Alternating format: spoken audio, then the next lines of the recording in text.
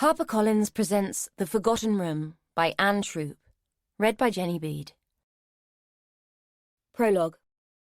A clutch of people had gathered to see the breaking of the earth, their breath mingling in the cool morning air where it lingered and collected as a cloud of light mist. They watched as giant metal teeth bit into the ground, tearing it asunder in the name of progress. Some clapped, others thrust their hands deep into their pockets and huffed out stale air and small wet puffs, as that thing called progress made its mark on dead land. A single watcher stood firm and still, refusing to show reaction and wondering how long it would be before old, long-extinguished life would be revealed. Her bones had been planted long ago. Her flesh had nourished the earth and made gluttons of the worms, while maggots had grown fat on the meat and the memory of her. The watcher wondered if any human remembered her now. If they didn't, they would soon. The metal teeth were chewing the earth a mere 50 feet from where she lay. It was just a matter of time. When she saw the light of day again, she would be greeted with an urgency she had never known in life. They would want to know all about her then. The watcher was sure of it. A glance towards the proud developer, who oozed abundance in his expensive coat, who rubbed his hands in anticipation of what he believed would come. Wealth, recognition, kudos. The watcher smiled with a wry twist of the mouth. The man might as well build his houses out of glass and pray that no one would cast the first stone. It was all as fragile as that. They were standing on a teetering precipice between past and present, on earth as crumbling and friable as that which fell in crumbs and clods from the bucket of the JCB. The watcher turned away and began to walk. All things must come to an end, and the peace of Essen Grange would come to an end too. The watcher could feel it and hear it in the grind of the machinery. Everything that was familiar and safe was breathing its last in the screech of metal and gears. The watcher was as broken as the ground that was succumbing to change. Everything had to alter eventually, and the bones would mark the beginning. Chapter 1. In the moment that Maura turned into the drive and caught her first glimpse of Essen Grange, she knew she had made a mistake in accepting this job. A dire mistake. She'd had her first sneaking suspicion of it 15 minutes before, when she'd stopped at the village shop. The man behind the counter had shown an interest at seeing a stranger in the area, and had asked where she was heading. The mention of Essen Grange had caused him to raise his eyebrows and look at her as if she was at least one sandwich short of a picnic. The woman waiting behind her had said, "Want to be careful up there, love. There's them that's go in that never come out." The woman's words had resulted in a protracted nod of agreement from the man, and a hesitant, defensive smile from Maura. What was it with villagers and local colour? She had taken her pack of mints and her change, and walked from the shop shaking her head in amused disbelief. It was only when she caught her first glimpse of the house that was to be her temporary home that she began to wonder if their casual gossip had been a warning. She might have made more of it at the time if it hadn't been for the distraction of a little girl outside the shop. The girl was wearing a nurse's outfit and bandaging a doll while she waited with her mother on a bench at the bus stop. It had made Maura smile. She'd been that girl years ago, all dressed up and ready to tend to the world and its ills. She still was, but it wasn't so thrilling when you were all grown up, and the patients were real, and had a habit of bleeding or puking on the uniform, and communicating with a vocabulary consisting mostly of base profanity. That, too, made her smile, and it was a good sign. It had been a long time since she'd felt the urge to smile. Swathed in ribbons of winter mist, the Grange loomed, a monolith of ugliness, unredeemed by any sense of heritage. It was like a rotten tooth rising proud in a diseased gum, and stood in stark contrast to the bright new housing development she had just driven through. Essen Grange had a brooding menace that made the hairs on the back of her neck rise and prickle. "The house that Frankenstein built," she muttered, suppressing a shudder as she looked at it through her windscreen. It had been stitched together over centuries by the looks of it, but with no plan. Just the fads of the day tacked on without thought or design. The only thing that softened it was the ivy, though even that hung in drab, heavy swags that added more atmosphere than charm.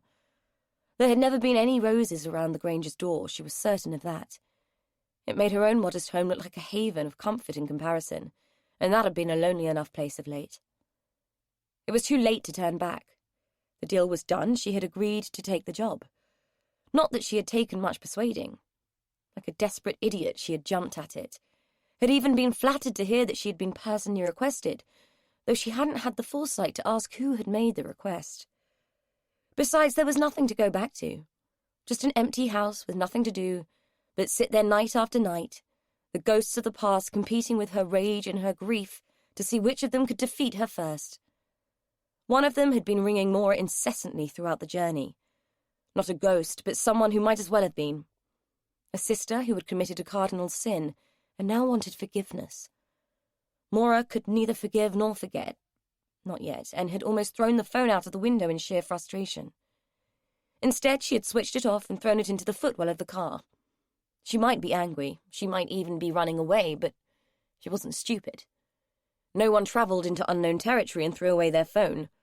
Not even women who took jobs without asking sensible questions.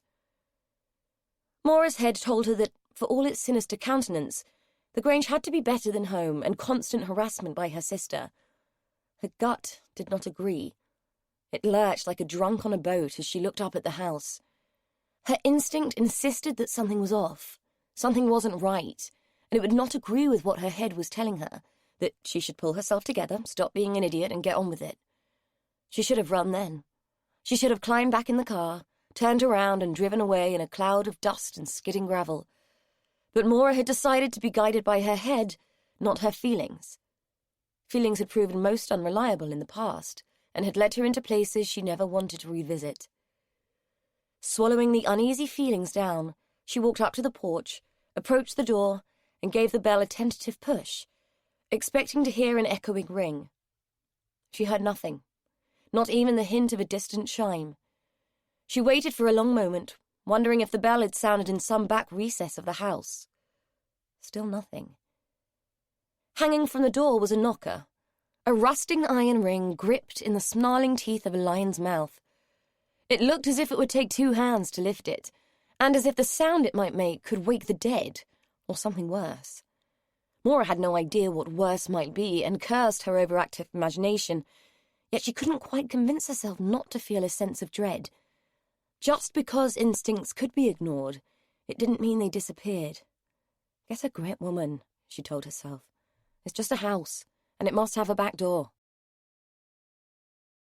She found the tradesman's entrance at the back of the house, nestled in the corner of a brick-paved courtyard, amidst a sea of other doors that, in the low-lying mist, could have been portals to anywhere. It was the only door that showed signs of regular use. The rest looked like unused sheds, their paint peeling and flaking from neglect. A pair of Wellington boots stood to the side of the door that she assumed must lead into the kitchen. A steamed-up window prevented her from looking in, but as she approached she heard the whine of a gas kettle ramping up to screaming point and knew she had found the right place. As she was about to knock, the kettle ceased its whine. With her hand poised, she paused. To her astonishment, she heard a muffled yet familiar voice filtering through the open window. It stopped her in her tracks, and her hand fell to her side. What on earth was Philip Moss doing in there? You worry too much. Besides, no one's going to say anything, no one will believe him. I've made sure of that. Anyway, they're all in it as much as we are, and you know I had no choice. Someone's got to look after him. The rest will take care of itself, he said, in the imperious tone Maura knew of old. So it was him who'd asked for her by name, although God knew why. As they had never done more than tolerate each other. Maura viewed him as a pompous git, and he'd never given the impression that she featured in his world at all, other than to act as a pain in his backside when they'd been forced to work together. Maura was the zealous nurse, full of fire and compassion for her patients. Philip Moss was the jaded doctor, too quick with the prescription pad and the chemical kosh of medication. She stepped back from the door, afraid of being seen, so couldn't make out exactly what he said next, but she could have sworn she heard her own name and some assertion that she wasn't that bright, and that, in her circumstances, she'd be grateful for the job. It was a low blow and proved the point that eavesdroppers would never hear well of themselves.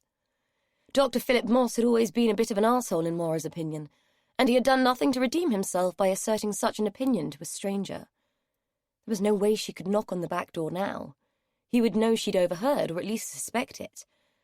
Her already fragile pride forced her to trudge back to the front of the house, where with 2 hands she picked up the gurning iron ring and slammed it onto the rusting iron plate beneath, announcing her presence with a gunshot of noise that ricocheted through the house like a starting pistol. The sound caused the crows to rise and fly from the trees in a flurry of black feather and screeching. It made her blood run cold. Bloody hell. Welcome to the House of Fun, she muttered, as the birds wheeled in the sky above her head. There was only one bird left in the trees, a single magpie. Clinging to its branch, it stared at her in what felt like defiance. One for sorrow. A bad omen. She should have got back in her car and driven away. She should have done a great many things, like ask more questions when the agency had called to offer the job, like think it through and use reason instead of reacting impulsively, like not view the opportunity to get away with such desperate need that it had felt like a blessed relief instead of an abject act of foolhardiness on the part of a frenzied mind. Did she have a frenzied mind? Her doctor had thought so when he'd signed her off work all those months ago with a diagnosis of agitated depression. What a charming contradiction of terms that was. All the energy, none of the motivation. It might have made her laugh if it wasn't actual depression. The black dog. Only Maura could end up with the version where the dog wanted to play fetch. But that was in the past. She was getting better, returning to work, moving on. She had smiled that day, without someone telling her to, with the inevitable, cheer up, it might never happen. It had happened, and she was still standing. And now she was going back to do what she loved, her job. Despite the blood and the puke and the swearing, there was still something about nursing that made her feel like the little girl with the bandaged doll in the little outfit. It meant she still cared. It meant she still had hope. And it meant she still believed that things and people could be healed. As she waited for the door to open, she realized that hers was the only car, other than the beaten-up old heap masquerading as a Ford Fiesta. Where on earth had Dr. Moss parked? Perhaps there was a back way into the Grange, and his posh wheels were parked out of sight behind the brick storage sheds in High Wall. He sure as hell hadn't ridden there on the bike that was leaning against the bushes. Maybe she wasn't supposed to park out front. After all, she wasn't a guest. She was staff. The thought made her feel even smaller than the vast, ugly house had already. It was becoming a familiar feeling. So many things in recent times had made her feel small. It was as if the effects of betrayal had come in a stoppered bottle, complete with a label that demanded, drink me, and she had, draining the bloody thing dry in one gulp. Shaking the anxiety off, she stood firm. Someone was coming. There were footsteps approaching the door. A woman with a pinched-looking face and a bad perm opened the door, her hair looking almost as frazzled as her demeanour. "You the nurse?" she asked, treating Maura to the sweeping gaze of one who wholeheartedly objected to her presence. Maura nodded. "I'm Maura Lyle, the RMN." "Best get in then, I haven't got all day and you're a bit later than they said." Maura felt a flush of guilt creep into her cheeks as she stepped into the hallway at the woman's behest. "I'm so sorry, I got a bit lost coming through the new estate." It was true. Her sat-nav hadn't recognised the new-built houses and crazy street layout, and she'd found herself at several muddy dead ends before finding the end of the drive that led to the Grange. The woman looked her up and down, appraising her and apparently finding her wanting. "It's easy done. It's like a bloody rat maze now. Best come through to the kitchen, it's warmer in there." Maura left her bag in the hall and followed the woman to a baize door hidden discreetly under the stairs. It was a long time since she'd seen a symbol that so succinctly announced the divide between us and them. It both amused and irritated her in equal measure. She had thought that kind of thing long gone and just a feature of nostalgic Sunday night TV dramas. Not so with the Grange. She smiled behind the woman's back as the strains of "Let's do the time warp again" filtered through her mind. If she had to curtsy to anyone, she'd be buggered. Neither her knees nor her tight jeans would stand up to such nonsense. The promise of warmth was welcome, though. Just those few moments in the dark-panelled hall had created a distinct chill in her bones. The air inside felt colder than the damp winter mist outside, and her first impression was that the whole place would gleefully thwart any attempts at heat and light. It had cloaked itself in gloom and rendered itself impenetrable. The building seemed to have been constructed to defy comfort with its small windows, narrow passages, and dark wood. It was a house built for secrets and seclusion, a house that silently screamed privacy. The Grange had no need of keep-out signs. Trespassers would willingly avoid it on instinct. The kitchen came as a relief, clean and bright, yet not modern in any sense of the word. Last decorated in the early 70s, by the look of it, but it did have the promised warmth. Dr. Moss was nowhere to be seen, and Maura guessed he'd slipped out when she hammered on the door. God knew why, it wasn't as if they didn't know each other. "Sit yourself down, I've just made tea, then we can go through everything. I'm Cheryl, by the way, I do the cleaning and whatnot, though it's been more whatnot than anything else lately," Cheryl said with a thin, strained laugh. "Can't say I'm not glad to see you in some ways, though. I don't know why they thought you were needed. I don't mind seeing who has food or stuff or cleaning up after him, but I can't be coping with his moods, the vicious old bugger. You'll have to watch him, he likes to scratch." She rolled up the sleeve of her cardigan to show Maura the evidence of her claim. It looked as though she'd been savaged by a large and angry cat. Maura assumed that Cheryl meant Gordon Henderson, the man she'd been employed to look after. "I expect that Miss Hall falling and needing her own care has disrupted him." Cheryl rolled her eyes and flicked the switch on the kettle. "That's an understatement. Mind you, he's an ordinary old sod at the best of times, doesn't like change. He's been like a cat on a hot tin roof ever since the building work started. Can't get his head around it, and it upsets him no end. Mind you, I'd feel the same if I was him. Seeing your land sold off like that must be hard. Still, it's her what has the purse strings, not him. You'll have your work cut out, mark my words. He don't take to strangers. None of us do." She said it as if it was a matter of intractable fact. Maura gave her a wry smile in appreciation of her message of doom. In her 10 years as a psychiatric nurse, she had been spat on, sworn at, hit, and generally abused on a daily basis. She felt confident that a stroppy old man wouldn't prove difficult. "I'm sure I'll manage." It was what she did, and why she'd chosen to work in mental health. She had the ability to tame people and absorb their distress. It was what she was good at, even if she struggled to tame her own. When it came to other people, she cared, even when nobody else did. Sometimes even when she shouldn't. Cheryl heaved a large teapot onto the table. "Going to have to, aren't you? Don't suppose any of us have any choice but to make the best of a bad do. As long as you don't interfere with me, we won't fall out. I have my jobs, you stick to yours. Just do as you're told and we'll all be fine." As she spoke, her eyes flickered towards the ceiling and a slight frown settled on her forehead.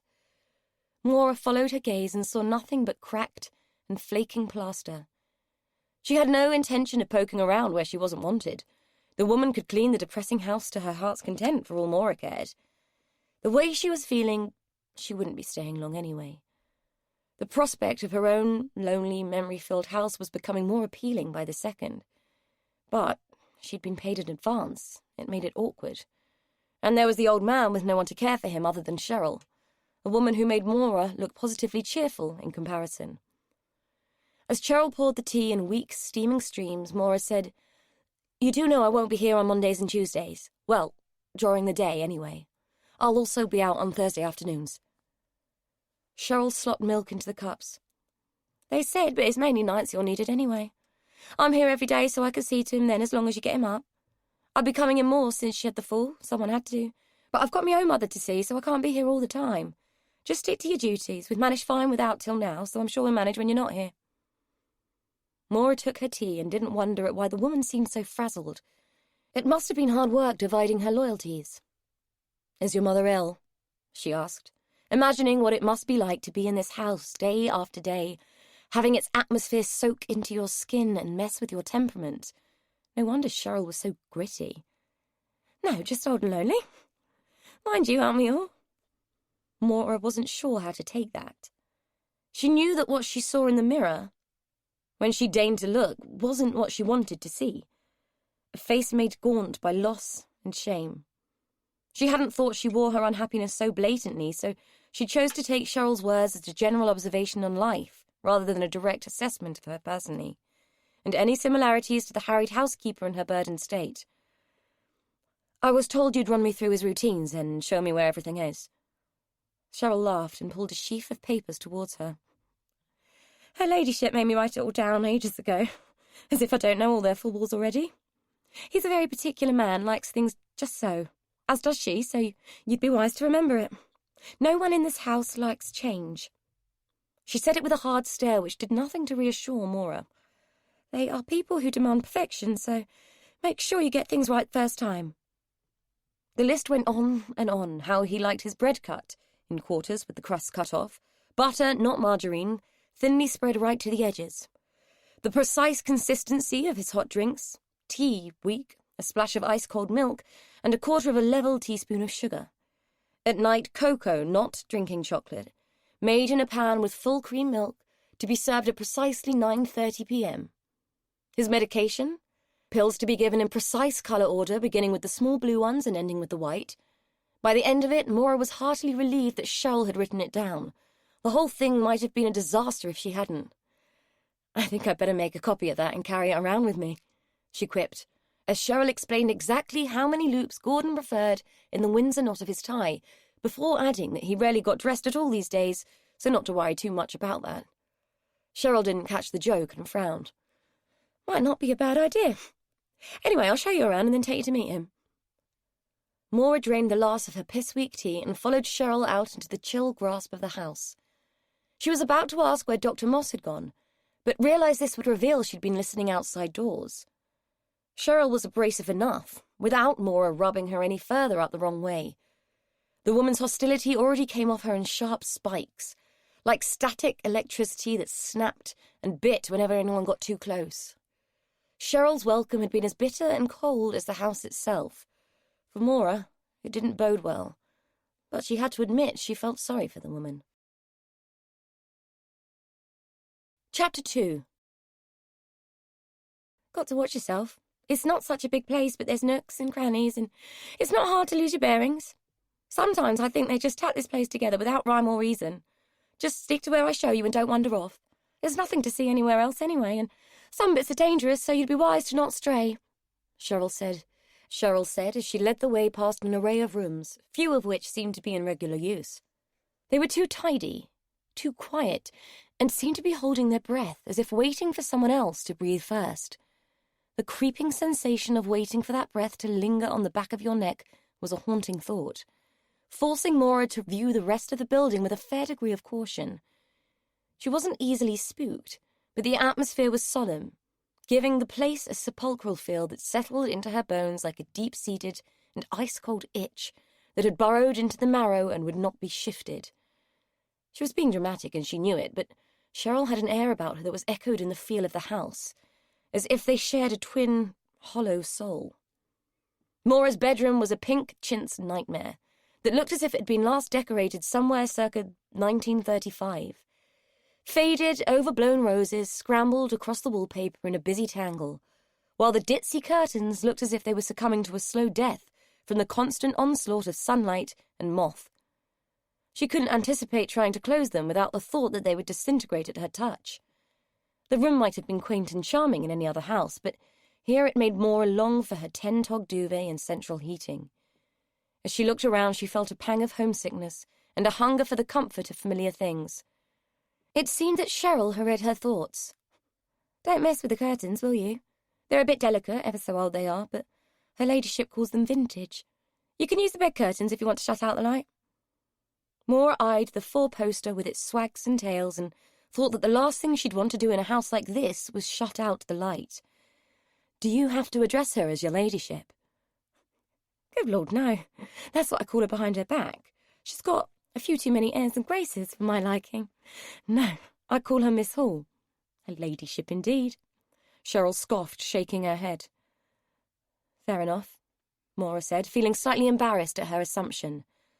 Cheryl was a strange woman, prickly and intense one minute, warm and friendly the next. It was an intriguing yet repellent mix and reminded her of why she'd want to become a nurse. People were fascinating in all their shades of light and dark. Back on the landing, Cheryl pointed down the hall. They don't use that part of the house. It's not safe, so don't be going wandering. There's nothing for you down there. His room is there, opposite yours, but he sleeps downstairs most of the time. We just use it to store his clothes. He can't be trusted with them downstairs. Hers is 2 doors down from you. She led the way, their footsteps inducing creaks of protest from the old stair treads as they descended. Cheryl pointed to the one room she hadn't already shown to Moira. To her dismay, the door had a security chain attached to the outside. "Make sure to put that on at night. He likes to wander," Cheryl said. Moira couldn't help herself. "I'm not sure I'm keen on the idea of locking him in his room." The idea was abhorrent to her. She hadn't come to the Grange to look after the man by shutting him away and denying him his freedom. She'd hoped to bring him care and comfort. She wanted to give the best of herself, not be a jailer. Cheryl's eyes widened, as if she was surprised to be dealing with someone who could be so naive. "It's either that or chase him around the bloody estate in the dead of night. If you know what's good for you and him, you'll put the chain on. Besides, we don't want him taking a tumble, do we? You mustn't let him near the stairs. Like I said, the old part of the house is dangerous." She said this as if Moira might not have heard her the first time. Moira saw the wisdom in keeping her mouth shut at this, but she remained unhappy about the use of the chain. She forced a smile. "I suppose I'd better meet him, hadn't I?" Cheryl chuckled. There was no warmth to her laugh, and it sounded as mean and thin as her tea. "Suppose you better had. Brace yourself." Gordon Henderson was on the floor, sitting in a puddle of his own urine and looking up at the two women with the innocence of an untrained puppy when they entered the room. "Don't be fooled. This is all for your benefit," Cheryl whispered. Moira was too busy trying not to gag on the stench of ammonia that stung her eyes and burnt her nose to pay much attention to Cheryl. This wasn't the first time the old man had peed himself by the smell of it. She glanced at Cheryl, who seemed to be immune to the fumes. "Best get you up, Mr. Henderson, eh?" Cheryl said, speaking to the man as if he was a deaf 5-year-old. He raised a thin hand and pointed a wavering, skinny finger at Moira. "She can do it, not you." Cheryl sighed. "Whatever, I'll get you some clean clothes." Moira knew instinctively that she was being tested, perhaps by both of them. "Okay, but introductions first. I'm Moira. I'm going to be staying with you until Miss Hall is recovered. I'm a nurse. I've come to take care of you, and Miss Hall when she comes home. I'll be here until she gets better." She added what she hoped was a reassuring and confident smile. "Right, I'm going to crouch in front of you, and I want you to put your arms around my neck. Then I'm going to lift you into a standing position. Do you think we can do that?" The old man nodded, but there was a cold sparkle in his eye that invited caution. Moira was not unfamiliar with the wiles of awkward patients, and the likes of Gordon Henderson were 10 a penny, nasty old men with a touch of the vicious. Not all of them could be changed by good nursing and a dose of compassion, but she was prepared to give it her best shot. She crouched down in front of him and placed her arms round his back under his arms. He had the thin frame of a waif but looked tall. She hunkered in, ready to lift from her knees to save her back. It wasn't ideal, but he couldn't stay on the floor, so she had no choice but to lift him badly. He slipped his arms around her neck and leaned in. His breath was sour and smelled of pear drops, ketones, which told Moira he wasn't eating well, so no wonder he was so thin. She tightened her hold and began to lift, hauling him to his feet in one deft move. Once upright, he turned his lips to her cheek, and for a fraction of a second she thought he was going to kiss her. Then he opened his mouth and took the flesh of her cheek between his teeth and bit down, holding her skin at a point where damage might be done if he felt the urge for it.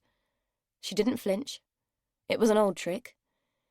"Mr. Henderson, if you continue and you bite me, I will drop you straight back on your backside, call the police, tell them I've been assaulted, and they will come here and take one look at you, and you'll be in a psychiatric unit quicker than either of us can reconsider our decisions. Do you understand me?" They were harsh words, but she needed to set some boundaries if they were to come to terms with each other. She'd never be able to nurse him if he thought she was afraid. She was, but he didn't need to know that. He didn't move. His teeth remained on her skin, and she could feel his thin body quivering with malice. "I'm here to care for you, not to put up with abuse. I don't care how ill you are, I will not put up with abuse. Do we understand each other?" She had come full of good intentions, hung on to them despite her instincts, but they were waning fast. Maybe she wasn't ready for this after all. The sight of the little girl and all the reminders of why Moira had become a nurse had fueled her enthusiasm and conviction and made her remember her compassion. She'd wanted to be kind, to show she was still a decent person and could still care, but this man was sucking it all away by the second. It took a moment, but eventually he relaxed both his grip around her shoulders and his hold on her cheek, but it bothered her that he'd had to think about it for so long. There seemed to be a streak of cruelty in Gordon Henderson that had the potential to send shivers crawling down the spine. He stank, not only of piss but of evil, and the combination made Moira's gut churn again. The feeling did not abate when he whispered in her ear, "There's bad in this house. Mind you be careful of it. It gets us all eventually. Ask the nurse, she'll tell you." "I am the nurse, Mr. Henderson," she said. Her instinct was to shove him away from her, but she couldn't. He was old, frail, and demented if the agency was to be believed. No wonder they were paying so well. No one in their right mind would have taken this job on. But Moira wasn't in her right mind. The pack of Prozac that lay in her bag unopened was proof of her own GP's belief in that. Moira was desperate and lonely and full of self-pity. The depression was telling her she wanted to foist that pity onto someone else so she didn't have to feel it herself anymore. Coming to the Grange hadn't been an act of altruism, it had been an escape route. She had hoped this elderly man would be an eager recipient of her willingness to care, no matter how poor the reason, but it seemed she'd made a mistake there, too. She wasn't ready, and no matter how mean and vile Gordon Henderson appeared to be, he deserved better.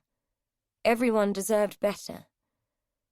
Instead of pushing Gordon away, she held firm, resolving to call the agency the next day and ask to be replaced by someone who was up to the job. They could have the money. She didn't want it. She just wanted to feel useful again and keep hold of a good mood when it came along. Cheryl came back into the room carrying clean underwear, trousers, and a pack of baby wipes. "Soap and water would be better," Moira said, which got her an impatient scowl from Cheryl and a smug smile from Gordon Henderson. "You can always go and fetch some if you're so keen," Cheryl said impatiently.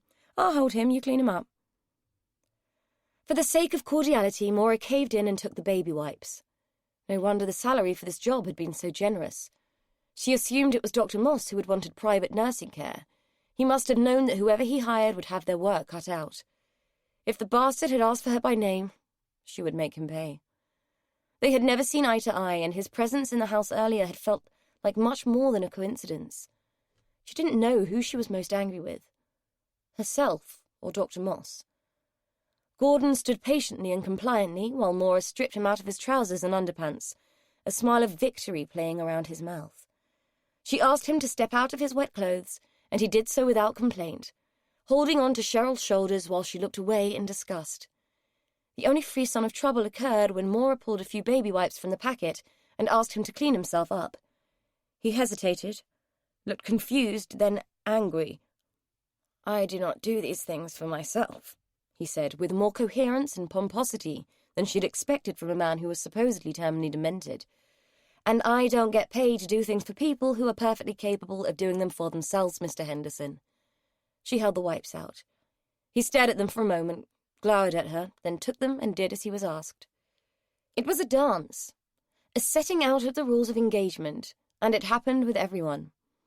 Moira was used to it, wise to it, and 9 times out of 10 could outstep the opposition in 3 moves flat. With Gordon Henderson, it just took the 2, but there was a good chance he would muster and try it on again. She wasn't being cruel, far from it. Despite her feelings about the Grange and its owner, she'd be a poor carer if she did too much for him. The goal was independence, and her job was to help him maintain it. She helped him into his clothes while Cheryl fetched tea, and he was as docile as a lamb the whole time. Once she'd got him settled in his chair, she sat down opposite him. "So, Mr. Henderson, is there any particular reason you couldn't make it to the toilet?" He looked away from her and mumbled something she couldn't quite make out. "I didn't quite hear you." "I said I find you very rude." "And I find you very difficult, Mr. Henderson. So we can either battle it out while we both have a really horrible time, or we can call a truce and try and work with each other. What's it to be?" "If either of us lasts that long," he said, avoiding her gaze. She was in no mood for amateur dramatics and chose to ignore him, busying herself tidying the dirty clothes. Feeding into it would do neither of them any good. By the time Cheryl had come back with his tea, weak, splash of milk, and precisely a 1/4 level teaspoon of sugar, he seemed to have got the measure of Moira and decided to play ball. For now. According to Cheryl's crib sheet, Gordon normally took a nap after his afternoon cuppa, so they left him to doze in his armchair. As they walked back to the kitchen, Maura asked Cheryl what had happened to Miss Hall. "Daft old bat took a tumble down the stairs, broke her hip, bashed her face into the newel post and bust her jaw, according to Dr. Moss," Cheryl said, painting the picture for Maura. "Nasty too, I reckon. Mind you, it isn't half quiet round here without her. Quite demanding is our Miss Hall." Maura seized her chance. "I don't know of any local GPs of that name. The only Dr. Moss I know is a consultant in psychiatry." "Yeah, that's him. He's their doctor, has been for years. They go private, see?" It seemed an odd setup to Maura. Okay, all psychiatrists had to have basic medical training before they specialised, but it was the first time she'd heard of one dealing with general medicine privately. They don't have contact with a local GP. Cheryl paused by the door and turned to Maura, a puzzled look on her face. "Why would they? There's no need. Dr. Moss takes care of everything for them." Maura could bet he did, and no doubt he billed them handsomely for it. He was notoriously flash, which was why she'd been surprised not to see his sleek Lexus parked outside. They made for the kitchen via the bloody baize door and all it represented. Maura knew she was about to be abandoned, and the thought filled her with the kind of anxiety she hadn't felt since she was a child. "Right, that's me done for the day. I'll be back in the morning at 9, so all you have to do is make his porridge, like I told you. And don't forget he likes his toast with the crust cut off. Don't forget his cocoa at 9:30 and his hot water bottle, and I need to give you a key for the medicine cupboard," she said, slipping her arms into a faded blue Mac. "His pills come in one of those reminder thingies, so all you have to do is dole them out in the right colour order. Don't get them mixed up or he'll refuse to take them, and make sure the old sod doesn't palm them or hide them under his tongue. He's a bugger for that and a nightmare if he doesn't take them." Maura nodded and held her hand out for the small key that Cheryl had taken from the bunch in her pocket. Abrasive though the woman had been at times, Maura felt a ripple of trepidation at the thought of her departure and the prospect of being left alone in the house. None of it had turned out as she had expected. The house was a maze, the patient was a nightmare, and despite the new housing estate being less than a quarter of a mile in any direction, she felt as though she might as well have been abandoned in some remote castle in the middle of nowhere. Who do I contact if anything goes wrong or there's a problem?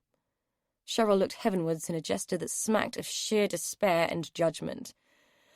"There's a list of phone numbers stuck on the side of the fridge. Don't call me because I won't come out at night. If anything goes wrong with him, just call the doctor. If it's anything else, you can call Bob, the gardener and odd job man. Lives in a bungalow at the bottom of the orchard. He'll come out if you need him. Just stick to what you've been told. Don't go poking around and nothing will go wrong." Maura glanced at the list and wondered whose name had been scribbled out and why they were no longer a contact. The paper itself was old, yellowed and curling at the edges, yet the name and number had been obliterated recently, judging by the bright colour of the pen marks. It seemed someone had fallen out of favour. She contemplated ringing Bob to see if he wanted to come and keep her company, which was an utterly ridiculous idea, and more pathetic than she wanted to admit. The sound of his name, its ordinariness, had implied something comforting, something normal, something she instinctively felt was rare in the Grange. "Thanks, Cheryl. I appreciate your help." Cheryl gave her a brief nod and a then left unceremoniously, leaving Maura standing in the brightly lit kitchen, hugging herself and wondering what on earth she was going to do until Gordon needed something and she had a purpose again. Without Cheryl's shrill voice to dominate her attention, the house was far from silent. In fact, now she was listening, it seemed to be cracking its knuckles and flexing its muscles through a series of creaks and groans, as if it was getting ready to tussle with her. The Grange struck her as a place where it would be easy to lose your sense of self and your grip on real time. It was old and grudging, full of dogged antiquity in the form of ancient furniture, faded formality, and pointless knickknacks. Maura hadn't paid detailed attention to them, but she knew they were there, oozing claustrophobia and gloom. The place felt as though it was stuffed to the gills with the collected kitsch of generations, and all those long-dead Hendersons still making their presence felt, lurking in the shadows and breathing down her neck. Maura took a breath. She had lived with worse shadows than the phantoms of dead gentry. It was going to take more than an ugly house and an overwrought imagination to faze her. Her logic agreed, her instinct did not. It was still grumbling away and sulking in her gut.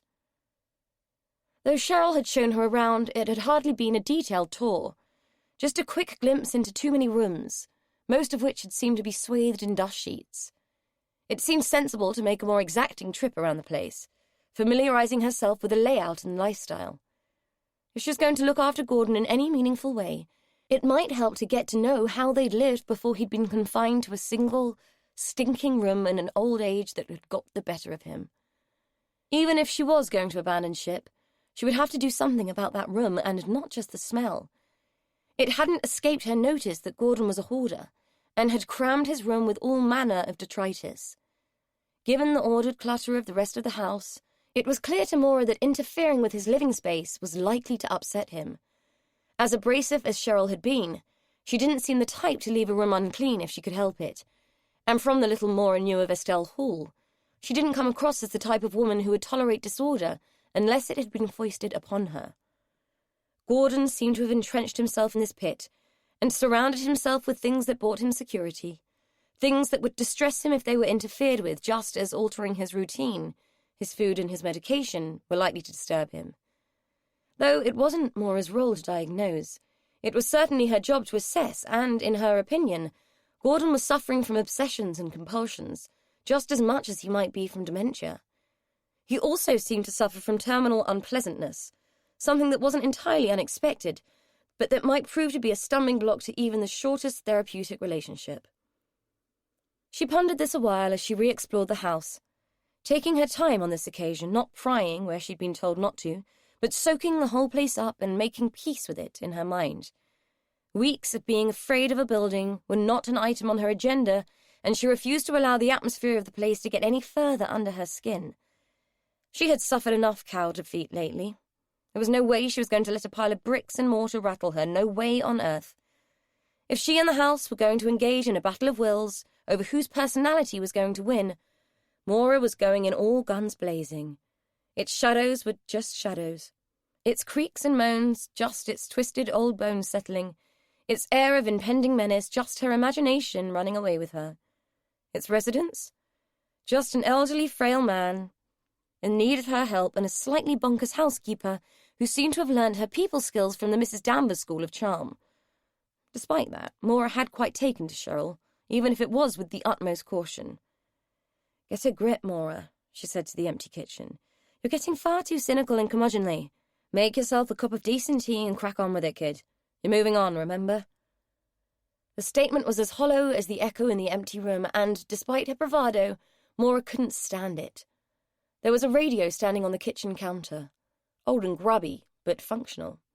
She switched it on and cranked up the volume a couple of notches, smiling at the irony of the song that was playing. "I put a spell on you, and now you're mine." Chapter 3. Maura lay in her bed, clutching the camphor and lavender-scented sheets to her chin, and listened. It was a beautifully cliched dark and stormy night, one that rattled the windows in their frames and caused draughts to lick across the skin in unseen malevolent caresses. For fear he'd go on a midnight wonder, get outside and blow away like some pyjama-wearing woebegone Mary Poppins, she had even resorted to putting the chain on Gordon's door. She'd hated doing it. She was supposed to be his nurse, not his keeper. The only thing in the house that hadn't felt it necessary to make its presence felt that night by rattling, creaking, clanking, or bizarrely pinging, was the chain on Gordon's door. He seemed to be sleeping soundly, which wasn't surprising given the heap of pills she'd been obliged to pile into him. In fact, he'd been unexpectedly compliant when she'd taken in his cocoa, sat with him and helped him to prepare for bed. He hadn't even flinched when she'd cleaned the rug with white vinegar to neutralize the smell of pee, or batted an eyelid when she'd found the major source of the stench, the several vases that had been used as impromptu receptacles for Gordon's urinary urges. Maura was sure that Moorcroft, Crown Derby, and Minton had not intended their delicate and beautiful wares to be used for such purposes. Had they not been worth a small fortune, she might have thrown them in the bin, but instead she borrowed Cheryl's rubber gloves and had scoured them clean whilst praying she wouldn't ruin them. Sleep proved elusive, and all she had done was toss and turn on the lumpy mattress, trying to find the sweet spot. The camphor was intrusive too, a particularly vile smell reminiscent of frugal old ladies in the bad old days. It reminded her of staying with her grandmother when she was little, of second-hand shoes and hand-me-down clothes, of having her face washed with carbolic soap and being expected to clear her plate because people were starving in Africa. It reminded her of the instruction to make do and mend, a philosophy she felt she was being forced to live by. How did you make do with nothing and mend a broken spirit? More to the point, how did you begin in a house that was so depressing it seemed to suck the joy out of everything? Cheryl had said that parts of the place were dangerous, and Maura had assumed rotten boards and woodwormed savage beams. But as she lay beneath the pungent sheets, she began to wonder if the danger wasn't from something else entirely. The bad that Gordon had been so eager to tell her about. The look of the place made it feel as if no Henderson, in the history of Hendersons, had brought a good intention to the place. It seemed to have been pieced together with menace and meanness. No one period predominated, no one style. Just a building stitched together by time, passing fashions, and a family who had been custodians out of habit and grudging obligation rather than pride and heritage. All speculation on Maura's part, of course, but Gordon was hemmed in a single room full of filth and clutter, and she had to contend with a mothball-sodden bed and a ceiling that was so creaky it seemed as if it would cave in at any moment. It was as if the house was trying to corner them both.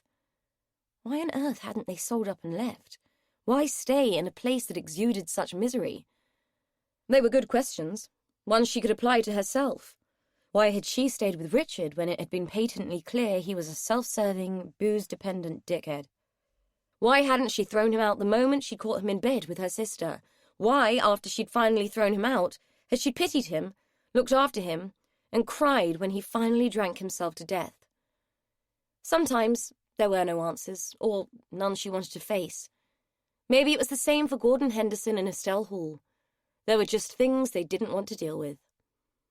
Annoyed with herself for being maudlin, she threw off the sheets and moved towards the window to watch the storm play out. The lights of the estate surrounded the Grange, but at a distance, like the lit torches of an angry mob, encamped and holding the house under siege. It felt so lonely, and she wondered if that was another reason Gordon had taken to his clutter and his room, like children did, when they built pillow forts to keep the adult world at bay. Would she wake him if she crept downstairs and made herself a drink? It seemed unlikely. She had given him a hefty dose of Zopiclone, enough to fell an elephant for the night, let alone a frail old man. Too much, in her opinion, but she'd always found Dr. Moss a bit heavy-handed with the meds. They had butted heads many times over his prescribing at the hospital, and bitter experience had shown her he didn't like to be questioned, especially by nurses. Nurses were a lowly sort in Philip Moss's eyes. Despite Gordon's drug-fueled repose, she felt the need to creep through the house, pausing once to glance out at the storm as it crackled across the sky and howled around the house. The essence of a figure glimpsed through the landing window caught her eye.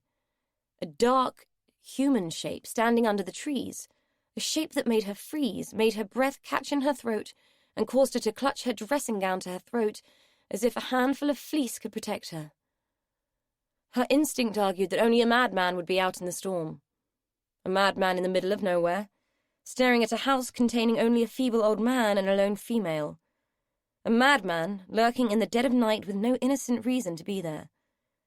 The builders had gone home. The houses near to the Grange were far from finished, and it was hard to believe anyone would be lost around here when the house was the only thing they could be looking for. If it had been Bob, the handyman, surely he would have called, or at least come to the back of the house. If it was Cheryl, or even Dr. Moss, they would have just come in or knocked. They'd have no reason to lurk outside. The clock in the hallway below chimed midnight, scaring the bejesus out of her and diverting her attention from the window. When she looked again, the figure was gone, and she had to question whether it had ever been there at all, though her heart still pounded with a violence that argued it had. She peered out, trying to pick up movement, but there was nothing. Just the storm and the wind forcing the trees into a frenzied ballet of whipping branches and whirling leaves. Whatever. Whoever had been there was gone, leaving no trace other than the mild panic of a woman who was to all intents and purposes alone in a house that appeared to be straight from the pages of some Gothic horror novel. Pulling herself away, she made her way down the stairs, trying to recall if she had locked the house as per Cheryl's instructions. Her memory was playing tricks on her. She knew for a fact that she had locked up properly, but a midnight maggot of irrational fear wiggled and writhed, making her doubt her recall. She stamped on the little bugger and forced herself to snap out of it and think like a functional adult.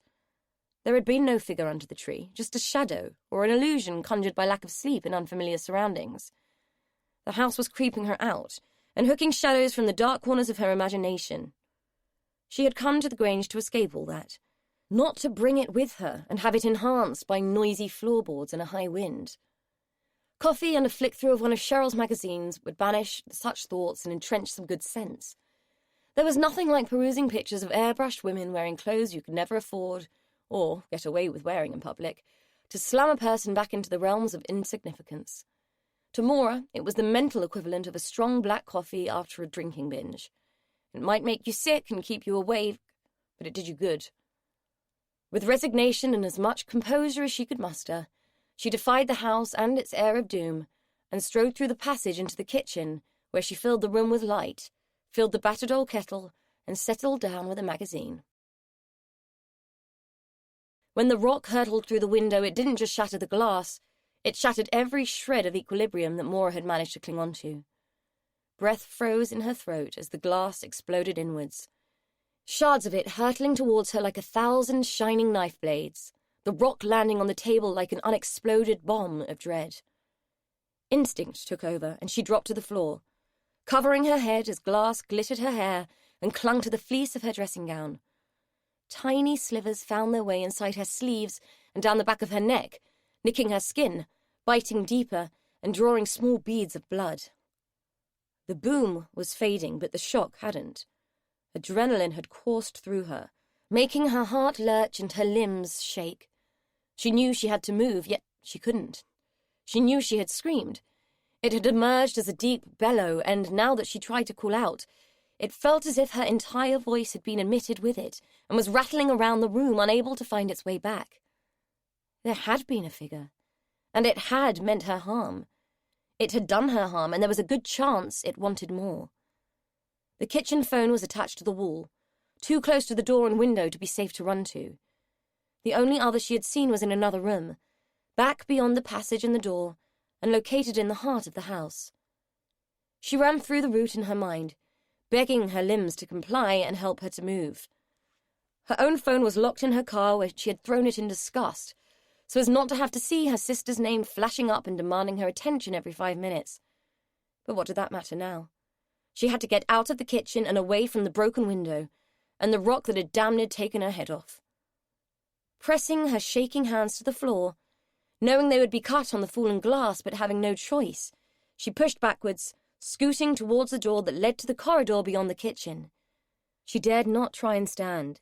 Not only did she doubt her legs would take it, but while she was on the floor with the table in front of her, she felt she had some kind of shield from what might be coming after the rock. With her senses ratcheting up and beyond red alert, she shuffled through the door, ignoring the glass that grazed her hands. Once into the shade of the passageway, she shuffled onto her knees and slammed the door shut, groping with bloodied and shaking fingers for the bolt she knew must be there, and ramming it home before she dared to take a breath. In a film, she might have leaned against the door, caught that breath and thought she was safe, but Maura had watched dramas where that kind of stupidity had cost people dearly. She was no fool and immediately launched herself towards the morning room, where she had spied a phone earlier on. Panic still engulfed her, and as she lurched, dripping blood, shedding glass, and looking half drunk and half crazed, she became convinced that the assailant would have cut the phone lines, and that she'd be trapped in the house with a maniac who could burst through locked doors, or, worse still, axe their way through them, yelling, "Here's Johnny." Once at the morning room door, she dropped to her knees again and crawled towards the low table that held the phone, not even daring to look towards the long windows, not daring to imagine a face pressed against the panes and the hot breath of the intruder blooming on the glass. There was a dial tone. The buttons didn't stick, even though they always did in her nightmares. She bashed 999 into the keypad. Someone answered, and Myra finally found her voice, though it was greatly diminished by the experience, and wobbled as if it had no legs. "Police, please. Someone just threw a rock through my window, and I think they're still outside," she babbled to the dispatcher. Then she hid behind the sofa, keeping low and staying quiet until the police pounded on the door 20 minutes later. Every one of those minutes in horrified silence, waiting and listening for every creak, every groan, and every shift in the building, and convinced she could hear the steps of the intruder, convinced Gordon would be murdered in his bed, and that she would be the coward who'd let it happen.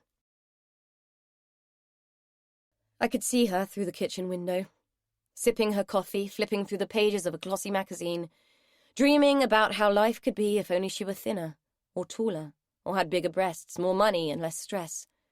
That's what those magazines did. Taught you how to be dissatisfied with your lot. I know all about that, about settling for what life gives you and hating it. For a moment, when the upstairs light had flicked on, I thought the nurse might have spotted something. But if she had, she didn't seem to care. She hadn't seen me, hadn't noticed. She was warm in there with her hot drink and cosy dressing gown, while I was weathering the storm just to get a glimpse of her through the window. Like some poor relation swallowing my pride and begging for scraps at the back door. This wasn't how it was supposed to be. I shouldn't be some midnight stalker skulking in the shadows and seething with anger. I deserve better. After all I've done for them, I deserve better. Anger and resentment moved my hand to a chunk of stone that had fallen from the rockery, forced my hand to pick it up, made my hand hurl it at the glass at the kitchen window. I paused for a second as the glass shattered in a beautiful shower of wanton destruction. A shock to wake the dead, but not enough to kill the living. Not yet. Shocks take time to kill. It was inherent cowardice that made me run, and I hate my weakness more than I hate them. And I hate that I made my move too soon. I have a treat in store for the nurse. I shouldn't drive her out just yet. And they forget.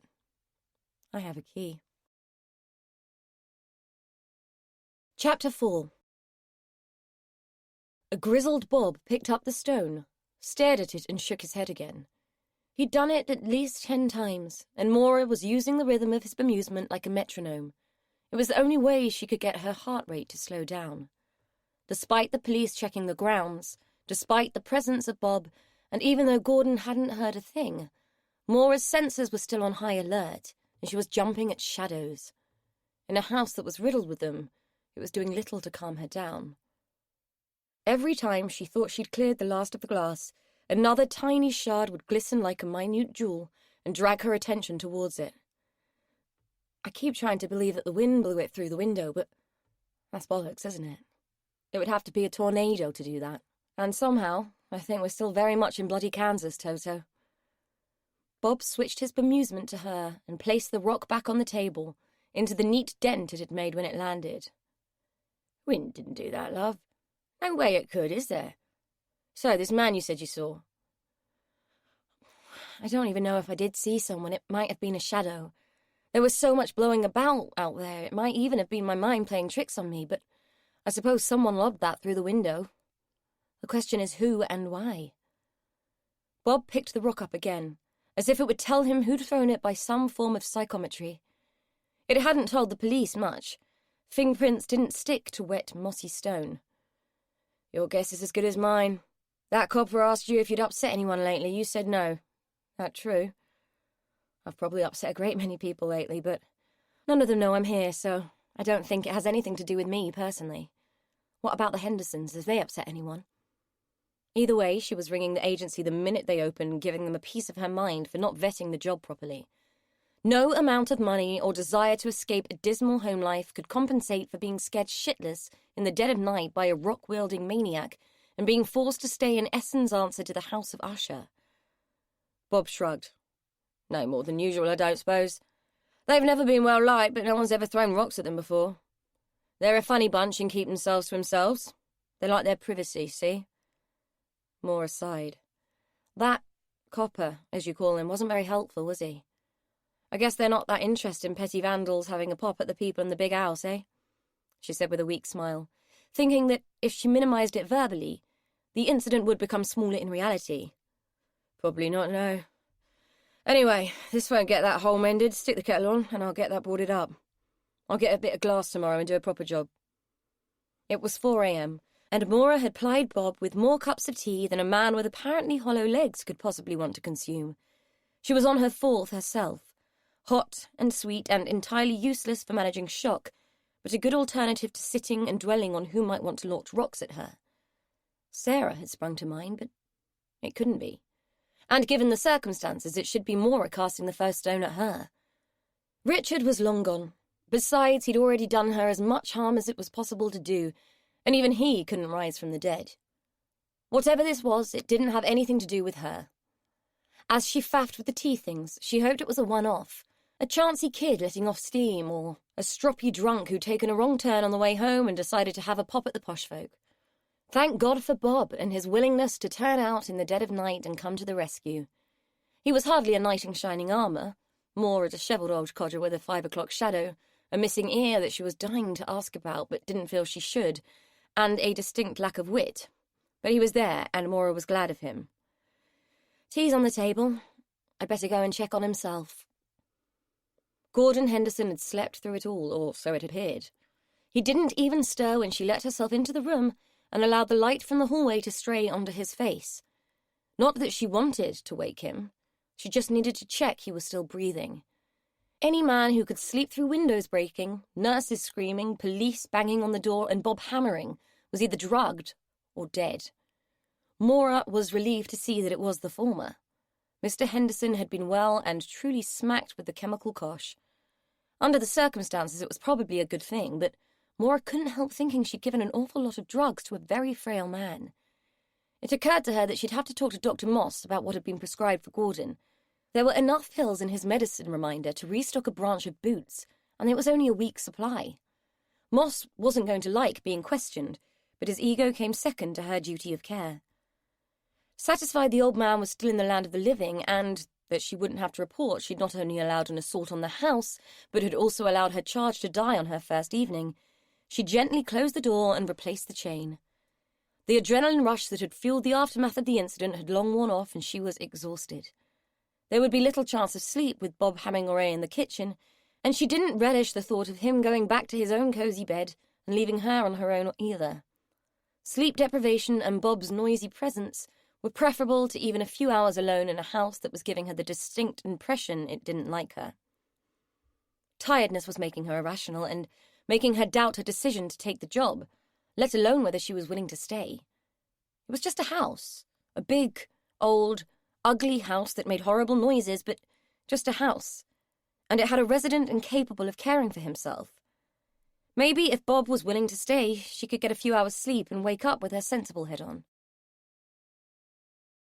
Bob did stay, on a sofa in one of the downstairs rooms, his snores punching their way through the early morning and drowning out the birdsong to the point where Maura gave up on any thought of sleep and made her way back downstairs. She was battling Gordon over the state of his porridge when Cheryl's less than dulcet tones broke the uneasy peace. "What in the hell's happened to my kitchen?" Cheryl demanded. "And why is Bob Silver asleep on the morning room sofa?" Maura had anticipated Cheryl's anger, but not the thread of panic that wound through her voice, tightening the shrill voice to a screech. At that moment, Gordon decided to tip the contents of his breakfast bowl onto the tray. "Porridge should be a solid thing, not this slop. Look at it." Maura did look, staring with exhaustion and exasperation at the mess he was prodding with a bony finger. "I'll make some more, Mr. Henderson." Too late. I eat at the right time, no later. I cannot eat past my time." Maura was operating on nerves as taut as catgut, and a level of sleep deprivation that a KGB torturer would have been proud of. "I'm very sorry, I'll take it away," she said, aware that Cheryl stood behind her, bristling with impatience. This whole scenario was turning into something surreal and faintly ridiculous. Maura felt herself about to snap, pack her bags, and leave. In the hallway, Cheryl gave the tray a snide look. "Well?" "Someone threw a rock through the kitchen window last night. Bob came here to fix it, but we had to wait for the police, so by the time they'd come and it boarded it up, it was getting pretty late. I asked him to stay because, to be quite frank with you, Cheryl, I was cacking myself. It was my first night, someone lobbed a rock at me, and I didn't want to be here on my own. As for the porridge, I've never made it from scratch in my life. I'm a nurse, not a cook, so forgive me if it's not up to anyone's cordon bleu standards." Cheryl's untidy eyebrows rose. almost meeting her frizzy fringe. "All right, keep your hair on. There's bigger things to worry about than bloody porridge." Maura gave her the filthiest look she could muster and stalked towards the baize door. What the hell was she doing in a house that had a bloody baize door, for Christ's sake? As she strode towards the kitchen, she felt as though she'd been badly cast in the Mark Gatiss version of Upstairs Downstairs. Life in the Grange was like being an unwilling participant in some demonic episode of a B-grade dystopian time-slip farce. Any minute now, some weirdo in a blue police box would turn up and rescue them all if she was lucky. Cheryl took her time joining her, and, by the time she arrived, Maura was scrubbing the last of the congealed porridge from the pan, wincing as the cuts on her hands sang with soreness inside the rubber gloves. "Look, I'm sorry, all right? I think we got off on the wrong foot. My mouth runs away with me, and I speak before I think sometimes. I don't mean to be nasty, it's just my way. I've seen to his nibs and had a chat with Bob, so why don't you go and lie down for a bit, get some sleep, eh?" She nodded at the washing up. "I'll see to that." Maura hadn't been expecting that, and to her shame tears started to prickle at the corner of her eyes. Her anger was so easily replaced by upset these days. What she wanted to do was hurl the dirty pan across the kitchen, pack her bag and leave, but she was dropping with tiredness, and it wasn't an option at that moment. Instead, she set the pan on the draining board and turned to Cheryl, finding that the woman's face looked more menacing with its mask of empathy than it did with the more familiar scowl. "Thank you. I'll take a couple of hours if you don't mind," Maura said, before walking from the room with limbs that were stiff with self-consciousness. The prospect of festering at home, alone with her brooding bitterness, was increasingly feeling like a more appealing alternative to being stuck with Gordon and his porridge issues, or Cheryl and her mercurial temperament. Sleeping on the decision and letting it ferment seemed the wise thing to do. If the current occupants and outside assailants would allow her to sleep, what with Cheryl clomping along the landing outside her door and more doors banging in the bowels of the house. Finally, she heard Bob and Cheryl in the courtyard below, Cheryl telling Bob she was off to get some fresh air, him saying he was going to the sheds to find a glazier's hammer. Maura was beyond caring what either of them did. A squirt of deodorant on the sheets had masked the smell of camphor, and sheer exhaustion created the illusion of a comfortable mattress. With bones as weary as her spirit, Maura finally drifted into a dreamless, heavy sleep. Chapter 5. It took 15 minutes for everyone who was working on Phase 3 of Essen Fields to down tools and join the throng. They gathered around the JCB, which had been moving earth from one part of the plot to another, close to the border of Essen Grange. Very little time passed before they all agreed in a series of horrified mutters that yes, that was a human skull caught on one of the metal teeth, and yes, someone ought to call the police. The foreman was observed to grit his jaw and reach for his phone somewhat reluctantly. The consensus was that Eric Perlman, CEO of the Development Consortium, would not be pleased. A few even muttered that the grabbing bastard would have had them cover up the body and cover it with concrete, rather than bring proceedings to a halt like this. A small number hesitantly agreed with that, a mixture of survival instinct and morality hedging their opinions. They were contractors, and no work meant no pay. The insalubrious opinions of some were masked by mentions of, "Poor bugger, I wonder who it was," and "I bet it's ancient, there's that burial ground around here somewhere," together with one, "It's a wonder the archaeology survey didn't find it, would have been a mercy if they had." The foreman listened to it all with a look on his face that suggested he'd like to kick the arse of the person who hadn't done the due diligence on this. He was sure they were digging closer to the boundary than they should have been. The foreman punched Eric Perlman's number into his phone and muttered caustically, "Heads are going to roll over this," before making the call to his boss. At that moment, a clod of earth shifted in the bucket of the JCB and dislodged the skull, which, as if on cue, fell to the floor and rolled, landing a few inches in front of the foreman's feet. They were men, they found it funny, and they laughed. Even the foreman allowed a smile to twitch at the corners of his mouth, and then the smirk was swiftly replaced by a grim, unsmiling line of lip when his boss answered his call. While the workmen looked and laughed, I watched them. I saw nothing funny, no joke to be had. All I saw were thin, time-yellowed bones protruding from her grave and her head lying in the dirt, the grin on her face still as innocent as it had ever been. I had to turn away before memories added too much flesh to the dead girl's bones. I had to turn away before I was seen, and the ache in my heart made me scream. Maura wasn't entirely sure what had woken her. The strange hush that had fallen over the house, which it took her a few moments to recognize as the absence of noise from the building works or the sound of the iron knocker being bashed against the front door. Either way, it was the noise of the knocking that forced her out of bed. It sounded like the iron ring had been lifted and slammed with a sense of determined urgency. Her first instinct was to rush downstairs and check on Gordon. A man with his fixations would not react well to an unexpected intrusion. She should know. He'd spent most of the time since her arrival looking at her as if she were the spawn of the devil sent to try him. Well, when he was conscious, anyway. He seemed to spend an inordinate amount of time sleeping, and was still dozing in his chair when she went to check on him. She had to speak to someone about his medication. The snoozing Gordon was blithely oblivious to the voices that were coming from the drawing room.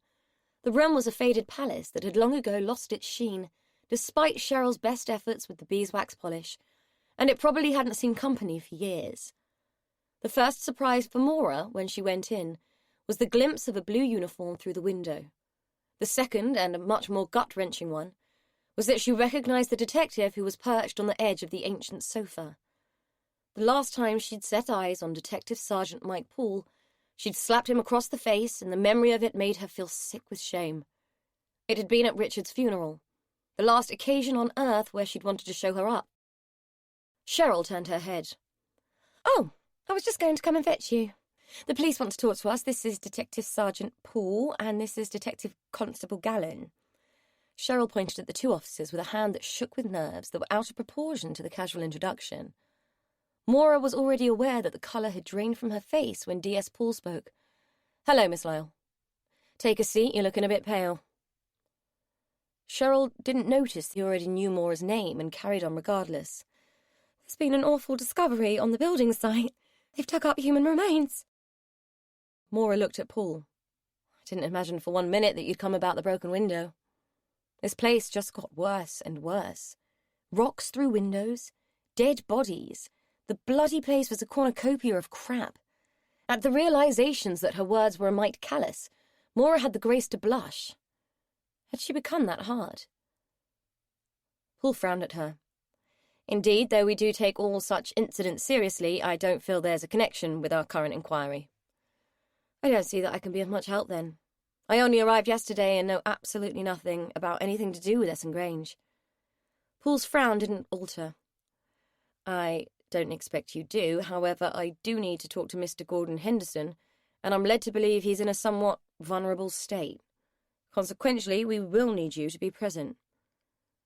"I said I'd do it, but they said I had to be interviewed too, so I can't be the responsible adult for Mr. Henderson," Cheryl said, by way of explanation, as if not wanting anyone to think that she might have been overlooked for the role.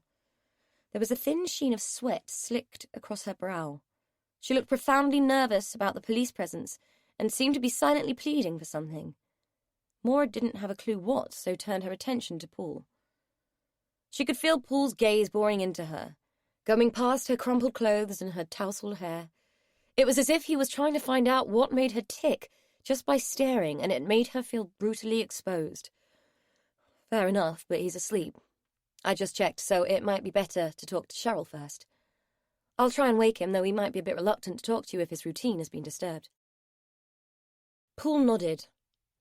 "I understand he suffers from dementia. So I'm led to believe, yes." Maura noticed the slight rise of Poole's eyebrows at that. "I'll need to speak to the odd job man too, and anyone else connected to the house and the land. I understand that Mrs. Stell Hall is currently in hospital, having suffered a serious fall, is that correct?" He addressed his question to Cheryl, much to Maura's relief. Just being in the same room as him was making her feel nauseous. And to think she had come here to escape reminders of the past. "Yes, she fell down the stairs and broke her hip. She also broke her jaw, like I said, so she won't be able to talk to you." Cheryl's voice was high and thin, a reedy note of panic wheezing through her words. "What happened? Which hospital?" Poole was jotting things down. Cheryl gave him an impatient look and spoke clearly, as if she was talking to someone who had a hard time understanding plain English. "She fell down the stairs. I don't know how it happened. I wasn't here. You'll have to talk to Dr. Moss. I don't know which hospital. The General, I assume?" Poole peered at the woman, a quizzical look on his face. Surely you know which hospital your employer was admitted to. Glad that the attention was momentarily off her, Maura fought to hide a smirk as Cheryl treated Paul to a dose of her customary charm. Hardly. I'm their cleaner, not their confidant. You'd best speak to a doctor. I'm just here to keep my nose and the house clean and cook for the old man. What they get up to is none of my business. It's an old house, they're old people, shit happens. Paul's eyebrows rose sharply this time.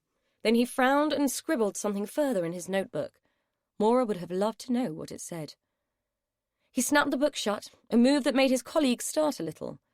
Maura had suspected that Detective Constable Gallen wasn't giving the meeting his full attention. Ladies, human remains have been discovered on land that until very recently belonged to Mr. Gordon Henderson.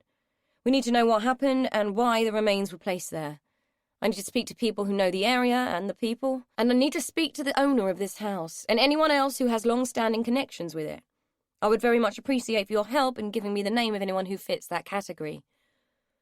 That he'd need to know was patently obvious to anyone in the room with half a brain, or who had ever watched a police drama on TV.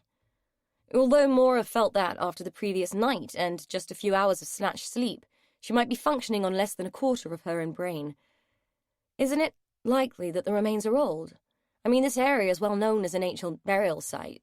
Surely the most likely explanation is that they dug up some dead Roman or Anglo-Saxon or whatever. Paul sighed and shifted on the edge of the couch to turn towards her. As an officer of the law, I assume nothing, but like you, I would have preferred to think the remains were ancient. However, unless the lights of Boudica were serving cans of Coke with their spit roast boar, I think what we can assume is that these particular remains are very modern indeed. Cheryl looked entirely confounded. Boudica? Coke? You've lost me, Sergeant. It's Detective Sergeant. A preliminary examination of the site revealed the pull ring of a soft drink can and a partially degraded crisp packet in a layer of soil beneath the body. It's fair indicator that these particular remains have not been there for any significant length of time. Maura's breath caught in her throat, just as Cheryl allowed a horrified "oh" to escape her thin lips. Gordon was not happy and utterly refused to play ball with Paul.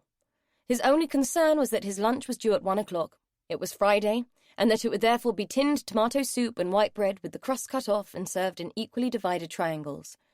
Paul shot a despairing glance at Maura, who shrugged and said, "Mr. Henderson, would it be all right if we talked to you about this after your lunch? It is extremely important."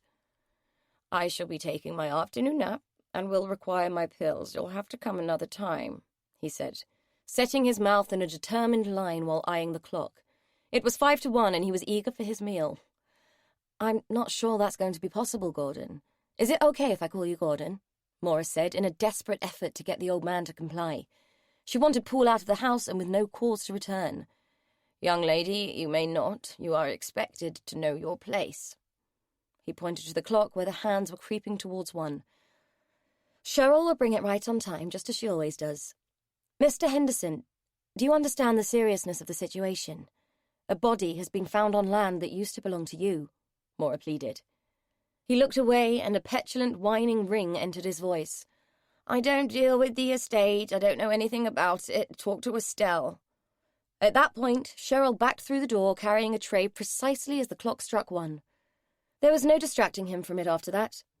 Maura had seen people fixated like this before, but they hadn't been suffering from dementia. Once Paul and his silent partner had gone, she was determined to ring Dr. Moss and have a long conversation with him. She turned to Paul.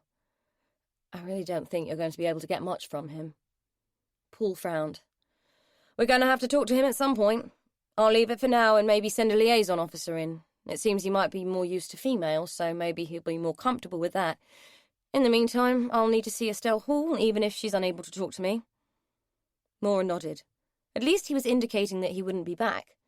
She was not a fan of the police and their tactics, but she'd rather deal with pretty much anyone than have to spend more time than was necessary with Mike Paul.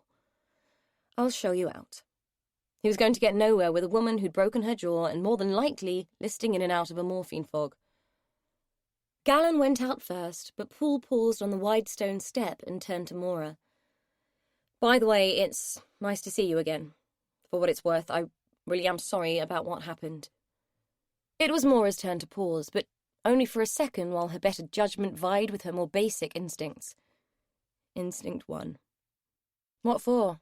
The fact that Richard died in a pool of his own vomit in one of your cells? Fuck you, Paul. She didn't slam the door, but shut it firmly in his face.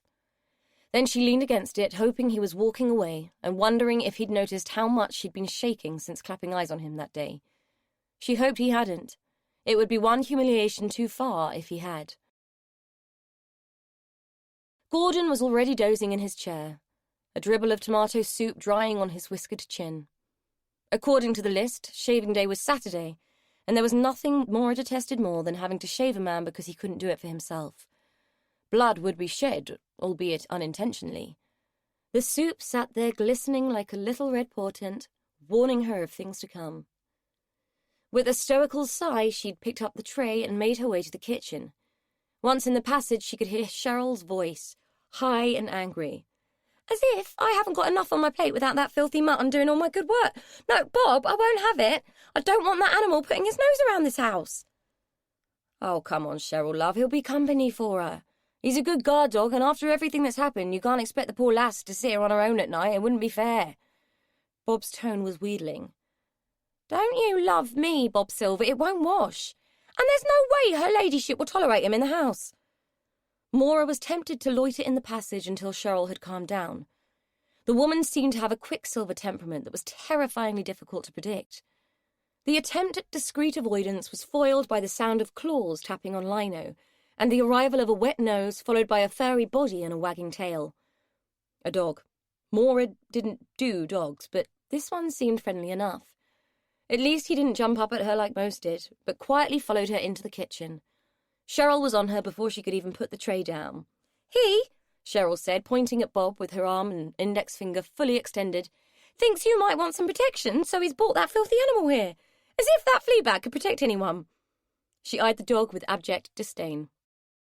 Maura had to admit that the poor animal, some Heinz variety mongrel by the look of him, didn't appear to possess the capacity to ravage anything more menacing than a tennis ball.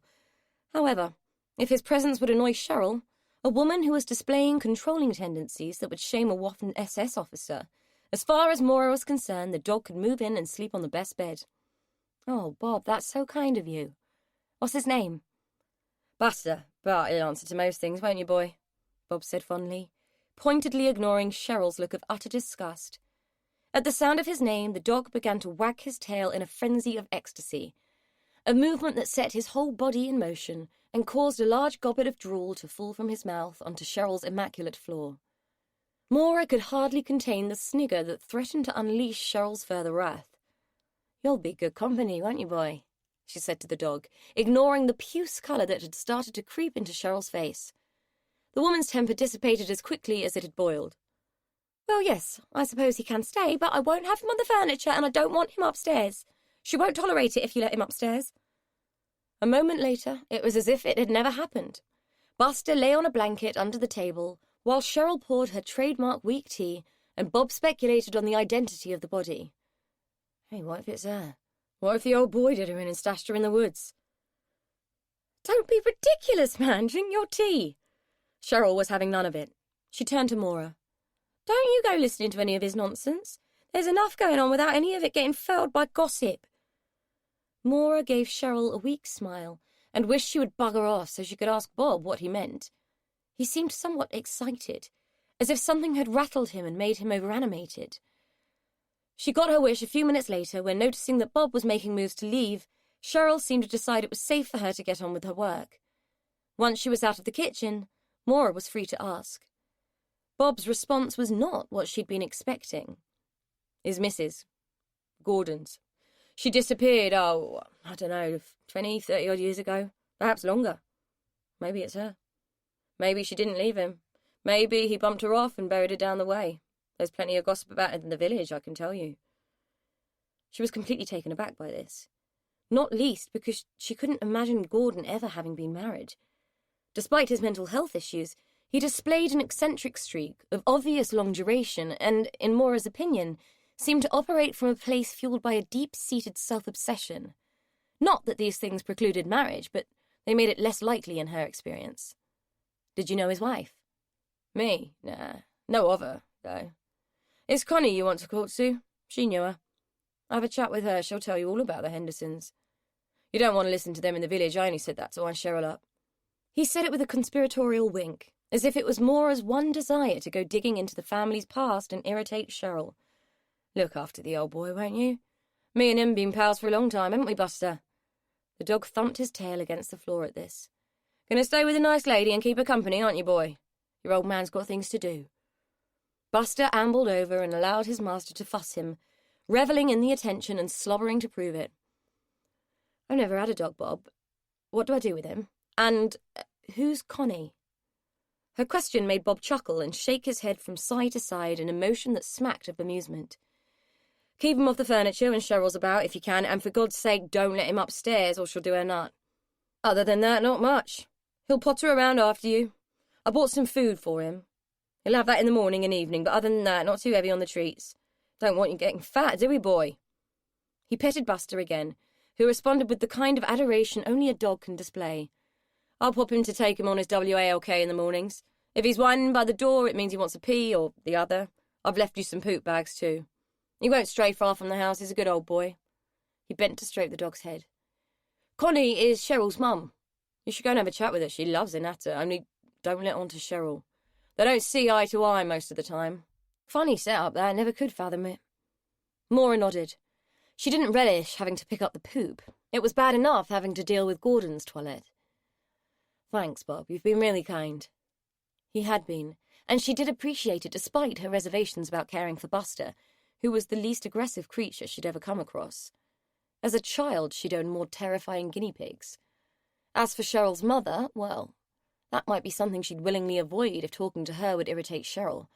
Besides, she wasn't sure she did want to know anything more about the Hendersons. There were some stones it was better not to turn over. Bob shrugged and put his hand on the door handle. Don't take much, does it, love? Not enough of it about, in my opinion, and it's a rare thing around here. The Hendersons don't deal much in kindness. Mora watched him leave and admitted he was right. There wasn't enough kindness in the world. She should know. She'd been one of the worst culprits in its demise. She had been kind to no one in recent times, least of all herself. She had spent far too long hating the world and thinking it hated her too. But that's what happened when the people you loved dumped on you and then died on you. You got depressed and you got mean. It was time for that to stop. She glanced down at the dog and smiled at him. Time to ring the agency, I think, mate, and find out what the flipping heck is going on here. Having retrieved her phone, she sat in her car for a long time while Buster snuffled around in the undergrowth. She hadn't called the agency. Instead, she had picked up a message from her older sister, Denise. Well, less of a message, more of a lecture. Denise had demanded that she let bygones be bygones. She demanded that Mora forgive Sarah, who was truly sorry, and insisted that Mora had to tell her where she was immediately. Finally, she had stated that she expected Mora to pull herself together after all this time and move on with her life. Mora had listened to it twice, just to get the full nuance of her sister's righteousness. Denise had always been bossy, had always defended Sarah, and had always assumed some weird form of older sibling dominion over Mora's life. At 38, Mora had had enough.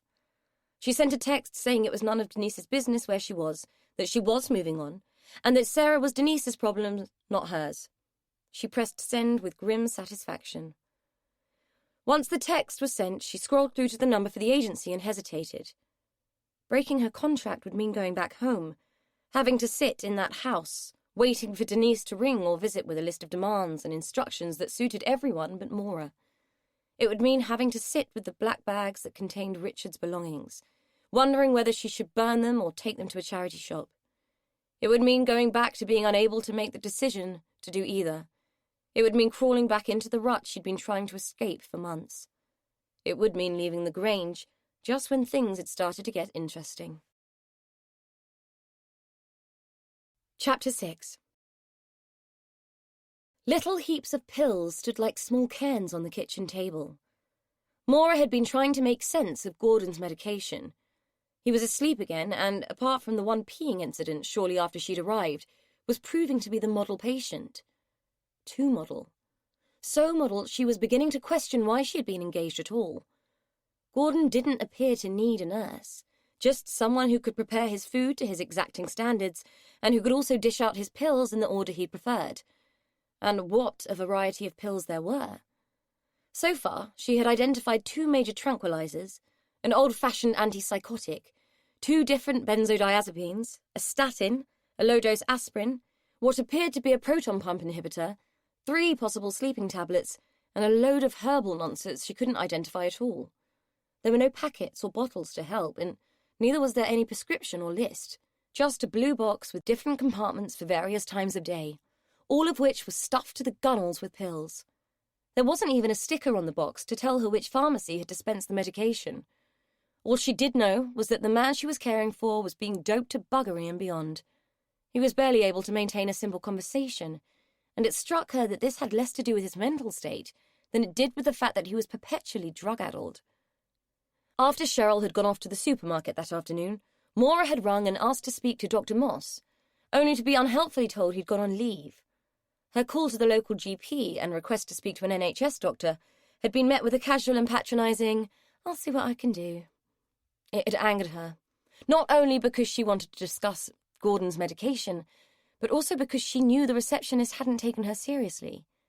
No one did any longer, or so it felt. She was known at the surgery, previously as a professional, but more recently as a patient. Her rather spectacular breakdown had set the grapevine on fire. Now, rather than indulging in the usual banter, the staff at the surgery tended to frown at her sympathetically, speak quietly, and pat her on the head, in a metaphorical sense, until she went away and stopped bothering them. It seemed to Maura that if the mental health nurse went mental, a point of no return had been reached. She doubted, even if a court of law had declared her sane and issued an edict, that Barb & Co., guardians of the reception desk, keepers of notes and makers of appointments, would have believed it. In their eyes, Maura was irreversibly flawed and permanently delicate, not to be trusted, and to be treated with kid gloves forevermore. With a sigh, she piled the pills back into their little plastic reservoirs and closed the box. Without the say-so of a doctor, she could take no decisions regarding which ones she should cut out. It was an ethical dilemma she had no choice but to tolerate for the time being, just as she'd have to tolerate Paul that day. What kind of twisted bastard was fate to put him in her path again, for crying out loud? The same kind of twisted bastard that had allowed human remains to be uncovered at her place of work, she supposed. Her grandmother had often been known to use the phrase, "There's no peace for the wicked." Though Maura knew it to be prophetic in meaning, she often wondered if it was also retrospective. She felt she must have been abominably wicked in some former life to be experiencing so little peace now. Perhaps this was purgatory after all. Now she'd had time to absorb the fact, knowledge of an unexplained death and the presence of the bones weighed heavy. Someone had lost their life near the Grange, and had been buried on its land, and in the not-too-distant past. The thought brushed her spine with icy fingers, and fluffed the hairs on the back of her neck, making her shudder.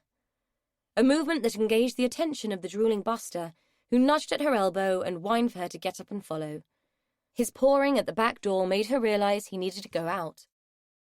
Not entirely confident that Buster wouldn't go herring off into the back of beyond, and that she would have to face Bob and explain the loss of his dog, she quickly checked that Gordon was still asleep and that no one had left the gas on before following the dog outside. The air was crisp and quiet, the low hum of the building site no longer intruding on the peace. Even the birds seemed to have sensed that something had shifted in the fabric of the landscape, and though she could see them flitting through the trees, she couldn't hear their chatter. All she could hear was Buster, sniffing and snuffling in clumps of weeds and occasionally raising his leg to pee on them. She guessed at foxes, that they had left their scent in the yard and that Buster was establishing his territory in a vain attempt to obliterate their smell. She hoped to God he didn't find any fox poo. Her last experience of dog-sitting had involved a shit-covered dog, an extensive, all-pervading stench, and scrubbing the house for an hour while a soggy, freshly shampooed dog ran riot around her. She definitely didn't do dogs. Bored of the yard, Buster began clawing at the gate. Not having explored the outside, Maura was curious as to what lay beyond it too. Once through the gate, Buster bounded down the path, ears bouncing and flapping as he cantered ahead.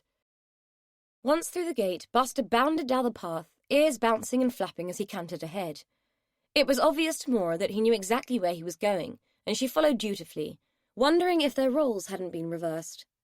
Wasn't she supposed to lead the way? It didn't take long for her to realise that Buster was going home. They were in the orchard, a scrubby, neglected place full of gnarled fruit trees with more canker than leaves. Bob's bungalow wasn't difficult to spot, though the word bungalow suggested far more glamour than the ramshackle structure she was confronted with. The building was essentially a badly rendered cinder block box with a pent roof and some mismatched windows. In fact, it looked more like a large garage than a home. Outside the door, Buster began to sniff the ground, showing that somewhere in his mongrel mix there might be a bit of ancient bloodhound. It took him a moment or two to find the scent of his quarry, but once he had, he was locked on and running. Mora quickened her pace and followed, fervently hoping that he hadn't scented rats or rabbits or something else likely to lead them both an unmerry dance. Fortunately, the object of his focus was Bob, who was leaning on a fence post, puffing on a shoddily rolled cigarette and obscuring the view with pungent clouds of smoke. "I think he wanted to come home," Mora said as Bob turned. "Did he now?" Bob said, as he bent to scratch the dog behind the ears, his face pinched as he squinted against the smoke leaching from the drooping cigarette that clung to his lip. "I've been watching the goings-on down there," he added, pointing at the building site where Mora could see that a large area had been cordoned off. "Not much going on at the moment. They've put a tent up over the bones by the look, and there's a load of bods in white overalls milling about." "Sockos, I expect," Mora said. "Hey? What-os?" Mora laughed. "You need to watch more telly, Bob. Scene of crime officers. They make sure any evidence is handled properly and that the scene is preserved while investigations take place." "Ah, right. I don't watch much telly. Bit of snooker when it's on. Don't mind a bit of that Attenborough fella sometimes, though. Mind you, they're going to be dealing with another body soon by the looks of him." He pointed to a heavy-set man in a long coat. Mora could see by his stance that he was riddled with tension, and his face was red with barely contained frustration. He looked like a football manager who'd just seen his team relegated by a series of own goals in the last match of the season. "Who is he?" "Perlman, the landowner. Not happy that proceedings have come to a halt by the look of him, not happy at all." Mora had to concede that the man looked like he might explode at any moment. "Definitely not happy. It looks like the press has started to turn up," she said, as an inappropriately dressed woman followed by a cameraman picked her way across the mud towards the cordon. "I'll be famous in a few hours." Bob chuckled. "I hope she don't try to interview Perlman. By the look on his face, they'll have 3 bodies to deal with, not 1. Mora smiled, but felt a pang of guilt at the gesture. Someone was dead, and she and Bob were observing the scene with amusement, not even having the grace to show detached curiosity. "I suppose we ought to be a bit more dignified about this. Perhaps we should go before that reporter spots us and thinks a bit of local collar might enhance the story." Bob nodded. "Perhaps you're right. Don't feel real, though, to think I've been living in spitting distance from that body all this time and never had a clue." "Why would you?" Mora was puzzled. There was a strain in Bob's voice that didn't fit his casual and detached words. Bob shrugged. "Dunno. But I must have walked across the top of it a million times. When the land belonged to the Grange, that is. I'd be trespassing now. I'm surprised old Buster never caught a sniff of it. He likes a bone. Poor sod's got a lousy sense of smell, though. Just goes through the motion these days, bit like me." He laughed, but the humour was thin and taut, like an elastic band at the point before it snaps. They had reached the bungalow by then, and Mora had to suppress a shudder at the thought of Buster dragging a muddy femur up the path with drooling relish. "Coming in for a cuppa?" Bob asked. "Better not. Cheryl'll be back soon, and she'll have a 10-ton hissy fit if I'm not there too. Besides, his lordship will be awake soon, demanding his fish paste sandwiches for tea. I think it's fish paste today, anyway." Bob rolled his eyes and gave her a weak grin. "A woman's work is never done, love." He reached inside a small lean-to that seemed to serve as a porch and produced a lead, which had a sobering effect on Buster, who hung his head as if in defeat. "He don't like the lead, but it's the only way you'll get him back with you. Best have him there tonight. I fixed the window, but the putty's still wet, so it isn't secure. Not that it's stopped that rock before." He bent and clipped the lead to Buster's collar and handed it to Mora, who thanked him and towed the reluctant dog back towards the house. All the way back, her mind was on Bob. He seemed haunted, and she couldn't help but feel for the man. If it hadn't been for the dog suddenly perking up and showing interest, she might have missed it. A sudden flash of movement in the trees near the gate that induced a low, menacing growl from the dog and caused him to strain on the lead. The vegetation was dense near the house. The remains of a garden had sprawled in the absence of tender, loving care, creating an abundance of leggy shrubs and greenery that anything could lurk in unseen. After the previous night's fright, Maura was wary and called out, "Who's there?" But there was no reply, despite Buster's continued growling insistence that something of interest was in the bushes. Maura rationally decided to assume it was a squirrel or a cat that he'd sensed, though her instinct told her it had been much bigger. She could hardly claim to have seen anything as such, but the flash of perception had settled in her brain as more than just a stray cat on the prowl. Eager as Buster seemed, she dare not let him off the lead. There wasn't time to go herring after him again, and whatever it was seemed to have gone. She could sense no further movement and doubted anything other than an animal could have remained so still. With some effort, she dragged Buster through the gate and bolted it behind her, on principle more than anything else. One bolted gate could not secure an area that was open to the world on the other side. Buster seemed to settle once beyond the gate, but she didn't let him go until they were inside the kitchen and were being greeted by a surprisingly benign and cheerful Cheryl. "Hello there, been for a walk, have you? I've checked on Mr. Henderson, he's still dozing, but I expect he'll be awake soon. He seems quite taken with you, Maura. Well, I say that. He hasn't tried to bite you yet." Cheryl followed this with a tinkling laugh that Maura supposed was meant to denote some level of camaraderie, but which was in fact somewhat startling. She could have joined in and said Gordon had tried and had been given short shrift, but Cheryl's quixotic temperament was becoming profoundly unnerving. Instead, she began to unload some of the carrier bags that littered the table in a bid to be helpful. "Oh, don't worry about that. I'll do it. I've got you some nice ready meals to keep you going, by the way. Can't expect you to survive on fish paste and soup too, can we?" There was that laugh again, edging Cheryl's words with a tinge of something hard to pin down, but which gave Maura the sense of a pill being sugared. The reason for Cheryl's unnatural buoyancy was soon revealed. She had a date with a man. Not that Maura would have assumed differently, but it was said pointedly as if to imply that the said date was a living, breathing, gender-specific being, and she needed a favour. Up until this point, Cheryl had been coy about the proposed assignation, cupping her frizzy curls as though they were perfectly coiffed coils of gold, rather than the mousy results of a failed home perm. But business was business, and Cheryl, even under the influence of perceived flattery, couldn't sustain the bonhomie for long. "The thing is, it's Mother. She doesn't like being on her own at night, so I was wondering if I could bring her here for the evening. I mean, she's no trouble. She'll sit and chat for hours, so it might be company for you too. Only she'll show off rotten if I leave her on her own to go out. I could drop her off and pick her up later." Maura looked at the plaintive expression on Cheryl's face and at the pale grey eyes that twinkled with hope. Judgmental though it was, Maura doubted the housekeeper of Essen Grange received many offers of romance. She wasn't an easy woman to like, and her changeable moods seemed to drain any vestiges of attractiveness from her being. They had left wrinkles and furrows on her skin, and a perceived spikiness in her manner that was hardly compelling. It would be cruel to turn down her request and ruin this opportunity. Of course, no problem. It seemed as though Cheryl had already prepared an appeal in anticipation of being turned down. She looked as if she was about to argue her case further until Maura's words registered. Maura almost smirked when the woman's face didn't know what to do with itself, and went through a range of expressions before settling on one Cheryl clearly believed was gratitude, but which, to Maura, looked more like an unconfident look of surprise. "Oh, okay. Thank you." The words fell from Cheryl's tongue as if she was wholly unfamiliar with them, and as if they consisted of the amalgam in a loose filling that she'd felt compelled to discreetly spit out. Maura stifled a smile of amusement. "You're welcome." With anyone else, she would have probed, found out about the man who had asked her out on a date, discussed appropriate dress for the occasion, and generally had a girl-to-girl chat. Where Cheryl was concerned, however, it felt as though it might be a form of mild torture to indulge in such a thing. Besides, the topic had changed to fish paste sandwiches, and the importance of getting the crusts off and making the triangles equal to appease Gordon's sense of order. "I wanted to ask about his medication. He seems to be on a hell of a lot, and unfortunately the doctor isn't available to ask," Maura said, after the sandwich lecture had dwindled and all subjects of the heart had been carefully skirted. Cheryl was arranging the dainty triangles of bread on a plate. "I don't know much about it. I just give him what's in the pillbox at the right times. Her ladyship always deals with all that." "Do you know which pharmacy she uses? With Dr. Moss away, at least she might be able to discuss the doses with the pharmacist." Cheryl shrugged. "No idea.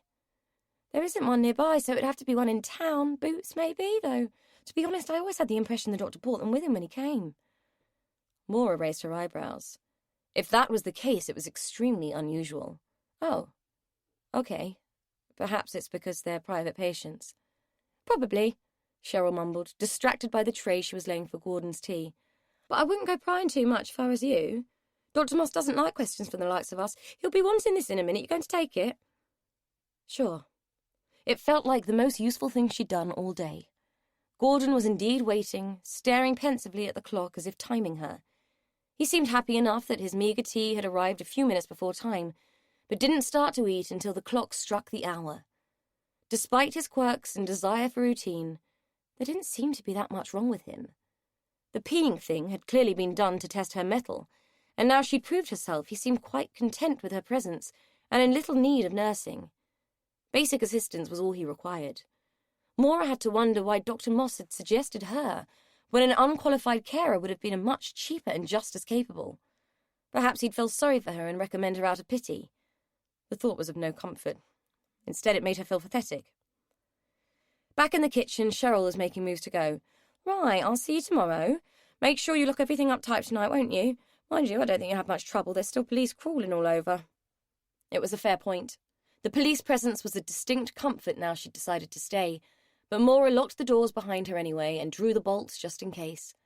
Then she went to every downstairs room in the house, except Gordon's, and locked the internal doors with the heavy black keys that nestled in their locks. Before she went to bed, she would lock the kitchen passage door too. At least that way no one would be able to get far into the house before she or Buster could raise the alarm. It was nice to know the police were still around, but they were a quarter of a mile away, through the orchard and guarding bones, not looking for intruders. With Gordon settled, medicated, and in his pyjamas watching TV, she was at a loss of what to do with herself. Locking all the doors had given her a sense of claustrophobia, as if the house was closing in around her, like an unpleasant old lady enfolding her into an unwanted embrace. In the cold quiet of the hall, she felt as though the house was holding its breath in anticipation. Of what? She didn't know, but there was an unpleasantness about the feeling she didn't want to dwell on. It was fanciful thinking, born of feeling purposeless and the bad habit of mental filtering. She didn't know why she'd come, other than to escape an equal loneliness at home. At least here there were no reminders of Richard or Sarah, until Paul had shown his face, of course. God knew what she'd done to piss Karma off to the extent that it had put him in her path again. It was as if all the fates wanted her tied to the past, whatever her own choices were.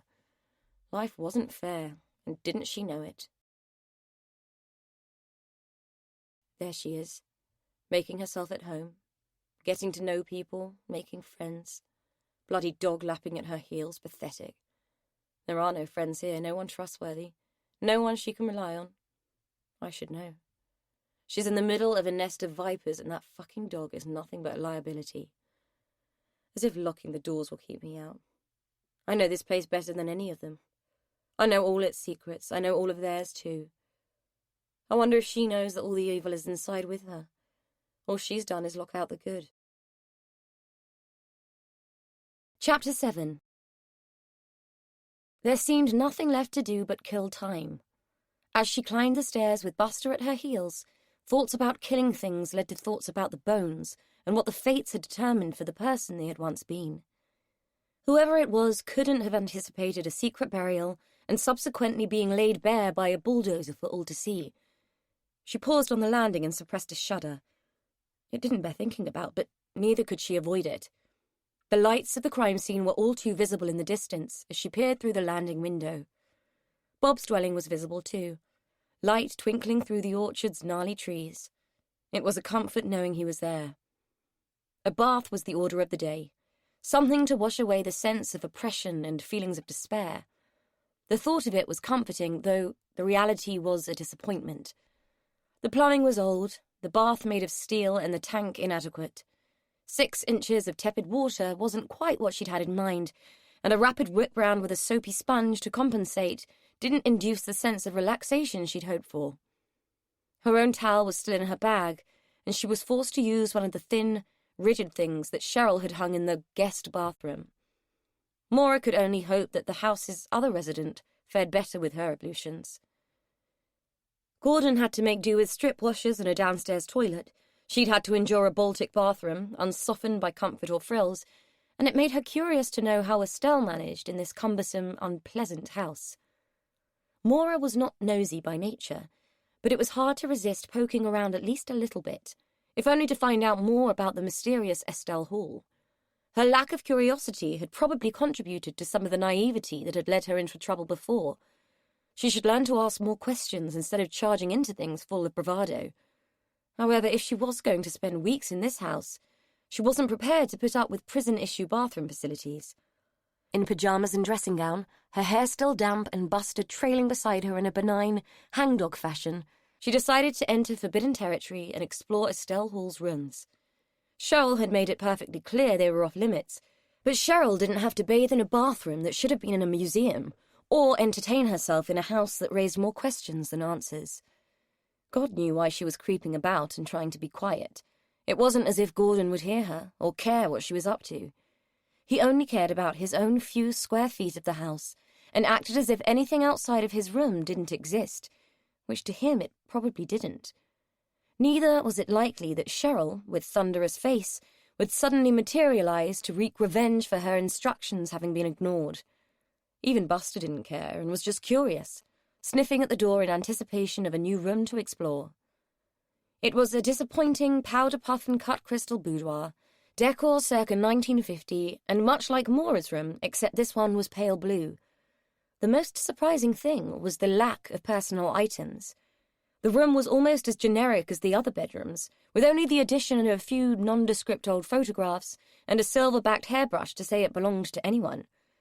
She had the impression that perhaps Estelle had felt like a guest too, and had never felt she belonged enough to stamp her personality on the room. Either way, it wasn't any of Maura's business, really. Yet it felt sad and lonely, and she couldn't help but feel a pang of sorrow for the woman. The lack of stuff was odd, though. The ensuite was small, ran off the same water supply, and was no better than the bathroom she was already using. Another disappointment. For a woman who didn't stint on wages or private medical care, it seemed that Miss Estelle Hall was very frugal in every other area of life. She had spent no money on the house, perhaps because it was Gordon's money, and she felt an overweening sense of responsibility for it, or perhaps she was just plain stingy. It wouldn't have killed them to install modern plumbing or deal with the creaking floorboards that seemed to constantly heave with discomfort above her head. It was the kind of sound that might make someone of a nervous disposition fret they were not alone in the house, but Maura's nerves were lying dormant, dulled by depression. She ignored the sounds and gritted her teeth against any further thought of them. With a sigh, she walked from the room, calling a reluctant Buster to come with her. Something in the wardrobe had caught his attention, and he was sniffing around the door with stubborn focus. "Come on, dog," Maura urged, but he was having none of it, and she was forced to drag him away by the collar and shut the door to keep him out. God knew what was in there that had fascinated him so much. She was tempted to go back and look, but felt she had intruded enough. He followed her down the stairs with a detachment only dogs seemed able to manifest. Once away from the object of his curiosity, he was quite happy to move on. Maura envied him, and wished she had the same ability. Moving on appeared not to be her strong point, despite her best efforts and belief in mind over matter. Gordon had fallen asleep in front of the TV, and was slack-jawed and slumped in his chair. Even though there was a narrow single bed in the room, he refused to use it for anything other than an extra shelf for the magazines and newspapers he loved to hoard. Maura shook her head, switched the TV off, and covered him with a blanket. She might not be able to persuade him to use the bed, but she could prevent him from freezing. He wasn't fabulously stable on his feet, but he was mobile, so at least she didn't have to worry about pressure sores just falling. The chain on the outside of the door still bothered her, and the story about his night wanderings seemed to be a myth. With the sleeping tablets and plethora of other sedative medication, it was unlikely he'd wake until the next morning, or be able to move if he did. Sod it. She made an executive decision and left it off. With all the other downstairs doors locked, he wouldn't get far, even if he did surprise her and have a midnight mooch. It wasn't even 9 o'clock, too early to go to bed, and she wanted a cup of coffee. Politeness had forced her to drink Cheryl's feeble tea, but now she had been left to her own devices. She needed a cup of the hard stuff. The problem was she'd have to go to the kitchen to get it. and the previous night's assault was nowhere near the back of her mind yet. Even though Bob had replaced the window with thick glass he'd assured her wouldn't break, and she had Buster, she was still reticent about going in there alone at night. Like the coward she was, she urged Buster through the door first, and sent him trotting down the passageway with promises of biscuits. Not that he understood her, but the encouraging, enthusiastic tone of her voice must have held some hope for him, because he launched himself into the kitchen with no qualms at all. Relieved and thankful, Mora followed him in and switched on the light, which flickered and fizzed, plunging the whole downstairs into darkness as the bulb exploded and showered the table in glass. A bullet of terror ricocheted through her body as she clenched every muscle, ready to flee or vomit or pass out. The passageway behind her was thick with a darkness that seemed as if it might have texture if she reached out to touch it. But she dared not. It was closing in on her thick and fast. As if to prove it, the air caught in her throat like something meaty and viscous. It tasted of fear, and as Buster wasn't barking, she knew it was her own. The pocket of time since the bulb had blown seemed inordinate. It was as though she had fallen into a dark rabbit hole and was still falling. The dog was too quiet. Everything was too quiet for senses that were notching up to high alert with every slow, extended heartbeat.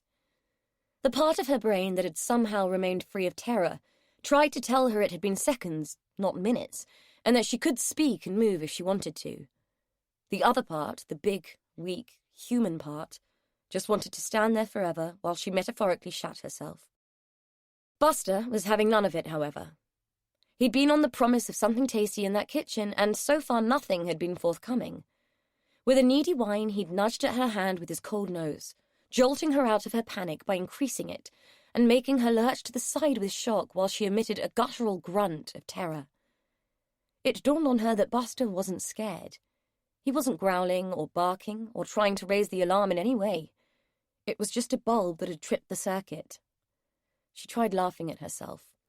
It was just a blown bulb, and if it hadn't shattered, she would be fine. "Get a grip, Mora," she said out loud, projecting her voice into the darkness and willing it to drive the shadows away. It was just a blown bulb. No one was inside. They couldn't be. The house was secure, even if Mora's equilibrium wasn't. The only response from the darkness was the sound of Buster panting. She could have sworn the house was having a laugh at her expense. She felt as though the whole place was smirking at her, reveling in the little surprises it was throwing her way. "It's a house. It does not possess sentience," she said to Buster, who wagged his tail. "So, my little fur body, what do we do? Call your master or tackle this ourselves and prove we're not wimps?" Though the passage was pitch black, the kitchen was not. Watery moonlight was washing the room with thin light and shadows. Mora knew Cheryl kept a torch underneath the sink, and she also knew the electricity consumer unit was situated at the bottom of the stairs in the cellar. Although she hadn't been down there, Cheryl had thrown the door open on her tour and had mentioned they sometimes had problems with the electrics and that the fuses were down there. Fuses. Mora hadn't seen an old-fashioned fuse box in years, but was pretty confident she could change one if someone had had the foresight to leave the right materials. Wandering about the cellars of this creepy, half-assed house in the dead of night was not her idea of fun. The simple solution would have been to phone Bob, but she had already disturbed him the previous night, and besides, she wanted to show the house it couldn't beat her, ridiculous though the thought was. With Buster at her heels, she took a breath, went for the torch, and followed its beam to the cellar door. Cheryl kept the cellar locked, just in case Gordon went for a wander. The key was on a hook near the top of the architrave. It was a heavy old key, and the lock was stiff, but it gave in to Mora's efforts and allowed her to open the door. The cellar greeted her with a waft of stale air that held the tang of mold. It was clear that damp and decay had taken hold down in the bowels of the house. It wasn't surprising. Everything about the place seemed to be on its last legs. The place was like a spiteful old man, glorying in self-neglect and festering with discontent. Much like its owner, now she came to think about it. Buster was not perturbed by this new adventure at all, and bolted down the stairs full of enthusiasm for this new space and its new sensations. "Buster!" Mora hissed. wondering why she was being quiet when she knew damn well it would take a full frontal attack by mortar shell to rouse Gordon from his drugged slumber. The dog was gone. He had gleefully disappeared into the rambling tunnels and rooms of the cellar, exploring nooks and crannies the torch beam only hinted at. Shit, Maura said, as she reached the bottom and searched for him with her ribbon of light. Scanning up, she could see that the cellar was lit, but only when the circuit was working. Buster would either come back of his own accord, or she could search for him with the lights on. Either way, she needed to fix the fuse first.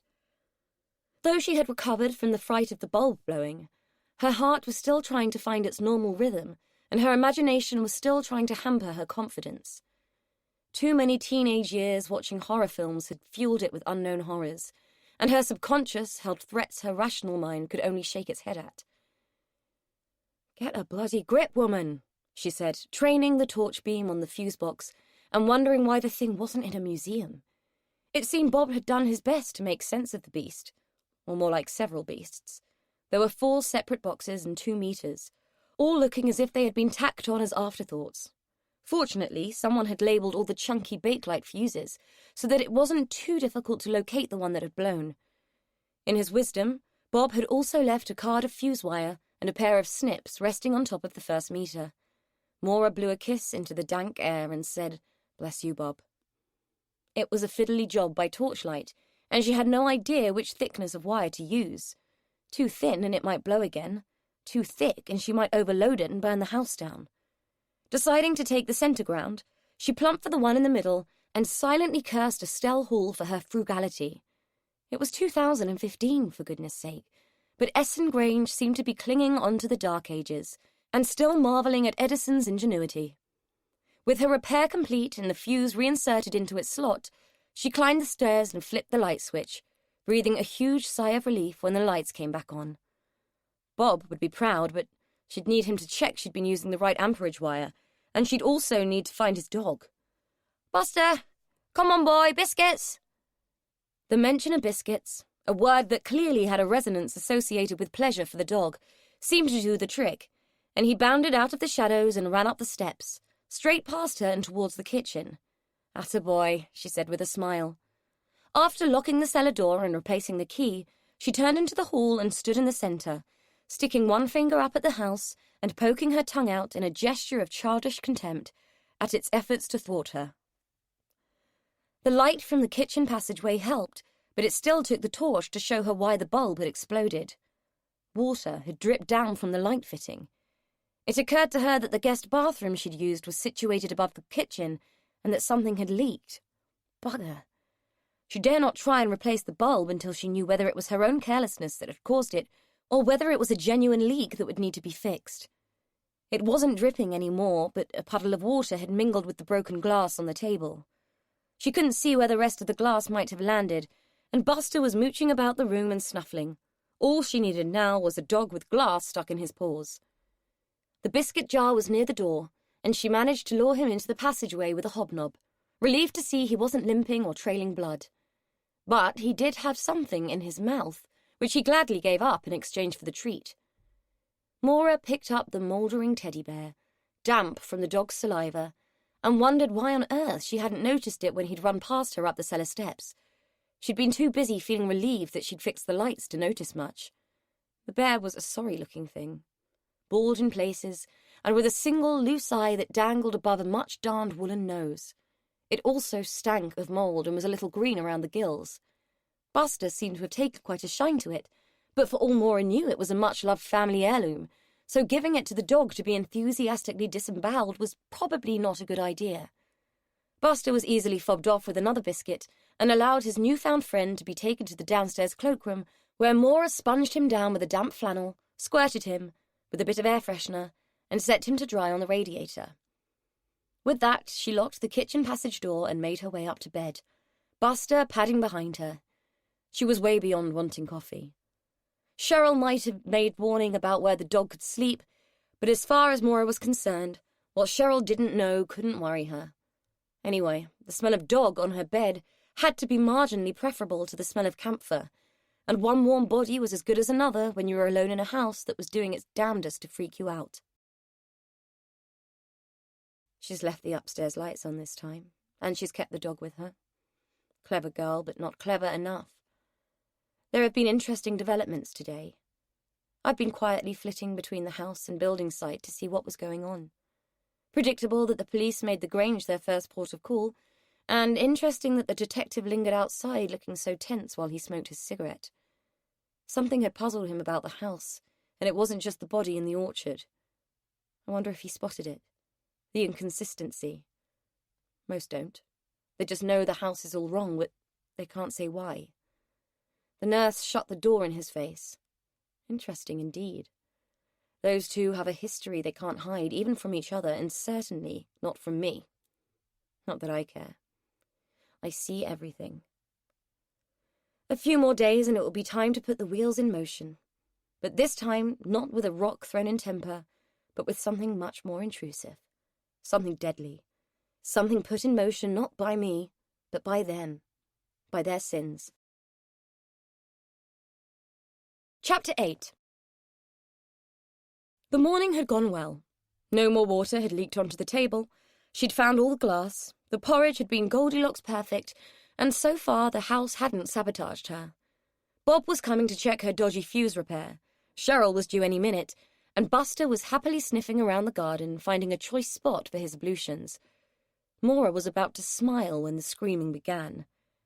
It was Gordon's habit to retire to the cloakroom for a precise half-hour after his breakfast, before he required help with washing and dressing. He'd been in there barely a minute when he started to holler. "Get it out! Get it away from me!"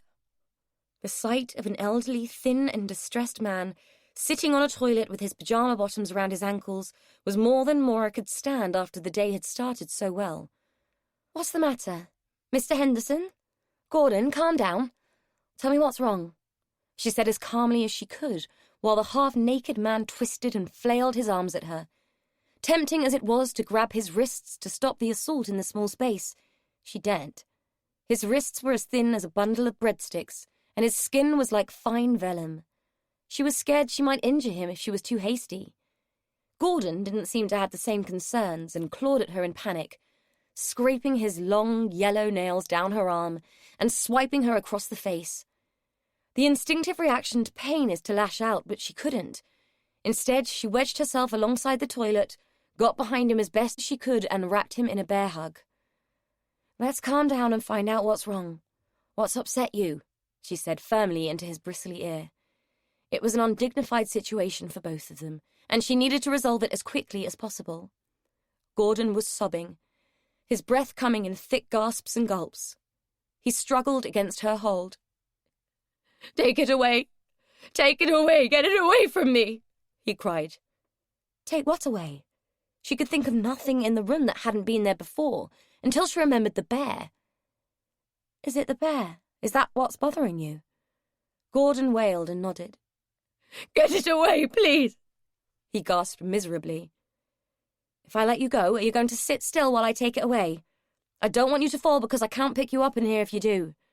It was true. The tiny cloakroom barely had room for two of them standing, let alone wedged as they were. If he fell now, she'd have to pull him out by his feet. Gordon nodded. "Just get it away from me and never let me see it again. They promised me I'd never have to see it again." Maura had no idea what it was about the toy that had upset him so much.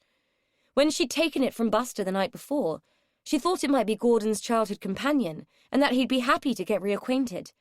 She hoped she might be able to use it to have a conversation with him, enjoy some nostalgia and break him out of his reclusive, obsessive ways.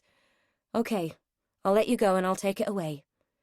She loosened her grip and sidled away from him, moving herself in front of the bear so he couldn't see it. Gordon was muttering and shaking, wringing his hands together, then rubbing them down his thin legs. "Told her to burn it. Burn it all. Told her to get rid of it," he muttered. Maura reached behind her and groped for the bear. She didn't want him to see it at all, in case it set him off again. Once she had the thing in her grasp, she backed towards the open door and dropped it, kicking it out of sight of the cloakroom. There. It's gone. Gordon looked up, his eyes still wet with tears. "Take it away. Take it out of this house and burn it. Burn all of it." Maura hesitated. He seemed in no fit state to be left alone. "Leave me be!" he shouted. Reluctantly, she shut the door, but loitered there listening as he continued to mutter to himself. She couldn't hear the words, but he seemed to be calming himself. The bear lay forlorn and innocent on the hall floor, and Maura couldn't imagine what memories it had conjured to provoke such a reaction in the old man, but it clearly symbolized something that was abhorrent to him. She bent and picked it up, turning it in her hands as if something telling would reveal itself. It was just an old, worn-out bear. He wanted it out the house, and the simplest thing to do would be to throw it in the dustbin. Halfway there, she changed her mind, and without dwelling on the decision, walked to her car, unlocked it, and threw the bear onto the back seat. When she got back to the house, Gordon was standing in the hall. "Is it gone?" She nodded. "Are you all right? Can I get you anything?" "I should like to go back to my room." She'd already doled out his pills from the morning. They were sitting in a neat row on the table next to his chair. "All done. Let's get you settled. Would you like me to help you get dressed?" He took her arm and raised his bony chin in an apparent effort to muster his dignity. "I shall not dress today." Maura nodded. She wasn't going to argue with him now he was calmer. It was becoming quite apparent that Gordon Henderson was of the highly strung variety, and poking him with demands was not a wise idea. With Gordon settled, she made her way to the kitchen, where she found Cheryl and the dog having a standoff. Buster had walked mud into the room, and Cheryl was not happy. "Look at the state of this floor! As if I haven't got enough to do in this godforsaken hole as it is!" Cheryl paused mid-rant, her face changing from anger to concern in one expressive move. "Oh, what happened to your face?" Maura wasn't aware anything had happened to her face until Cheryl mentioned it and woke her senses. A vague stinging sensation prickled in her cheek and she reached up. When she pulled her hand away, her fingers were smeared with blood. Shit. Fracas with Gordon, all sorted now. Cheryl opened a drawer and began to rummage. "He did that? Vicious old sob, was it his porridge again?" "No, the porridge was fine. He just got upset about something, that's all." Cheryl passed her an old first aid tin. "Best clean it up. God knows where his fingers have been, dirty old bugger." Maura didn't want to dwell on that, but took the tin and hoped it contained some antiseptic wipes. Cheryl produced a small mirror from her handbag and passed it over. "I'll make you a cuppa, so... Everything all right last night with the guard mutt in tow, was it?" "Apart from the light blowing in here, yeah, fine." She was hardly going to admit to Cheryl that she'd been scared shitless again. She already had the sense that the housekeeper thought she was about as useful as a used tea bag and didn't want to further strengthen that low opinion. "I had to change the fuse, but Bob's coming over to check it later. I think there's a leak in the guest bathroom." Cheryl looked up at the light fitting and rolled her eyes. "Bloody place is falling apart, just like everyone in it," she muttered. Maura was about to ask her why the place had been so neglected, as there seemed to be money from the sale of the land and the housing development, but she was interrupted by the hum of her phone in her pocket. Sarah's name flashed on the screen. Maura had to give her little sister 10 out of 10 for effort, but her style scored 0 points. Sarah never had been able to take no for an answer. The phone continued to buzz and vibrate in her hand, increasing its demand, getting louder and more insistent the longer it was ignored. Just like Sarah. Maura tapped her thumb on the screen to decline the call, then switched it off. "Not going to answer that, then?" Cheryl asked, teapot in one hand, milk bottle in the other. Maura slipped the phone back into her pocket. "No."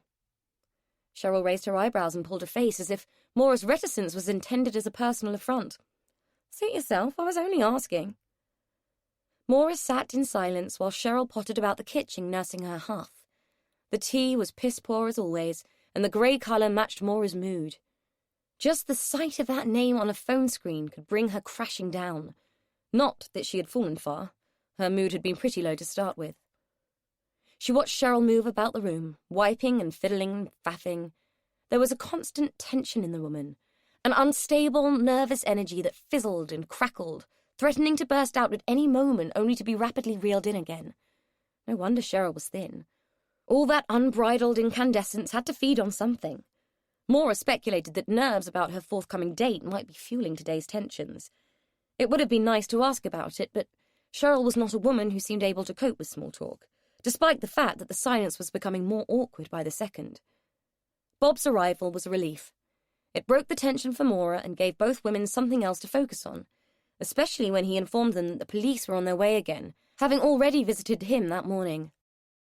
What did they want? The tension hadn't been broken for Cheryl, but merely transferred, or so it seemed.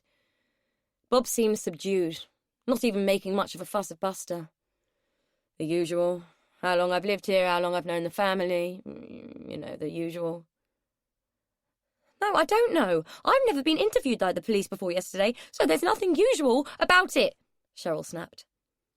Maura looked at Bob and gave him a tight smile and a sympathetic shrug, but only because Cheryl's back was towards her. Shall I show you my electrical bodge job? She suggested, guessing that any excuse to leave the kitchen would be gratefully received.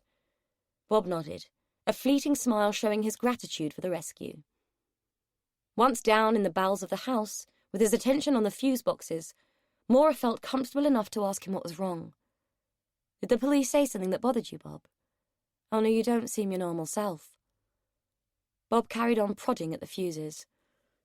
Not really, not as such. It's just the way they are, I suppose. Looking at everything, judging, weighing it all up. Maura thought about the ramshackle block hut Bob called home, and thought she might know what he meant. At a guess, she'd say he was in his early 60s, clearly a practical man, but not a confident one. He didn't have much to show for his years, just a rented home and a casual job. Given her own experiences with the police, she knew how it felt to be weighed up and categorized by them. D.S. Poole had done a lovely job of placing her in a box labelled balmy. It wasn't a pleasant feeling.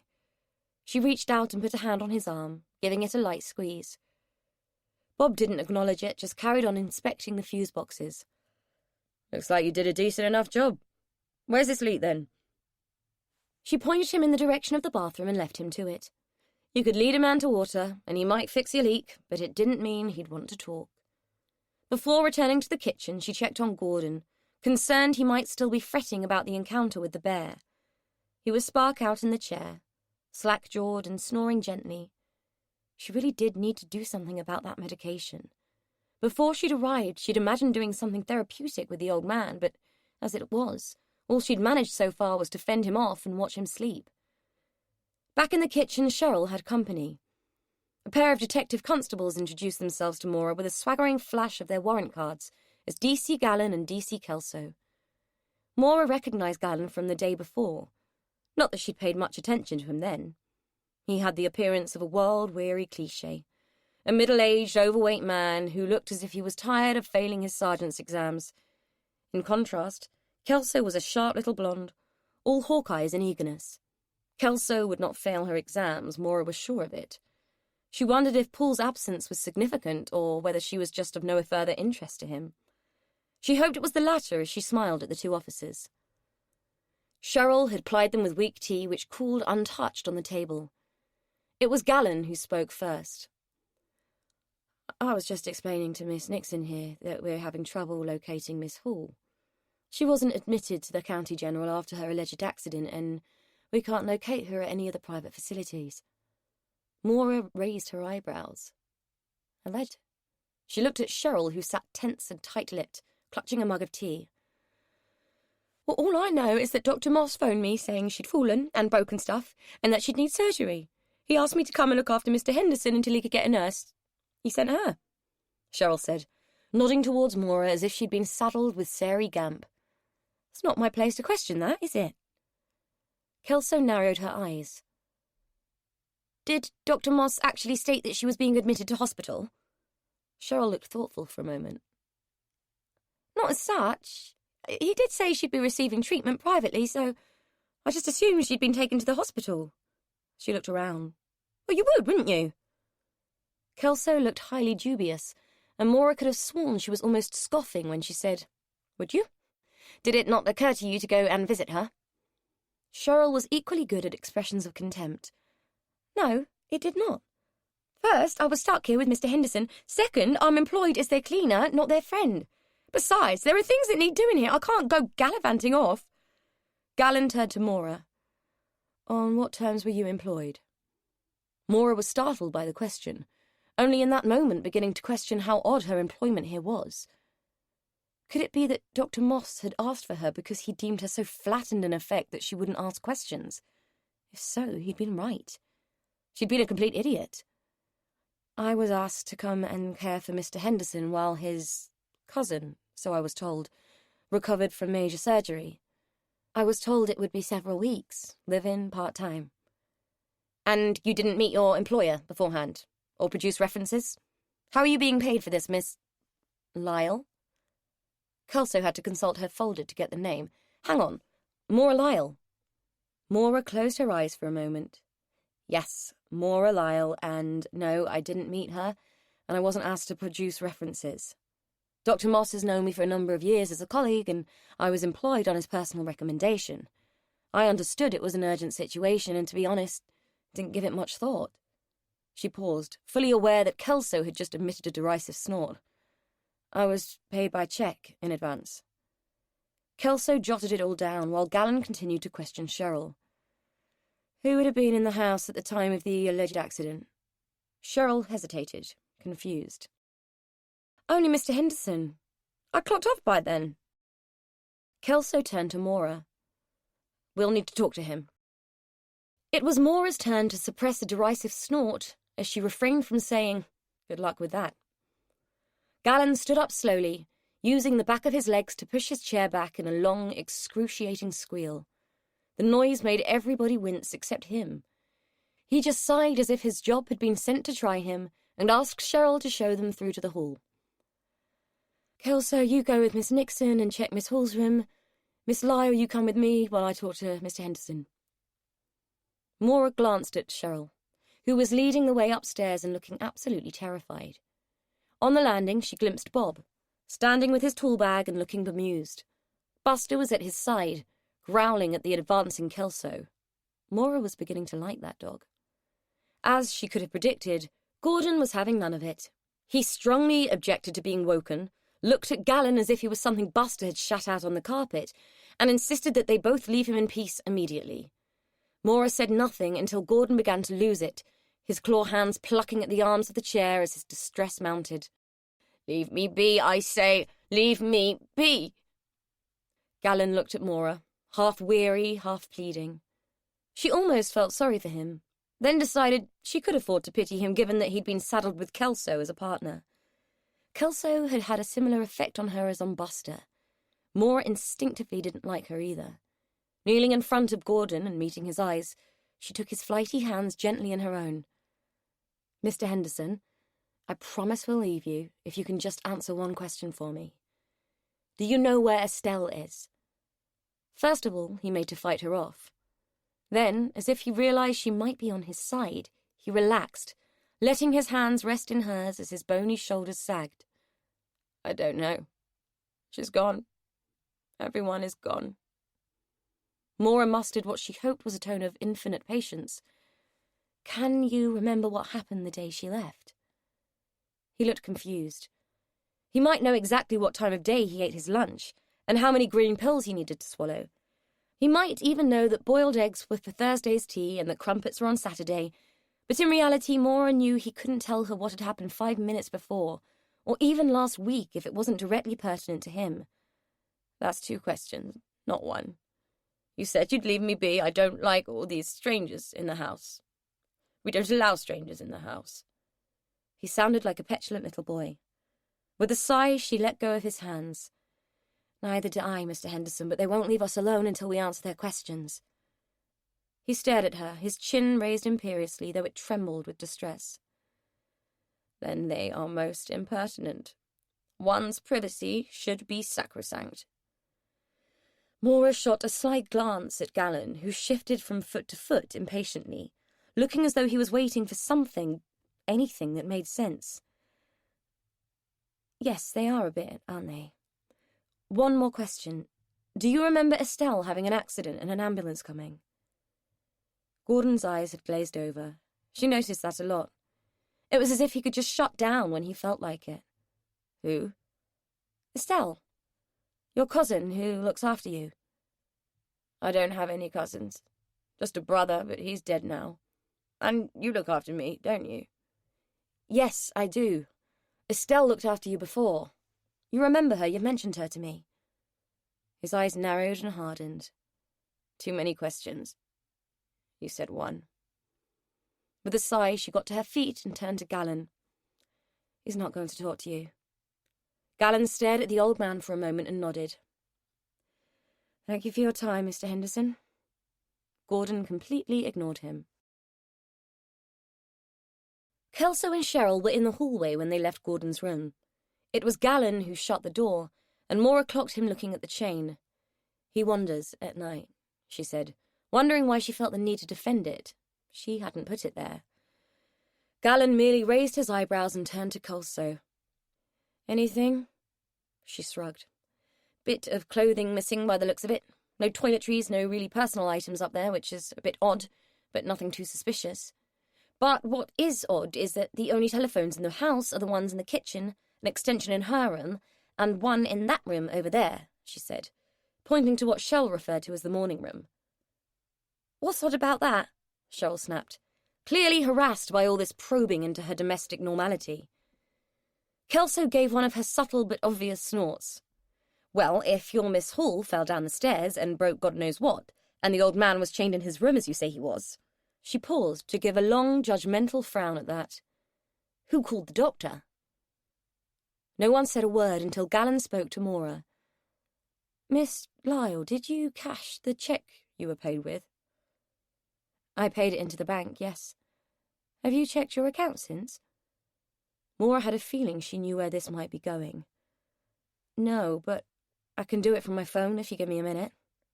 "What's going on?" Cheryl demanded. Her pointy face had gone puce, and she was clutching at the collar of her blouse as if it was a rosary. "We don't know yet," Kelso said, as all eyes were fixed on Maura. She had switched the phone off after Sarah's call, and it took a few moments to gather its wits and find a signal. "It's lousy 3G here, so it might take a minute or two. I get a better signal in the kitchen." They all followed her through like a solemn funeral cortege, Maura at the front holding the phone like a small, backlit beacon of hope. They gathered around the table and watched as she tapped the screen. She held it out to Gallon. "It went in, but didn't clear. Now it's gone and I've been charged, it bounced." Cheryl gasped and clutched at her blouse again, while Kelso and Gallon exchanged glances. A cold thrill of shock filtered through Maura's system as she realized she'd been ripped off and that something weird was happening at the Grange. "I had a phone call the other day from the gas people. We've got colour here, and they said the account hadn't been paid. I said, well, she's in the hospital, and they agreed to wait," Cheryl offered. "Does this mean there's no money? Won't I get paid?" "I can't speculate on that," Gallon said. "Well, if she's done a runner, then you'll have to catch her, won't you? She's got responsibilities in this house she can't just walk away from," Cheryl said, her voice rising. "Only if she's committed a crime, and we don't know that she has," Kelso said in a flat, uninterested tone. "Our concern is identifying the body found on ground that very recently belonged to this house. Our only interest in Miss Hall is in connection with that." "So you're not going to do anything about this, then?" "We didn't say that, Miss Nixon. We'll be in touch." Gallon sounded entirely bored with the whole thing. "Well, you won't be in touch with me. If I'm not being paid to be here, I'm leaving." Cheryl's voice was almost a screech, and it occurred to Maura that she could say the same thing. She has a point. If I haven't been paid, then I have no reason to stay either, which means, Maura said, pointing towards the passageway, "there's a very vulnerable old man becomes your problem, not mine." "You're a nurse, aren't you? Where's your humanity?" Kelso said with a face that looked to Maura like it had been born to sneer. Maura had had enough. It was quite clear Kelso knew who she was and was taking great delight in rubbing her face in it. Bad enough that her past should find her here. Even worse that people would use it against her when she'd been the injured party. "Where's yours? And not only that, where's your duty of care? I am no longer employed here in any professional capacity by the looks of it. You are, however." Kelso gave her a look of thinly disguised contempt, which earned her a warning glance from Gallon. "I'll need to call social services if you're both planning on leaving, but we'll need contact details for all of you if that's the case," he said, including Bob in the statement. Bob had been standing quietly in the kitchen doorway listening to everything. "You're not just going to walk out, are you, Cheryl?" "Too right I am. None of this should ever have been my problem." "What about you?" he said, turning to Maura. Tempting though it was to run upstairs, grab her bag and hit the high road. She knew she wouldn't. Not until she knew Gordon would be safe anyway. This was turning into a nightmare for everyone, but at least they were better equipped to deal with it. No, not until I know what will happen to Mr. Henderson. Once we know what's going on and that he's going to be cared for, I'll leave. Gallon nodded at her. We'll get in touch with social services once we've confirmed the situation is as we suspect. I'll keep you informed of everything I'm able to. In the meantime, we'll need to have a look through any documents and take whatever might be relevant. One of you will have to sign for them. Maura nodded and Bob looked relieved. Cheryl, however, was still ranting after they left, her bitter words bouncing off the kitchen walls like acid-dipped ping-pong balls. Both Bob and Maura winced as they suffered the onslaught of her rage and heard about all the sacrifices she'd made, all the work she'd put in, working her fingers to the bone so that stuck-up, good-for-nothing thief could make fools of them all. Bob snapped first, and Maura wasn't sure who was the more shocked out of the two of them, though the effect on Cheryl would have been amusing in any other circumstances. "For God's sake, will you shut up and sit down?" Even Bob seemed surprised at the strength of his own voice, and the bellow of it sent Buster scuttling under the table where he lay whining. Bob took a breath and watched as Cheryl, open-mouthed with shock, plopped down onto a chair. "We've got to think," he said. "This doesn't just affect you, Cheryl, it affects all of us. I live here, and if this all goes, so do I. Anyway, we don't really know what's happened, do we?"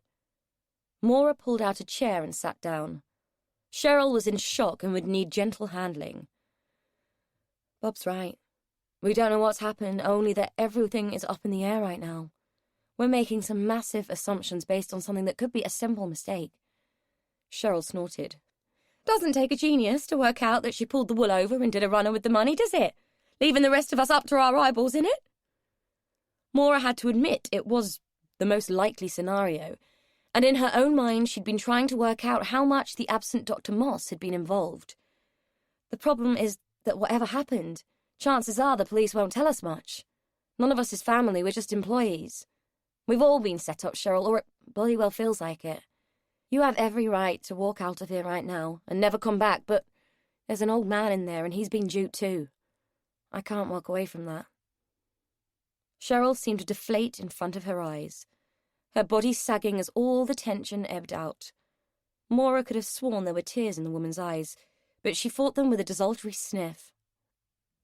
I've never worked anywhere else. Just here. I can't believe this is happening. It's a joke, right? Everything is coming undone. Maura had been feeling like that for quite some time and could thoroughly empathise. Look, until we know more, why don't we just carry on as normal? You go home, get ready for your night out, and bring your mother as planned. Life has to go on, right? Cheryl glanced at the clock. Sod it. His Nibs will be wanting his lunch in 10 minutes.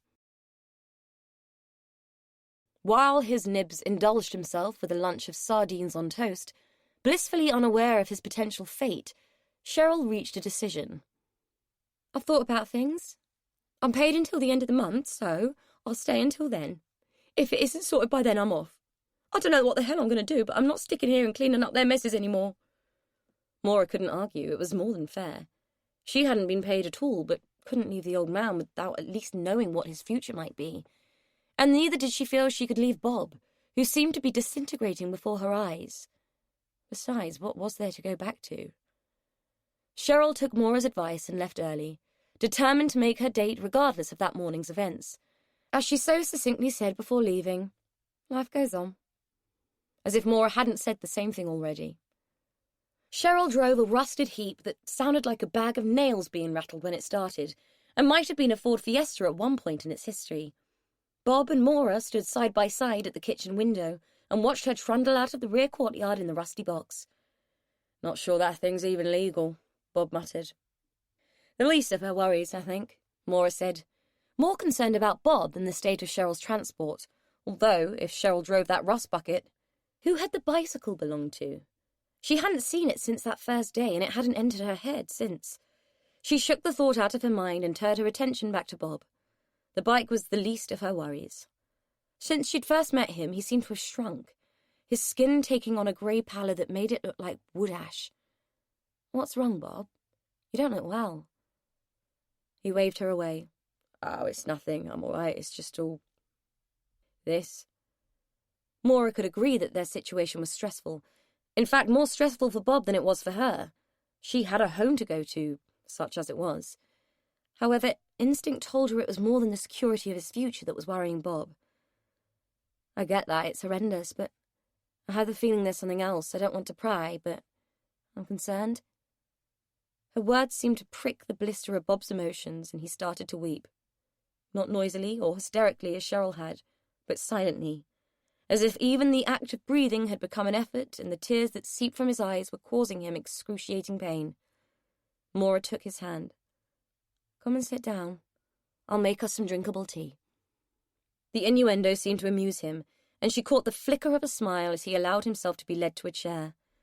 While Maura filled the kettle, Buster sidled up to his master and placed his head on Bob's knees, confirming Maura's suspicions that something much deeper than Estelle's suspected flit was disturbing Bob's psyche. I'm still here as a nurse, Bob. Confidentiality guaranteed. Scout's honor. Bob shook his head and wiped his damp cheeks with a rough, work-worn hand. All coming apart at the seams, isn't it? That poor old bastard through there is better off than the rest of us. He's in his own little world and nothing's going to pull him out of it. Maura wasn't so sure. A social worker dragging him off to a home would surely shake him up. She didn't say anything, but added an extra tea bag to the pot for good measure. I came here 20 years ago. Got that tin pot shack as part of the deal. She wanted a cheap jack of all trades who would keep this dump going and accept being paid peanuts for it. I was it. Maura assumed he meant Estelle, but didn't want to interrupt. Instead, she poured the tea and passed him a mugful. I didn't come here by accident. I came looking for my daughter. Me and her mum split up when she was little. I left and got on with my life, lost touch with her and always regretted it. Her and the ex had fallen out too. She left home as soon as she could. My missus wasn't an easy woman and I should never have left her there. But I did, and I was always sorry for it. I looked for the kid for years and tracked her down to Essen-Weir. She'd kept in touch with a friend near where we used to live. That died off, but the friend said she had been living here and had got herself into trouble, so I came. There wasn't a sign of her. No one had seen her, no one had heard of her. I never found a trace then, and I've never found one since. I kind of gave up after that.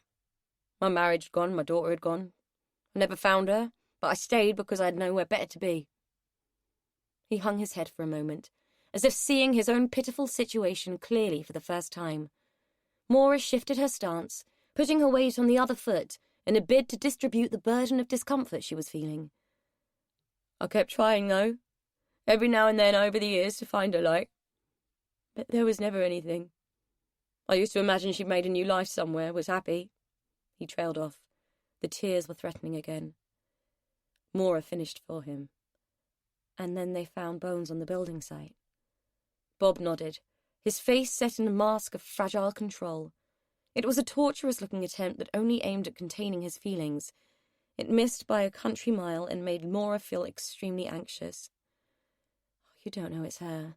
We don't even know if the body is female, let alone how long it's been there. It might not be her, Bob. He looked up at her, away from Buster's soft head where he'd been focusing his attention.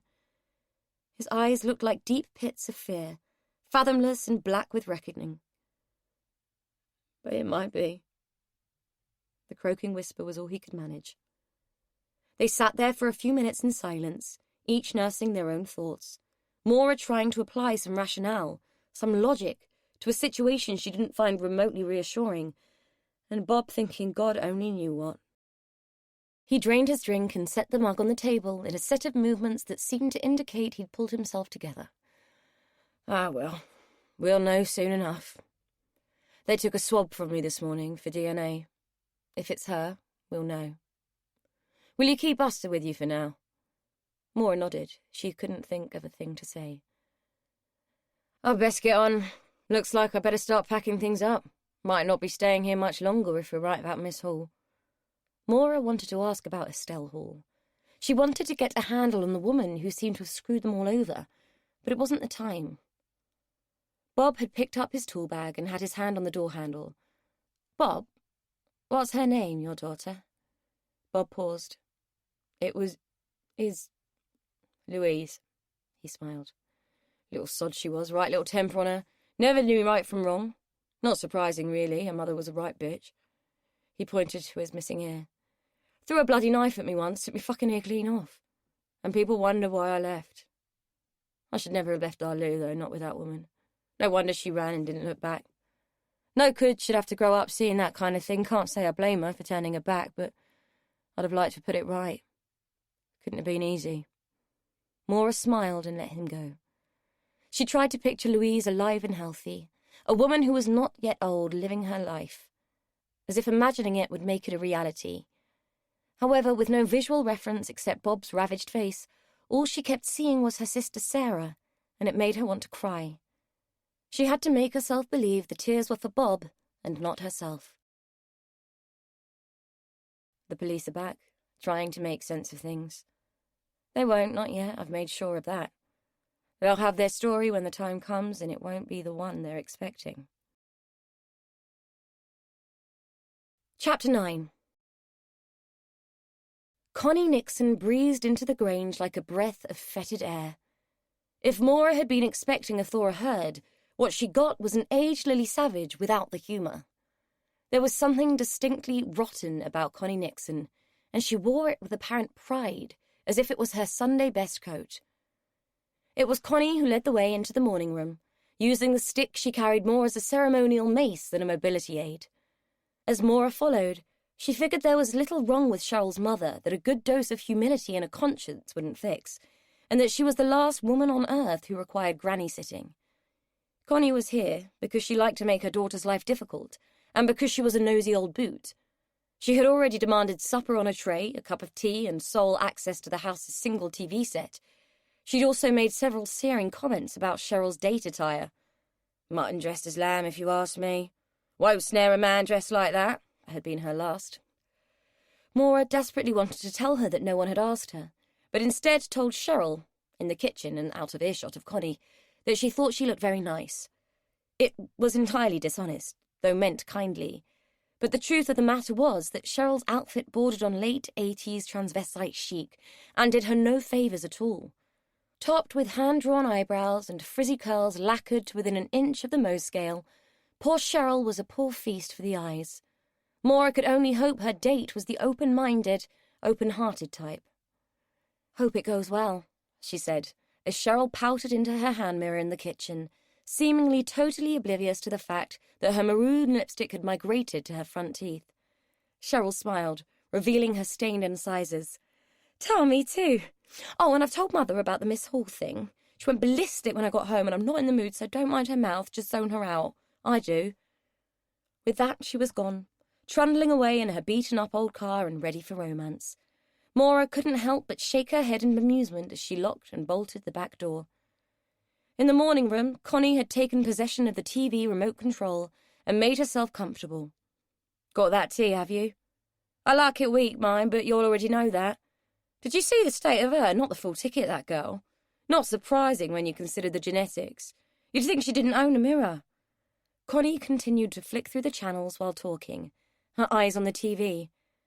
Maura put her tray down, complete with weak tea and the cheese and biscuits Connie was expecting.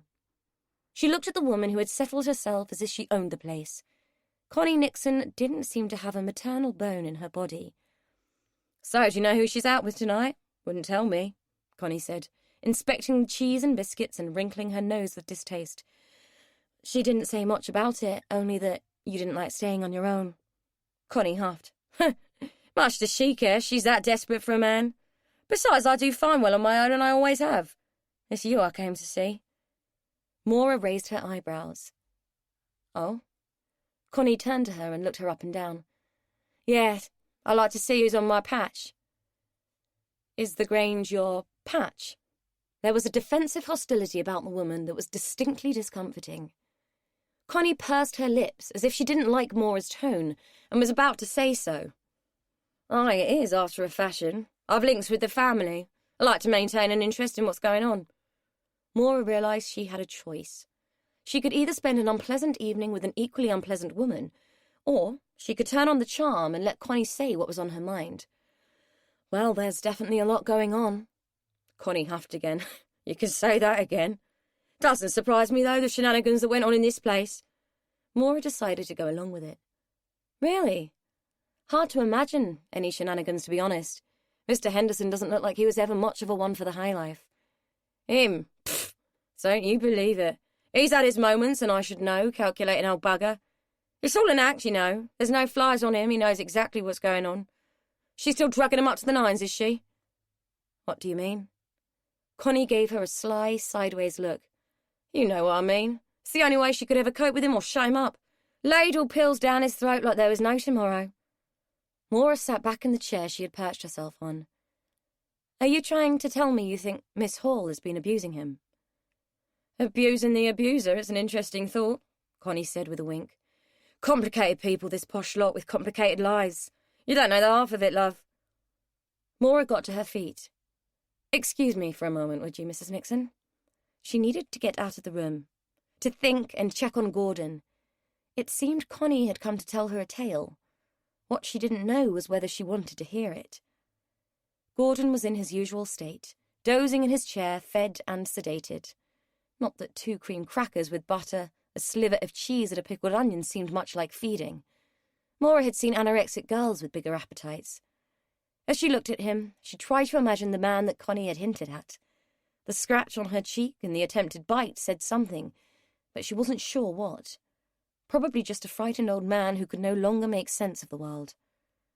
She returned to the morning room to find that Connie had polished off her supper and was seemingly engrossed in some TV drama.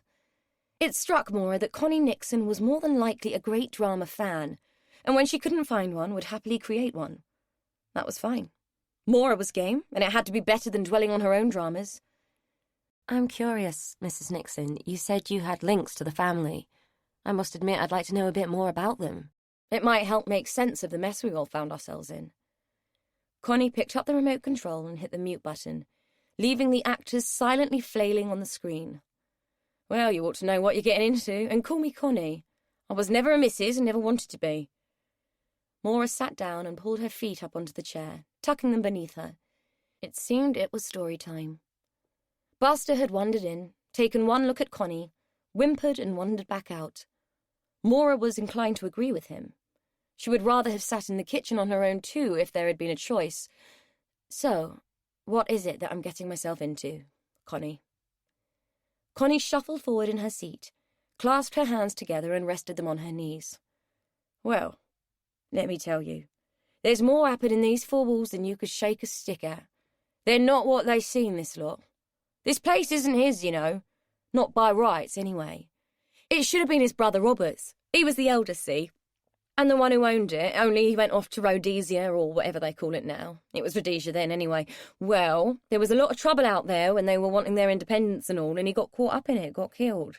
Terrible business, really, and that's how Gordon came by the house. He was living here and running things, but that's how he inherited. Only he didn't, or shouldn't have. Second son, see?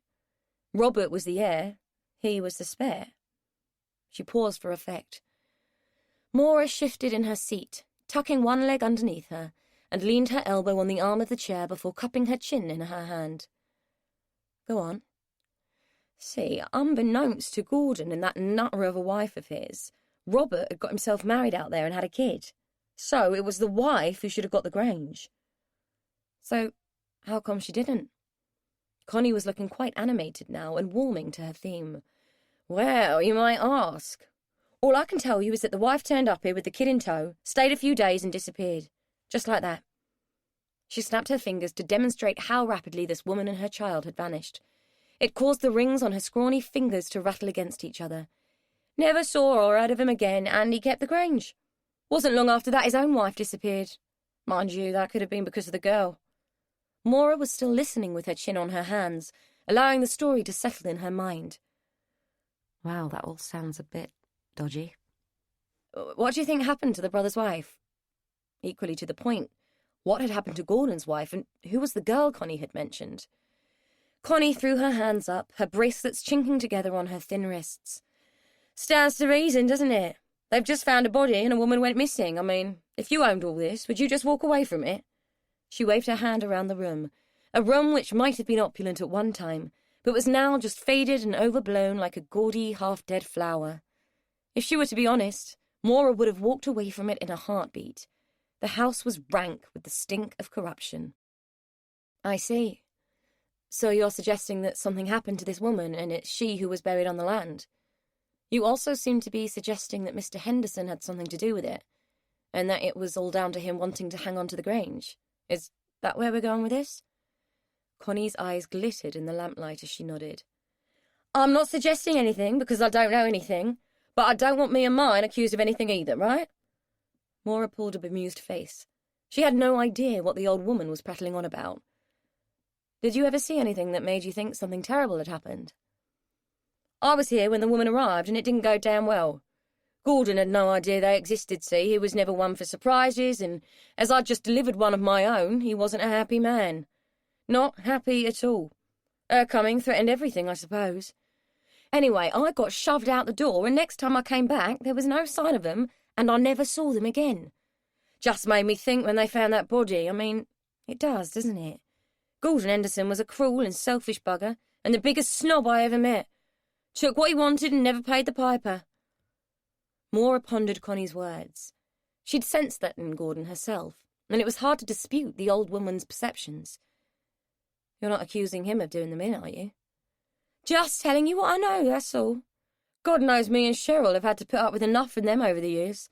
I can't say I have any proof either way, but I know what they're like. I certainly know what he's like. Maura frowned. He doesn't have many fans, does he? I don't know, Connie. I'm just here to take care of him.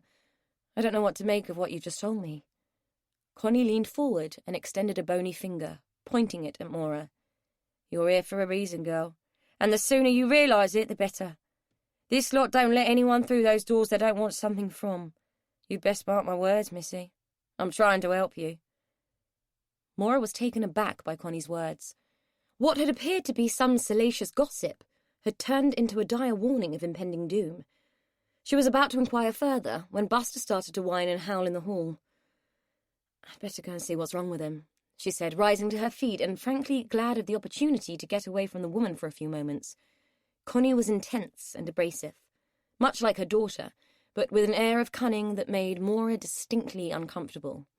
She had tried to play along both out of curiosity and politeness, but the chill air of the hall was a welcome relief to the pervasive Connie.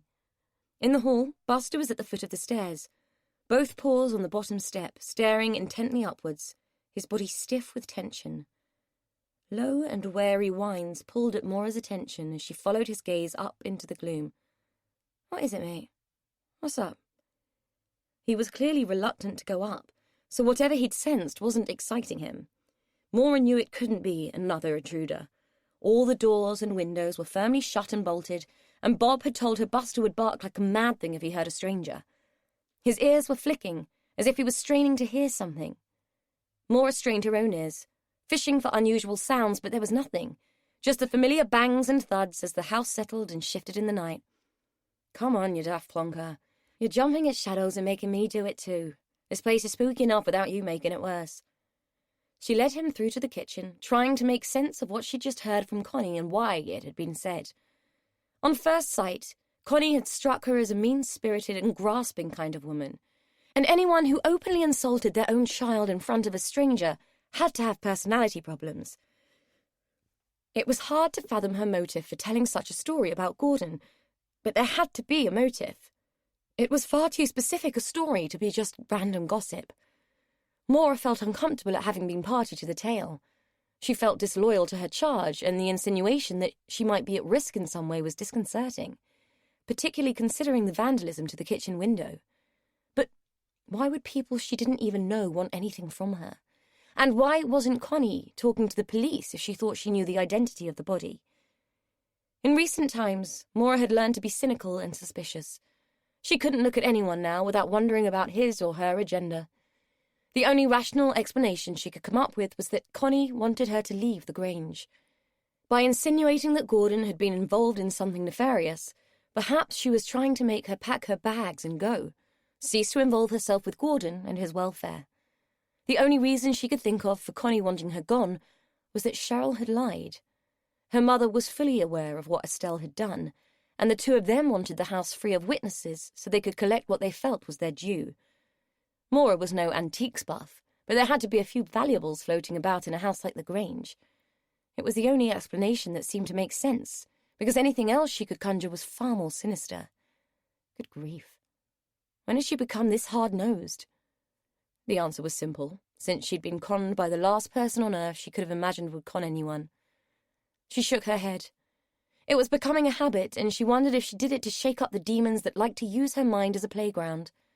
Chances were, if she thought about it, that Connie was just a bonkers, mean-spirited old woman who wanted to stir the sediment and see what floated to the top. She was beginning to wonder if there was anyone in Essen who wasn't bonkers, herself included. Buster was whining at the door. It was dark outside, and the incident with the rock was still fresh in her mind, but she figured the dog might put off any intruders, and if he didn't, Connie would.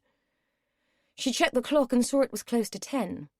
Cheryl probably wouldn't be much longer. Even if there was an ill-intentioned lurker in the yard, he'd soon make a run for it if she pulled up in her noisy rust bucket. All things considered, she opened the door for the dog and stood in the night air while he pottered around peeing on things. It occurred to her that a sane person would call social services, make Gordon their problem and get the hell out of Dodge. But she wasn't sane. She had a whole box of Prozac in her handbag to prove it. Not that she'd taken any for weeks. Besides, Gordon deserved better, and so did Bob. She thought about Louise again, but it was Sarah's face she saw in her mind, plump and pretty and full of life. She shook her head. Yes, it was becoming a habit. Like kicking the TV set when the picture wasn't right. A pointless activity that didn't fix anything. She sighed and tried to spot Buster in the shadows. What people needed wasn't drugs. It was a reset button so they could be returned to their factory settings, wiped clean and made ready to start again. Maura would certainly have done many things differently, including choosing her men more wisely.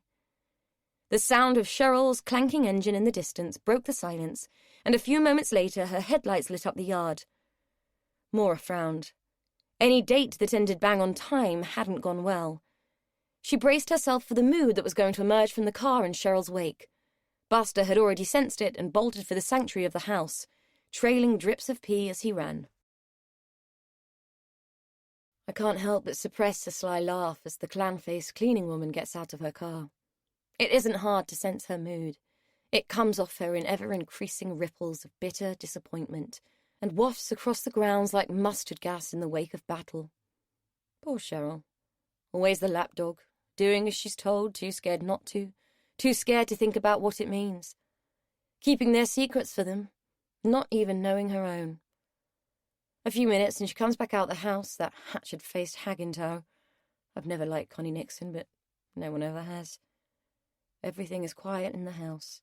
The doors are locked, and the one who thinks she's innocent is making her way to bed. No doubt the other guilty one is sleeping too. It's a long time since he had a conscience to wake him.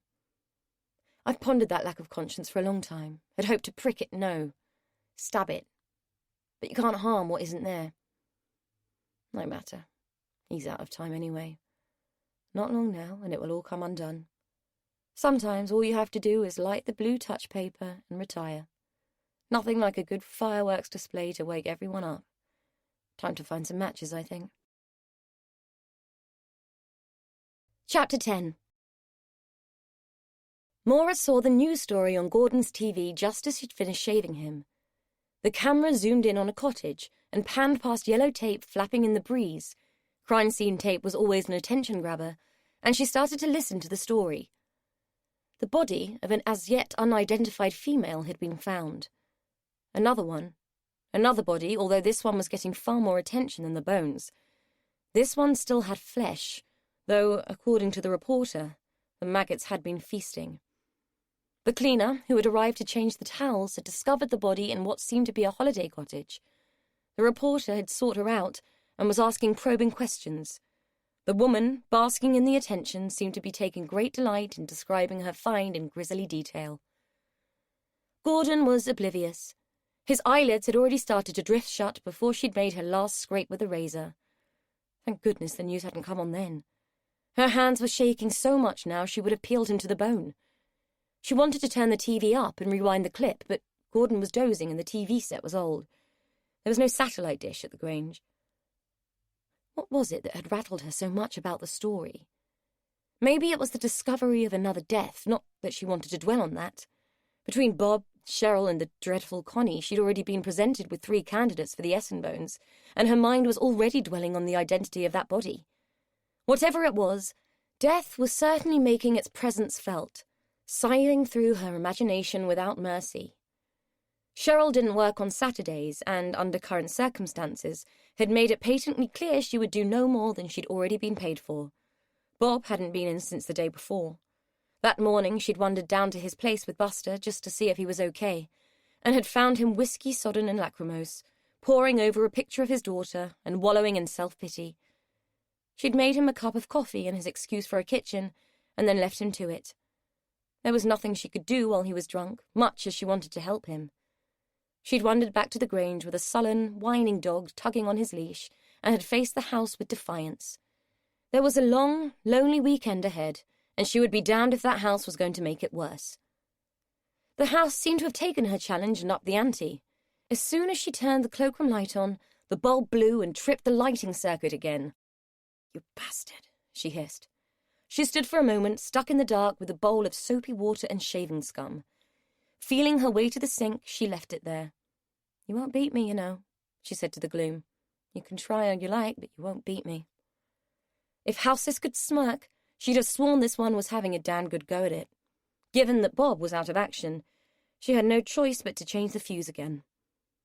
There was enough daylight left for her to find the torch and make her way to the cellar without difficulty, where the same fuse that had blown before needed repair. Having done it once, she encountered no problems doing it again, and within a few minutes the lights were once again standing firm against the perpetual twilight of the house. The cellar was a cold, uninviting place, full of nooks and small rooms, some of which must have dated back centuries by the looks of the stonework. This house was some kind of chimera, cobbled together without rhyme or reason. Though Maura wasn't nosy by nature, she felt drawn to explore the caverns that lay beyond the fuse boxes. Not trusting the house to have her back, she took the torch, wishing Buster was down there too. He'd been sulking since their walk, and had been last seen curled up on a blanket underneath the kitchen table with his back to the world. The cellar contained the usual detritus of life: broken electrical items, cast-off furniture that might be useful for Lord knew what, and the expected collection of reject lampshades, boxes of damp books with foxed and mouldering pages, and the requisite stacks of old newspapers and unread copies of National Geographic. There was little of real interest, but there was always something compelling about other people's junk, no matter how useless it appeared to be. A basket caught her eye, sitting on top of a pile of suitcases, a small thing with a broken handle where the wickerwork had become unravelled. What had attracted her was the lack of dust and mould. It was uncobwebbed and relatively clean, which made it stand out amongst the rest of the rubbish. As she reached for it, the loose weave caught on the strap of a suitcase and brought it tumbling to the floor, where it disgorged its contents in a spew of old clothes.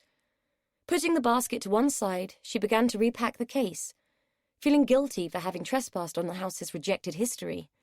The fabrics were yellowed and brittle, the clothes old-fashioned. The toiletry bag was complete with all the essentials, including a tired old toothbrush and some petrified soap. It was like a weekend case that had been forgotten. Maura thought it odd no one had unpacked and had just stashed the case in the cellar, but it wasn't her business to worry about what the residents of Essen Grange did with their clothes. What was her business lay in the basket. Pill bottles, half-empty foil strips, and boxes with pharmacy labels on them lay in a heap inside. Maura hadn't seen a pill bottle in years, and, true enough, the dates on the labels confirmed that these were old.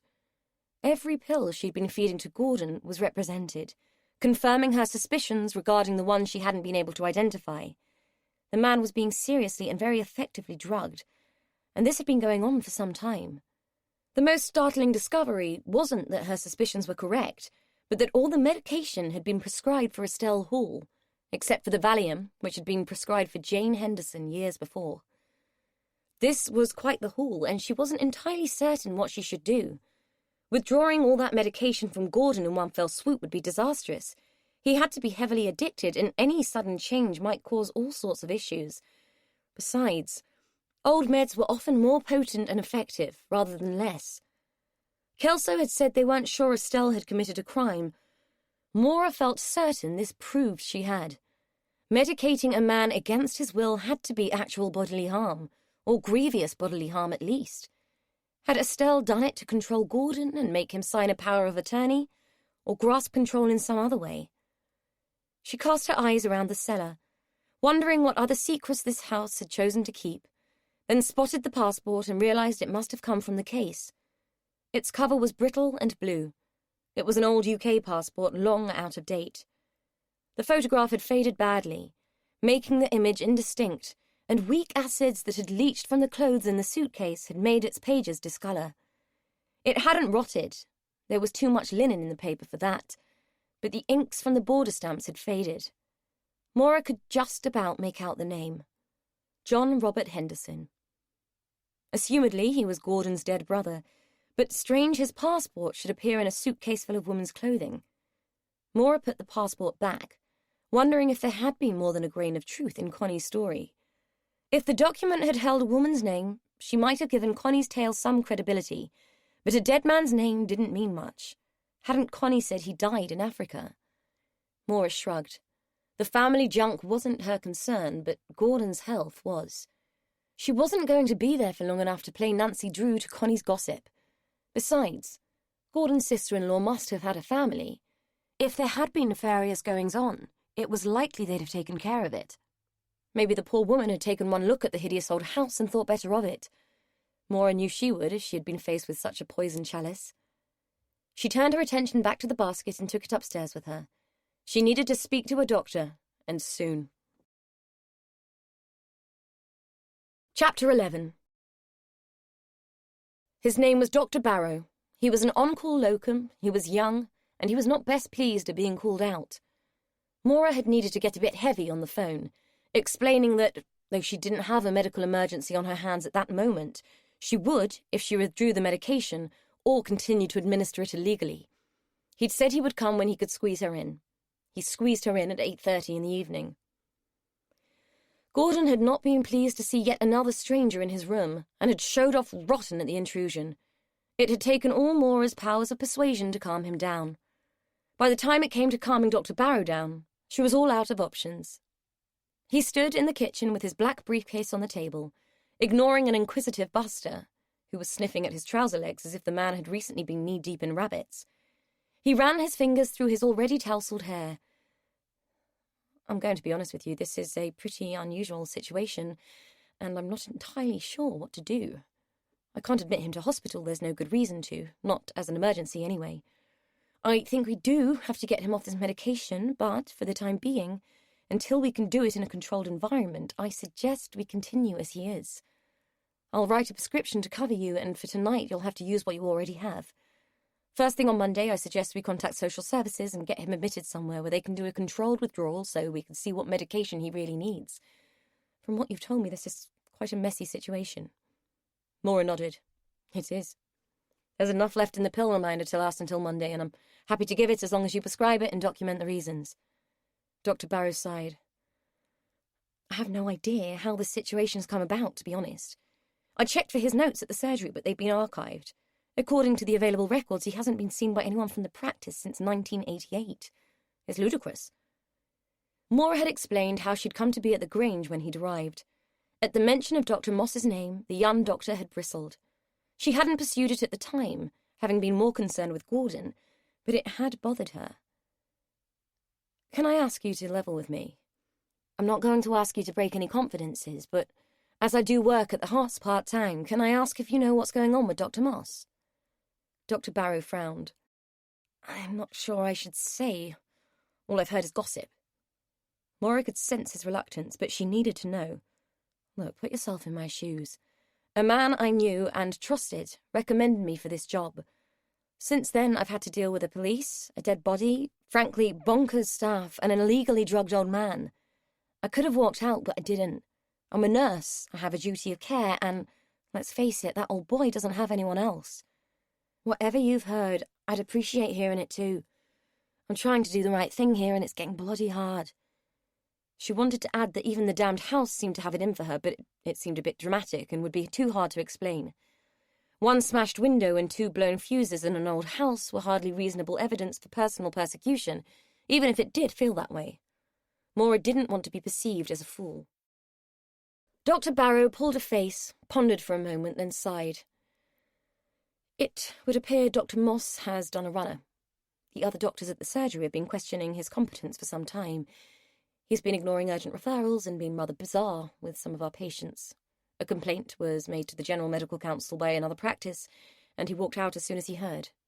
No one has seen him since. That's all I know, and I'm not sure how much of that is true. Most of it came from a loose-lipped receptionist. How long ago was this? He shrugged.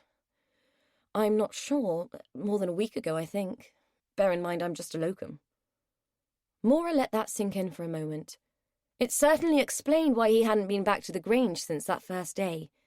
She'd thought it was odd he'd been there at all until Cheryl had explained. She had left a message on the agency answer phone explaining the odd circumstances of her employment, but wouldn't hear back until Monday. Hers wouldn't be considered an urgent call. Until then, she wouldn't be able to ask why Dr. Moss had asked for her by name. Dr. Barrow was busy writing out a prescription to cover the pills Gordon was taking. He didn't look up when he next spoke. I think you're going to have to inform the police of this situation. If Dr. Moss has been involved with prescribing and treating Mr. Henderson, then something very fishy has been going on. I will, she said, taking the scribbled prescription from his hand. There's no point my calling social services now. We'll just get the duty officer and there won't be much they can do at the weekend. I'll contact them on Monday. I'll be at the surgery on Monday. It's my clinic day. Good. Call into my room first thing before surgery and we'll sort it together. And I'll take a look at that scratch on your arm. It looks nasty. Maura glanced down at her arm and at the long gouge Gordon had made with his nails the day he'd seen the teddy. It's okay. It's just a scratch. Gordon gets quite agitated, as you've seen. Dr. Barrow frowned at her. I'll keep it clean and put a dressing on it. It looks inflamed. I will. Thank you for coming. You've been a great help. Having some backup for a change felt like a very good thing, and it was with some relief that she showed him out via the front door. Funny old place, this, he said, looking up at the house, which was even more ugly in the moonlight, like a big canker in the middle of all this new development. I wonder they didn't sell this too and be done with it. Maura smiled. She'd been wondering that too. She locked and bolted the front door, checked on the sleeping Gordon, and wandered through to the kitchen. Other than the house's dodgy old electrics deciding to blow every 2 minutes, everything had been quiet since the night of the storm, and she'd grown a little more confident about being there alone. Admittedly, she had Gordon and the dog, but they hardly counted as company, or protection for that matter. Buster was a sweetheart, but she had the impression he'd roll over for any psycho who offered him a hobnob and would tickle his belly for 5 minutes. Essentially, she was on her own, and, for the first time, it was starting to irritate her. She wanted to talk her theory through, but there was no one to tell. What do you reckon, Buster? Did Dr. Moss and Estelle have a thing going on? Did they drug Gordon, rip him off, and do a runner? Or am I suffering from cabin fever and developing an overactive imagination? Buster twisted his head from side to side, not recognizing any words that might be of interest to him, but she appreciated his attention. She smiled, scratched his head, and gave him a biscuit. Don't tell Bob, she said. Both D.C. Gallen and D.S. Poole had left their cards. Cheryl had stuck them to the fridge with a couple of garish fridge magnets. Maura had no intention of voluntarily speaking to Poole, but contemplated ringing Gallen and telling him what she'd discovered. However, as it was getting on for 10 at night, she'd only get his voicemail anyway, so it looked like she was stuck with her own thoughts as usual. She stuck the prescription to the fridge over the top of Poole's card. At least her ass was covered where Gordon was concerned. Going to bed and waiting for a civilized hour seemed the only option, so she locked the rest of the house and climbed the stairs, followed by Buster, who had taken to sleeping on the end of her bed. On the landing outside her room, Buster heard something of interest to him and shot off into the part of the house Cheryl had told was unused and unsafe. It had existed in Maura's imagination as a no-go zone, a dark and dimly lit limb of the Grange that was solid and uninviting. She'd hovered on the perimeter of it many times, but the shadowed hallway had oozed an air of hostility that had played havoc with her nerve. Now Buster had run into the gloom, and not even the word biscuit was luring him out. He'd not been out for a pee since the doctor had called, and she was worried he was in some corner relieving himself and creating some future hysteria for Cheryl. With some reluctance, she groped for the light switch and plunged into this unknown part of the house. All the doors were shut. Some were locked, and those that opened led into empty, dusty rooms. Maura had no reason to look inside them except the need fueled by her imagination, which forced her to make sure they were empty and not occupied by some lurking menace that might be nightmare fodder. The corridor was chicaned by various bits of furniture, half tables, odd chairs, and a bookcase, huge and incongruous in the space where it had been crammed. Beyond it lay a staircase leading to what she assumed must be the attic. She drew the line at exploring attics in the dead of night, but could hear the dog snuffling at the top of the stairs. Her pleas for him to come were ignored, and even when she climbed the murky, uncarpeted staircase, he ignored her. A stern, "Buster, come here," was greeted with a plaintive whine and a desperate scrabble at the door. Something in the attic had drawn him, and when she strained her ears, she could just about pick up a feeble scratching. She was profoundly unhappy at the thought of having to open the door and try to pull the dog away by his collar. Buster was having none of it, however, and stood firm as she fought him on the narrow landing. She let him go, frightened he would turn on her, and sent her hurtling down the wooden stairs. Once free, he leapt at the door, scraping his paws down the panelling, and succeeded in catching the door handle and releasing it. In a fraction of a second, as the door swung inwards, something black and frenzied screeched, hurtled out, caught in Maura's hair, panicked, clawed at her and disappeared, followed by a barking Buster who knocked Maura flying. She heard the dull thunk of something hitting a window as she fell, and just before her head whacked into one of the stair treads, making her see fireworks behind her eyes. There had been no time to relax and loosen her limbs before the fall, and she felt every impact on the way down before landing in a shattered and dazed heap at the bottom. Her head was reeling and she felt sick with shock. As she tried to work out if any of her bones were functional, Buster triumphantly presented her with a broken-necked, very dead, saliva-covered magpie. Stiff, sore, but with nothing more damaged than her dignity, she looked at the thing Buster had dropped on the floor. The red tongue was lolling out of its beak, showing the drop of devil's blood that had been placed there long ago by myth. Its head lay at an awkward angle, loose and repulsive. Maura prodded it with the stray slipper that had fallen off her foot in the fall. The bird didn't move.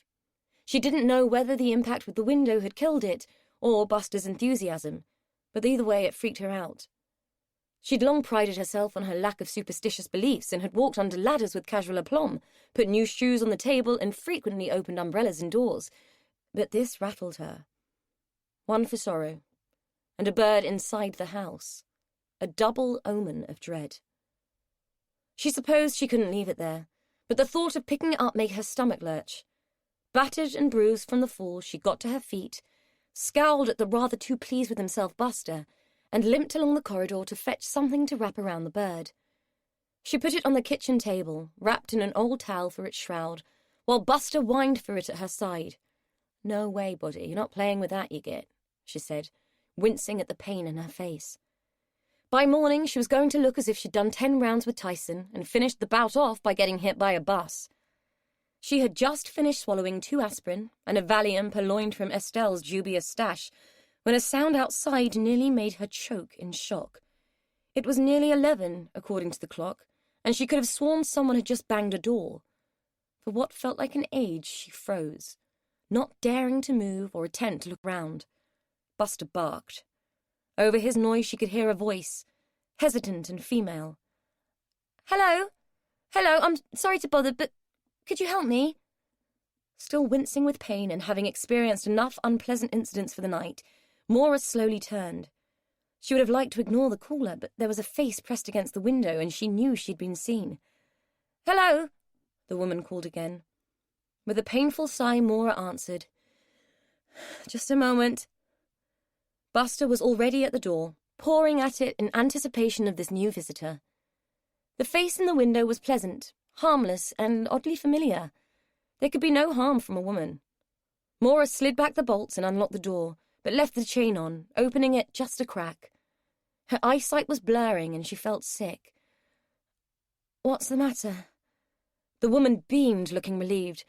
"I'm so sorry to bother you, only my car is broken down and I can't get any signal on my phone here. I saw someone, so I knew you were up. May I use your phone to call for help?" Maura thought it sounded reasonable enough, not that she was feeling particularly rational.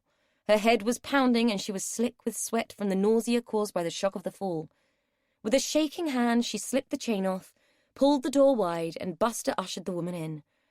"So silly, really. I was visiting a friend, driving home, and it just conked out at the end of the drive. I saw the lights and hoped I'd find somebody up.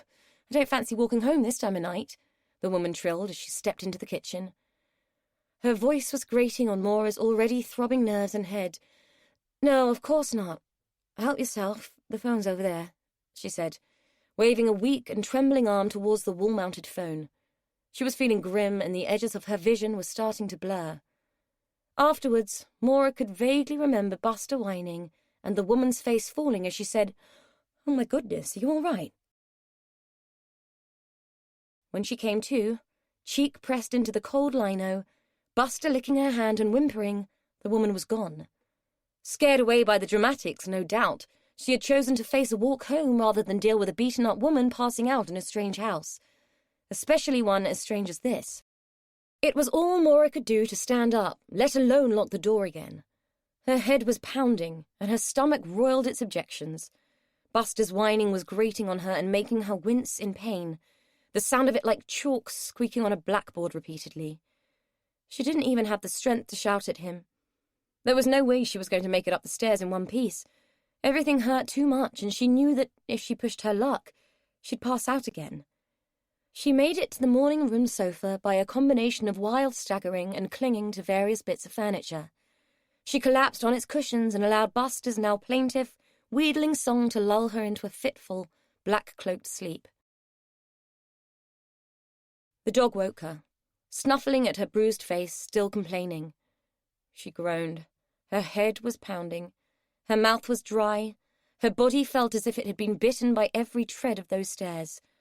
The worst hangover of her life hadn't felt this bad. Peering at Buster through squinted eyes, she rolled herself off the sofa, assuming he wanted to go out. "Okay, boy. Give me a minute." Buster was scooting to the door and back in a wild loop of anxiety and whining. It took all of Maura's will not to shout at him. She needed a pee too, but moving was painful, and if he wasn't careful, the doc would have her over again.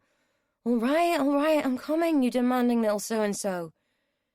In the hallway, Buster didn't bolt for the kitchen as she'd expected, but instead began to claw at Gordon's door. The first maggot of anxiety started to squirm when she noticed that the chain had been put on. Since that first night, and considering his constant drugged state, she hadn't bothered with it. Gordon could barely amble to the cloakroom, let alone go walk about anywhere else. She must have done it in her stupor after the fall. The second arrived when she opened the door and noticed that Buster had hunkered down and was whimpering on the threshold. She'd grown used to his various noises, but this one was new. It sounded like distress. Gordon lounged in his chair as usual, mouth open, jaw hanging, but this time he wasn't snoring. This time, there was a blue tinge to his lips, and his eyes were open, frozen and empty. This time, his fingers didn't twitch on the arms of the chair, but lay stiff and still and clawed. This time, he wasn't just sleeping like the dead. Oh, bloody hell. She leaned over and checked for the pulse in his neck, just to be sure of what she already knew. His skin was tepid and lifeless, and no pulse, however weak, flickered beneath her fingers. It seemed wrong to leave him like that, but she had no choice. She had to ring someone. Though she knew with certainty that he was dead, she had to ring an ambulance and go through the motions. Her hands were shaking when she fumbled for her mobile, unlocked it and dialed 999. She'd walked into the hallway to make the call, as if it was disrespectful to speak in front of the dead man, as if he might be unaware of his own demise. As the call connected and she said, "Ambulance, please," the front door resounded with a loud knock that vibrated through the house like a single, resonant death knell. Buster howled. Chapter 12. DC Gallen watched as the paramedics did their thing and confirmed what he already knew. They were going through the motions, but it was clear to everyone that they were hours too late.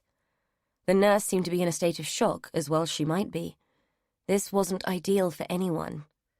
She looked like hell, too, and had given him some garbled story about dead birds and falling down the stairs, and some strange woman pitching up in the dead of night. She'd said she'd found the old man dead just minutes before they arrived, and he believed her, but knew Kelso didn't. Kelso could be a pain in the arse sometimes. She had no subtlety and was staring at the woman like there was no need for a judge and jury. He'd sent her off to make tea, much to her disgust. Though he believed the woman, something was off about the scene, and given the reason for their early morning visit, his senses were on high alert.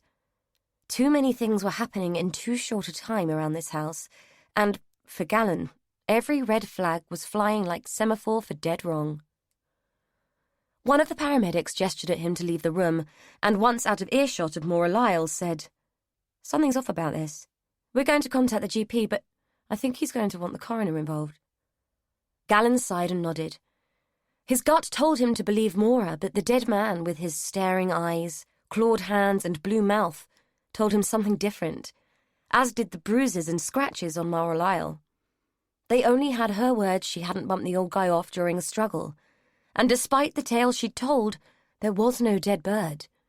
He was finding it hard to fit her with a motive, but evidence was evidence, no matter how apparently circumstantial, and his gut had failed him before. Kelso was backing through the baize door with a tray of tea, looking so grudging it was almost painful to see. He really didn't like her, but didn't get to choose his colleagues, and he reckoned she only put up with him because she fancied Paul. She dumped the tray in the room where Maura said she'd slept on the sofa. Gallon followed her in. "She was right about the doctor coming out last night. There's a prescription with yesterday's date on it pinned on the fridge," Kelso said. "I reckon she was covering her arse by calling him out. There's a whole heap of meds out there prescribed for Estelle Hall, and it looks like that's what she's been feeding him. I bagged it up." Gallon could tell. She still had her gloves on. "So you think she bumped him off?" Kelso pulled a face. "Pfft, of course she did. Have you seen the state of her? He went for her, she lost it, and put a pillow over his face. Bleeding obvious. Don't tell me you bought that bullshit about the bird in the bloody attic." Gallon shrugged and reached for a cup of tea. "Best see what the boss thinks after the coroner's been, I think. GP's on his way, so until we get the say-so, we sit tight, ply with tea, and just take a statement, okay?" Kelso rolled her eyes at him. "Oh, and take those gloves off. She's not stupid and we don't want her on the defensive." If looks could kill, Kelso would have been doing 10 consecutive life sentences. He felt reasonably forgiving of her attitude most of the time. He'd been young and full of the same zeal once. Now he was counting down the days to retirement. "Fetch her in then, and don't let her touch the body." Kelso paused at the door. "Have you told her about the other one yet?" Gallon shook his head. "Not yet." He hadn't had a chance to tell her why they'd been on the doorstep at 8:30 on a Sunday morning, and somehow he figured that the murder of a woman they believed to be Estelle Hall in a holiday cottage in Suffolk wasn't going to be her priority that day. Maura wasn't stupid, and it didn't take long for her to figure out that Gordon hadn't slipped peacefully away in his sleep, or to realize that all fingers were pointing at her. She had the impression that Kelso would have arrested her on suspicion of existing, let alone murdering a vulnerable old man. Gallon was a little less enthusiastic, but he was still looking at her as if she was the love child of Harold Shipman and Beverly Allett. As more police arrived, followed by a knackered-looking Dr. Barrow and, shortly after, someone from the coroner's office, she began to realize that she was in deep shit. When the men in paper suits started to pour in, she started to feel she might implode from the injustice of it all. Not that she wanted Gordon's killer to go unpunished.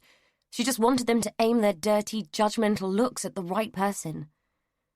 She had little idea how long she'd lain on the kitchen floor the night before. It had clearly been long enough for the woman to do something terrible, but the more she told the story, the more they all looked at her as though she was a fantasist. Though no one had said directly that she was under arrest, she could see Kelso was itching to give her the spiel that would constitute her rights. When D.S. Paul arrived, and the whole place had been turned into a crime scene, she felt as though her fate had been sealed. And the minute he walked into the morning room and nodded at the uniformed officer who was keeping her company, she knew that was it. He didn't even need to say the words. Of course they thought it was her. Who else could it be? It was clear they hadn't believed her about the woman, and the bird was gone. As she walked out to the waiting car, she wondered just how long he'd been waiting to get his own back on her, and just how happy this day must have made him. The final insult was added when he placed his hand on her head and pushed it into the car before slamming the door. 23 hours in custody, 4 sessions of taped interviews, what felt like 30 cups of tea, and one sleepless, uncomfortable night for all concerned hadn't made a bit of difference. Maura Lyle was sticking to her story. Poole and Gallen were looking through the video recordings again, trying to pick up some nuance, some subtle hint that she was lying, but neither of them could spot a thing. The forensic medical examiner had poured water on it in the first few hours, stating that, in her opinion, Maura Lyle's injuries were not consistent with defensive wounds, but were consistent with a fall down the stairs. Kelso had argued it and pointed out the scratch on their suspect's face and the claw marks and bruises on her arms. She'd wound her neck in when Gallen reminded her that the injuries had been there prior to Gordon Henderson's death. The scratches on her arms were older than a few hours. A small infection had set into one, proving they weren't an artifact of Gordon's death. Kelso hadn't wound it in so far that she didn't try and make that into a motive, though. In private, Poole and Gallen had agreed it would be a good thing when Kelso moved on. All that zeal, when not backed up by common sense, became wearing. Poole would have liked to say it to her face, but could live without the accusation of sexism, even though he'd have readily admitted that Kelso had bigger balls than he did, and his were just fine. "What's the verdict then, boss? We can only hold her for another hour, and I can't see we have grounds for an extension. We either have to charge her or let her go." Poole sighed and rubbed his tired face with the palms of his hands, as if the action would iron out the lines and erase his exhaustion. The DI's waiting on path results. There was skin under his nails and fibres in his mouth.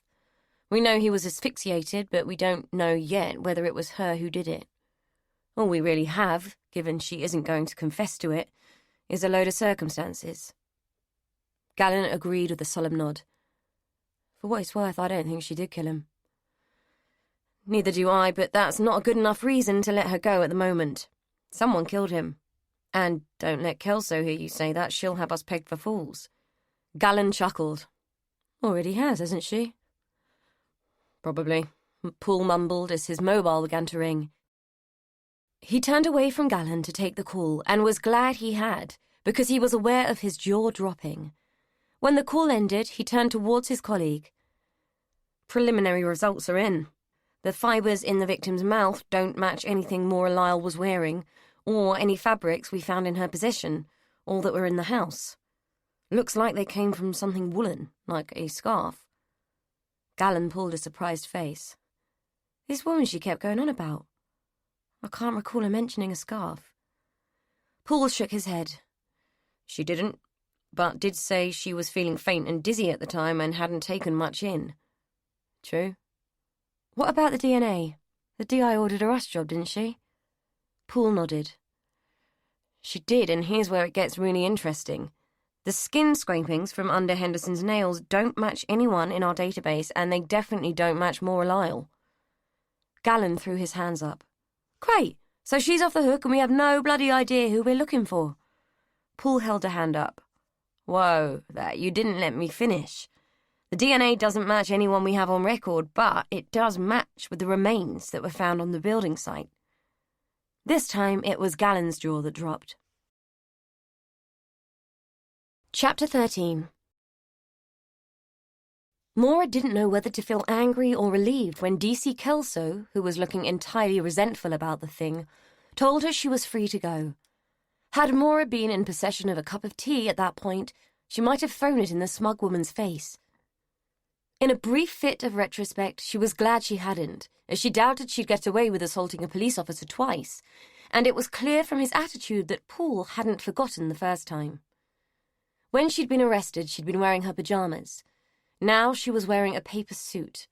The custody officer apologetically informed her that her clothing wouldn't be released from the evidence room until a later date. She was just about to lose the plot and kick off at someone when Gallen intervened. It's all right, I'll drive you home. With her chin in the air, Maura responded with, You'll have to drive me back to the Grange. My bag, keys and car are there. Gallen shrugged. Whatever, I'll go and sort a car. Follow me.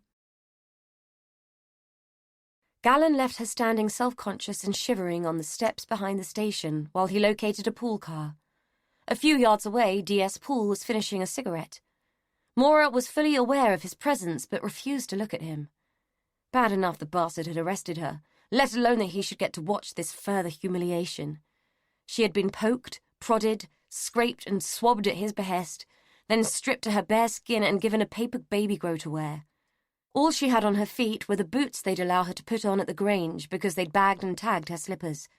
Her socks had been taken, as had her dignity, along with the last vestiges of her self-respect. Poole had to walk past her to get back into the building, and he had to use a key code to do that. It was hard to ignore someone who was standing a foot away from you.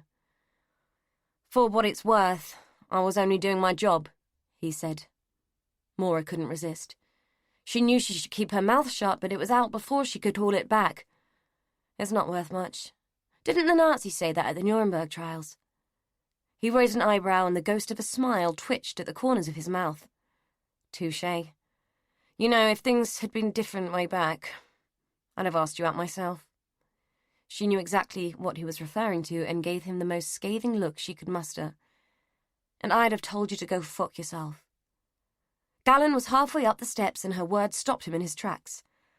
Ready?" he asked, hesitating, looking from her to Poole and back again.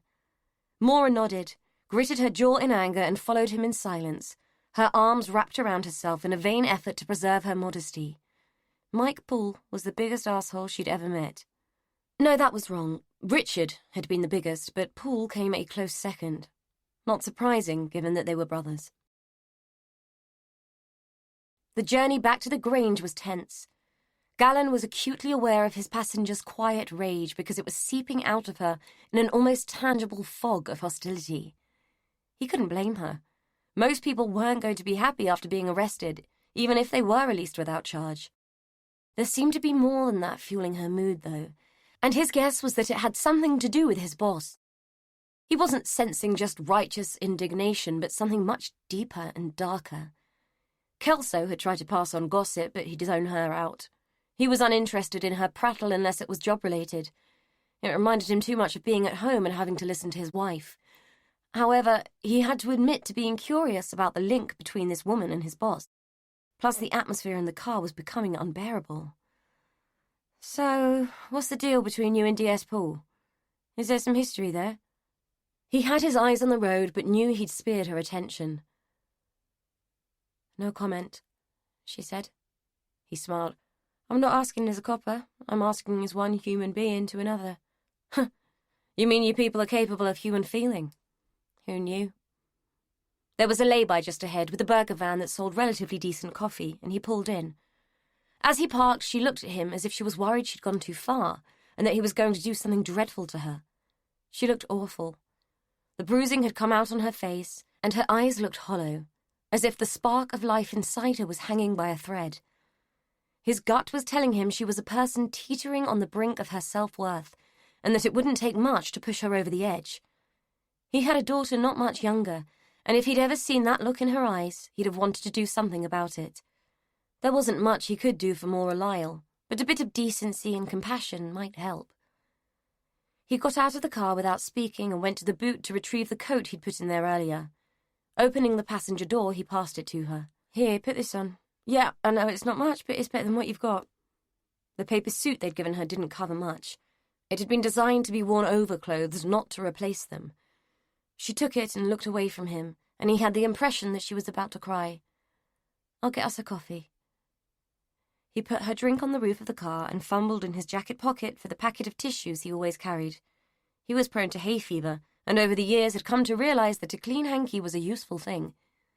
He handed her one to mop up the tears that were beginning to stain his coat. When she seemed to have got a grip on herself, he passed her the coffee and got back into the car.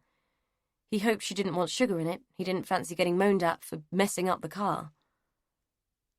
"So why are we all such monsters then? I mean, I know you must be pissed off about being arrested, but you're not stupid. You know we were just responding to a suspicious death and have to do our jobs. And you also know we're not Nazis. Yeah, I heard that bit too." She sniffed, wiped her nose with a tissue, and looked at him with eyes that had benefited from their recent bath. "It's not that you have to do your job. I'm a decent person. I respect your job. It's how some of you do it. It's the attitude that some of you have." He sipped his own drink. It was too hot and made him wince. How do you mean? She sighed and stretched her neck, moving her head from side to side as if the action would ease the knots and aches of a fool in a night in a cell. Have you ever been arrested? It was an odd question, but one he could answer easily. No, of course not. Well, I just have, for something I wouldn't do. I just found out I'd been duped into working for nothing, but out of a sense of decency I stayed on because I have a duty of care and a bit of compassion. And I was accused of murder. I was stripped, put in this humiliating noddy suit because your custody surgeon couldn't find me anything else, and grilled like a sodding kipper for 23 fucking hours. And you know what? Yes, I do feel guilty, not because I had anything to do with Gordon Henderson's death, but because it happened on my watch. It happened while I was in his house and supposed to be taking care of him. It was my job, and I failed. She had raised her voice in distress and anger, and Gallon felt himself lean away from her. But surely you want us to catch whoever did it? Of course I bloody do, which is why I'm so fucked off you thought it were me. All that time your oppo spent putting me through that shit and the real culprit is out there. I've been humiliated, accused, badgered, and ground down just because I happened to be in the wrong place at the wrong time. And yeah, I've read the stats. Most murders are down to someone who was close to the victim. I get that. I get why you had to question me. Of course you did. But you can't expect me not to be bloody upset about it. Not only that, but an innocent old man is dead. A man I have cared for, fed, washed, invested in. So forgive me if I'm a little hacked off right now. She made a fair point. He couldn't dispute it, and there was little he could say that would redeem the situation. Instead, he passed her another tissue. For what it's worth, I'm sorry.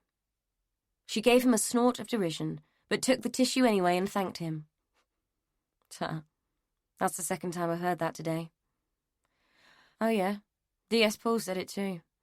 By the way, none of my business, I know, but what is your beef with him? Changing the subject felt like a good idea. It's personal. Gallon had been taking a sip of coffee, but ended up snorting it instead, which raised the first flicker of a smile on her face, but forced him to reach for a tissue and clean himself up. I gathered that.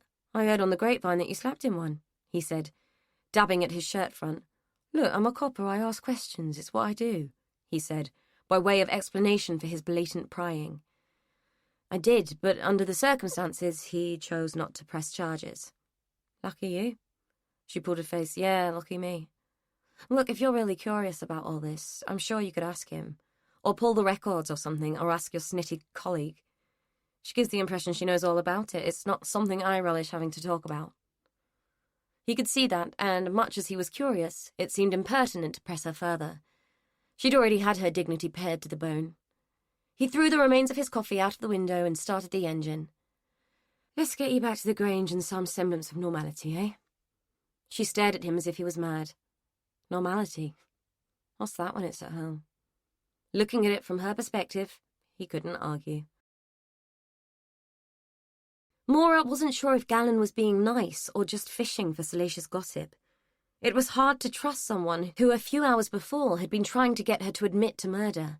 It was even harder to try and like him, yet she felt inclined to, if only for the loan of the coat and the gesture of coffee. It had nearly killed her to cry in front of him, and all she wanted now was to get back, get her stuff, and get on, which meant going back home, whatever that meant these days. The Grange was in chaos. Gordon's body had long since been removed, but the sense of him and what had happened lingered in the mess the police had left behind.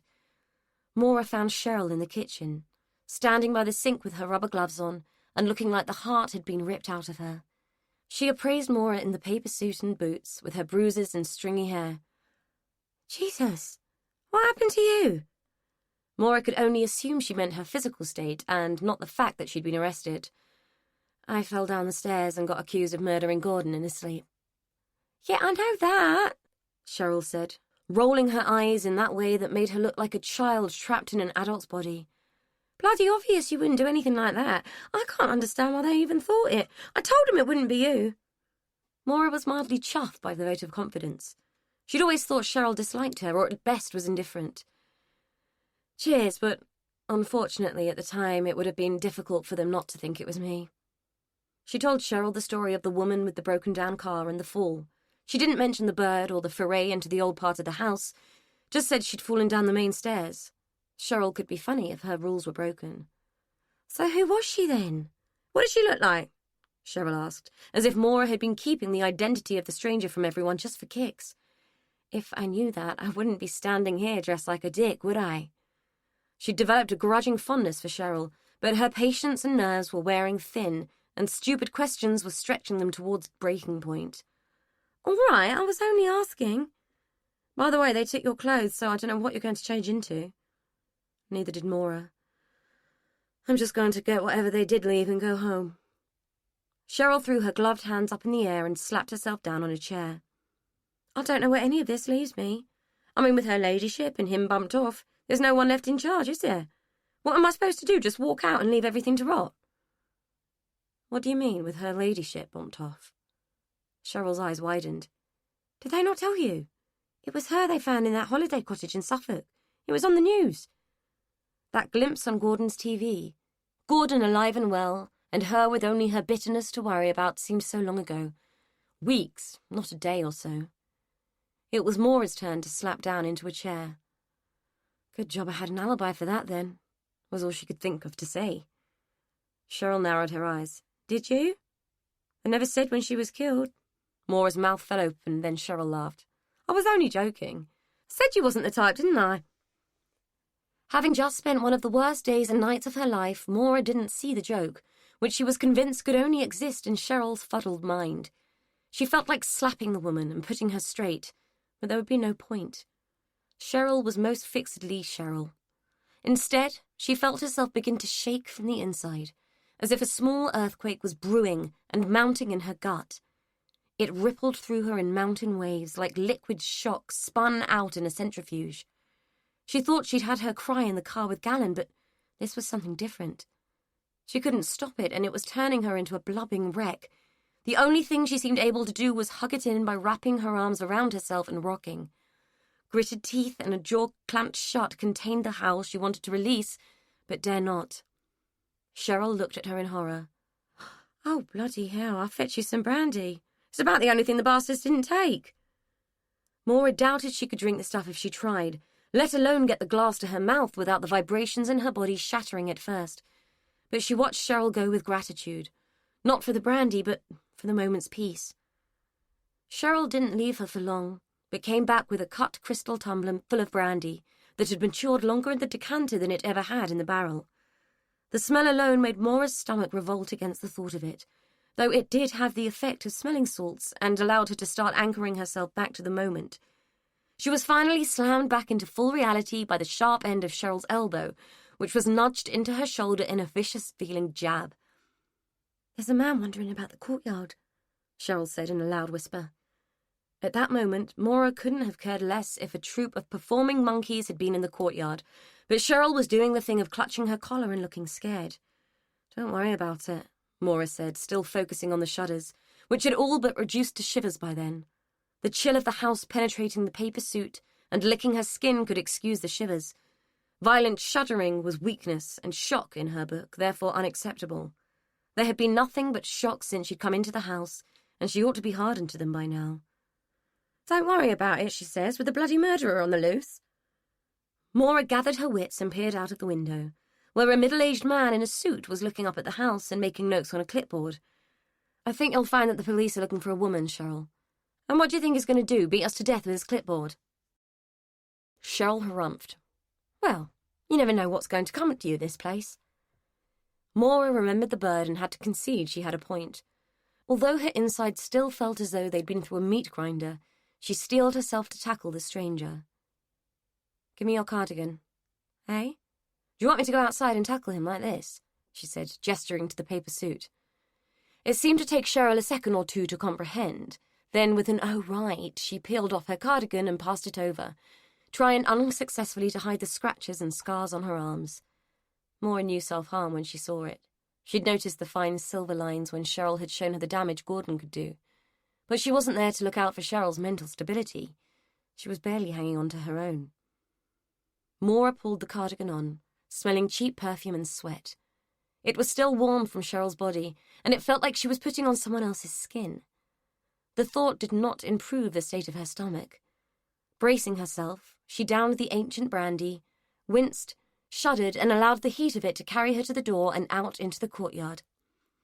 "Excuse me, may I help you?" The man looked up from his scribbling and looked at her, his eyes widening as he took in the white suit. "I thought the police personnel had vacated." "They have, I work here." He consulted his clipboard. "You must be Miss Nixon, then?" "No, my name is Maura Lyle. I was Mr. Henderson's nurse." He took a step back, as if she might be concealing a weapon inside Cheryl's cardigan. "I thought you'd been arrested." "I've been released without charge on account of the fact that I most certainly did not kill my patient. Now, would you mind telling me who the bloody hell you are and what you're doing here?" She expected him to admit he was a reporter, snooping around and hoping to get some low scoop on whatever story the media had been peddling. Instead, he reached into his pocket and pulled out a business card. "Stephen Chapman, solicitor. I am the executor for Mr. Gordon Henderson's estate, and you, Miss Lyle, are currently trespassing." Maura looked at the card and handed it back. She had no interest in the man or his imperious attitude. "No, Mr. Chapman, I am collecting my belongings and leaving." He seemed taken aback by her manner, which she knew was harsh but couldn't help. "I'm only doing my job. It's my responsibility to look after the estate's assets," he said pointedly. Maura looked him up and down in the same manner he'd looked at her. It's surprising how frequently people use that line as an excuse for rudeness and bad behaviour. "You better come in while I get my things so you can make sure I don't run off with the family silver." She led him towards the back door. "Aren't you a bit quick off the mark? I thought you had to apply for probate." She could feel him bristling behind her. "I can assure you that all due processes will be lawfully applied. I am merely here to make inventory." Maura smirked. Rattling him had been more satisfactory than it ought. However, the consequence of her own rudeness meant he did stand over her while she collected her belongings and escorted her to her car. Stubborn to the last, she put her few bits and pieces onto the passenger seat and turned to him. "Permission to go and say goodbye to Bob Silver?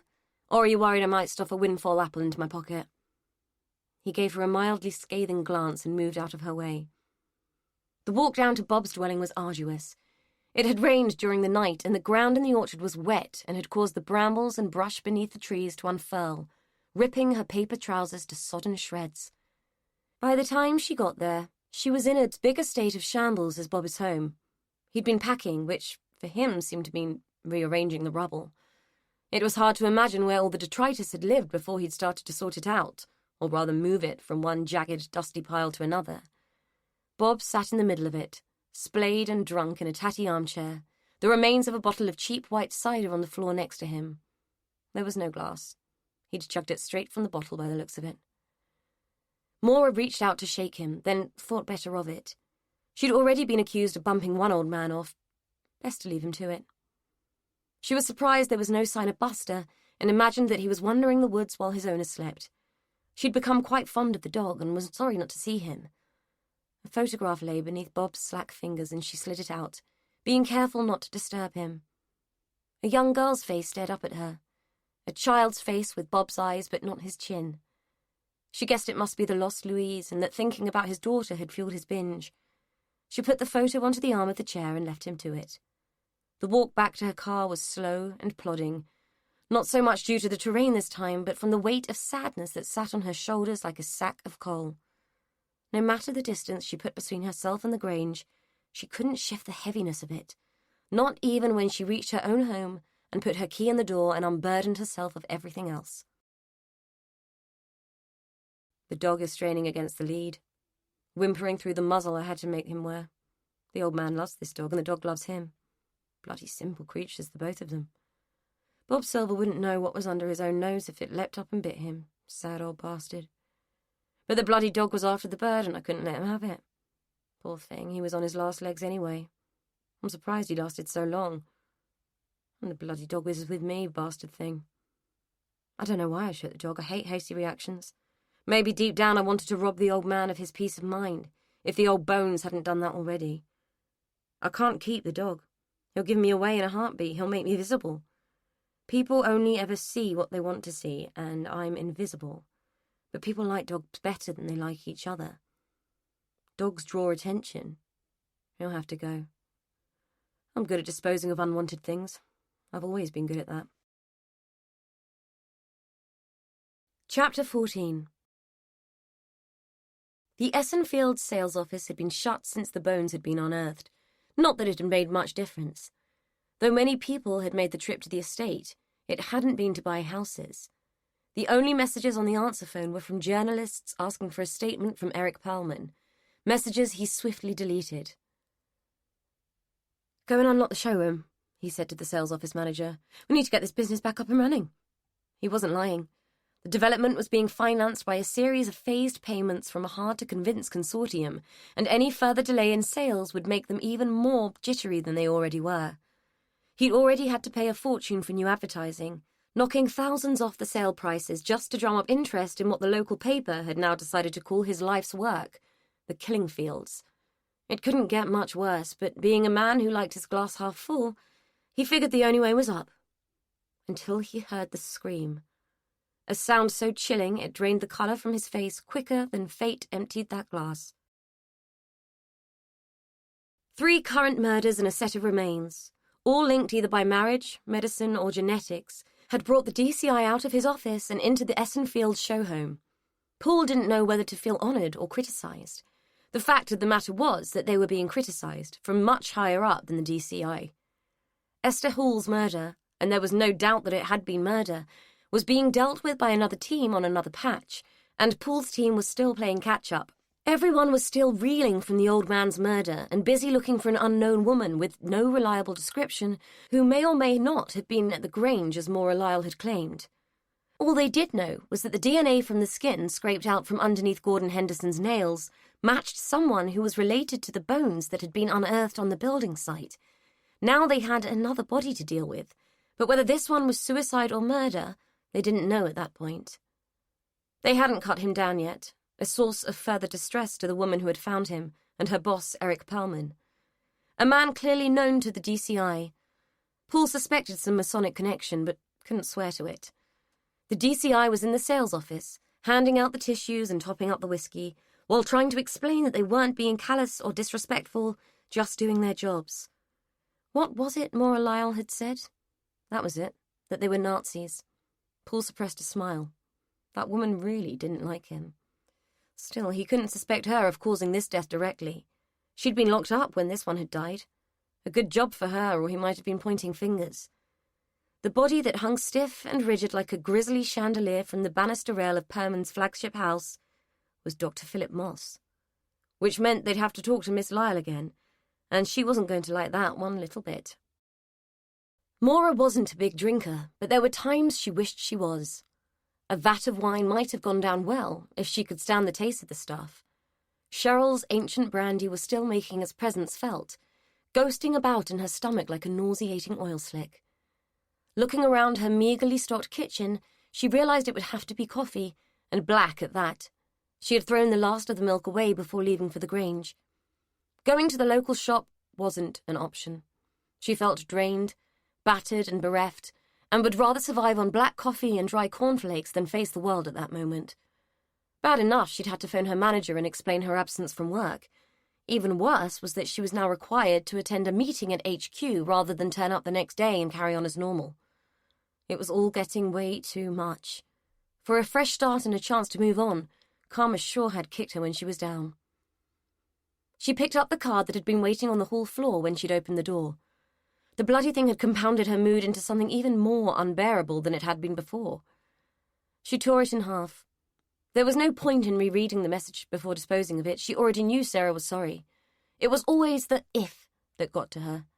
I'm sorry if what I did, said, created, got involved in hurt you. If. Like there was any doubt. Like there could be an available alternative view that simply required Maura to look at it differently. You slept with my boyfriend, Sarah. What do you mean if you upset me? She said aloud as she slammed her foot on the pedal of the bin. In Maura's view, Sarah was a narcissistic little moron and always had been. It was only the fact that they were sisters that had ever clouded her judgment. Such was the conundrum of family loyalty and obligation. The card just served to remind her that, no matter what her own wishes were, Sarah would just do what she damned well liked and continue to insert her presence into Maura's life. As she stuffed the white suit into the bin on top of the card, the doorbell rang. The noise startled her. As far as she was aware, no one knew she was there. It was tempting to freeze, pretend there was no one home and hope that whoever it was would just get off her doorstep. The bell rang again, longer this time, a continuous buzz that indicated the caller had no intention of going away. She had a bizarre sense of anxiety, as if she'd been caught in the act of doing something wrong and was about to be pilloried for it. The feeling mutated into anger when she opened the door and saw D.S. Poole standing there with his finger on the bell. Behind him stood a weary-looking D.C. Gallen. "You have got to be kidding me. What now?" Poole glanced behind at his colleague in a gesture that suggested he'd known they wouldn't get a warm reception. "May we come in? You're going to insist, so there's no point in me arguing, is there?" She opened the door wide and ushered them in. Poole walked in with a familiarity she wished he didn't have, while Gallen followed with an apologetic, conciliatory shuffle on the doormat, as if his pretending to wipe his feet would redeem them both. She led them into the lounge, a room that was frigid and cold since she'd decimated it during her clear-out. "Take a seat and feel free to tell me what I'm supposed to have done now." As Poole began to tell her about their most recent discovery at Eston Fields, little bits of her already fragmented heart started to crumble into a layer of silt that felt like it would choke her soul. She could barely believe what she was hearing and sat, her face contorted with confusion, as Poole's words hit home. "So," he said, "we need to go back over, in detail, what took you to Esson Grange. You mentioned before that Dr. Moss had arranged it." Maura was still reeling. "Have you told his family? Someone should tell his family." "The detective inspector will be taking care of that, don't worry. As long as you don't send that Kelso woman. No one needs that on the end of such news." Poole's surreptitious glance at Gallen and the DC's flushed face told her that they had indeed sent Kelso. The Moss family would have gained more comfort if they'd sent Beelzebub than they would from Kelso's womanly presence. From Maura's experience, the intrepid female DC would go in there with her evidence bag in one hand and handcuffs in the other, meanwhile radio for backup in case the family tried something funny. She snorted with laughter at the thought. "Oh, God, I'm sorry. It's not funny. I'm just all over the place with everything that's happening. I'm so sorry." Gallen smiled at her and passed her a tissue as the tears began to burgeon again. "Don't worry, love. It's been a traumatic few days, we understand." Maura took the tissue. "Do you? Or are you going to pull the good cop, bad cop routine on me?" Poole stared at her as if he was in no doubt which role he'd be playing. "We just need to establish Dr. Moss's movements and interactions prior to his death." She blew her nose.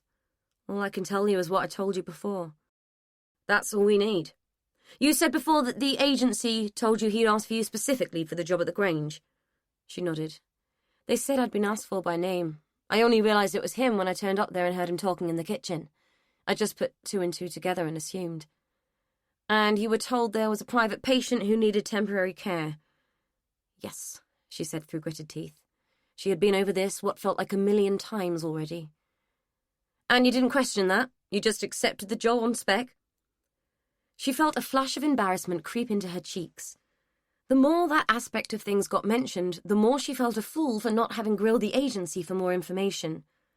Poole was right. She'd been an idiot to walk into something so blithely. "Like I told you, and as you already know, I'd been feeling pretty pissed off. A change of scene seemed like a good idea. They were in a hurry and needed an answer, so I said yes. They seemed relieved. The recruitment manager dropped in the check and the address on her way home that night. I assumed I was doing them a favour, stepping in to save the day and all." It sounded more stupid each time she had to say it. "Why you in particular?" Gallen asked. It was a good question, and one she'd been pondering herself. "The same as I told you before. I suppose it was because he knew me, knew I was only at work part-time, so would be available. He also knew I wasn't enjoying being on my own. I assumed he thought he was doing me a favour too." It was killing her to admit weakness in front of them, especially in front of Poole. She had already cried and been regarded with sympathetic glances. To her they stung just as much as that regrettable slap she'd delivered to him. Pride and embarrassment were mingling with shock and distress and making her more and more uncomfortable. "Tell us again your thoughts on Dr. Moss's connection to Estelle Hall and why you think it was more than a doctor and patient relationship," Poole said. The flush deepened. She felt as though she was being asked to play amateur sleuth to his great detective just so he could sneer at her and shoot her down in flames. as if they hadn't tortured her enough with the questions about Gordon's death. But another man was dead, another man she'd known, and something about Paul's demeanour had shifted. He seemed worried and genuinely interested in what she had to say this time. It was a mite easier to speculate when you weren't being accused of murder. I don't know. It's stupid, really, and I have zero proof. Just a hunch. Probably just trying to make sense of a really odd situation. I knew Estelle had power of attorney over Gordon's affairs. She'd signed the check that bounced, and I'm sure I remember Cheryl saying something about it, so logic suggested she'd been behind the land sale. I assumed big money had changed hands for that, so when the check bounced, I speculated that she and Dr. Moss might have been in cahoots in trying to do a runner with Gordon's money. I knew by then that the whole broken hip scenario was bogus because you told me, she said, nodding towards Galen. When I realised they'd been doping Gordon up, I suppose I convinced myself it made perfect sense. It explains a lot, and believe me, when you spend any time in that house, you'll cling on to anything that makes sense. It still doesn't explain why you in particular were chosen to be the nurse, Galen said. Moira shrugged. It didn't. I know. And the only thing I can think of is that because he knew I'd been off sick, that I'd been suffering from depression and was only just phasing myself back in, he thought I'd be needy and desperate. Not many people would do private work like that. Most hate working in people's homes because you get treated like a servant. I don't know, it's the only scenario that might fit. It stuck in her throat to have to say that to Paul, to admit that the incident between them might have been because she'd been mentally unstable. She guessed he knew that already, but even so, she didn't want to have to confirm it. After they'd gone, Moira sat in her hollow home, listening to the ticking of the clock and thinking. She'd told Paul about her theory, that Dr. Moss and Estelle had been having a relationship and had diddled Gordon out of his money. She'd even suggested that Dr. Moss had killed Estelle and then himself in a fit of remorse. She had become a regular Miss Marple with her theories, though even she had to admit some of them were as tenuous as a game of Cluedo. All Paul had done was raise a single eyebrow in a gesture that might have been curiosity, but could equally have been guarded derision. The black coffee she'd made for herself sat on the table in front of her. She sipped it, grimaced and pushed it away. She needed milk. She also needed to return Cheryl's cardigan. There was a shop in Essen Weir, not far from Cheryl's house. There was also a shop 300 yards from Moira's, but it held less appeal. There would be no answers there. Amidst the dusty tins of beans and shriveled potatoes, the murky business of the Grange was drawing her back, and, as weak a link as it was, the cardigan was her only excuse to return. Connie and Cheryl Nixon lived in a bungalow, one of a small row owned by the council and located on the edge of the village. The bungalows were all pebble dash and privet, and like the Grange seemed out of their time, as if the 1950s had come to roost and never left. The only nods to the present were the posters in a few of the windows. Stop the development and save our village. The Nixons' home advertised no such objections and sat benign and beige in the middle of the row. The Connie who opened the door was a different woman to the one who had visited the Grange a few days before. She seemed diminished, lost, and not entirely pleased to see Moira. "Oh, it's you. What do you want?" "I came to bring this. Cheryl lent it to me earlier." She held out the cardigan, which Connie just stared at. "She's not here. I assume she's still fanny-arsing around at the house." Moira was shocked. "Have the police questioned her yet? About Gordon?" "Question both of us. We've nothing to tell him. We were home here, as you well know." "I expect they're trying to find out about Miss Hall and Dr. Moss." "Pfft. Asking the wrong people, then. Cheryl don't notice anything that don't concern her, always been the same. I could tell him a tale or two, but it's old news, nothing to do with what's happening now." Moira had to agree. In the short time she'd known Cheryl, she'd noticed that the woman was quite insular in what she chose to see. Even the broken window and exploding light bulb had only been relevant to her in that they had been an inconvenience to her routine. Maybe old news would shed light on what's happening now. "Did you tell the police you had information that might help them?" she asked, meaning the story about the missing woman and child. Connie shrugged her thin shoulders. "They didn't ask, so I didn't tell them. They just wanted to know where we were and if anything unusual had happened recently, like if anyone had visited who didn't normally. I only know what Cheryl tells me, which isn't much. Besides, what I don't know can't involve me, can it?" Moira hadn't driven all the way back to Essen Weir just to bring the cardigan. She wasn't entirely sure what she had come for. Confirmation, she supposed, but she did know it lay in what Connie might know. I'm asking. Will you tell me? Connie narrowed her eyes. Why are you so interested? You didn't want to know the other night. Yes, well, I hadn't been arrested on suspicion of murder then, and we were only dealing with one body, not 4. I take it you've heard about Dr. Moss. Connie nodded and seemed to weigh the pros and cons of talking for a moment. All right, I'll tell you what I know, and you can see what you make of it. You better come in. She led Maura into the bungalow's compact kitchen, which was festooned with yellow gingham and smelled of boiled cabbage and the ghost of old gravy. The room was immaculately clean, yet full of organised clutter.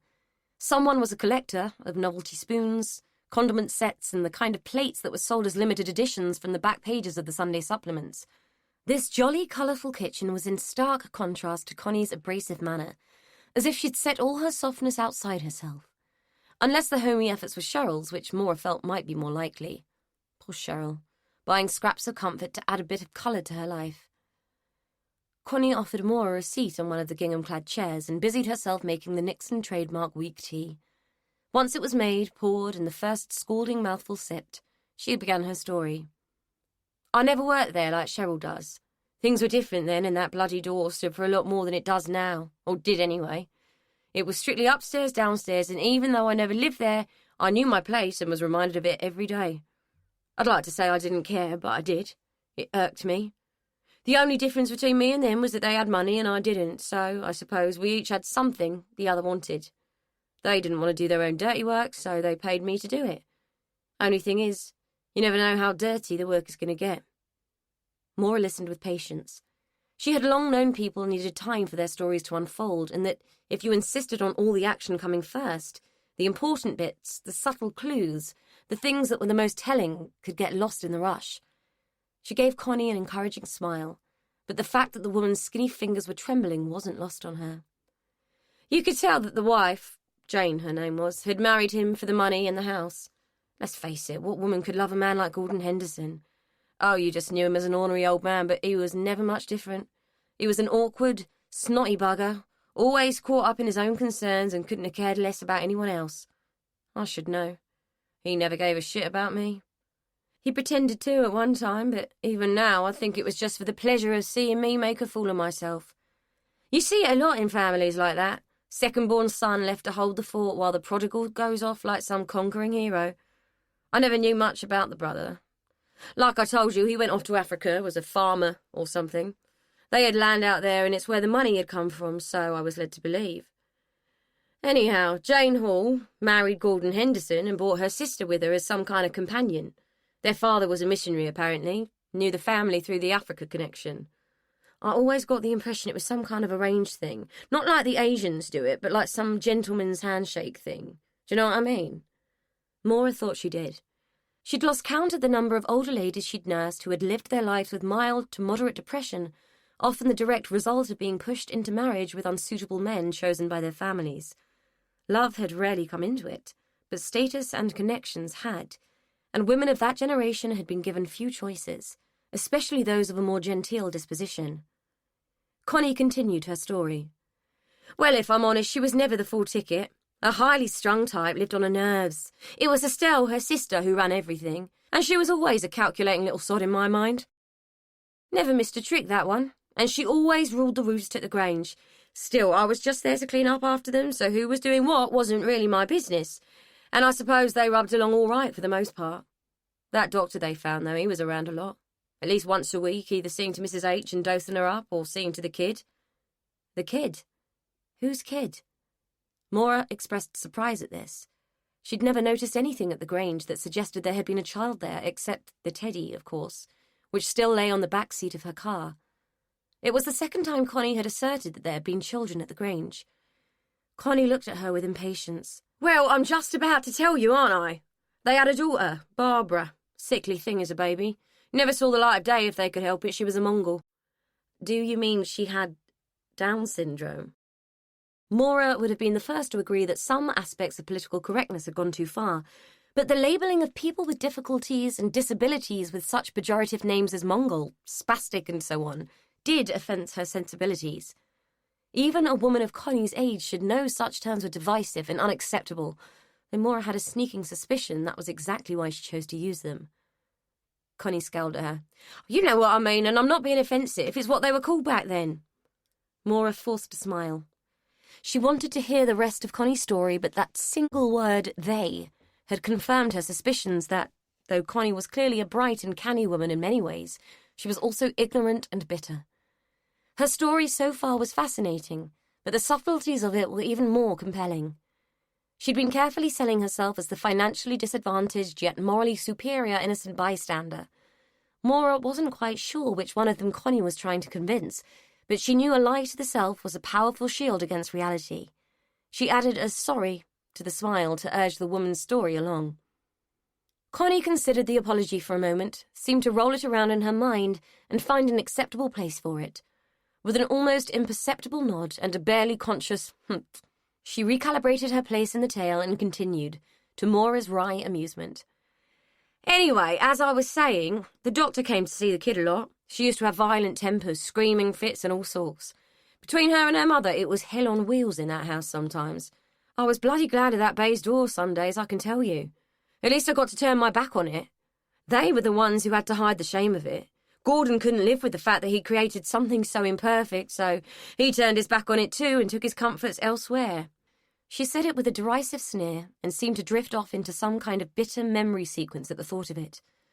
Maura felt the need to give her some encouragement, afraid her censure had driven Connie back on a more guarded and defensive version of events. What happened to Barbara? I had no idea there had ever been a child. Connie snorted. Well, you wouldn't, would you? They weren't exactly proud of her. Not the kind of kid whose photo you put on the mantelpiece, is it? I mean, you don't show that kind of thing off to people. As for what happened to her, Estelle had her put into her home. They could manage her when she was little, but by the time she got to teenage, well, it was out of hand. She was a big thing and strong by then. She was bloody dangerous. Grabbed hold of me once and nearly broke my bloody arm. Had to be locked in her room most of the time. That was the first time they brought someone in to look after things. It didn't pan out, though. Shortly after was when they had her put away. Maura wondered if Connie was aware she was rubbing her forearm at the memory of it. It wasn't such an unusual story. When she'd done her nurse training, the old hospital had been full of people with learning difficulties who had been put away in the 60s, 70s, and even the 80s. Things might have moved on, but not as long ago as most people like to think. Out of sight was out of mind. There were still hundreds of institutions populated by the relatives people hadn't wanted and chose not to think about. Still hundreds of mothers grieving for the children they'd been forced to give up. And still people, no doubt, who didn't want to know or thought it couldn't happen like that anymore. Well, to be honest, it was probably the best thing for her. Being with her own kind and with people who could look after her, but it caused problems. I reckon it was why Mrs. H walked out. She packed her bags and just left. I went in one day and she was there, moping about as usual like the ghost of Mrs. Bloody Rochester. Then went in the next day and she'd gone. I often wondered if she'd only stayed because of the kid. I mean, you'd never have got the impression she loved the girl, but even so, she was a mother. Had to stand for something, I suppose. Maura thought about the way Connie had spoken about Cheryl in front of her, and suppressed the urge to raise her eyebrows. It would appear mother love wasn't the simple thing she'd like to believe it could be. From her own bitter experience, she knew that. Her own mother had hardly been a shining example of the breed. The thought of it caused a pang, like the echo of a chime from her body clock, striking 2:30 late. She'd never know if she'd have been a different, better type of mother now. Single at 38 meant it was unlikely she'd ever have kids. It was a depressing thought. Well, things were pretty quiet for a bit after that. You wouldn't think old Gordon had even noticed his wife was gone. Not that he'd ever paid much attention to her before, to be honest, but that doctor kept coming. To see him this time, or so he said. Regular as clockwork twice a week, but I reckon it was Estelle he was coming to see. I always did think there was something between them. Maura nodded her agreement. That much seemed obvious now. But he was married. Connie snorted. Since when has that made any difference to men? Cheryl's sperm donor was married, didn't stop him stringing me a line and leave me in the lurch and cleaning up his messes and doing anything I could just to make ends meet. They're all the bloody same. And I call him the sperm donor because he was never any kind of father, wouldn't even acknowledge her as his. Maura had to consciously choose to believe that wasn't true for fear she would end up like Connie. bitter, resentful, and living a sad, lonely life, only punctuated by the arrival of the next limited edition souvenir piece of tat.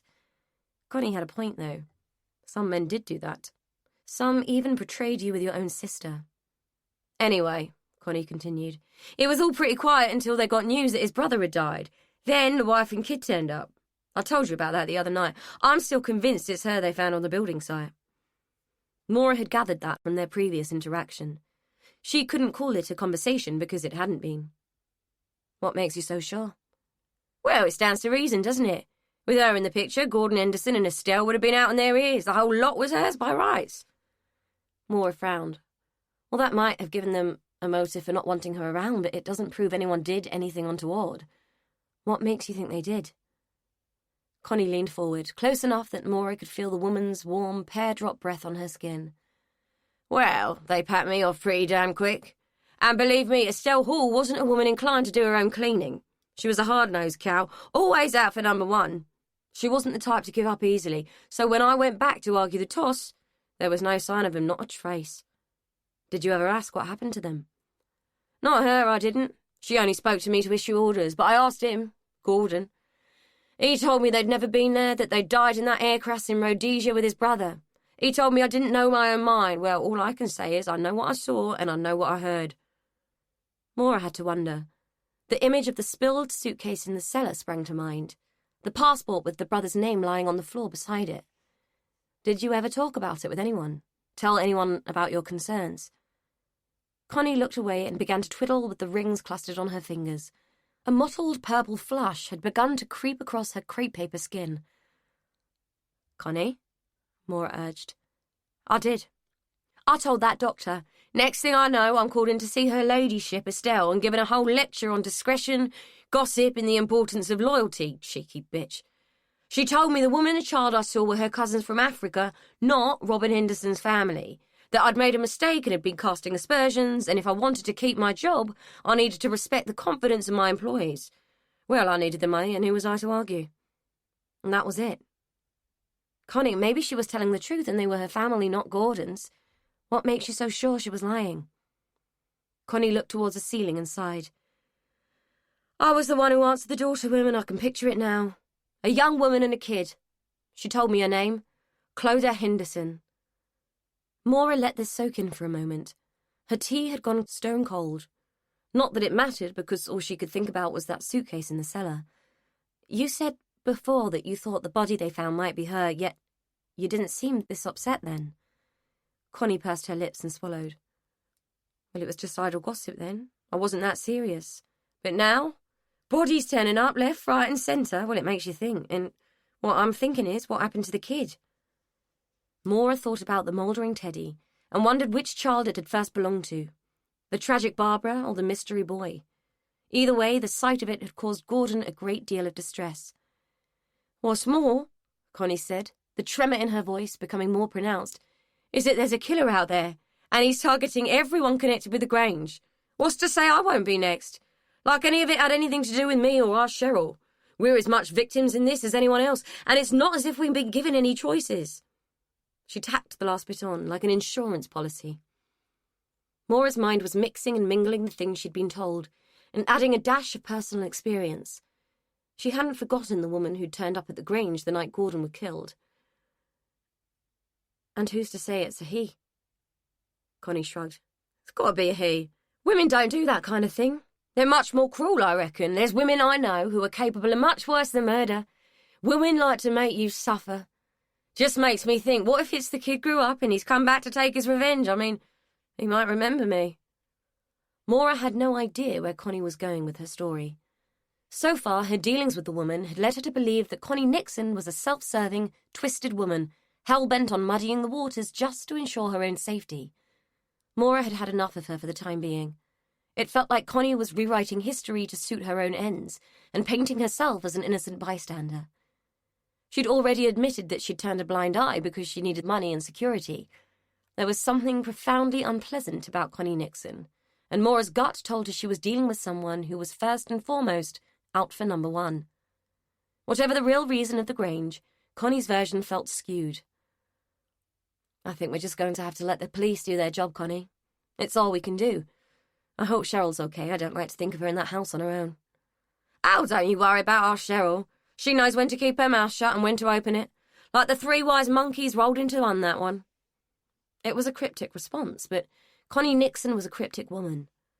If it had been anyone else, Maura might have asked her what she meant, but instinct told her that Connie wouldn't tell her much that was worth knowing, or anything at all that didn't serve Connie Nixon first. Maura left the house more confused than ever by the malevolent old woman and her tales. Whatever had gone on at the Grange over the years, her instinct was to take everything Connie said with a large handful of salt, because a pinch wouldn't be enough, even if just a single grain of it was the truth. Poor Connie. Her pigeons are coming home to roost and she doesn't like it. Not one bit.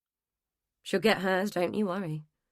I'm not happy that they've let the nurse go. That was not in my plans. Maybe I made it too complicated, too much wishful thinking.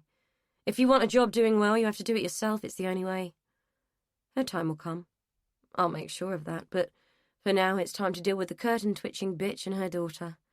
Time to set the cat among those pigeons of hers. Time to make them pay for their part in this. I can see her now, staring through the window as the nurse is leaving, clutching her cardigan around herself with her skinny fingers. She looks like she thinks a storm is coming, and she's right. I am. Chapter 15. On Tuesday morning at 9 a.m, Maura was sitting in her manager's office trying to explain why she'd been arrested and released without charge. It was not a story the head of nursing wanting to hear, and her disapproval was tangible. If Maura hadn't been able to feel it rolling off the woman in thick pulses of dismay, she would have been able to see it in the pinched expression and pursed lips. Well, Maura, I really don't know what to say. This certainly isn't the kind of thing we expect our nurses to be involved in, and it's hardly conducive to maintaining professional standards of trust and respect, she said. Maura was tempted to explain that she totally agreed, and that she hadn't exactly expected to become embroiled in a murder. Not that she'd been given a choice. Cold-blooded killers didn't stop to chat about their moral compass being off-kilter before they got down and dirty. Instead, she just nodded at her boss and hoped she'd managed to pull off a suitably contrite look. I'm tempted to suggest that you take some paid leave. However, having consulted both your union representative and the UKCC on this matter, and given that you haven't been charged with anything, I don't have grounds to press you to do that. But I would prefer it if you made that choice yourself. Given that you've recently had so much time off anyway, it might do you some good. The thought of it horrified Maura. There was no way she could face endless days rattling around in the house on her own with nothing better to do than think. I'd really rather just get back to my duties. There were those pursed lips again. I thought you might say that. In all conscience, I don't feel it would be appropriate to allow you to work alone in the community. I'm not questioning your competence, but should your involvement in this matter become public knowledge, I do have a duty to reassure people they can rely on our staff. The implication was clear. Until another suspect had been apprehended and charged, Maura was under suspicion. If not from the police, then from her own employers. She could feel bile rolling in her belly at the injustice of the situation, but knew there was little she could do or say. Her boss was going to be judge and jury on this one. So what do you suggest? She said, her tone as grudging as her acceptance. The woman sighed and tapped her pen on the desk several times, as if questioning her own wisdom. Maura had the distinct impression that if there had been grounds for instant dismissal, her sorry ass would have been out of the building already. Finally, the woman spoke. I think the only solution under the circumstances is that we second you to none of the wards for the duration of the case. That way we can reassure people that your practice is being closely supervised. We'll keep you on your 2 days a week phase return too. She was arse-covering and they both knew it. Which ward? Maura asked with ever-grudging resignation. Dugdale. You'll report to the charge nurse there. You'll be paid your current grade, but for now we'll operate in the role of staff nurse. You'll be supervised on all medication rounds too. I'm sorry, Maura, but I have a duty of care to protect the trust's reputation here, as well as yours, of course. The token concern was accompanied by a weak smile that Maura would cheerfully have slapped off if such a thing had been acceptable behaviour. Instead, she returned the favour and smiled back. She really did need to work on her temper. The urge to lash out at people was getting out of hand. Dugtail. That's EMI, isn't it? It's not an area I have a great deal of experience in. The weak smile turned smug. Well, I'm sure you'll be fine, and dealing with the elderly mentally ill didn't seem to concern you too much when you took on your private role. Touché. She was over a barrel and she knew it. Okay, when do I start? This afternoon. You're down for a late shift. It was a fait accompli, done and dusted before she'd even set foot in the office. The thought of shift work just about put the cherry on the cake. Must I do shifts? I've worked in the community for years. It's been a long time since I did shift patterns or even worked on the wards. Besides, I'm certainly not au fait with long-stay patients anymore. That's how wards function, Maura. It is what it is. You can, of course, always take the paid leave option. The whole thing was starting to smell like an attempt at constructive dismissal, and Maura was having none of it. No, it's fine. Dugdale it is. Will that be all? She was dismissed by a curt nod and left the office carrying her festering discontent as if it were a struggling toddler about to have a tantrum. To heap insult upon injury, the manager of Dugdale Ward seemed to think Maura couldn't make a cup of tea unsupervised, and so set a young student nurse to shadow her, which meant she wanted someone to keep an eye out and make sure Maura didn't inadvertently bump off any of the patients while no one was looking. Where Maura went, the student went too, even at one point following her to the toilet and making both of them feel grossly uncomfortable when the destination became clear. It wasn't the kid's fault. She seemed like a nice girl, though Maura had been too preoccupied to catch her name properly and thought it was either Keely or Kaylee. She couldn't remember which and was too pissed off with the situation to ask. Remaining undecided as to which it might be, she'd managed several hours of avoiding addressing her directly. Life had been so much easier when the staff had worn badges. So, now we've cleaned and sorted the clinic, how about you introduce me to the patients? She suggested to the girl. There were only so many different enemas and dressings she could stand to stock check in a shift. Keely, or Kaylee, or whatever her name was, seemed reluctant. I don't know. Michaela said just to keep you busy for today. Maura suppressed a sigh and wondered just how heavy her boss had needed to get to persuade the ward to take her at all. Okay. Though I don't see you're going to learn much from counting packs of Normasal or stacking Inco pads. What about coursework? We could go through that and I'll help you if you like. The girl thought about it for a moment and smiled. Yeah, okay. I'm doing a case study on one of the patients. Maura smiled back. Despite recent experiences, she wasn't completely inhuman yet. Brill, lead the way. The girl seemed more eager when she was confident Maura wasn't about to run amok on a killing spree, and happily chatted about her college work as they left the clinic and made their way back to the office. Once there, she pulled out her folder and showed Maura what she'd been working on. It was hard to choose someone at first. I mean, it's elderly care, right? So most of them are going to have Alzheimer's, and that's been done to death. Not that it doesn't interest me, it does, but it's not, like, that intriguing, really, is it? She prattled on while Maura kept smiling in what she hoped was a benign manner. She'd like to have put the girl straight, but as she was the resident persona non grata, figured it was best to stay silent at that point. So, then I came across JJ.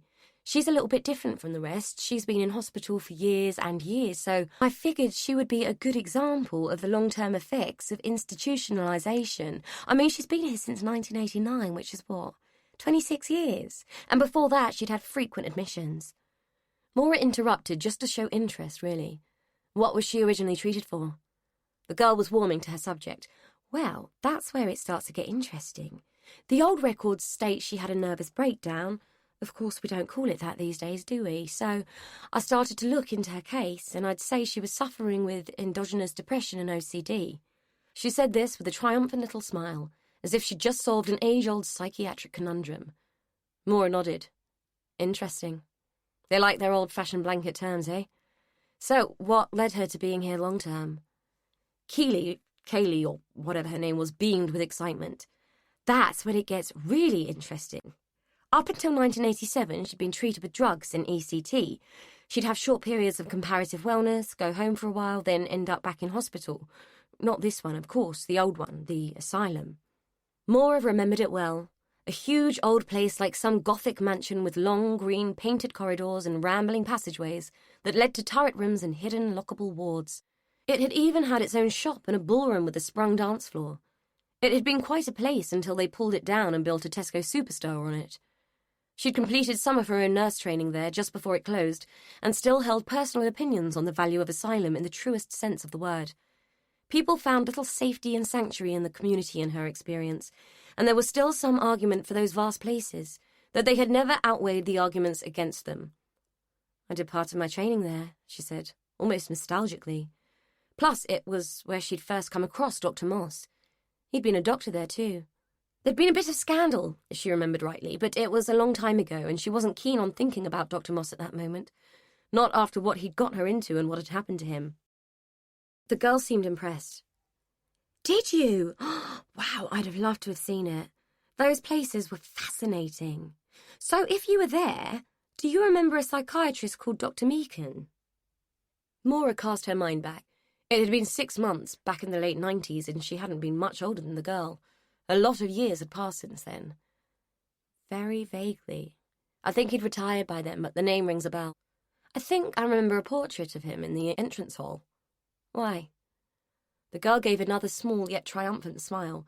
Well, he ought to be more well known. He was the last psychiatrist in England to carry out a transorbital leucotomy under ECT. Maura raised her eyebrows. Blimey. I thought that kind of barbarism had died out by the 1950s in most places. The girl shook her head. Not here, it didn't. They didn't do many, but he did the last one in 1982, just before the Mental Health Act came into force. And he did it to JJ. That's why she ended up here long term. It left her with severe epilepsy that couldn't be managed at home, so her family dumped her in hospital. Poor woman. Poor woman indeed, Maura thought. Leucotomy was known by most people as lobotomy, and a transorbital leucotomy was a piece of crude surgical butchery which involved hammering a spike into the brain via the eye socket and wiggling it about a bit to destroy part of the brain thought to govern personality. It had been believed that it would improve mood stability and make people more docile. Sometimes it did, but it also left some people emotionally detached, some as gibbering idiots, and some dead. The fact that the girl's patient had ended up with chronic epilepsy came as no surprise to Maura. There were good reasons why the practice had died out, though most didn't know it did still happen in rare cases, but that they had sanitized it by calling it neurosurgery. Procedures that were carried out in a theatre, with men in masks, using state-of-the-art equipment, were much more palatable, even when those men were still deliberately destroying areas of someone's brain. The only real difference now was that the patient's informed consent was needed, and an ethics panel had to clear the procedure. It hadn't been that way in 1982, way before Maura's time, and though she'd never come across the procedure, she'd known it had gone on and nursed people living with the results of it. Maura had been absently scanning through the girl's essay while she'd been talking, noticing more the poor grammar and lousy spelling than anything else. "So how has JJ fared since coming into hospital full-time?" she said, passing the essay back to the girl. Kaylee was more confident now. She'd warmed to her theme and was emboldened by Maura's interest. "Come and see for yourself. I'll introduce you to her." They found JJ in her room at the end of the ward, a tall, insubstantial shadow of a woman with translucent skin that had the texture of cheap tissue paper. The smile she gave to Maura was toothless and habitual, something she'd learned to do on command and not because she felt any warmth. "Say hello, JJ. This is Maura, our new nurse." The girl's tone was naive, indulgent, and well-meaning, but the patronizing essence of it still made Maura cringe. The woman gurned again and swung from side to side on her bare feet as she placed her sticky hand into Maura's. "JJ, JJ, JJ," was all she could say. Maura let the sticky hand go and resisted the urge to wipe her own on her trousers to get rid of the unpleasant sensation. She watched as JJ went back to what she'd been doing before they'd come into her room, circling it with her shoulder, nudging the wall and repeating the same 2 letters over and over again. After 2 full circuits of this mindless loop, Maura could stand no more and walked out of the room quietly. In the corridor, she turned to the girl. "I take it that's why she's called JJ. Is it all she can say?" The girl nodded. "She used to talk when she was first admitted, but according to her records, it's the epilepsy that's caused the ongoing damage. Personally, I think it's the long-term side effects of the drugs, too. For what I can find, she's been on everything going at some point over the years. She's like a soft little zombie." It was the perfect description and made Maura want to shudder and shout at the girl from her judgment of the fragile and intriguing JJ. "Do you still have her notes? I wouldn't mind having a read." It had to be better than being packed off to count the bandages again. "Sure, they're in the office. In fact, I've got to take them back to health records. As Michaela doesn't seem to want to give you a real job to do, why don't you take them back for me?" Maura had been about to give the girl a warning look. She might well be persona non grata, but like hell was she going to be a student's lackey. However, the prospect of time out of the cloying atmosphere of the ward seemed like a heaven-sent opportunity. "Sure, I might as well go on my break while I'm at it." The file was thick and heavy.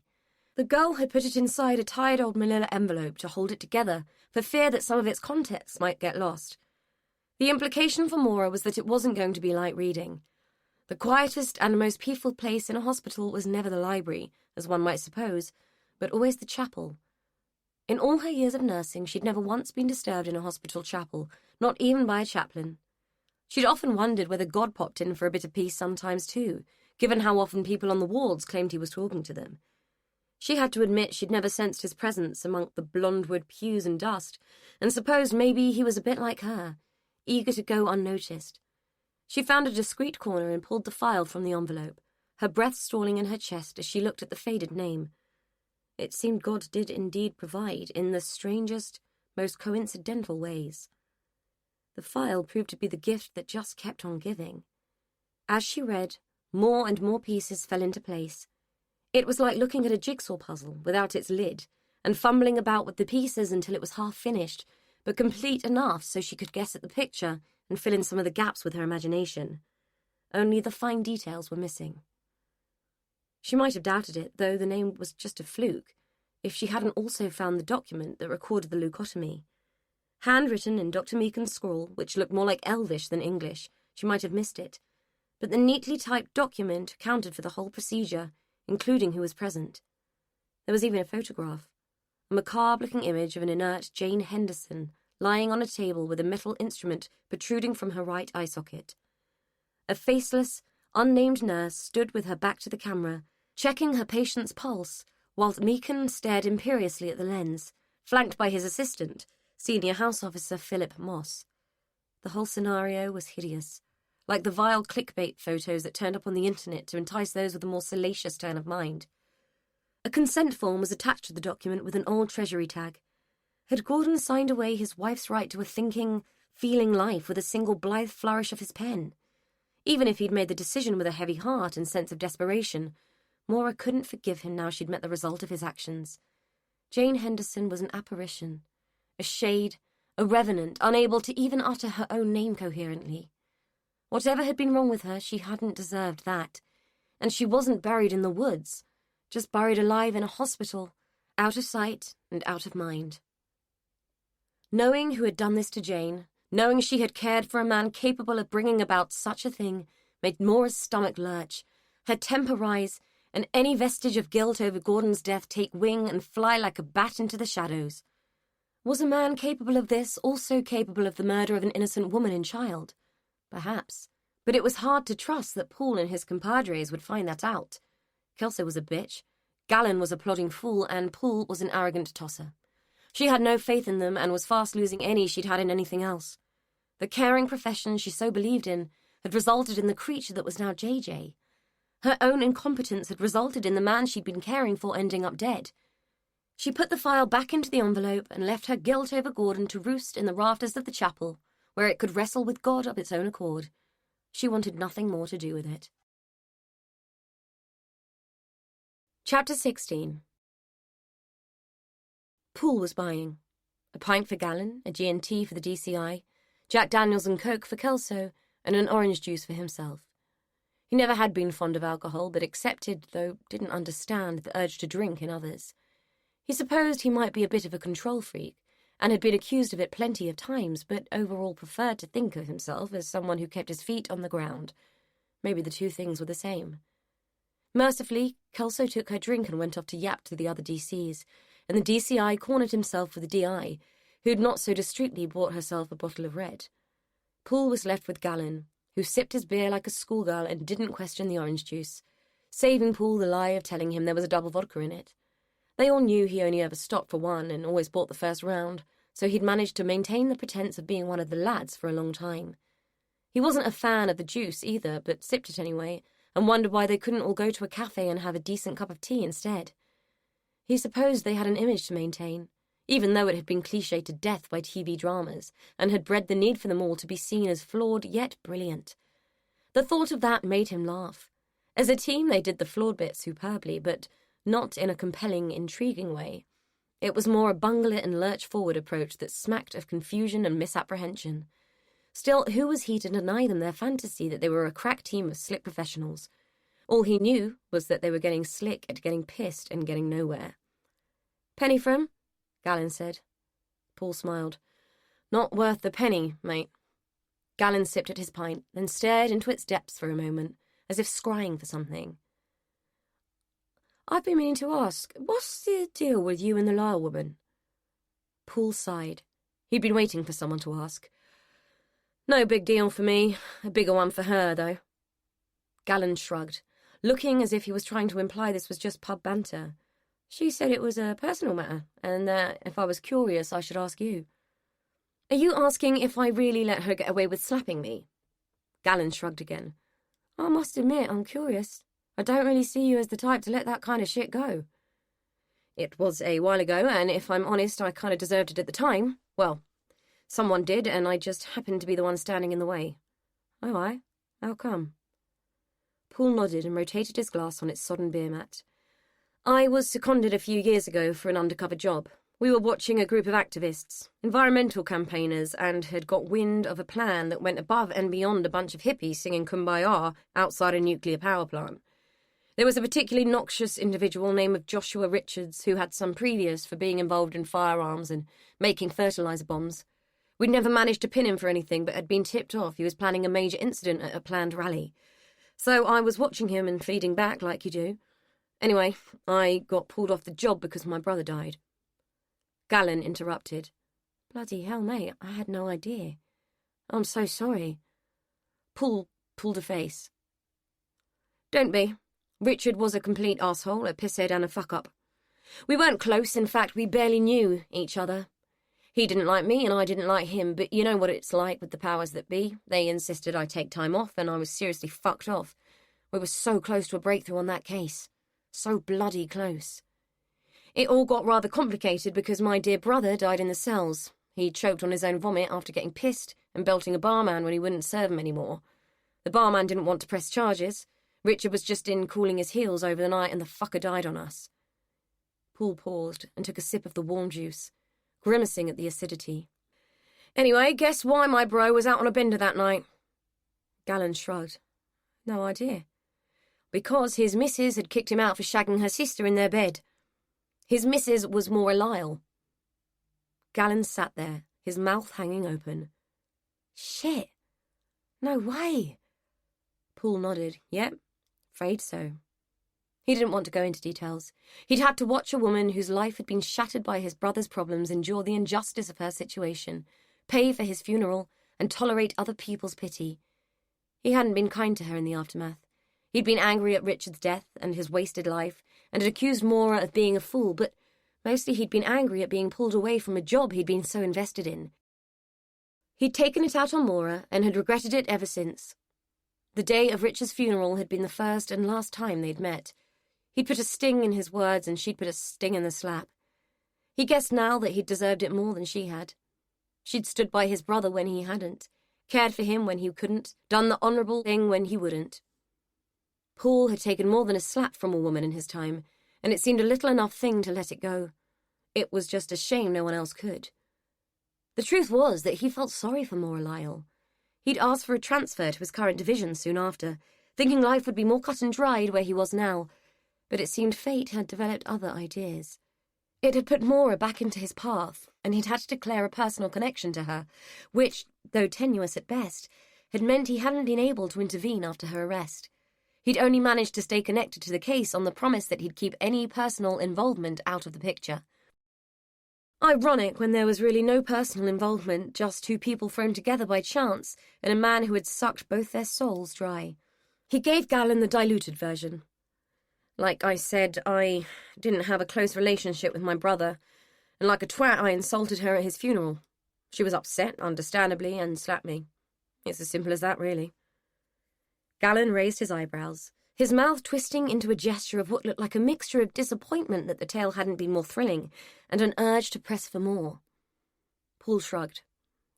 Anyway, I transferred here just after. The undercover op went tits up without me, and I'd lost the heart for all that cloak and dagger stuff by then.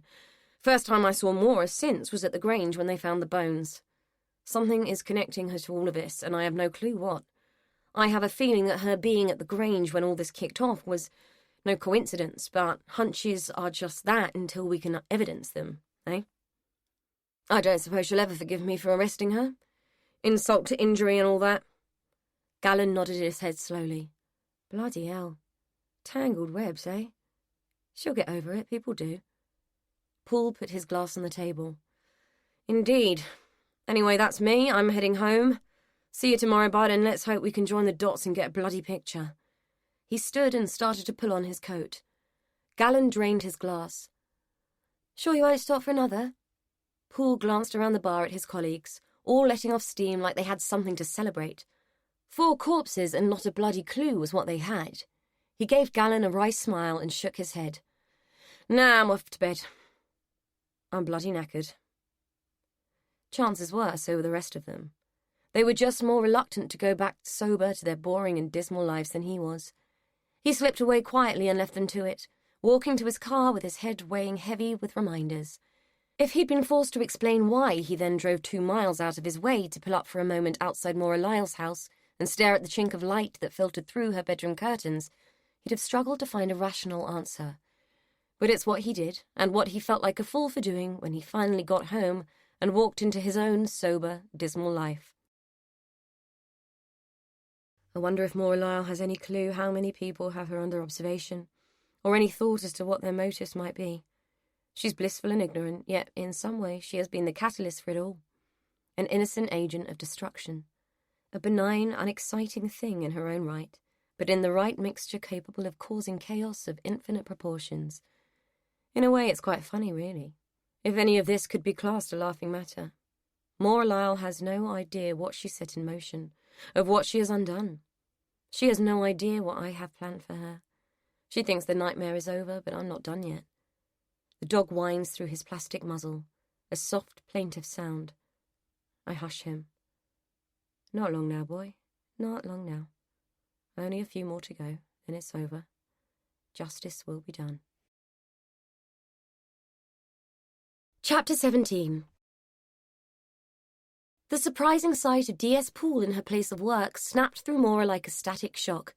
She had contemplated calling him about the surprising discovery of Jane Henderson, but had plumped for calling Gallon instead, so it was the podgy man with the wild-weary expression she'd anticipated seeing that day. She knew she was blushing when their mutual "What are you doing here?" questions smacked into each other, resulting in a haughty and guilt-fueled "I work here" from Maura. "Oh, of course you do," he said, avoiding her eyes as much as she was avoiding his. They were standing in the hospital reception area, and she was aware of him watching her as she handed over a stack of internal mail envelopes to the receptionist. "I thought you only worked on Mondays and Tuesdays and that you were community-based," he said. "I do, but I'm working here temporarily, thanks to you." It was hard to keep the hostility out of her voice, but it was fueled more by shame than antipathy. He looked confused. "They're a bit reluctant to leave me on my own with patients after you arrested me," she hissed, keeping her voice low in front of the receptionist. It was probably common knowledge, but she felt no need to shout about it. "Ah, yes. Well, we do have to do our job," he said with an apologetic tone she consciously decided to reinterpret as smug. "But today is Wednesday, not your day, so my question stands. What are you doing here?" "They were short-staffed, it's overtime. And my question stands too. Why are you here? Have you found something else you'd like to level at me?" She could swear he was smirking at her. The corner of his mouth was twitching, and the bastard was pushing his tongue into his cheek to stop himself smiling. "Actually, I'm here to see Jane Henderson, Gordon's wife. Apparently she's an inpatient here." It was Maura's turn to suppress a smirk. "Yes, she is. It was me that called it in, but I was expecting D.C. Gallon to follow up. I figured you might have loftier jobs to do. As I'm feeling helpful, I'll show you where she is." It was hard to hide her satisfaction when she saw his eyebrows rise in surprise. Clearly he hadn't been told it was she who'd made the call. He followed her through the meandering corridors of the hospital.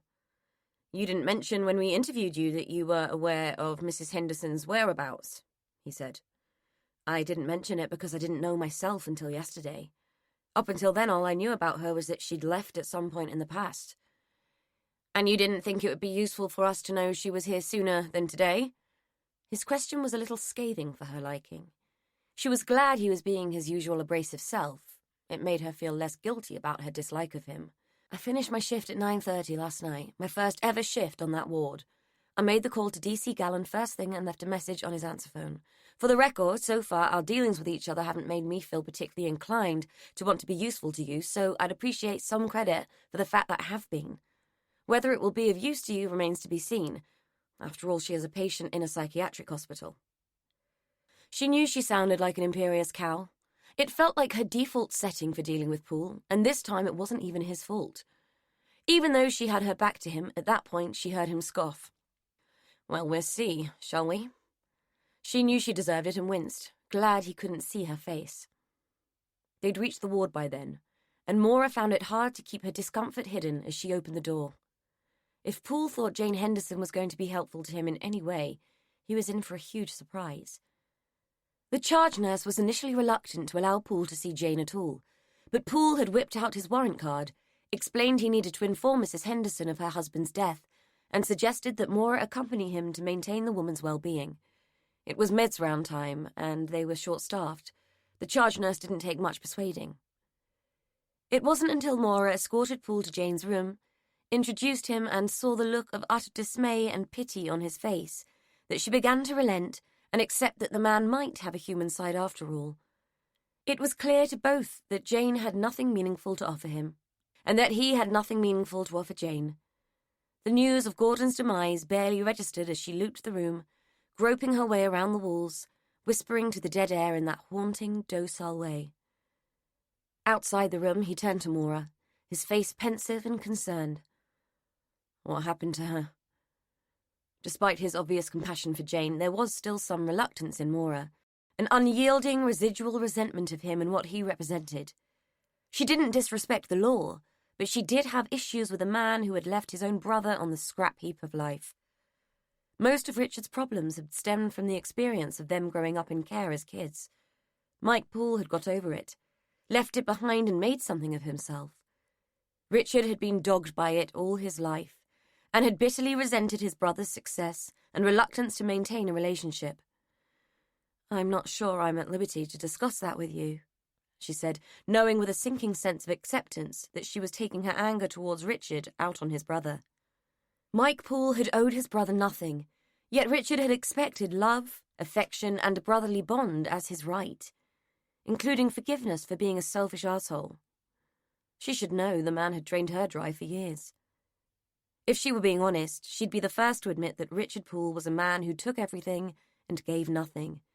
It had just been easier to hate Mike than face the fact that he'd been right that day at Richard's funeral. She had been a fool.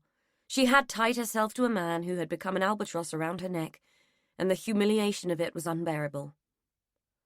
She studied him as he raked his fingers through his hair and rubbed his face in a weary gesture of defeat.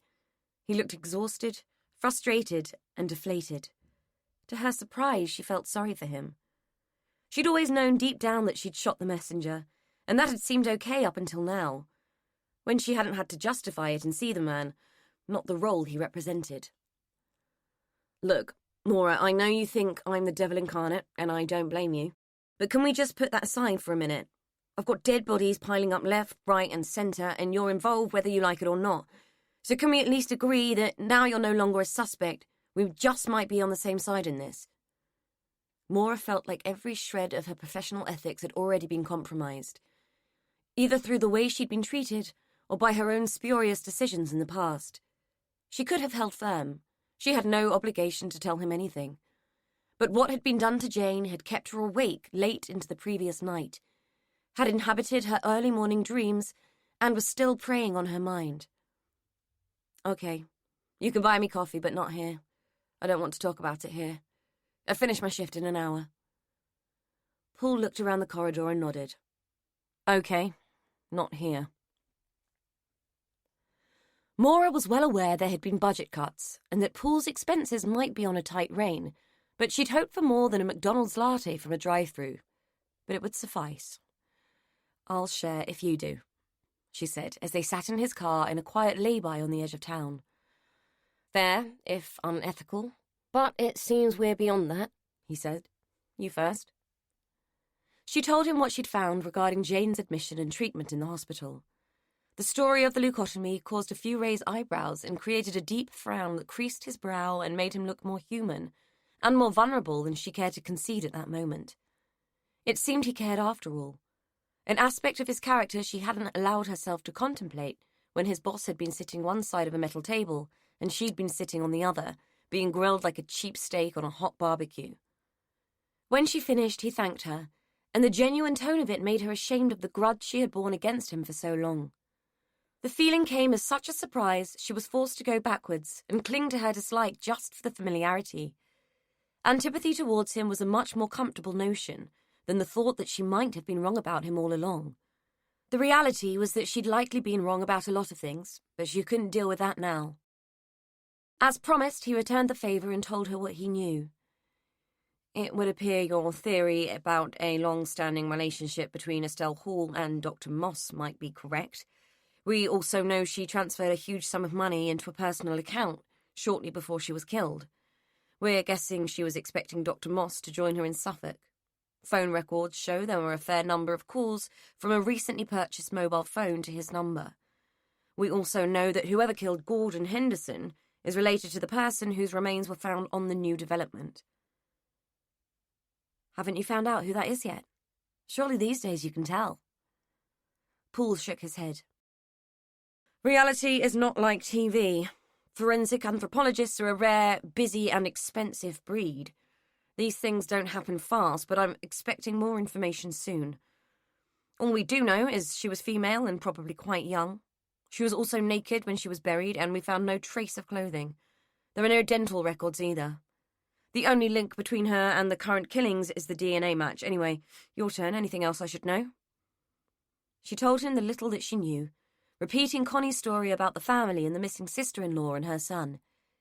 He didn't say much for a moment, just sipped his own drink and seemed to mull it over. "Sounds like a rather messy way to cover up some dirty secrets to me. But whoever is on a killing spree obviously knows what those secrets are." "Perhaps," Maura said, disappointed he wasn't interested in the story of the missing woman and child. But he too had met Connie and had probably made a similar assessment, that her word was about as reliable as a chocolate teapot. He dropped her back at the hospital and went on his way.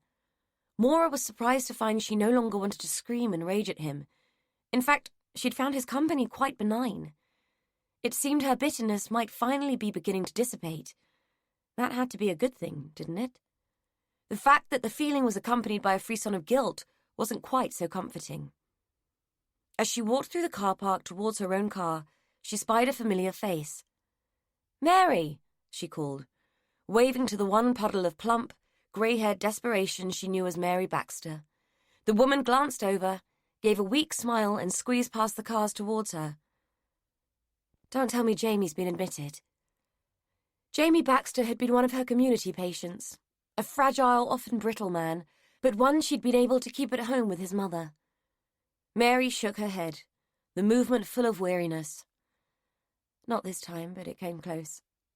No, I was here for me today, over at the General, had an appointment. Jamie's not been good, though, not since you left.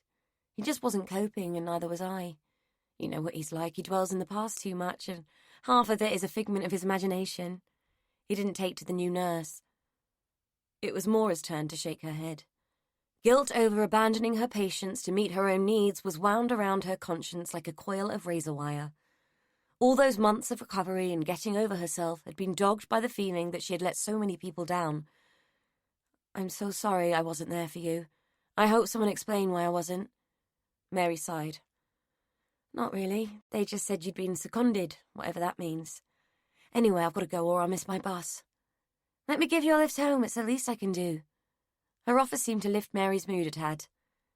"If you're sure. I can't stand being on the bus with all the school kids. They do my head in. They stare and it makes me uncomfortable. There's only so many sniggers and comments I can take." Maura smiled and threw her jacket onto the back seat of the car. "Hop in. How come you haven't got your car today?" Mary sighed. "I wasn't sure how well I'd feel after my appointment, so I left it at home." It was fair enough. It occurred to Maura that she ought to ask what was wrong and what had necessitated the visit, but Mary had always struck her as a quiet, private type, someone who was uncomfortable with too many personal questions. On the few occasions she'd probed about family history or Jamie's childhood, Mary had been more than a little cagey. All Maura knew was that they weren't local, and that being a single parent to Jamie hadn't been easy on his mother. Mary was a woman who looked like she'd had many crosses to bear over the years. She wasn't the type to want to share the load. Once they were underway, Maura asked, "So what do you think rattled him this time?" Jamie was prone to obsessive thinking, which could frequently spiral out of control and lead to some pretty destructive behaviour. Mary was slumped in her seat like an old sack. Maura had seen her under pressure before, but never like this. Never on the point of defeat. She'd always quietly admired Mary's stoicism and ability to just get on with life despite her circumstances. "I don't know. He was quite settled, doing his thing, then he just started spiralling. Never seen him go down so fast before, and he refused to take his meds. I'd have ridden it out like usual, but he started getting aggressive." Maura raised her eyebrows and took a quick glance at her passenger. "He hit you." Jamie could be difficult at times, but his aggression was usually aimed at himself, not others. His usual coping mechanism in times of distress was to self-harm. The fact that he'd lashed out at Mary was worrying. Mary had begun to cry and emanate a quiet, desperate suffering into the space between them. Maura fumbled in the door pocket and handed her a pack of tissues. "Here. It never gets any easier, does it?" Mary sniffed, took the tissues but didn't open them, and instead wiped her eyes on her sleeve. "No. He'll be all right. We'll sort him out. I'll call him and keep an eye on him too if you like." Mary nodded. She'd retrieved a tissue and was busy shredding it with her pudgy fingers. "He'd like that. He always liked you." "Good," Maura said, allowing herself a small smile. At least someone still did. "I can come up now if you like," she said, as they pulled into the street that led to the flats where Mary and Jamie lived. "It's a bit quiet round here today. Is there something on?" Mary ignored the question as she fumbled with the seatbelt. "Best not today, eh? I don't know what state he's in, but I'll tell him you're coming. I'm sure he'd like you to see him. I think you'll find him changed." Mary's smile was weak and her eyes distant. Maura could see that the woman had been under some strain. "Okay, how about I call around on Friday, about 2 o'clock, unless you'll be at work?" "No, I won't be working. Friday it is," Mary said. She dropped Mary outside the flat she shared with her son and pulled away onto the quiet road. It was odd. When she had visited before, the place had always been bustling. It occurred to her that she'd been passing the end of the road where Dr. and Mrs. Moss lived in a few moments. On a whim, she changed lanes and indicated. It couldn't do any harm to go and express her condolences. She hadn't seen Mrs. Moss for years. In fact, she'd only met her on a couple of occasions and then only briefly, but she knew what it was like when people stayed away because they didn't know what to say. Besides, after what she'd seen in Jane Henderson's file, it was hard to resist the urge to look at the man's surroundings and reassess what she thought she knew about him. It would be equally interesting to reacquaint herself with the woman who had married the kind of man who could coolly stand by and assist while his lover's sister had her brain mashed to a pulp. The Moss house was at the end of a short gravel drive and was an understated, tasteful place. It was neat and attractive, with a quiet elegance that was in complete juxtaposition to the rambling ugliness of the Grange. Maura had never met Estelle, but she must have been compelling for Philip Moss to reject this home for the prospect of hers. Not that he had entirely. Well, not until shortly before his death, anyway, when it seemed they'd both wanted to walk away from the Grange. Maura was beginning to see just how much of a pull that house had. It wouldn't let you just walk away. Or somebody associated with it wouldn't. She parked on the road outside and walked down the drive. To have swept in with crunching tyres would have felt too obtrusive, given that Mrs. Moss had just lost her husband, and it wasn't as if Maura was sweeping in with anything other than her condolences.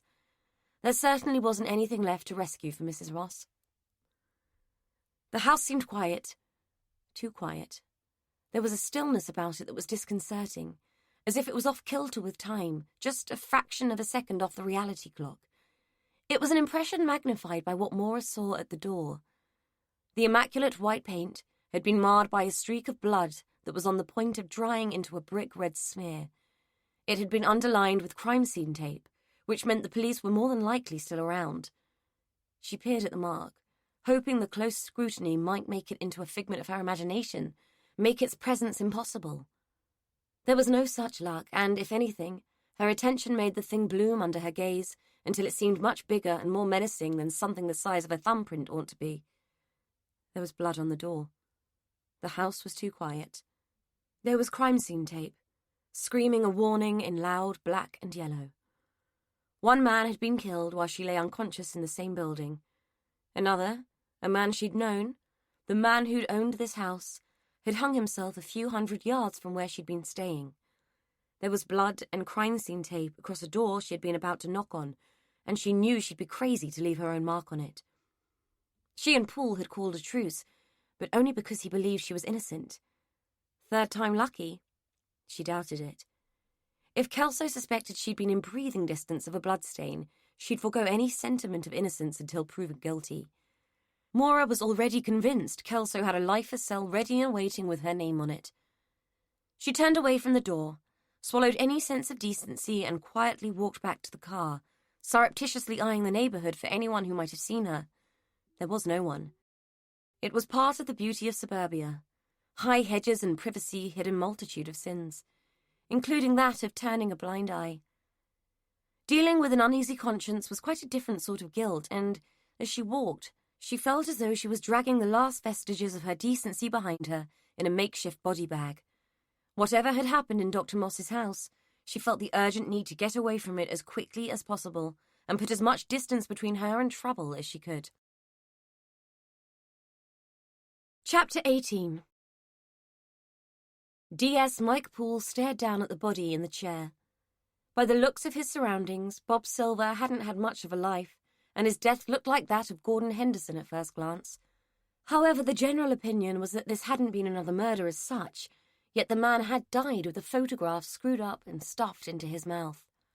Bob appeared to have died from a stroke or a coronary by the looks of him, his passing lubricated by the application of alcohol, judging from the empty cider bottles. Either way, it would all have to be verified. No one could assume it was natural causes. The Socko had just bagged up the photograph, and Poole asked to see it. From the creased picture, a young girl peered up at him through the thin layer of plastic, her face all wide-eyed innocence. The name Lou had been scribbled in pencil on the back. No date, no surname, just Lou. A flash of something whipped through Poole's mind, like he'd seen her somewhere before but couldn't recall where. The feeling left something hollow and tragic in its wake, but he put it down to empathy for Bob, who looked as if he'd lived a small, sad life. "Who found him?" he asked. One of the uniformed officers called through the door, knowing better than to come in, clod-hopping all over a crime scene. "The solicitor came to serve notice to quit, found him in the chair just like you see him now." Paul looked around the ramshackle dwelling, more cinder-block garage than house, and said, "Can you evict someone from a shed?" The officer who'd answered his first question started to answer the second, but Paul put his hand up. It was rhetorical, don't worry about it.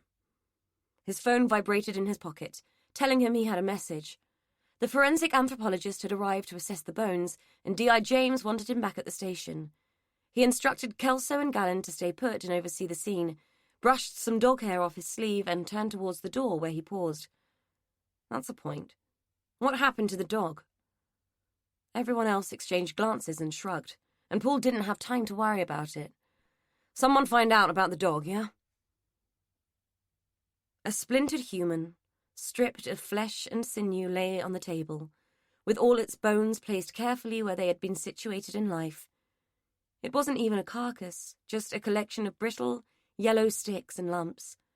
The skeleton was so far removed from anything remotely resembling life that it was hard for Paul to connect the disjointed form with a living, breathing human soul.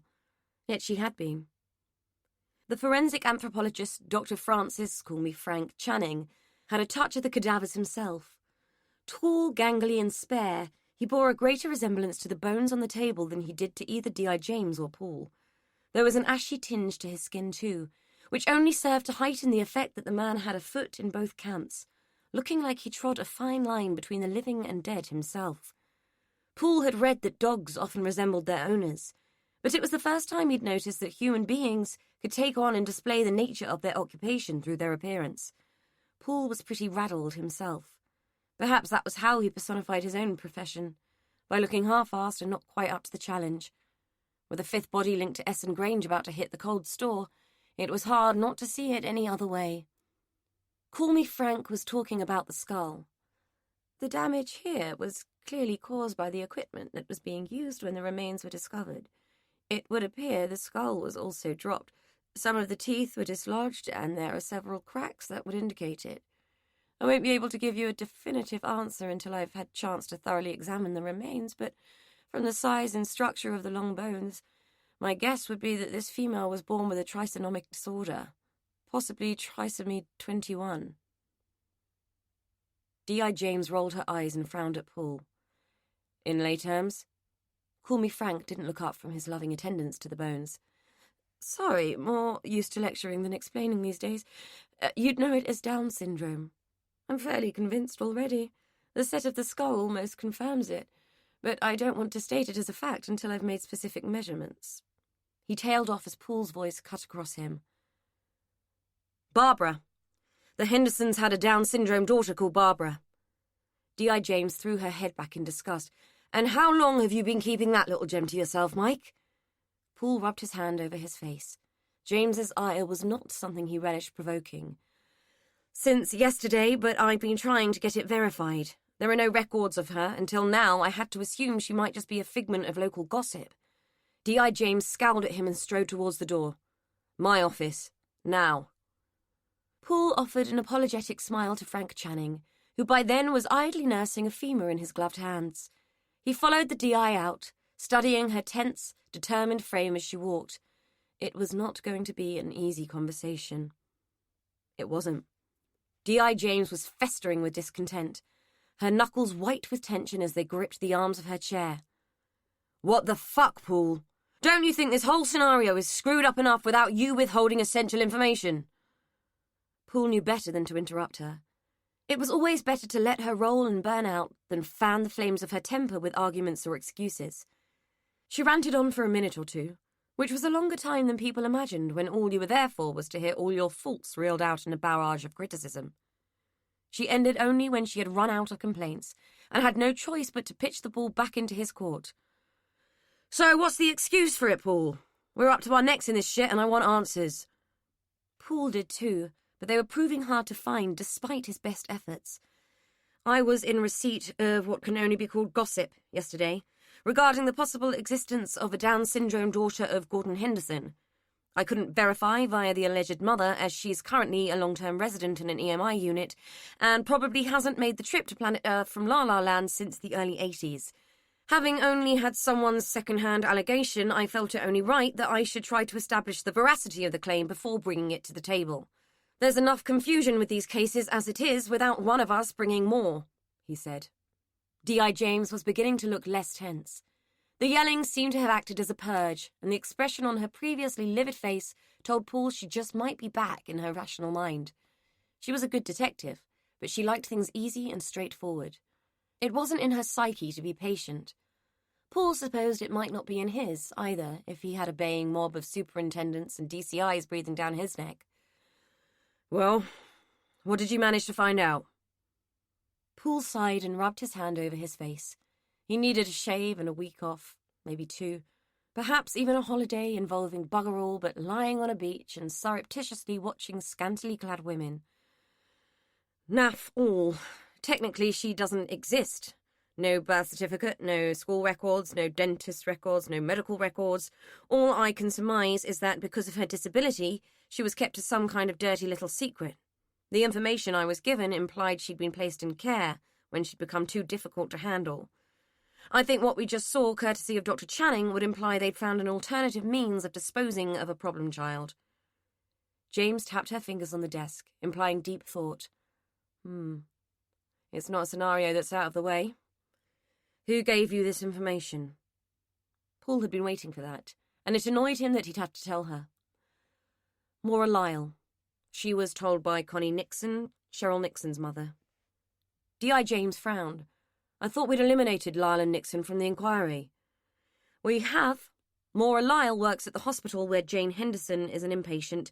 I saw her there, and she volunteered the information. James' frown didn't falter. How very convenient. Have we talked to the mother, Connie? Poole shook his head. Not yet. Not about this, anyway. She certainly didn't volunteer it when we talked to her before. I was about to go and see her when we got the news that Bob Silver had been found dead. Looked initially like he went the same way as Gordon Henderson, but the suggestion is that he had a stroke or a heart attack. Kind of muddies the water having a natural death in the mix, though we know someone was there, unless he put the photograph in his own mouth. If anything, James's frown tightened. Talk to Connie Nixon, find out what she really knows, because it's sure as hell she didn't tell Maura Lyle the truth. Paul had to agree. She said she wasn't sure why Connie had told her at all. Then let's find out, shall we? I want to know what happened to that poor kid, and I want to know who's responsible for decreasing the local population so fucking effortlessly. Besides, the way it's going, who's to say Connie Nixon will still be with us this time tomorrow if we don't pull her in now? Paul had to agree she made a fair point. He was about to leave when her desk phone rang, but she held up her hand to indicate that she wanted him to stay. He sat back down and watched the myriad reactions play across her face as she listened to the call. It ended with the manifestation of another deep frown. She didn't say anything for a few moments, just creased her face in such a way that she was in danger of wearing permanent grooves into her skin. It appears, she said eventually, that we have a case of mistaken identity to add into the mix, which I might add is a mix that's beginning to stink like a cesspool. Paul didn't have a clue what she was talking about. Eh? It was James's turn to rub her face. Who went out to see Mrs. Moss after the husband's body was found? Still confused, Paul said, Kelso and Gallen. They couldn't get any answer, if you remember. We are still looking to locate Elizabeth Moss. Why? Because it wasn't Elizabeth Moss they spoke to. Elizabeth Moss is lying in a morgue in Suffolk.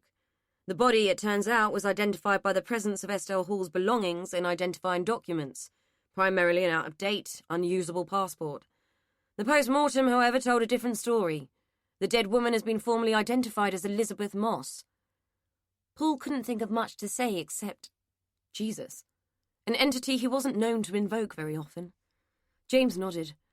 I'll raise you Mary and a fucking Joseph to that. Right. I want you and a DC round at the Moss house pronto, and I want whoever's available round at Connie Nixon's.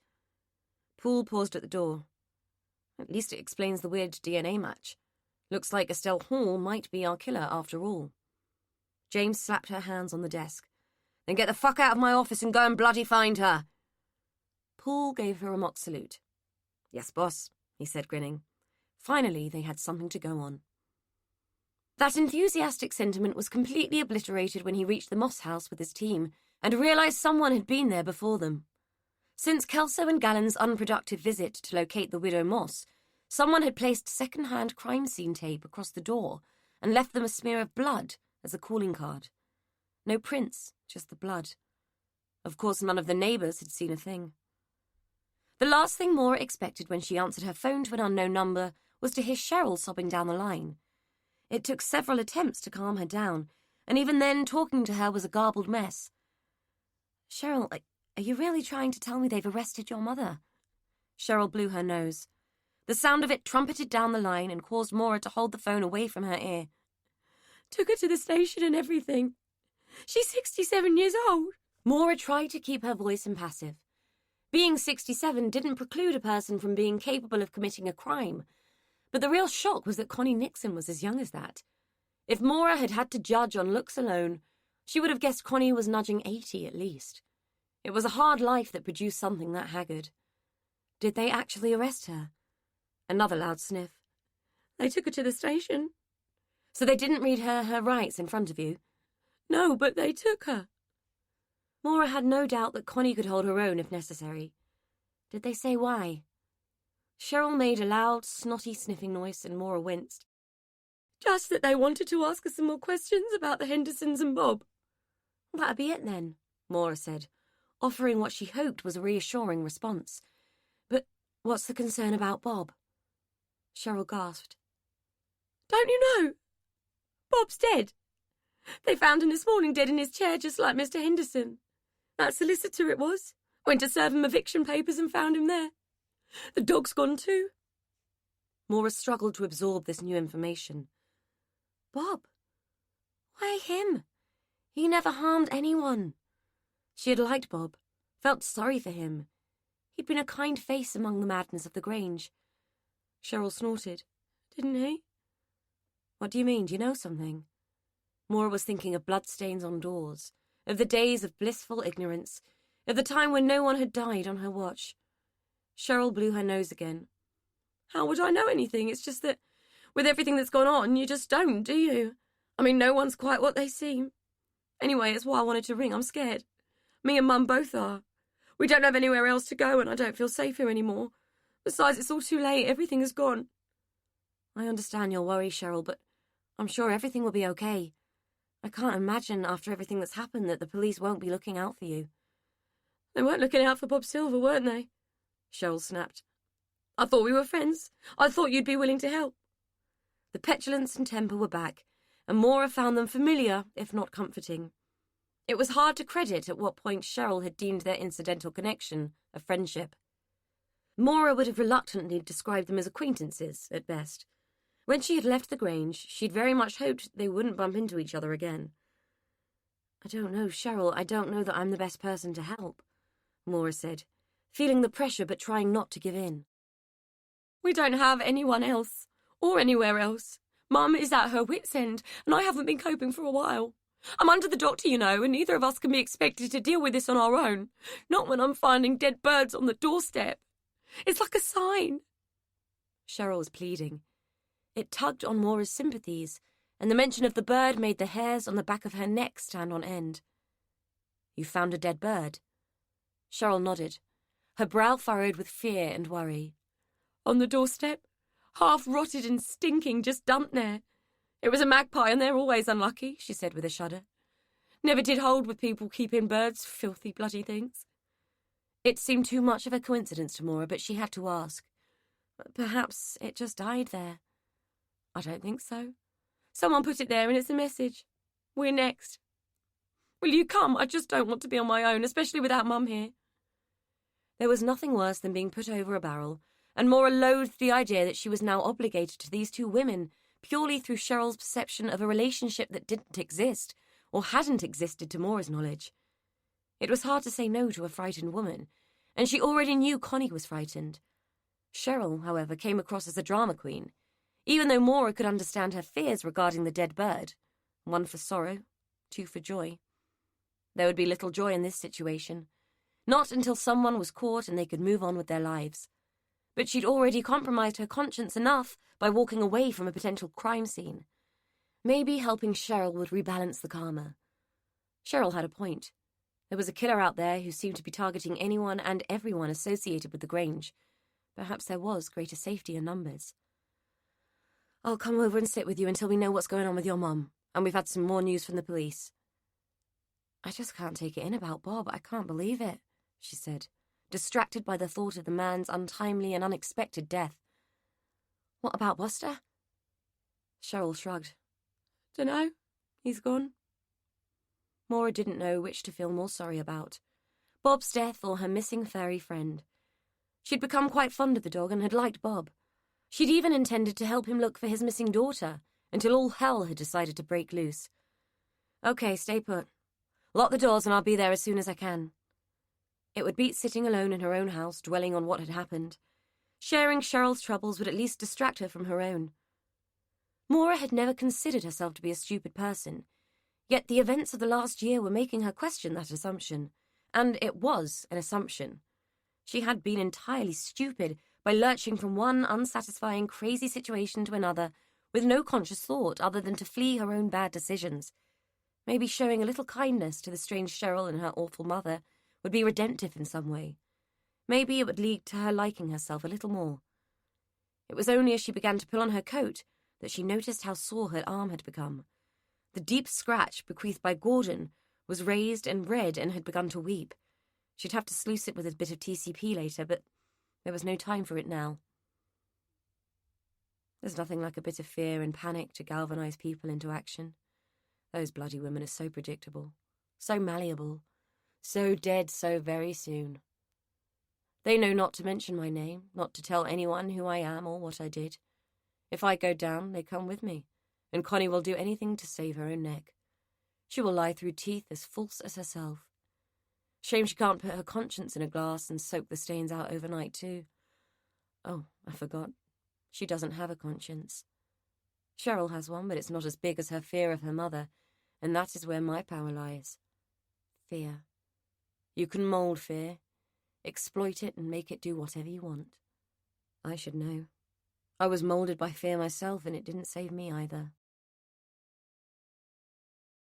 Chapter 19.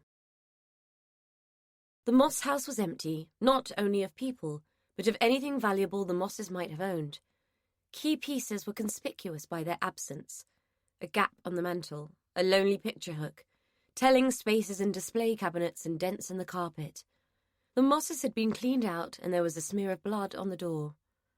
D.S. Poole's good mood was now so fragmented, he was near to tearing up what was left of it in sheer frustration. A conspiracy of middle-class disinterest and a gigantic Leylandii had foiled any eyewitness accounts of comings or goings, and there was no CCTV footage of the road. There had been a petition against it, so none had been installed. For people who valued their privacy so much, the neighbours seemed extremely perturbed by the police presence on the normally quiet avenue, and Poole was only half amused by the double standard. The only evidence of recent occupation were the criss-cross tyre marks in the gravel of the drive, just a series of streaks and disturbances with nothing to indicate what type of vehicles had come and gone. There was a single dog turd on the patio with no other evidence of a dog. One of the neighbours had confirmed they'd heard a dog barking, but hadn't known the Mosses had owned one, and would have objected if they had. Ash Road was a quiet residential place, with no room for dissent or variation from the unwritten rules of local convention. The only dog Poole could think of was Buster, the lolloping companion of Maura Lyle, an erstwhile pet of Bob Silver, and he would certainly never have fitted in on Ash Road. Poole had the distinct impression that mongrels were anathema in that part of town, whether they had 2 legs or 4. Poole turned to the 2 young DCs he'd brought with him. I want it searched, dusted, photographed and raked with a knit comb. I want to know if Estelle Hall was here, and I want anything at all that might tell us where she's gone. Keep on at the neighbours. Someone must have seen something. Half a house full of stuff doesn't disappear on its own. While he'd been peering at dog shit, one of the DCs had been opening drawers and rifling through. Got something here that might be of interest? He called out, waving a document at Poole. What is it? A marriage certificate denoting Elizabeth Moss's maiden name as Henderson. The witnesses include Gordon Henderson. Looks like Mrs. Moss was his sister. Poole's mouth dropped open. Why on God's earth didn't we know there was a bloody sister? And more to the point, why didn't we know she was a relative of one of the previous victims? Has anybody got a frigging clue what the hell is going on? His voice had risen to the point of a bellow, which made his colleagues wince and flush with embarrassment. His look dared any one of them to come back with, "You're the boss, you tell us." Maura hated night driving. Not that it was night, it was 5 in the afternoon, but winter brought darkness early. Daylight was a distraction, but night brought everything back to roost. As she drove through the lanes towards the village where Cheryl and Connie lived, she couldn't help but see Gordon's dead, grey face in her mind, or imagine Dr. Moss's hanging, his face black and bloated. And poor Bob. Poor Bob, who had been so lonely for the daughter he'd never found. She should have done more for him. Had the depression deadened her so much that she could see nothing clearly anymore? She turned the car into the lane that ran past the back of the Grange. It was the shortest route to the village and allowed her to avoid the labyrinth of the new estate, but the route was bringing things back far too vividly for her mind to cope with. She needed to concentrate on the road. It was badly lit and hard to negotiate when you were distracted by the faces of the dead. But not so distracted that it was possible to miss the flash of light in the dog's eyes as he bolted in front of the car and nearly caused a collision with the wall. Maura was sure it was Buster. She'd recognise that lolloping gait anywhere. He'd been on her mind since Cheryl had told her about Bob, but now he had disappeared into the grounds of the Grange, and she had no choice but to go after him. "Bloody dog," she hissed, as she swung the car onto the rough track that led to the back of the house. The place was in total darkness, empty now of all its residents, and even more repugnant in the light of the weak winter moon. The curve of her headlights lit it up briefly, the glare reflected in the kitchen window, and giving her the impression the house was leering at her. Creepy bastard hole, she muttered, as she wrenched on the handbrake and switched the engine off, plunging everything back into darkness once more. Buster! Come on, boy, come tomorrow. There was nothing. No sense of him in the dark courtyard, no sound of him snuffling as he usually did. The little sod had disappeared. She hoped he hadn't run around to the front of the house. She was already having second thoughts about having driven there at all, let alone the prospect of poking around the place in the dead of night. She'd not forgotten the incident with the rock, and suddenly felt stupid for being there at all. What kind of idiot went back to a murder scene? Buster! Come on! She called, hopeful he'd come running when he heard a familiar voice. Poor thing must be terrified and confused with Bob gone. She was terrified and confused herself. She glanced around. The courtyard was full of shadows, all of them stretching out, none of them dog-shaped. Please, Buster, she pleaded to the darkness. Just come on, we'll find biscuits. It was a last-ditch attempt, a vain hope that the resonance of that word would tempt him out. She heard a whine, plaintive and distant, but he'd heard her at least. Galvanized with hope that she'd found him, she walked towards where she thought the noise had come from. Where are you, boy? Come tomorrow. The whine had seemed to come from the house, from a door next to the kitchen that she had assumed to be a coal shed during her brief stay there. Even in the watery moonlight, she could see the door was open. Had Buster gone in there and got himself stuck? She bloody hoped not. Come on, boy, come on out. The voice behind her struck her ears like a gunshot, jarring her senses and freezing her to the spot. No one's coming out, nurse. No one's coming out ever again. Recognition crept up the back of Maura's spine, ruffling the hairs on the back of her neck and making her tongue stick to the roof of her mouth. She knew that voice. She made to turn, confusion clouding her judgment. The "what are you doing here" that had formed in her mind never reached her lips. The brick hit her in the face before the words had even reached her throat. I have never been in trouble with the law, primarily because the law is an arse and, like the donkey that it is, doesn't know its own arse from its elbow. Staying off the radar is an art form I perfected long ago. You stay small, you stay ugly, and you stay quiet. If you do that, you remain unnoticed. I'm with Connie and Cheryl now. The dog is howling in the other room, clawing at the paintwork. All girls together. It's like a sleepover. A pajama party. Friends reunited. 3 unwise monkeys, more like. Connie speaks her evil. Cheryl sees it but ignores it, and me? I see it. I hear it. I've spoken it, and now I'm delivering us. Should have done it years ago. I don't even need the key I'd copied for the nurse's house. I bumped into Cheryl at the fish and chip shop. Not difficult to do, given that I'd followed her there. Old friends and familiar faces become quite the port in a storm, and mine was so old and familiar that I got invited back without a second thought. She even believed the dog had found its own way to me. It's always been Cheryl's problem, believing everything she was told without question. Cheryl is looking twice at me now, from 2 eyes that are sitting on the kitchen table in a pool of sticky blood. They didn't even know I'd been sacked. There's friendship for you, as fickle as fate and twice as brutal. Chapter 20. D.I. James was pacing. Always a bad sign. Paul glanced around the office at the various members of the team and saw his own suppressed tension reflected in every face. They were knee-deep in bodies, without a clue as to why or who, and they were all out of ideas. If James was pacing, it meant trouble. Gallon looked as though he was on the point of confessing to the murders himself, just to break the unease that was building in the room. Paul wanted to say something, crack a joke, ease the strain, but knew it'd go down like a pair of lead knickers with his boss. She was yet to learn the difference between motivating and terrorizing her team. This peaceful moment is yours. Rest in it, breathe in it, and let it soothe you before the story resumes.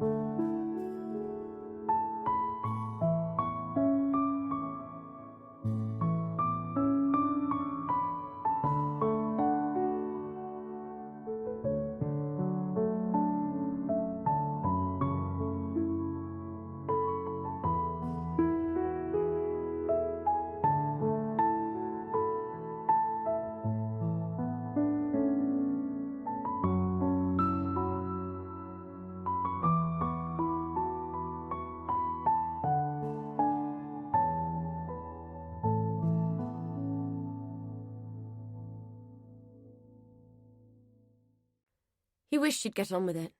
He was due to see the bloody psychologist at 11 and wanted an opportunity to voice his objections to James before he was forced to go to an appointment he didn't want to, hadn't asked for, but was compelled to attend. So what if his brother had died? It was no one's business but Paul's. The fact that his feckless addict brother had died by choking on his own vomit in a cell downstairs was unfortunate, but it hadn't affected Paul's performance or his ability to do the job, and he didn't see why his mind had to be pored over and poked at just to cover the boss's ass. He suspected they were worried he would sue. He was Richard's only relative, and he had a right to. The stupidity of it was that, as far as Paul was concerned, Richard's demise was a blessing. The end of a long and bitter life spent doing everything Richard could to passively end it. Richard had got what he wanted. Why would Paul sue anyone for that? In quiet moments, when he thought about the wreckage that had been Richard's life, he was more inclined to go and shake the hand of the officer who turned a blind eye that night than seek legal redress against him.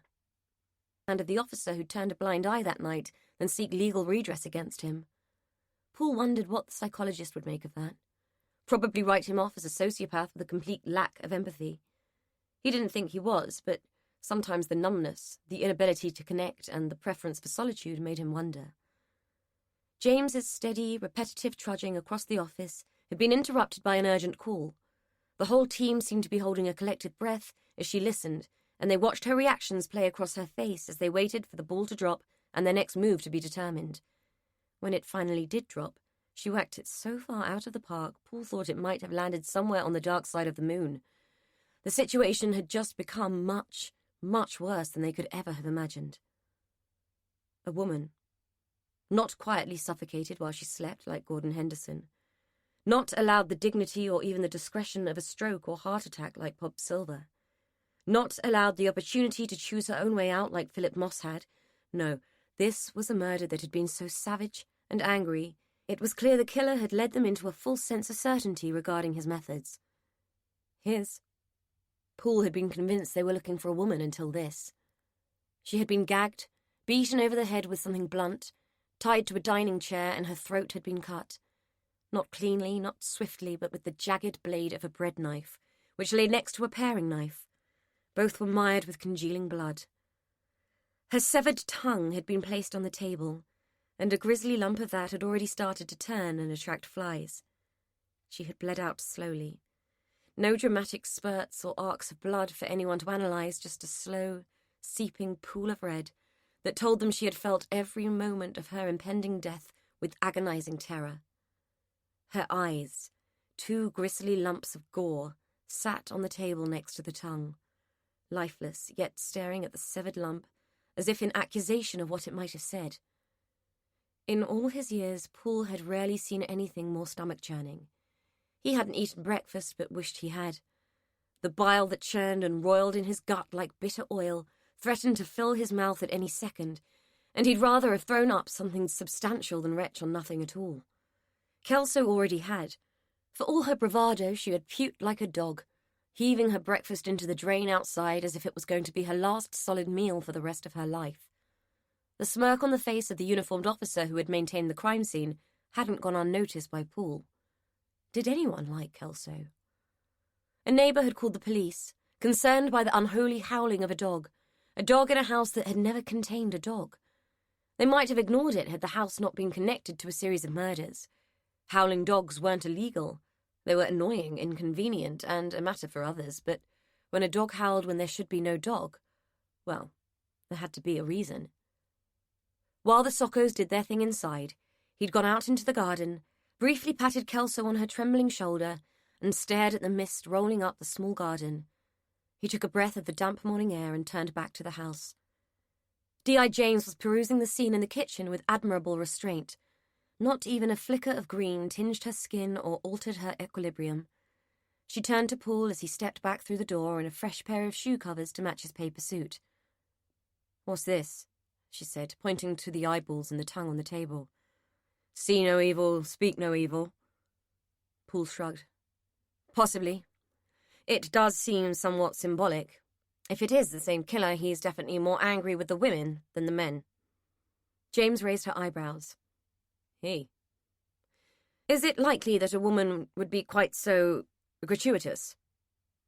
James stepped away from the table and gave him a wry look. Don't underestimate just how brutal women can be. Given that this woman has just been slaughtered in a very deliberate, non-sexual way, this is all starting to look very much like revenge. Female murderers are either motivated by revenge or defense, and revenge in this case might well be a dish best served by a very cold, very damaged individual. Let's not speculate too much on gender, unless it indicates who the hell we should be looking for. She pointed to the dead woman with her lolling, brutalized head. I very much suggest we focus on finding Estelle Hall and fast, because either she's going to kill again or is going to get killed. Either way, I want it stopped. Paul nodded, trying to equate his impression of an aging woman of refinement with the capacity for butchery and murder. We've still got Connie in custody. That woman knows something she's not letting on, but we can't hold her much longer, especially with this. He waved a hand at Connie's dead and permanently silenced daughter. I wonder if she'll talk now it's arrived so close to home. Do you really think Estelle Hall did this? He said, looking away from the dead woman and wishing there was such a thing as eye bleach. He was sure this particular murder scene was going to be etched into his mind for a very long time. D.I. James frowned, still staring at the body. Either her or Lyle. I'm inclined to say it's not Lyle.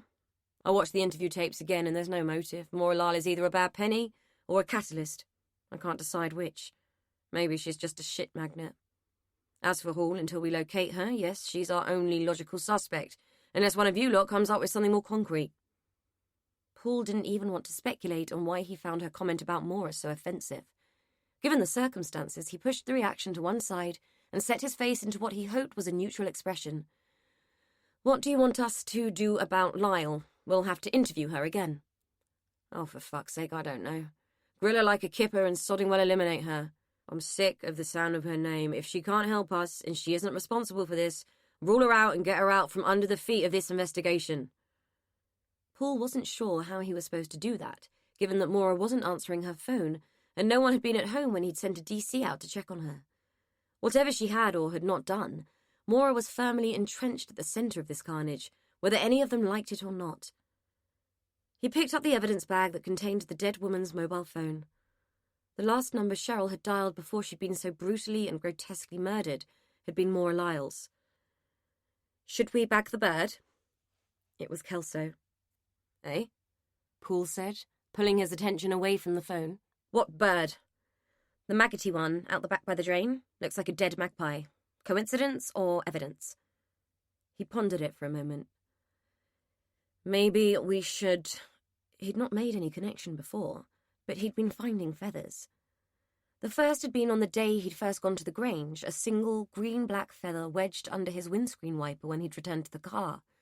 He'd found it odd, but not registered any real interest. He scoured his mind for memories. There had been more feathers. 2 had been sitting in a pen pot on the desk underneath the dangling body of Dr. Moss. The same type. Long, dark, and frankly creepy when he thought about it. There had been something in the report about Elizabeth Moss, too. They'd found feathers in her hair. There had been 3, if he remembered rightly, and they'd been identified as magpie tail feathers. He turned to Kelso. Odd question, I know, but did anyone comment on the presence of feathers when Gordon Henderson was killed? Kelso shrugged. Not that I know of, but I can ask the team to look through the reports. Why? Paul knit his brow. I'm not sure at the moment, but ask them anyway. Might be important, might not.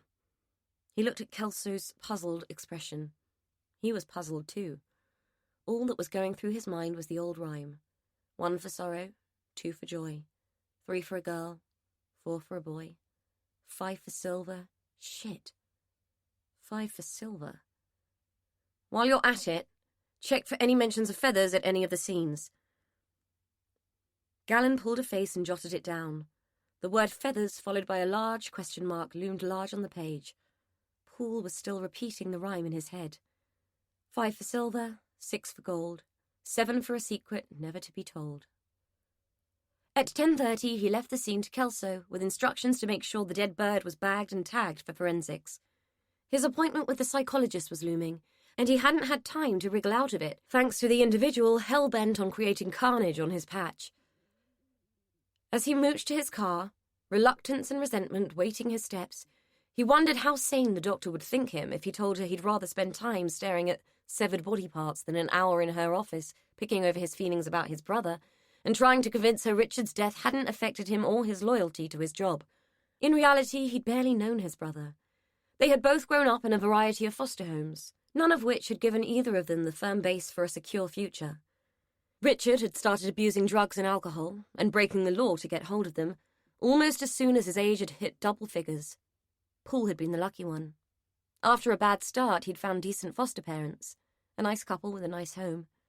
They had doted on him until their quiet and peaceful deaths within a few months of each other 5 years ago. His family home had been full of chintz and cheer, photographs of him littering the lounge like little stamps of pride on his foster parents' part. Richard's childhood trauma had travelled with him in the form of a single, dirty backpack filled with worn-out clothes and nothing personal, until he had met Maura, and she'd given him some sense of self and pride. She might have been able to take the man out of the shit, but she'd certainly failed to take the shit out of the man. The only photos of his brother that Paul had access to were in the mugshot files at the station. The man had a past he'd failed to reveal to Maura. She just knew him as a selfish, philandering drunk. Paul doubted she had any idea what his brother had really been like. When Richard had died and Paul had been forced to deal with his estate, he'd discovered that his brother's home after Maura had thrown him out had consisted of one nicotine-stained room littered with empty cans and full ashtrays, situated in a cheap hostel on the edge of town. It had taken 10 minutes with a bin bag to deal with his effects, and Paul had walked away with nothing because there was nothing worth keeping. The packet of personal belongings that had come to him via the custody suite still sat on his desk unopened, and probably always would. Despite what Dr. Blake, the psychologist, might have to say, Paul's feelings about his brother were as dead and buried as Richard was. What he would have liked to talk about, if he could muster any truck for the need to analyse everything, was why he fancied the pants off Maura Lyle, and why that might get in the way of his job.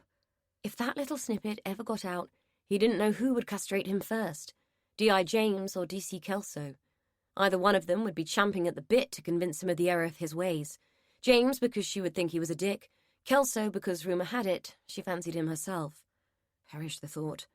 Even Gallen would find the thought that his sergeant fancied a suspect funny. Paul wasn't finding it funny at all. Chapter 21. Maura had no idea where she was. Inside the Grange somewhere, she assumed, but nowhere inside that was familiar to her. Not that she was sure she'd recognise her own house at that point. Her head was pounding and dried blood crusted the side of it, gluing her hair to her face. Her shoulders were screaming, and her back felt as though it had been flayed with a cat-o'-nine-tails. She'd been dragged, that much was obvious. She remembered following the dog into the courtyard, remembered calling out for him, panicking and having the sense that something was very wrong. She remembered the shock as the brick connected with her head, and the blurred face with the familiar voice as it told her she would never be coming out again. That voice. It couldn't be, it made no sense. The dog hadn't barked, he hadn't sensed a stranger. It made no sense, but what did when you were shut in the dark with your wits addled by the application of a house brick? Buster was wedged into her side as if he wanted to graft himself onto her. Every now and then he would shudder and tremble and let out a little whimper, and she knew just how he felt. If whatever was going through his mind was half as bad as what was going through hers, she was surprised he wasn't howling his head off and bouncing off the walls. Instead, he was sniffing at her. She was emanating a perfume that was a mixture of soap powder, sweat, and the kind of confusion and fear that was becoming so familiar it had compressed itself into a slow drip of adrenaline, producing the kind of pheromones that made everyone's heart beat a little faster, for all the wrong reasons.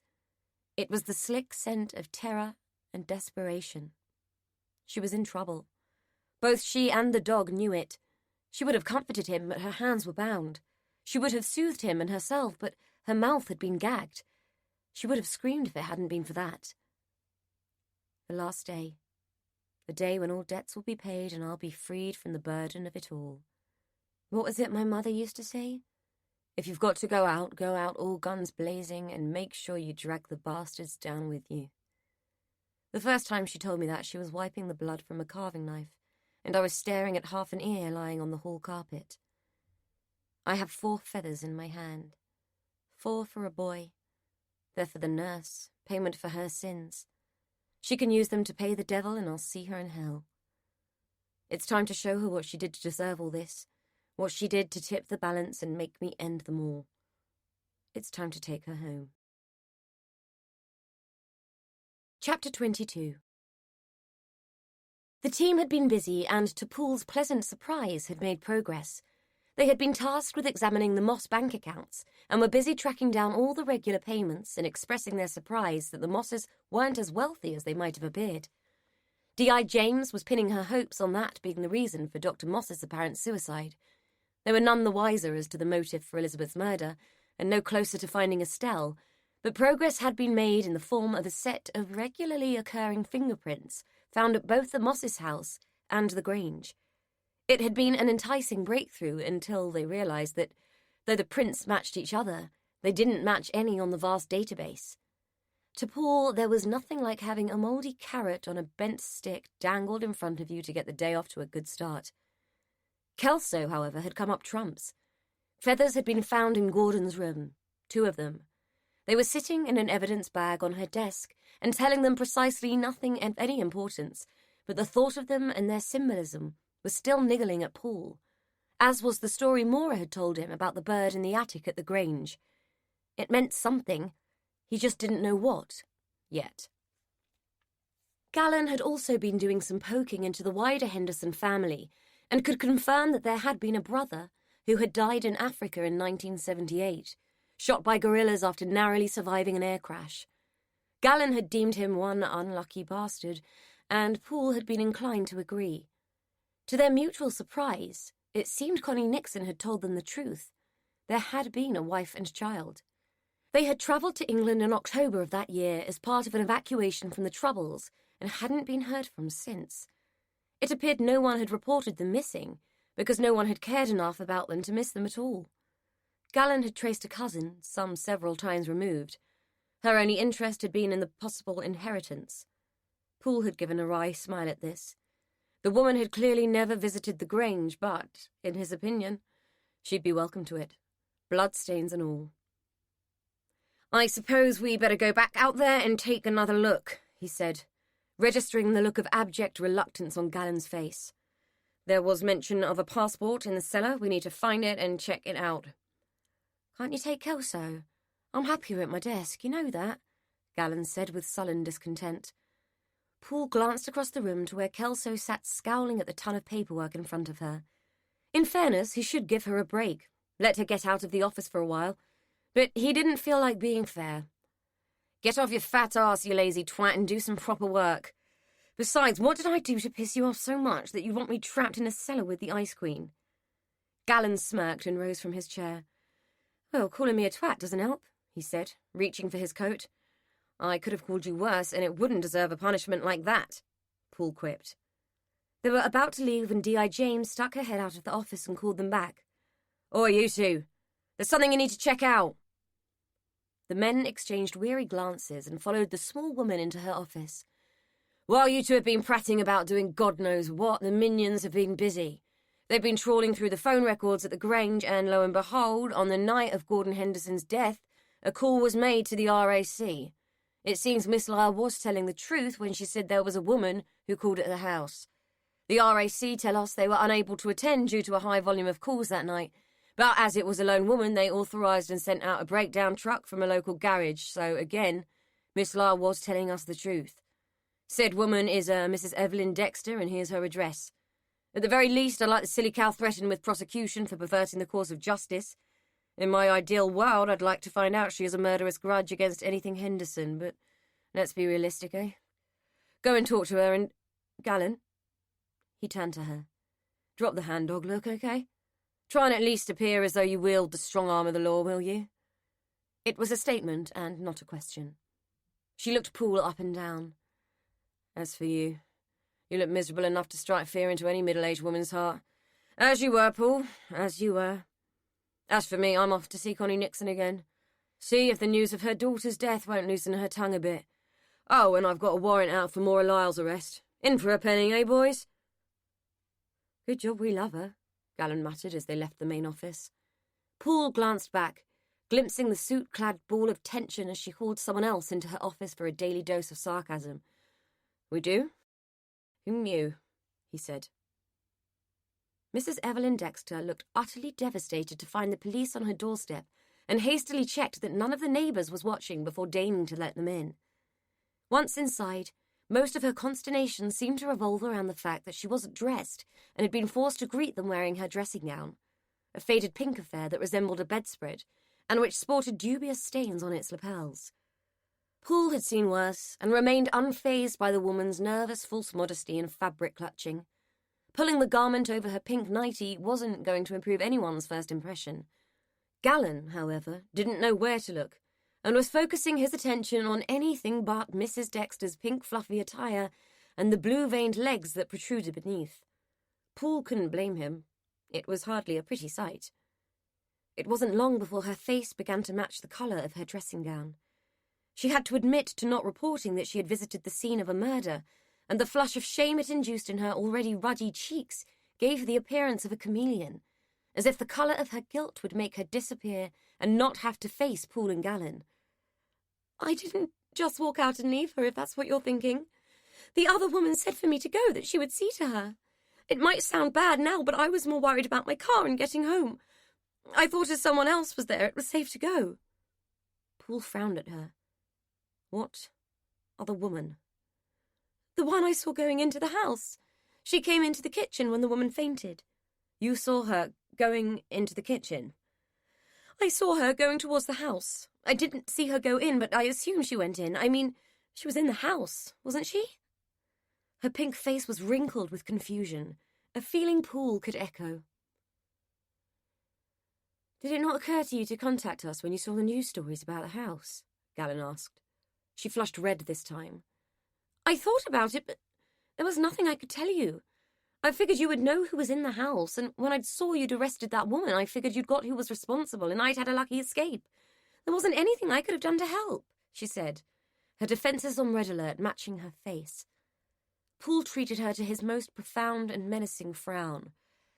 I think we're the best judges of that, don't you, Mrs. Dexter? Evelyn Dexter swallowed and clutched at her dressing gown again in a vain attempt to dispose of the shame she'd hoped to avoid by staying quiet. Both men watched her as she tried and failed to shift the responsibility elsewhere, the signs of inner conflict flickering across her face in a series of expressions that displayed her cognitive dissonance for all to see. Tell us about this other woman, Poole said, nodding to Gallon, who already had a notebook in his hand. This was safer ground for Mrs. Dexter. Concrete facts and neutral memories were always easier to relate than thoughts and feelings, especially defensive ones. My age, I think. Bit scruffy, worn down looking, I'd say. Brown hair, greying, not tall. She had a scar on her face like a burn. An old scar, I'd say, nasty looking thing. She'd obviously tried to cover it up with makeup and didn't like me looking at her. Shivered me out of the house pretty damn quick and insisted she could sort the other woman out. Just left them to it, to be honest. Did she give you a name? Mrs. Dexter shook her head. No, she was busy seeing to the woman. I was making my phone call. I never thought to ask, just wanted to put the whole thing out of my mind. It was Gallon's turn to frown. Why was that? Weren't you concerned about the fact that a woman had passed out? A deep red flush was back. Of course I was. But she was being looked after, and I was told there was nothing I could do. Besides, the bloody dog was barking its head off, and if I'm honest, the whole place gave me the creeps, and so did she, the woman with the scar. It just seemed better to get away from it. And turn a blind eye, Poole said, a mite more judgmentally than he'd meant to. Am I in trouble? She said, clutching the dressing gown tight under her pensive, worried face. I don't know, Mrs. Dexter. You've admitted being present at the scene of a murder. You didn't report your presence there. You might be material to the case. Let's put it this way. Don't be making any immediate plans to travel, eh? Poole watched the woman's face crumple as tears began to bulge in her eyes. He hoped Gallon wasn't out of tissues. He doubted his own used and crumpled offering would be welcomed. Chapter 23.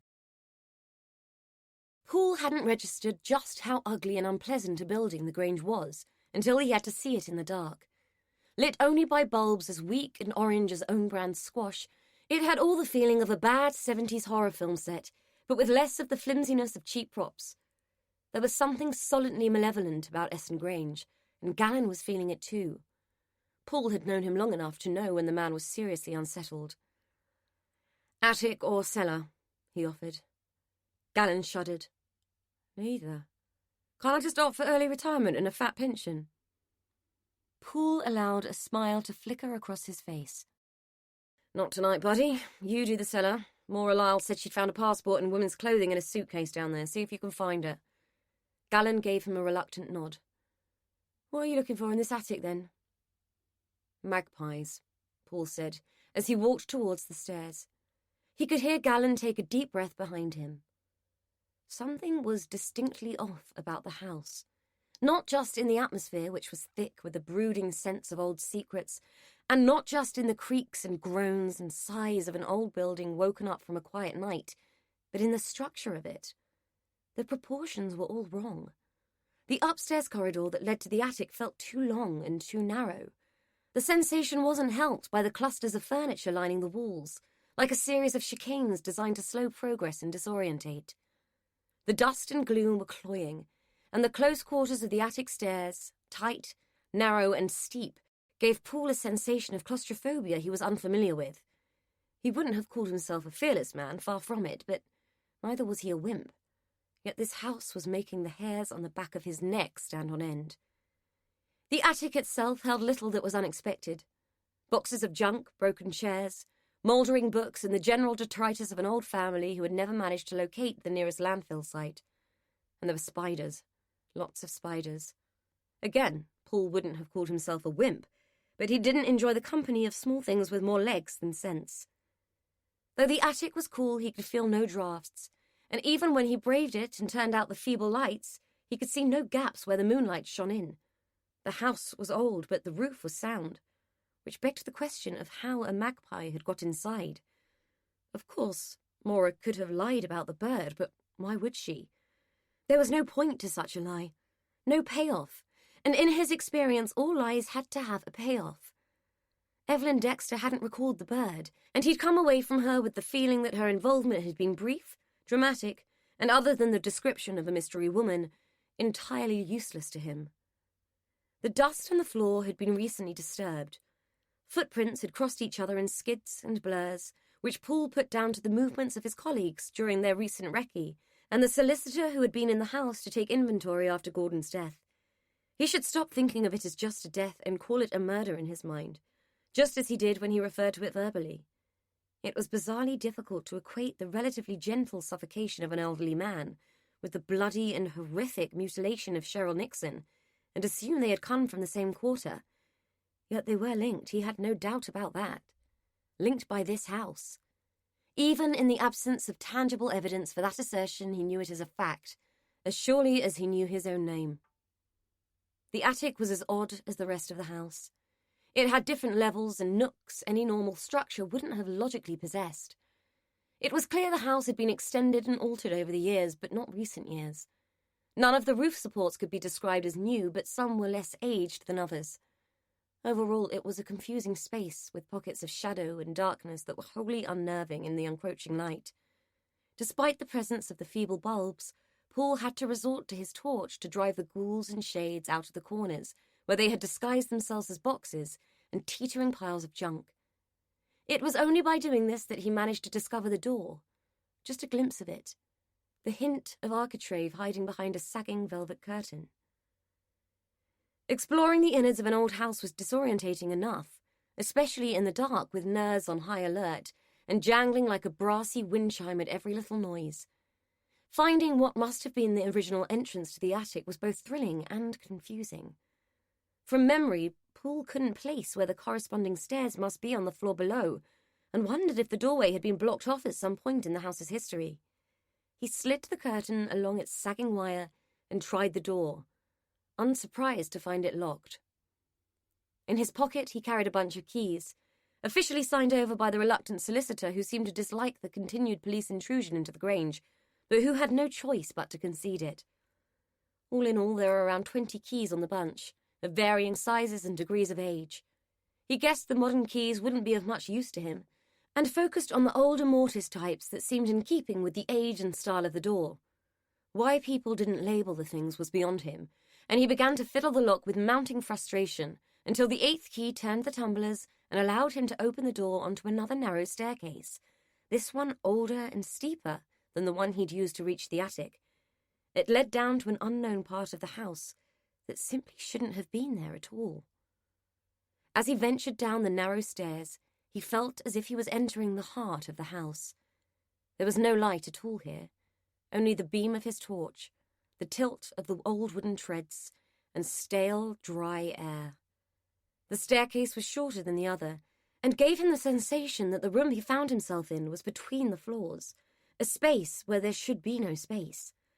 It was an unpleasant and disconcerting feeling that did nothing to settle his already taut nerves.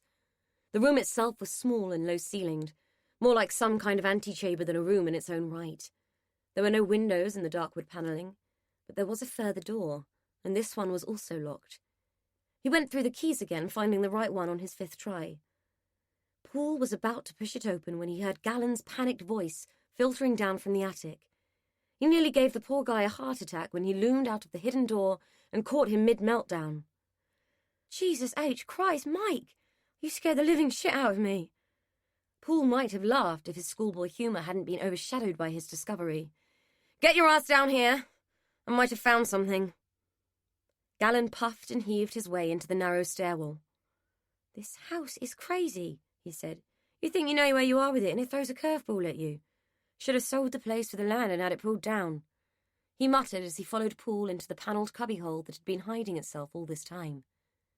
Gallen was the first one to retch when the smell hit them. Paul the first to flinch when the open door disturbed the air and sent the flies into a swarming frenzy. Paul had to pull his jacket over his face to filter the stench and fend off the flies that had sensed fresh meat and had come to explore the viability of their next meal. "Get outside, call it in. Tell them I think we might have found Estelle Hall," he said. Gallen was already gone. Paul stared reluctantly at the remains of the woman he believed to be Estelle Hall. The body was the right age, the clothing was similar to that which hung in Estelle's wardrobe, and Paul had a gut feeling that the body huddled in the corner could be no one else. Paul wasn't sure what else they'd found, but it had been dead a while and was barely recognizable as human. Most of the flesh had gone, and what was left teemed with maggots. The flies had migrated to Estelle, who was sitting in a congealed puddle of her own blood that had silently ebbed from the crusting slashes on her wrists and arms. The wounds looked self-inflicted. She had to have made them herself, slicing up into the veins so they would stay open and weep out her life in some final act of desperation. That she was dead was clear. There was too much blood for her to have survived, and the flies were too confident in their exploration of the grey landscape of her face to leave any doubt. A shard of glass lay near her bloodied fingers, next to the remains of the water jug it had once belonged to. He could only guess at the desperation that must have driven her to take her own life in such a way. As he panned his torch beam around, he spotted the frenzied scratch marks on the door. Several bloody fingernails were stuck to the wood, violently detached from her frantic hands as she tried to claw her way out. Her death was recent. The flies hadn't destroyed much of her, and it was deeply disturbing to realize she must have been there the whole time. Trapped in a room with only the dead thing on the bed and the insects for company, while the police and Mora had tramped about the place oblivious to the existence of the room. Paul was profoundly sorry to find her there. They'd been looking for her all along, and hoping she'd be found alive and able to give them some insight into what the hell had been happening inside the godforsaken walls of this hideous house. He thought about Cheryl Nixon, not because he'd had any fondness for the strange, temperamental woman with her frizzy hair and nervous disposition, but because she was the only one who might have provided an answer to the question of what had been going on at Essen Grange for all these years. They'd interviewed her twice, and she'd been nothing but tight-lipped and weird. Her mother had been no better, just vicious, snide, and out to save her own skin. Cheryl was lying in the mortuary fridge now, her mouth silenced by murder, and Connie's sense of self-preservation had closed her mouth forever on the things she might have seen. One was as useless to him in death as the other had chosen to be in life. Had they known about this room and what was in it? In that moment he despised them both and damned them to hell. They'd had the answer and kept it from him, and he didn't have a single clue as to why. Connie Nixon knew She just wasn't saying. Where would it leave her if she did? In the shit, that was where. She knew her rights. They couldn't keep her much longer and they couldn't make her talk. She'd done her bit. She'd warned the nurse to keep away. Connie Nixon had a clean conscience and they couldn't prove otherwise. So the bitch had got to Cheryl, had she? That was regrettable. She knew she'd feel sad about that at some point. It was inevitable when someone who'd called you mother for all those years lost their life. Connie might have felt it more keenly if she had been Cheryl's mother. How were you supposed to feel about a kid you'd been paid to keep and pretend was your own? She didn't know. Grateful for the money, she supposed. They didn't like kids at the Grange. Kids were dirty, noisy, sick and cloying. Kids were needy. Cheryl had been bloody needy, and Connie felt like she'd earned every penny of what they'd paid her to take the kid on and keep her mouth shut. Talk about keeping it in the family. Fancy taking your own kid on to keep house for you. Now that was sick.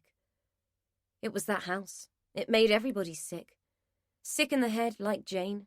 It had made Connie sick too, made her do things, agree to things that she'd never have done of her own accord. It made you warped.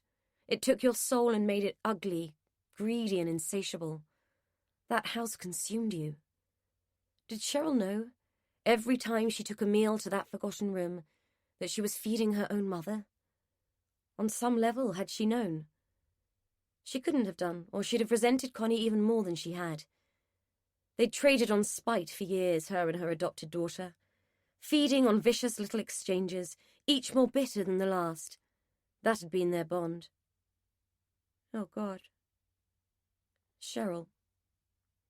Cheryl was gone. The truth of it ripped through Connie like a chainsaw blade, hitting her heart and tearing it in half. She clutched at her chest as if the action could hold the two pieces together. This was it. Who'd have thought that Connie Nixon would die of a broken heart? She might have laughed if she'd had the breath to do it. They were all over her like a rash now, that DI and her cronies, pulling at her clothes, rolling her over, yelling for ambulances. They were too late. Connie knew she wasn't coming back from this. Didn't want to. Not if Cheryl was gone. It was the shock that had made her deny how much she'd loved that kid. Had loved her from the minute the nurse had taken her from Jane and put her in the nanny's arms. No one had ever asked Connie what she'd done for the Hendersons, what her job had been. She'd been their nanny. Barbara's nanny and Cheryl's. Dying took a long time. Your life didn't flash before your eyes, it rolled like an old film reel, eking your years out frame by frame, making you see everything for the last time in black and white, when all those years it had been messy, blurred colour that had made sense at the time. Gordon in black and white the day he'd killed his own daughter. All of them the day they'd helped bury her. The deal they'd made to keep it quiet because without Gordon there would be no money. Connie taking the baby in case he did it again. Jane howling like a banshee screaming for her children. That house sucking them all in and blurring the lines of good and evil, need and greed. It took a broken heart to reveal the truth. It took a broken heart to tell it. Connie looked up into the worried eyes of D.I. James. "You need to get the nurse." She gasped it out. There was no breath left. All she heard before the dark descended was D.I. James saying, "An ambulance is on its way. Hang on, Connie. We'll get you a nurse. Hang on." Chapter 24. D.I. James had decided to lead the morning briefing with an air of frayed patience that echoed exactly how everyone else was feeling. "Right, people, we need results, and we need them today. And most of all, we need to stop finding bloody dead people. Can I remind you how bad this looks? I mean, seriously, you lot, not one lead paying off. What the fuck have you all been doing? Gazing at your navels and contemplating the meaning of life? Much more of this, and we'll all be contemplating what it's like to sign on and live off benefits.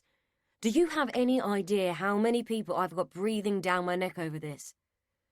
There was a great deal of shuffling and the surreptitious exchange of glances. Everyone knew James could keep up the rhetoric for hours when she had a mind to. Everyone knew she was shitting herself over Connie Nixon pegging it in interview room 4. "Right, let's go over absolutely everything and see what we're missing, because we have to be missing something." She scanned the room and homed in on a vacant desk. Where the hell is Kelso? Did I not make it clear I wanted all hands on deck this morning? She ran in to say she's got a doctor's appointment and will be in later, someone volunteered. James rolled her eyes and groaned. That's all we need. Since when did I give any of you permission to be ill, eh? Let alone give you time off for it? Her lame attempt at humour fell on stony ground. Poole was sure that at least half of those present hadn't realised it was a joke. James frowned and slowly shook her head from side to side in a gesture that seemed to imply she wondered what she had ever done to deserve the dubious pleasure of being stuck with such a shower of numpties. She sighed and pointed at one of the DCs. You, what have you got for me? He had the grace to blush, showing his displeasure at being the first one singled out to report. I've been working with Kelso looking into the finances of Philip Moss and his wife. As it's been established that he committed suicide, there has to be a reason why, and my understanding is that money problems often motivate such a move. James folded her arms. Were they having money problems? The young DC rifled through his file and pulled out a copy of a bank statement. Not as such, but they certainly lived on the edge of their means. A share ISA was recently cashed in, as was part of his pension, releasing $50,000 in cash. It was moved into their joint account and almost immediately withdrawn by a bearer bond. We don't know why. James nodded. But what we do know is that Mrs. Moss was strangled and her body left to rot in a holiday cottage, and that for a period of time the local force believed her to be Estelle Hall based on the documents found with her. And now we need Kelso to explain who the hell she talked to when she followed up the husband's suicide, because we know for a fact that it wasn't Mrs. Moss, nay bloody Henderson, don't we? But Kelso is off wasting NHS resources, isn't she? She addressed this to the room, as if one of them might be directly responsible for Kelso's health issue, and thus making James's life more difficult. Poole suppressed a smirk at the thought. There might well be a few present who wouldn't have been averse to slipping Kelso something nasty. She'd never been popular and kept herself to herself too much for other people's comfort. Barbara went with her, so maybe she can shed some further light on how it went, he said, already knowing that Barbara, who was busy trying to blend in with the scenery in order not to be noticed by James, had little to add. Barbara had been lying low since discovering that the woman she'd been trying to contact regarding her dead husband had been dead herself. Poole knew she'd been trying her best to redeem herself since, but had been drawing blanks in every direction. James shone the spotlight of her attention and that of everyone else in the room straight at Barbara, who looked at Poole as if she was about to crap herself at any moment. He felt sorry for her. She was a nice kid, very willing, but she had messed up over Elizabeth Moss, as had Kelso, who as usual wasn't around to account for herself. Pretty much still drawing a blank, I'm sorry to say, Barbara said, her voice timorous and unsteady. I've one thing I'm following up today, though, a Yodel delivery driver who says the Mosses had a cleaner. He's a regular on the street and is familiar with the residents. He called in after reading about the case in the paper. He's coming in for an interview later this morning. Well, that's something, I suppose, James said. You might get back into my good books after all, Barbara. Anything else that could be remotely useful to us? One thing. The blood on the door. It's not human, it's avian. Oh, and there was a dog at the premises. We found hair. Seems to match the same breed as the one that keeps turning up everywhere. It's a Labrador. James rolled her eyes. Do I care what breed of dog? Does it matter? Is it relevant? Unless the bloody thing is a bloodhound and can track down our killer, it's of no interest to me. So you're saying our killer is some kind of animal lover? Who are we looking for, people? David fucking Attenborough? Poole suspected the presence of a dog might well be relevant if James stopped to think about it, but neither he nor Barbara had the heart to challenge their boss, or the gumption in Barbara's case, judging by the look of abject humiliation on her face. Where are we with the Nixon women?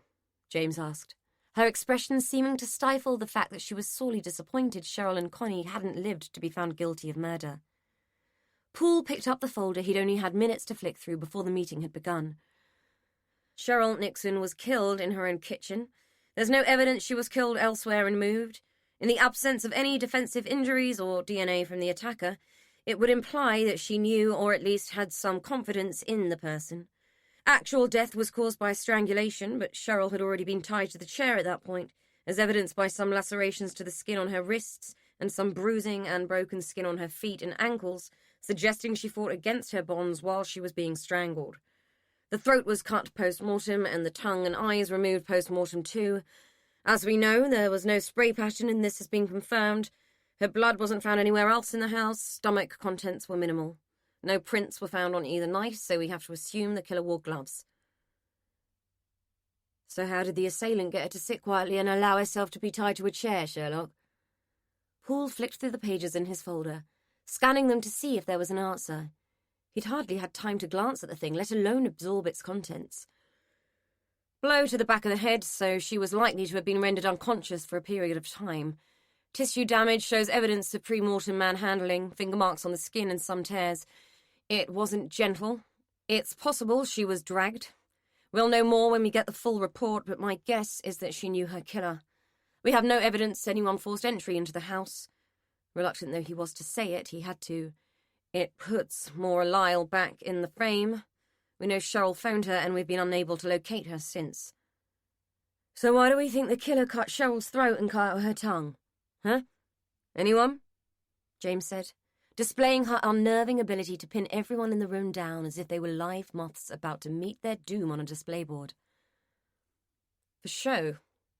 There was no need, as she was already dead. Setup shows no sexual deviance, and it doesn't look like an unplanned revenge killing either, not frenzied enough, Paul said, though he knew this was pure speculation.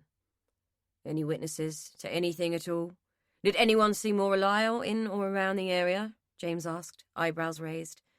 Paul said, the neighbours claim they saw and heard nothing, except the dog barking, which was what prompted them to call. Nice neighbours, James said with a look of disgust. I assume the sound of a woman being murdered didn't drown out their TVs. She did a little customary pacing. And what about this mystery Scarface woman, the delightfully unhelpful Mrs. Dexter has told us about? Do we know who she is? Not yet, Paul said, hating to admit it. And are we any the wiser as to the identity of the person who died in that room, strapped to a bed and left to rot, by the looks of it? James asked, referring to Paul's grisly discovery at the Grange. Not yet, but they're working on it. All we do know is that she was female and had been dead for quite a few days from the level of insect activity. Again, we know more when the full report is in. The lab is backed up like no one's business, and every time something new comes up, something else we wanted urgently gets shoved on the back burner, Paul said. Glad he wasn't the one in charge of the budget. No wonder James was looking ill. The cost of this investigation was going to bankrupt the department at this rate. As if those exact thoughts were running through her mind, James glazed over for a moment, then shook her head in a bid to dismiss them. And Estelle Hall. What about her? Paul rifled through another folder. This one he'd not even had a chance to glance at. Cause of death was suicide. There are self-inflicted lacerations to the arms, which caused extensive exsanguination. Evidence of extensive pre-mortem bruising. She'd been pushed around a lot and quite roughly, by the looks of it. Some of the marks appear to have been inflicted during her attempts to escape the room. Some are older and suggest she was taken there by force. Various traces on her clothing indicate she was dragged through the house, and her blood matches that found on a large bookcase that was used to obscure the entrance to the hidden room. Are we assuming she was deliberately and forcefully locked in that room, or do we know for certain that she was? James asked. It seemed obvious to Paul. The levels of bruising, some older skin damage around her mouth and so forth would strongly suggest that she was. Also, she was badly dehydrated and hadn't eaten in some time. It would appear that whoever locked her in there had every intention of leaving her to die. We think she lasted quite some time before killing herself. The room went quiet. They had all read Paul's report of the scene, had grimaced at the photographs and imagined the scenario. No one wanted to dwell on it. Christ, what on earth did they all do to deserve this? James said, raising her eyebrows and looking around the room, a gesture that raised nothing more than a few mumbles and a bit of shuffling. I suggest we all focus on bloody well finding out, eh? She added pointedly. Because we know it can't all be down to what was found at Essen Grange. Something else is going on here, people. Paul's phone rang, breaking the uncomfortable silence and punctuating the pause that James's words had created. While he took the call, everyone else took the interruption as a sign to get moving and get on with the day. Only James remained, staring at Paul with a look on her face that implied she was expecting Poirot to be on the end of the line, with the news that he'd solved the case and that all the suspects were enjoying martinis in a posh drawing room somewhere in the home counties. Paul's expression should have told her different. "What now?" she asked. "The team working the Grange. They went back in this morning. Someone had left some equipment behind. A door they knew to be locked was open, and they found Bob Silver's dog tied up inside, along with a significant amount of reasonably fresh blood." James stared at him and uttered just one word. "Shit." Chapter 25. The smell of rotting human flesh contained some 400 different compounds, and, to the average nose, these combine to form a wall of repulsion so powerful it can physically knock you back. Among the compounds are those known as putrescine and cadaverine, chicken and egg terms which become totally irrelevant when the effect of them assaults your senses and sends you reeling into a door that has been firmly locked behind you. The stench penetrates and clings, not only to the senses, but to the clothes, the skin, and the realization of the witness, until she has no doubt that she is in the presence of death. Maura had no doubt. She'd had questions when she'd first walked into the flat, and her nose had wrinkled at the sweet, cloying smell she had assumed was old food from an unemptied bin. She'd had questions when she saw the filth and neglect, the lack of furniture, the emptiness, as if she had interrupted them in the process of moving out. And she'd had questions when Mary had dragged her, half senseless, to her own car and had made her climb into the boot.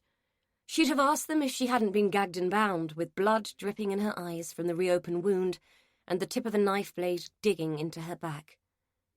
She was in the room with Jamie now. His bloated, liquefying and blackened corpse still hanging from the hook in the tall ceiling. He'd hung himself with a length of electrical cord, which still bit ever more deeply into the swollen flesh of his neck. God knew how long she'd been there. Hours? A day? The window had been painted out. If there was light out there, she couldn't see it. "I told you he was waiting for you, but you took too long. I was expecting you to come today. But no matter. Sooner is better than later. It's the Grange, you see, it draws you back. It drew you back, brought me what I wanted. It brought me you. I had to get you there to make you see, make you understand. Then the house brought you back. I didn't even have to try." The door that separated them muffled Mary's voice, yet the barrier of wood didn't diminish the menace in her tone. In fact, the locked door amplified Maura's rising terror. That's the trouble with you people. You're in your own little world, doing whatever you want to do, with your dirty secrets and your obligations all out of sight and out of mind. You forget about them, don't you? Then they die, and you think you can get away with it. You think you can leave me to clean up your messes, and that there will be no consequences. You think you can pay for your mistakes with money or a string of excuses that change nothing. Well, I've got news for you, Nursey. It's an eye for an eye in my book. You neglected my boy for your own selfish ends, and he died because of it. Now you die too. I'm just evening the score. Maura was struggling. Against the stench, the revulsion, against the rolling urge to vomit, and against the fog that was clouding her brain. She ought to fight, but couldn't remember how. She ought to scream, but couldn't connect her voice to her thoughts. Even though Mary had removed her bonds, Maura's tongue had turned into a great, unwieldy, lolling thing in her mouth. Unable to form words, unable to beg or plead or reason. Her eyes were dimming at the edges and blurring in the middle.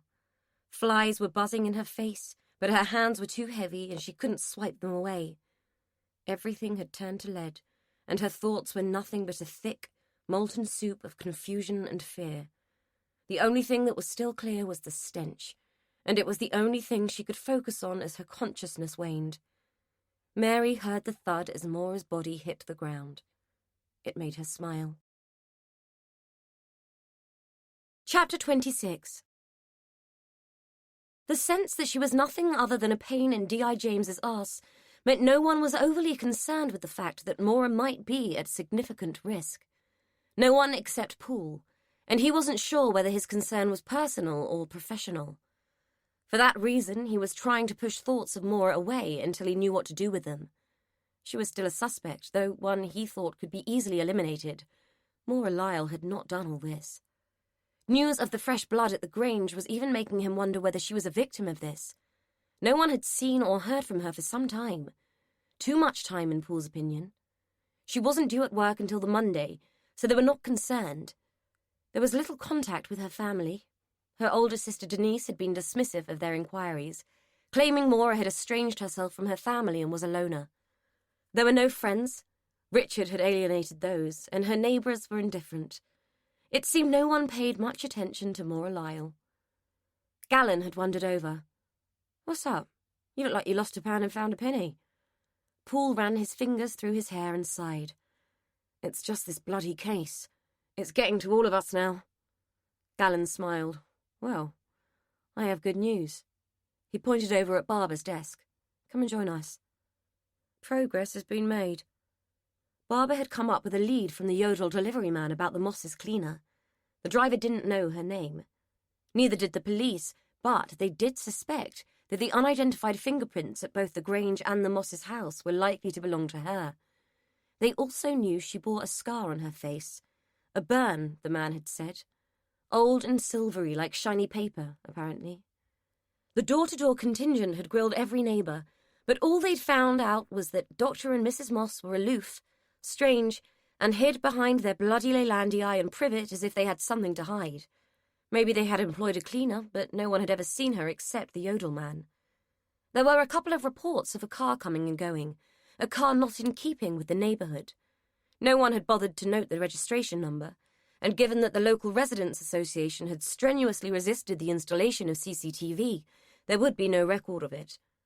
All any of them could establish from the neighbours was that the Mosses were disliked intensely.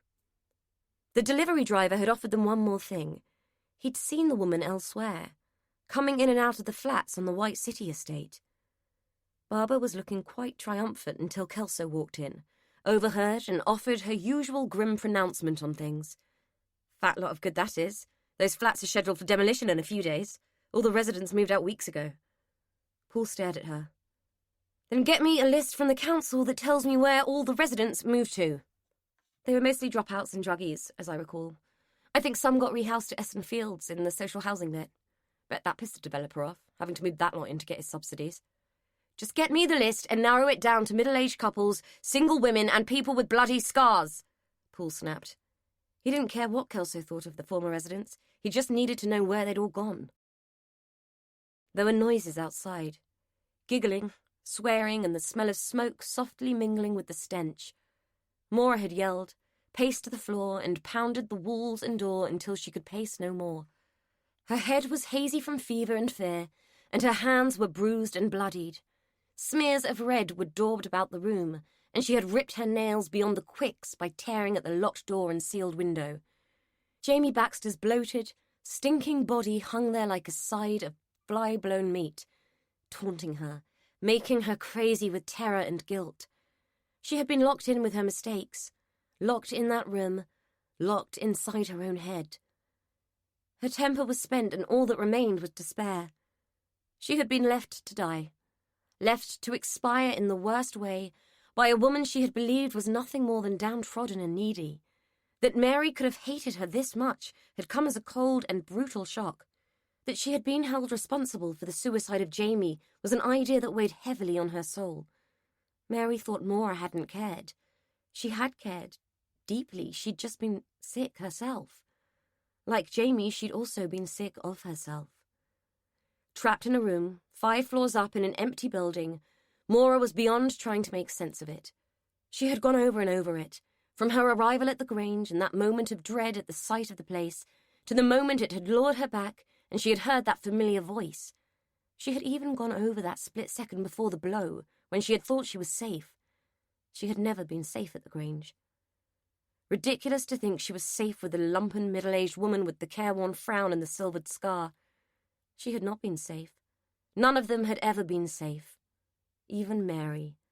That house wanted them all. All she was left with was the pain in her throbbing hands and the burn of thirst in her throat. The room had shrunk around her. The grey fuzz of light and the long shadows were pressing in, clinging and cloying and sucking at her will to live, feeding off it and growing fat on her despair. This was it. She was going to die. She was already in the company of the dead and would be just as unmourned and unmissed. She'd always known it was going to be like this. She'd just thought it would be in her own bed when she was old. She felt old. Having the life drawn out of you in a place like this made you old. It withered you from the inside. In the fur-grey bowels of the stinking bedroom, Maura gave up, lay down on the floor, and waited for the grey to turn to black and the black to turn to nothing. Eli Jones and Luke Felton had been watching the old bat come and go for days. There had been lean pickings in the other flats, nothing but empty cans and dirty needles left behind. But Luke was convinced they'd find better stuff in Mad Mary's. If Eli was honest, he was a bit scared of Scarface and her batshit crazy son, but it didn't wash to admit that kind of shit to Luke. The old hag was the last to leave, the last to move out, and that in itself was weird. Who the fuck wanted to hang around in that shithole longer than they had to? Everyone else had shipped out weeks ago. It had been kind of fun watching the guy from the council repeatedly knock on the door and try to talk to her through the letterbox. Much good it had done him. Mad Mary never spoke to anyone she didn't want to. But she'd done something really strange that day. She dropped the flat keys down a drain and walked away. Luke had tried to get into the flat loads of times when she was out, Eli playing lookout on the landing, but he'd never managed it, much to Eli's relief. Coming face to face with the son was not high on his agenda of fun encounters.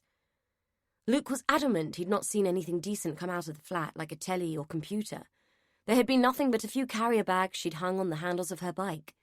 Luke said it stood to reason there must be decent stuff still inside. Besides, it would be like a rite of passage getting in there and getting out in one piece. It had taken Luke an hour with a bent coat hanger and a stiff arm to hook the keys out of the sludge, but once he'd got them, he'd been determined to use them. Eli knew he'd run out of excuses. If he didn't go in there and prove himself, Luke was going to tell everyone he was a complete twat. He'd be hung out to dry among their mates. "What about the nut job?" he'd said. Luke had called him a pussy. Pussy or not, Eli hadn't been the one who'd gagged on the smell. He had been the one who'd spotted the handbag sitting on the living room floor in among the stinking shit. He'd also been the one who'd heard the banging and shouting and had almost crapped himself. Luke had been the one who lit the fire and yelled, "Leg it," and Eli hadn't needed much prompting. They'd run like twats, emptied the handbag of money, taken the mobile phone and dumped everything else on the allotments. Luke had said 35 quid and a decent smartphone wasn't a bad haul. He knew someone who could unlock and clean the phone and it'd be worth a few quid to someone. Eli had been chuffed too, but he couldn't get the thought of all that banging out of his mind. It was hard to have a conscience when Luke Felton was your best mate, though. Anyway, the flat wouldn't burn. They never did for long. Too bloody damp and full of asbestos. The stupid thing was he'd had to go back and see. Nicking stuff was one thing. Killing people was another. There hadn't been any banging or shouting when he'd gone back in. Just a big, black, smouldering patch of shitty carpet. Eli had pissed on it for good measure, shut the door behind him, and dropped the keys back exactly where they'd found them. Whoever was in that flat was Mad Mary's problem, not his. That's what he told himself, anyway, until his conscience started to prick him in the middle of the night. At 10 to 5, Derek Alton checked his watch, shook his head, and figured he'd better get home for his tea before the wife fed it to the cat, or the bin. The missus wasn't fussy when she was on one. He carefully locked his shed with the hefty padlock that had been designed and bought to keep the local scroats out. Derek valued his gardening tools, but he valued his secret stash of homemade parsnip wine more. This year's was a good batch, and he'd be damned if he wanted it thrown down the necks of the local youth without a second thought. With a sigh, he surveyed his allotment. It was a good job half the kids in the area were averse to veg, otherwise that would have been scavenged too. It had been vandalised often enough. Still, the allotment was an escape if nothing else, and he got to have a bit of a tipple without the wife being any the wiser. Small mercies were worth a bit of gratitude in Derek's mind. He spotted the purse first, open, empty of money and nestling among the carrot fronds. The bag had been thrown on his rhubarb, crushing the tender stems and pissing him off no end. He grabbed it up, a scowl creasing his face, which softened into a look of puzzlement as a feather fell out. Long, dark, and inky blue-black in the afternoon light. There were 3 more inside, along with keys, receipts, and the usual junk women carried. What was the obsession with lip balm? His wife always carried a ton of the stuff, Like she was going to be kissing anybody. She certainly rationed her affections with him. Derek shrugged, put the feather in the bag with the purse, and decided to drop it into the police station on his way home. Some poor cow would be glad to have it back, even if she had lost her valuables to the local shitbags. He hoped they hadn't mugged her, that they hadn't progressed to that, but you just never knew what people were capable of these days. What with murders on the doorstep and more of them on the news every night. It didn't bear thinking about. But neither did the wrath of his wife or the prospect of yet another dried-up, reheated meal. Chapter 27. Poole and Gallen sat at their desks, staring at the whiteboard, both trying to join the dots and coming up with bugger all, other than the same confused scribble of conclusions they'd been over 1,000 times before. So, Gallen said, Morelile told us that Connie claimed there was a sister-in-law and a child who went missing. Does it stand to reason that the missing woman is the one in the attic, kept there to stop her making a claim on the estate? It's possible, Poole mused. In which case, what happened to the kid? Buried somewhere in the grounds? Bricked up in the house? Who friggin' knows? If we sent an excavation team into that place, we could unearth half the missing persons in the UK. At this stage, anything could turn up. It's like James said, every answer raises more questions. If Connie wanted to confess, why didn't she? It's not as if either of them didn't have the opportunity. We had them both in for questioning. But were we asking the right questions? Equally, they might have been a strange couple of ducks, but they weren't stupid. They must have known they would be implicated. I mean, there's a shitload of charges we could have thrown at both of them over who was locked in that room, Gallen said, once again using simple logic, which, once again, pasted them right back into the same corner. True, Poole said. Maybe they just both wanted to unburden themselves but were too scared. Rightfully, as it turns out. They must have known it was all going to unravel as soon as Estelle went missing, and let's face it, we're none the bloody wiser as to what happened there. Do you think that's why Estelle cut her wrists? Because it was all going to come out? Gallen asked. Poole thought about it for a moment, went back in his mind to the image of Estelle slumped against the wall in the mess of her own blood, her veins sliced open along the length of her arms. There had been no uncertainty in her actions, no cry for help. She had meant it. His theory was that their killer had locked her in that room with the consequences of her actions, and that the horror of it had driven her to take her own life. No, I don't think it was like that. I think she knew what was in the room, that she was forced to face it, and I think she killed herself out of guilt that the woman was dead. I think she just got to a point where she couldn't take it anymore, and knew no one was going to rescue her. Murder by default. She smashed the water jug and used the shards to cut her wrists, he mused, more thinking out loud than expressing a firm conviction. But surely she must have known that, without care, without food and water, whoever it was would have died pretty quickly, Gallen said. She must have known that woman was there. Gordon Henderson was too far gone. He wasn't the one controlling what went on in the house. Cheryl was just bloody odd, and I don't care what anyone says, there's symbolism in the way they died. Has to be. Poole considered what he said and had to agree he was right. Cheryl had to have known what was in the house. Connie must have known too. But why had neither of them done something? Why had the woman died? Things had been unravelling for those women due to something beyond their control. They had been terrified and desperate to distance themselves. He was guessing that Estelle had pulled the strings until something had happened that had pulled the rug from under her. Grace Poole, he said. Eh? Who? Gallen asked, confusion clouding his face. She a relative of yours? Poole leaned forward. Grace Poole, the nurse in Jane Eyre, the one who looked after the madwoman in the attic. Jane didn't know she existed for a while, and even when she did, she didn't know who she was or why she was there. She thought she was the nutter who'd been setting fire to things. Gallen threw his arms up. You've lost me, mate. No idea what you're on about. Poole waved him away. It doesn't matter, it's a story, but it made me think. There must have been someone else in the picture, someone else in the house looking after whoever was in that room. Cheryl worked days and didn't live in. Someone had to be there the rest of the time. Yeah. Estelle, Gallen said. Poole shook his head. No, she wouldn't have dealt with bedpans and feeding. The person tied to that bed needed full-on care. From what we know about Estelle Hall, there's no way she'd have got her hands dirty. Gallen had to ponder that for a minute. Okay. I can see that, but why was Maura Lyle there if there was already someone available to do the looking after of all the dodgy old codgers in the house? I can't work out for the life of me where she fits into all this. If Cheryl was there during the day, and your mystery person was there during the night, there would be no need of her. Unless Gordon Henderson didn't know what was being kept in his own attic. Remember the lock on his door and all those drugs? According to the GP who came out, Estelle Hall was loading him with enough stuff to fell an elephant.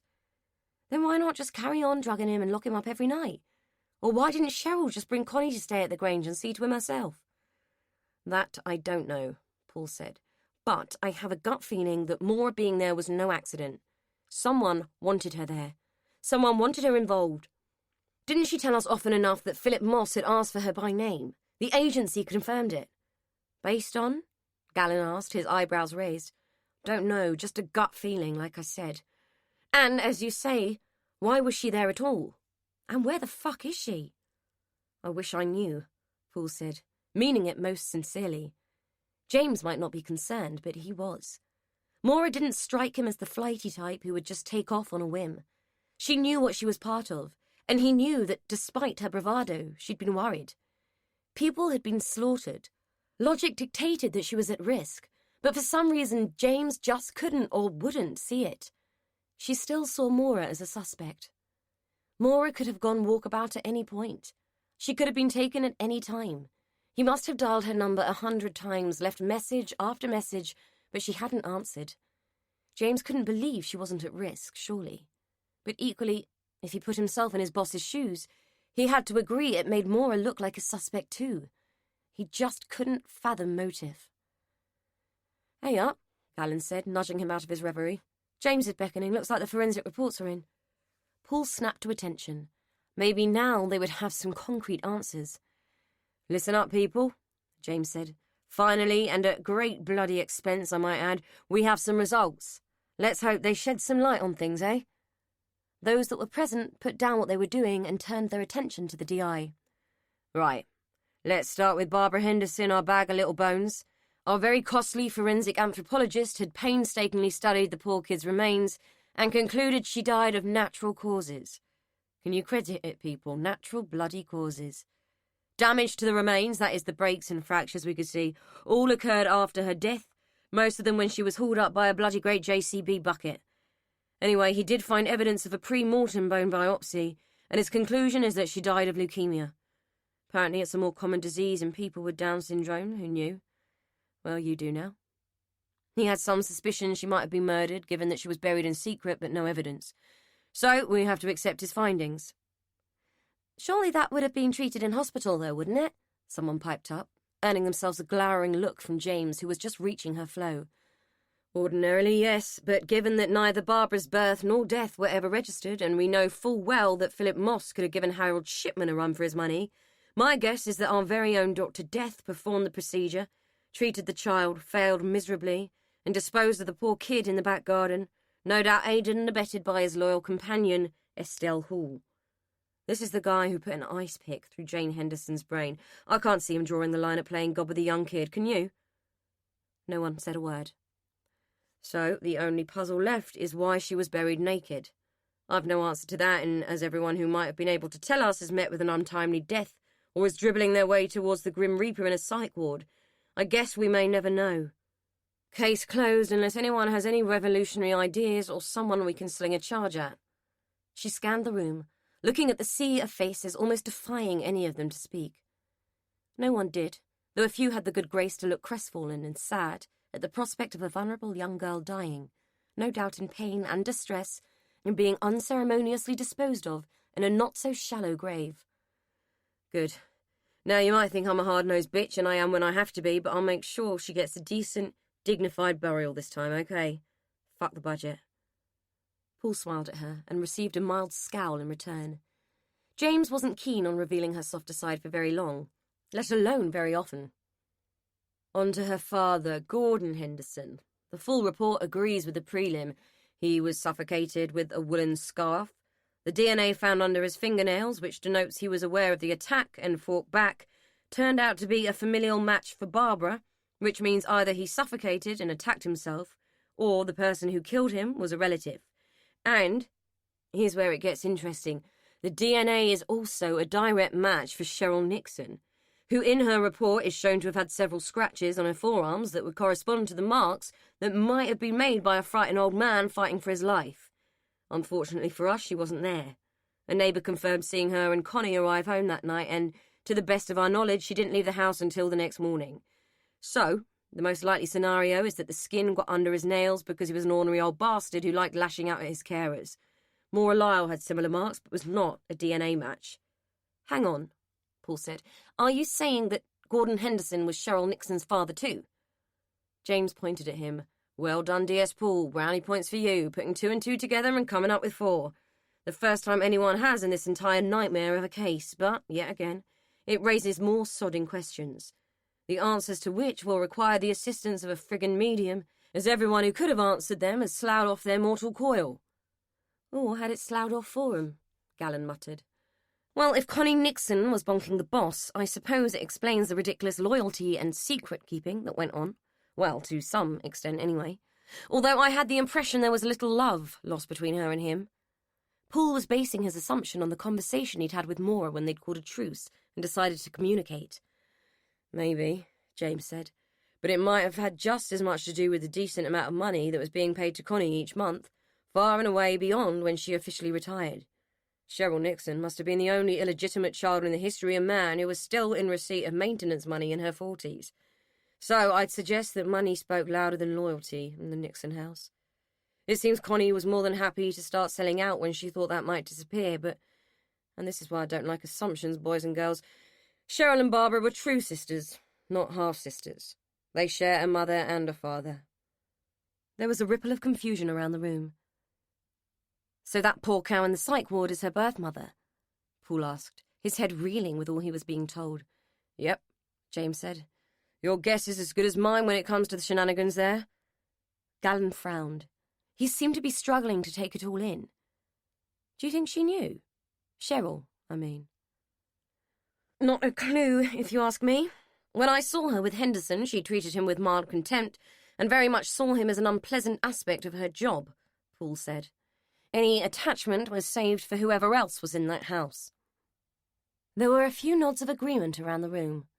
Those in the team who had met Cheryl agreed she'd been 2 sandwiches short of a picnic most of the time.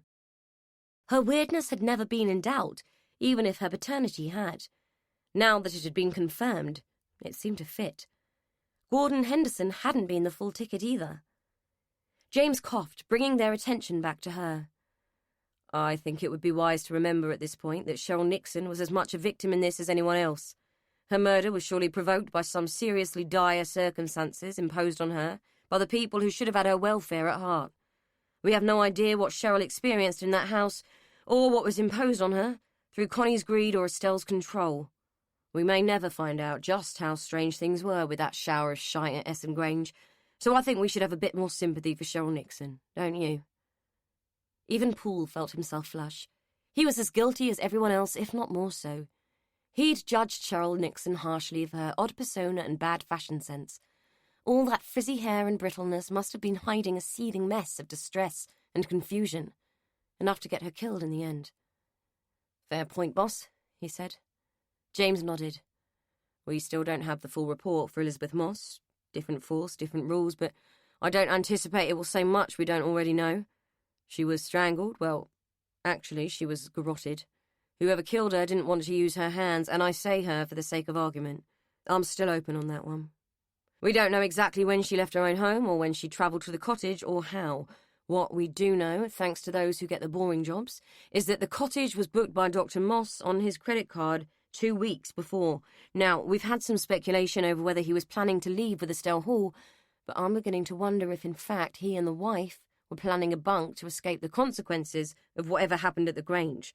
I think Moss knew his wife was dead, thought Estelle had run out on him, was at the mercy of the killer, and topped himself in Perlman's show home as a final act of defiance to the lot of them. She scanned the room again. Yeah, you're right. Another thing we'll never bloody know unless we pin down the killer, and soon. She took the measure of all the blank, overwhelmed faces of her team. Which brings me to the initial reports of what happened in the Nixons' kitchen. Paul closed his eyes, seeing the scene of carnage in that kitchen once again, still not able to make sense of it.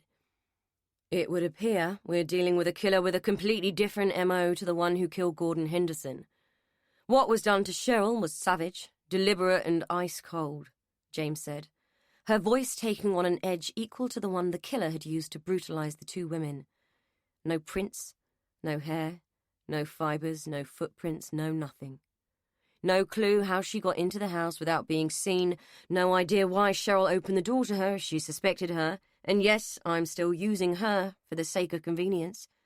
The reports don't say anything we didn't already surmise. We have significant amounts of benzodiazepines in Cheryl's blood, so we know she was probably self-medicating, probably from the stash Estelle Hall had been feeding to Gordon. That tells me she was scared, that she thought the killer was coming for them. It also tells me she didn't think it was more Lyle. But if they knew they were at risk, why not tell someone? Why not tell us? Barbara asked. James frowned at Barbara.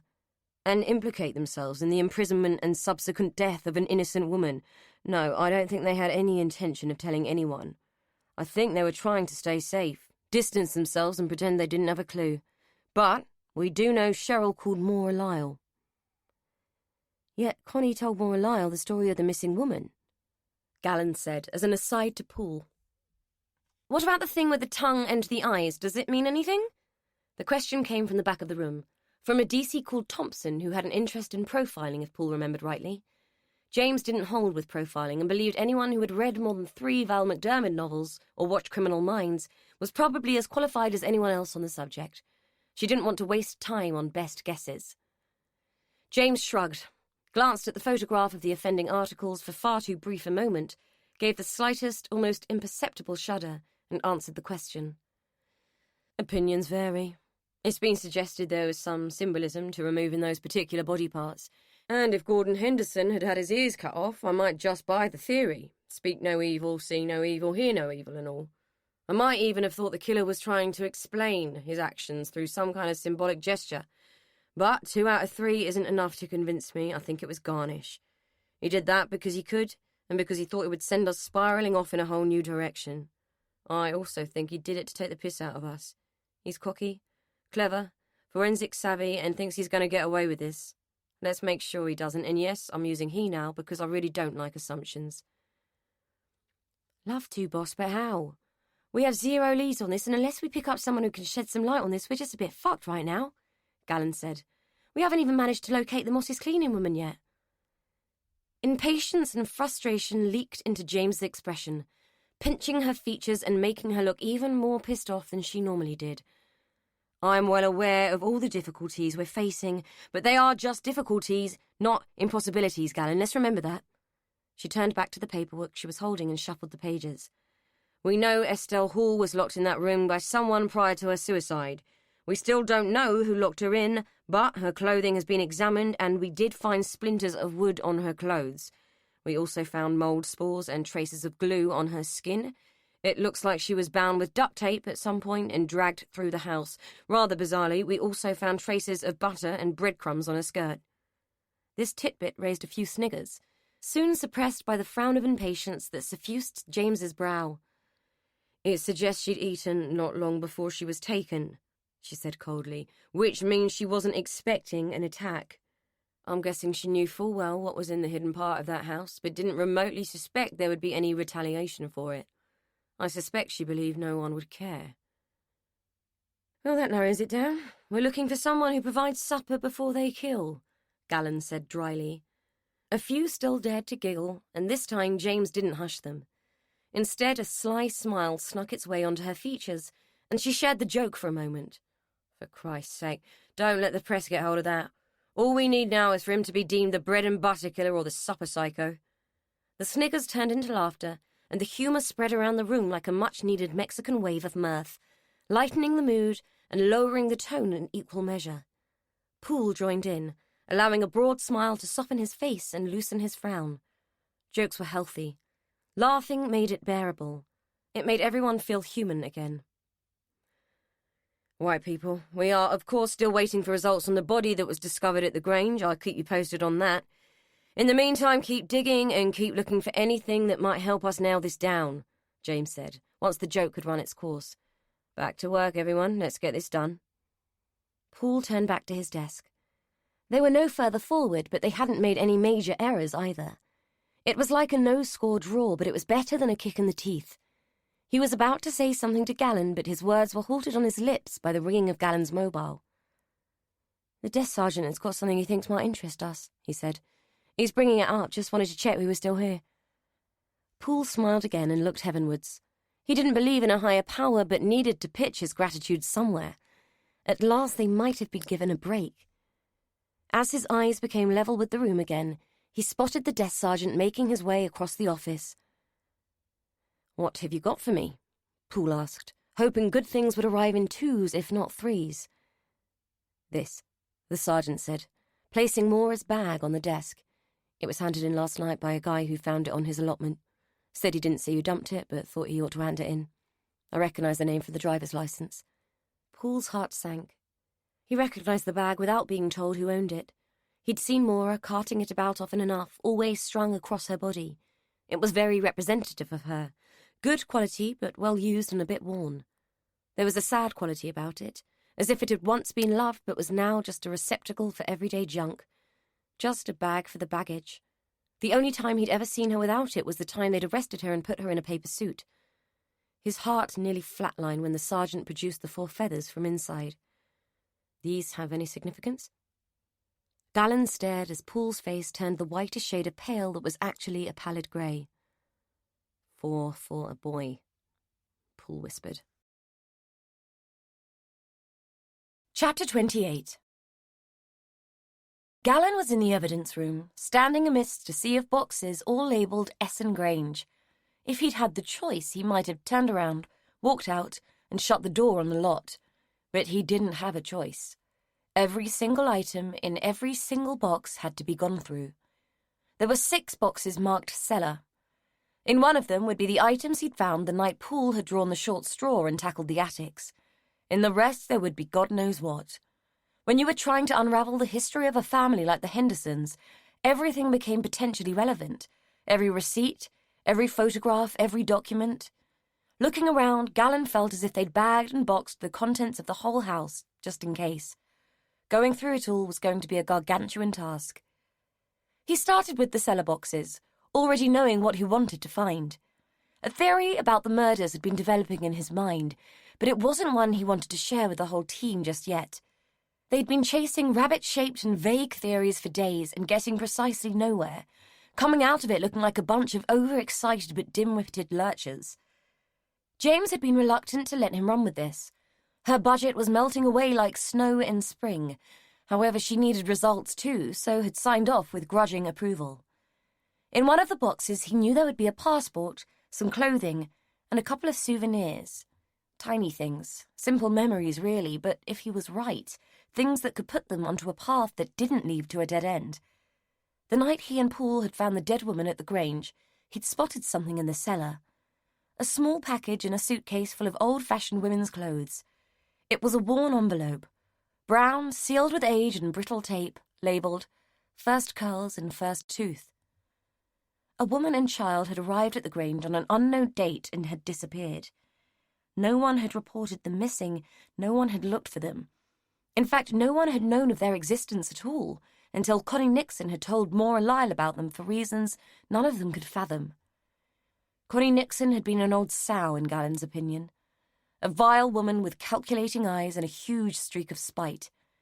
He'd watched the interview on the day she'd died, when she'd battered those eyes and played the little old lady card for only 2 reasons he could garner: to make fools of the police and save her own neck. She might have achieved the first, but the second had been an epic fail of grotesque proportions. He was in disagreement with D.I. James about Cheryl, too. He felt her tongue had been left that way for a very distinct reason. She had said something the killer hadn't wanted her to say, or that she shouldn't have spoken of, or possibly that she should have done something about but hadn't.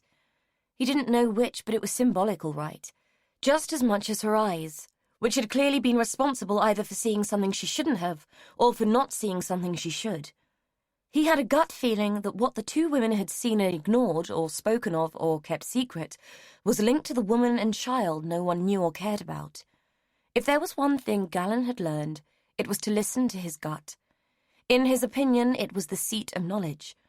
All that synthesized information gleaned over a lifetime wasn't stored in the brain, it was stored in the belly. And his belly was telling him that the missing child would be a man by now, the woman not particularly old. Their inheritance had been ripped away from them, their existence denied by silence. Unless they had been bumped off and buried too, they had every reason to want to take revenge. They might even have a motive to kill. Gut instinct might have led him to this theory, but it was paperwork and record-keeping that led him to what he'd been looking for. The envelope was in box 3 out of 6. He signed it out and hurried to the lab, hoping he could persuade the FE to look at it as a priority, as if there weren't 100 of those already. The forensic examiner stared down at the wispy bunch of baby hair and shook her head. No good, I'm afraid. It's been cut, no root, I can't get DNA from this.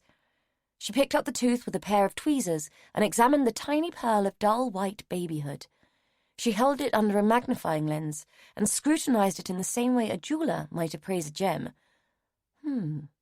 I might be able to do something with this, though, she said, pointing to the tiny dot of dried and blackened pulp at the jagged edge of the tooth.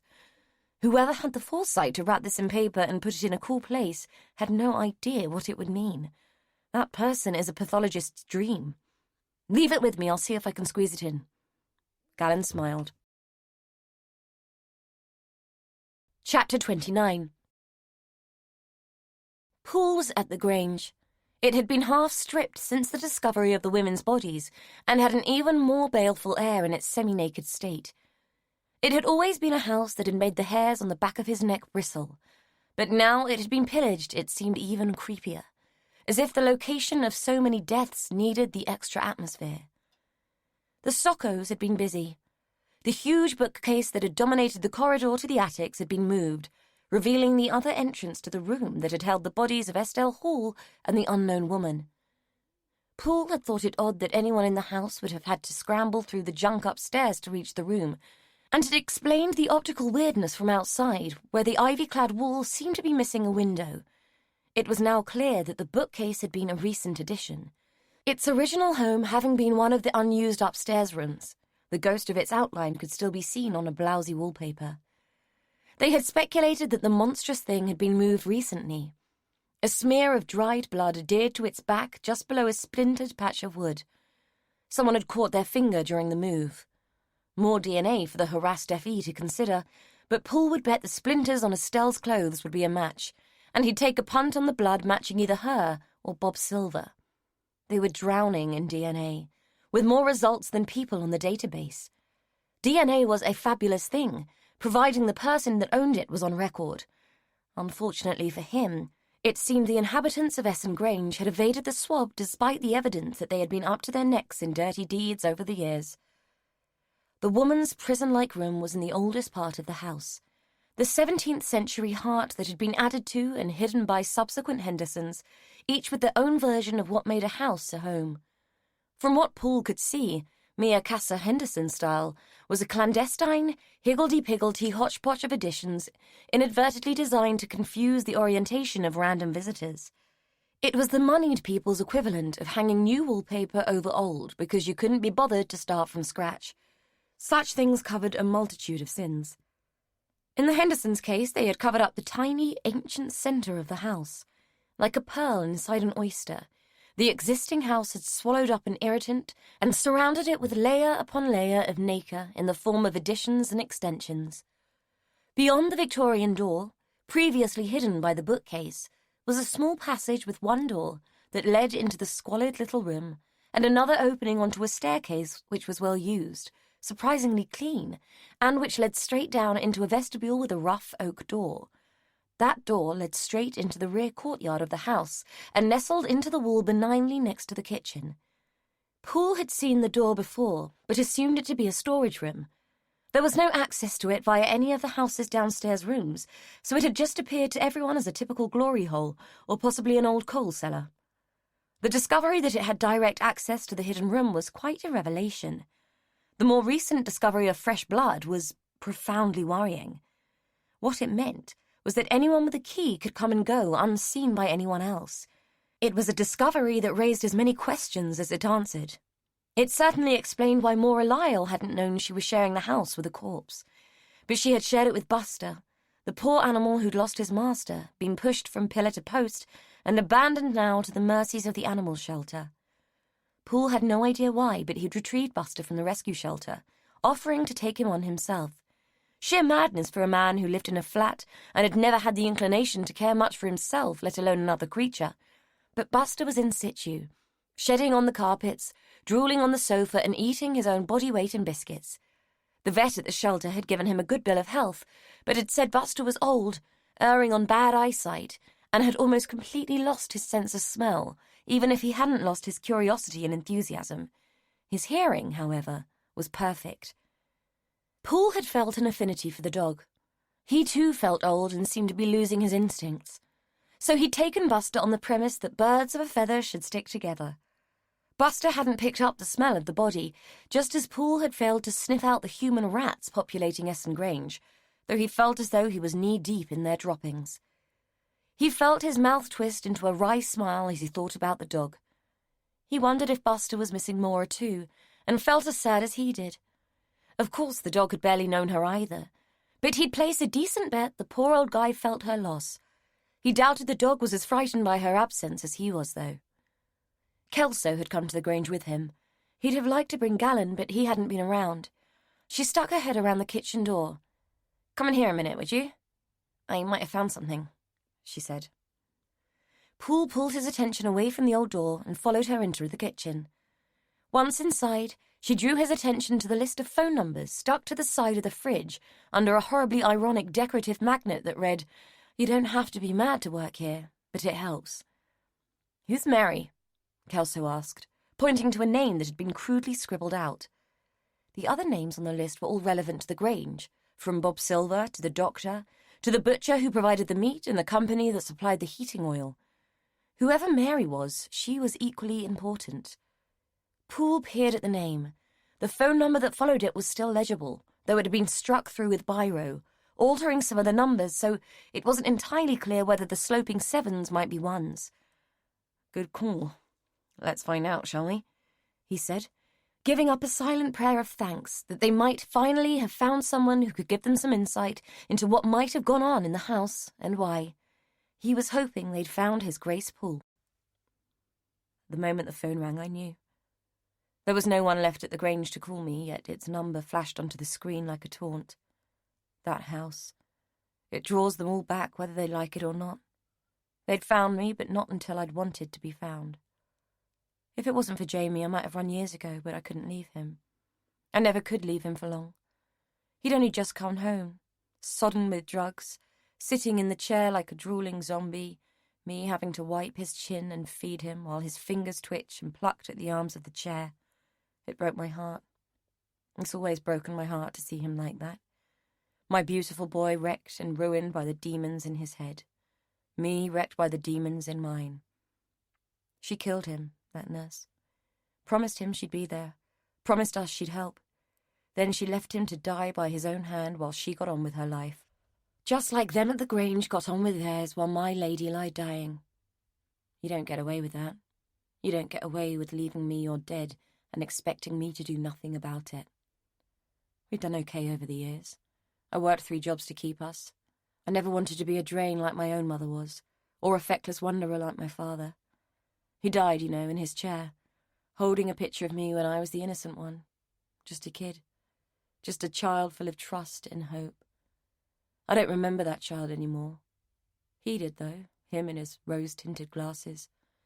I think he died of shock when I told him who I was. I'm Mary now, but I used to be his little Mary Lou, until he learned to hate my mother, and I became just Lou. He saved me a job by dying, though I think it was me who scared him to death that day. All those years and he never knew me. The times he'd stood next to me in the shop, smiled at me, held the door open, and never once called me Lou.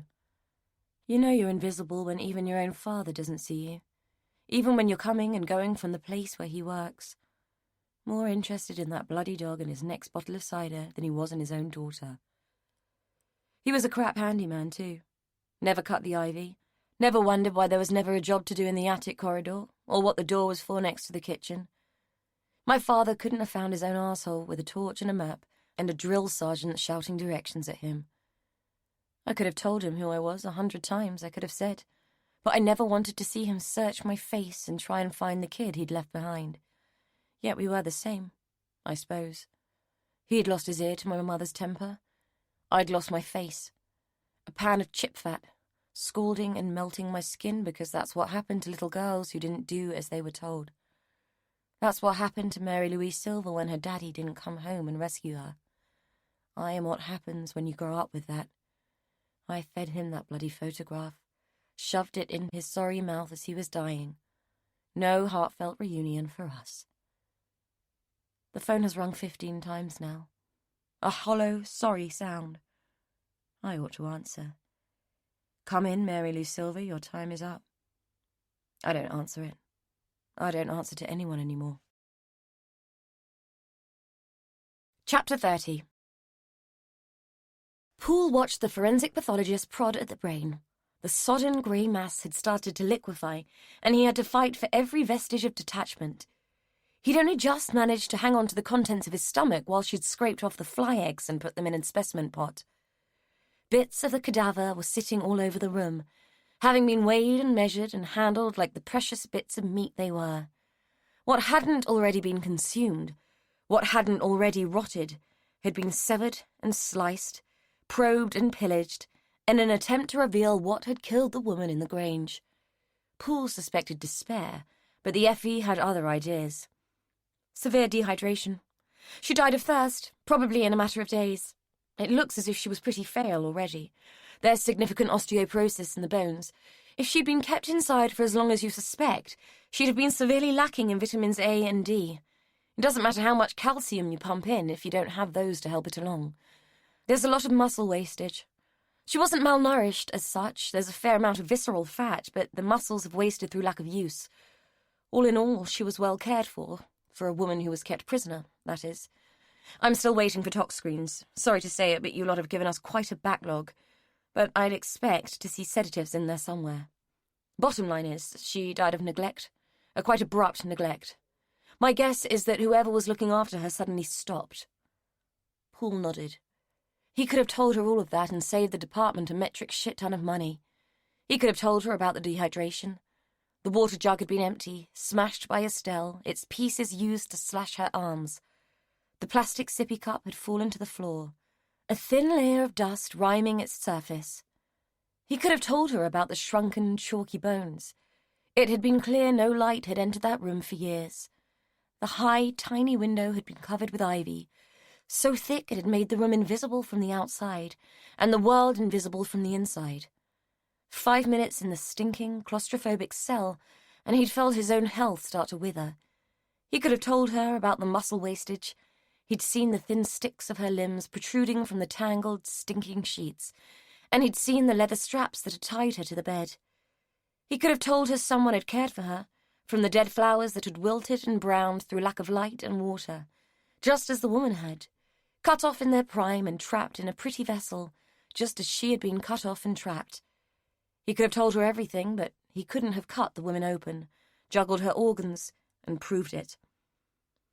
Sometimes, when he was daydreaming and thinking about nothing at all, he had brief flashes of dry heat, the smell of red earth and the sensation of sun on his skin. There was always a sense of wild freedom associated with the experience, as if he could read it on the back of his eyelids in the red splashes and flickers from the sun as it tried to force its way in. He had no idea where it came from, that feeling, but he knew the woman had died from the lack of it. Not much help, I know, Effie said, as if she could read minds as well as dissect the mysterious grey matter that held them. But we may have something that might be. There were fingerprints all over that room, some with obvious owners, none of whom remain alive to tell us anything. One set, the ones that were on almost everything, we can't identify. They don't match any records. However, we did find hair that doesn't belong. As you know, D.I. James had asked us to prioritise the murders, but I'm curious about this woman.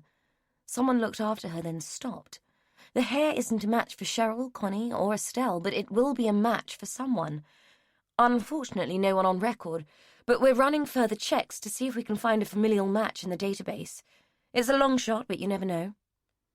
It was supposed to reassure him that there was still a chance, that someone associated with that hellish house was still alive and had a story to tell. He gave the Effie a weak smile. She was trying, and she deserved some recognition for it. He felt hopeless himself. Knowing his luck, the hair had come from a stray cat, and the ignominious Grace Poole was bald as a coot. "Thank you. Let me know if you find anything," he said, before leaving the room and stripping off his stupid blue suit, balling it up and ramming it into the bin so hard he knocked the thing over. The metallic clang as it hit the floor resounded through the corridors of the morgue like the dull chime of a cracked bell. It seemed fitting somehow, a dying tone in the place of the dead. As it petered out, it took his anger with it, leaving him with its gloomy cousin, the air of defeat. Mora was on his mind, still missing, seemingly unfindable. The feathers in the bag had scared him, had scared James too. Scared her enough to take the action she should have done before and send a team out looking. They'd started at the allotments, too near to the White City flats to be a coincidence, but they'd found nothing more. The council were dragging their heels over providing a list of tenants and their current whereabouts, and all they'd found at the flats were 2 men erecting metal fencing around the area as a team moved in to start stripping out the asbestos that riddled the building. The last tenant had gone days ago, and, as of the time the asbestos strippers arrived on site, the whole area had become a no-go zone. Not even the police could just go waltzing in at this stage. There was no reason to believe Mora had ever been there, just the location of her bag and the nearby allotments, and the tenuous link, divided by 6 degrees of separation, with the Moss's cleaning lady. The woman they had yet to find if the frigging council ever pulled their fingers out and gave them the bloody list. Subtle flashes of noise, filtered by her muffled senses, nudged at Mora's consciousness. The voices that followed slapped her with the knowledge that someone had come. "Fucking kids," someone said. A man, he sounded pissed off. "Time-wasting little shits, there's no one here. Little bastards are just giving us the runaround and holding up work. It was bad enough when the police were dicking around, Jesus. What the fucking hell is that smell?" Someone else. "The kids said there was someone trapped inside, so we'd better check. We can't start taking anything out if there's a risk someone's still here." "Fuck's sake, I bet they're watching, hiding out somewhere, watching us make dicks of ourselves, piss-arsing about." A door banged open, and Mora felt tears prickle and bulge in her eyes, using up what felt like the last bit of moisture in her body. There were calls. They wanted to know if there was anyone there, and she couldn't answer. Nothing would come out other than gasps and croaks and the dull grunts of a parched throat. A sliver of panic squirted through her gut, and her mind exploded with the fear that they might leave without finding her. They might assume there was no one there. Adrenaline forced her to smash her bruised hand onto the door. Her muscles felt like rubber, and the action felt as though it had had no more effect than a cotton wool ball on a ping-pong bat. The tears bulged, broke and trickled out, hot and stinging, running down her face like acid ball bearings. She hit out again, flopping her hand at the thin wood, hoping they would hear her, desperate for them not to leave. 3 times she hit the door, slapping at it with a hand that felt like pulp, while pain and panic radiated through her heaving chest in a bone-crushing hug. The door moved. It exploded inwards, rending the cheap wood of the frame and sending splinters shooting like tiny arrows into the gloom. "All right, love, we've got you," Pistoff said, his tone different but his voice the same. "Stay there, we've got you. Jesus Christ, what the hell is that?" She couldn't see Jamie anymore. He was just an outline. The sudden influx of light from the open door had blinded her already salt-seared eyes. The men had seen him, though. He was in their eyes, up their noses, and seeping into their souls just as he'd crept into hers. The last thing she'd heard before she descended into happy oblivion by fainting was pissed off, calling for someone to fetch something or other. She didn't care what it was or what it was for. She only cared that it was safe to mentally walk towards the star-studded darkness that was tunneling behind her eyes and calling for her to just let go and fall into the black. She did it gratefully, lurching into it as if it was a feather bed made just for her. Pissed off, gulped. "Shit! I'm fucking losing her! Call a fucking ambulance, now!" Eli stood in the courtyard below, his face pressed into the metal mesh of the fencing, his white-knuckled fingers clinging to it. He hadn't been able to sleep the night before. The sounds of the banging and yelling haunted him long into the night. What he deemed Mad Mary's problem had become very much his problem by morning. He didn't want a death on his conscience. The minute he saw the fencing going up and the police hanging around, he knew he had to say something. But not to the pigs. You never talk to the pigs. The one man had told him to piss off and stop wasting their time. He wore his yellow, high-vis jacket and his hard hat like they were badges of office, and even if he wasn't in charge, he'd made out to Eli like he was. He'd wanted to know Eli's name. Eli told them it was Luke. He'd done his duty, but he wasn't going to give them his name. He watched them until they went in to check and stayed watching just to make sure. He stayed until he heard the sirens and saw the blue lights. Then he ran. He didn't want to see what came out of that building. He'd already smelled it. All hell was breaking loose in the office, and Paul's head was reeling as he was bombarded with information from every direction at once. It seemed solutions were like buses. You waited forever for them, then they all turned up at once. They finally had the list. There were 3 possibilities for the cleaner: Shirley McAvoy, Mary Baxter, and Bernadette Ahern. All 3 had lived in the White City block. All 3 had been moved to the new social housing at Essen Fields. McAvoy and Ahern were both married. Baxter was not. She was single, but she lived with a son, and her name was Mary, the same name they had found next to the phone number in the Granger's kitchen. She was their obvious target. By the time Paul was absorbing the next piece of information, Kelso and Thompson were already on their way out of the door to pick her up. He'd have liked to have made the visit himself, but what he was being told had stopped him in his tracks and forced D.I. James to send the others in his stead.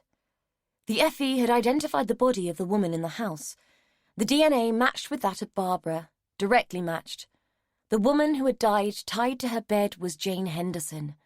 Her identity had been confirmed by comparing dental records, ancient ones that had taken an age to retrieve, but records that had confirmed what none of them could now believe. No one asked it, but the question hung in the air like static electricity, bristling along their nerves and creating a buzz of confusion across the whole office. If Jane Henderson had died at the Grange, who the hell was the woman at the hospital? There was no time to speculate. Just as Paul opened his mouth to express the what the fuck they were all thinking, Gallon picked up the phone that had been ringing on Paul's desk. The expression on his face as he took the call hushed everyone.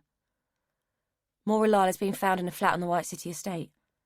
It felt as though everyone in the room was holding their breath when James asked, "Is she alive?" "Yeah, but she's been taken to the general.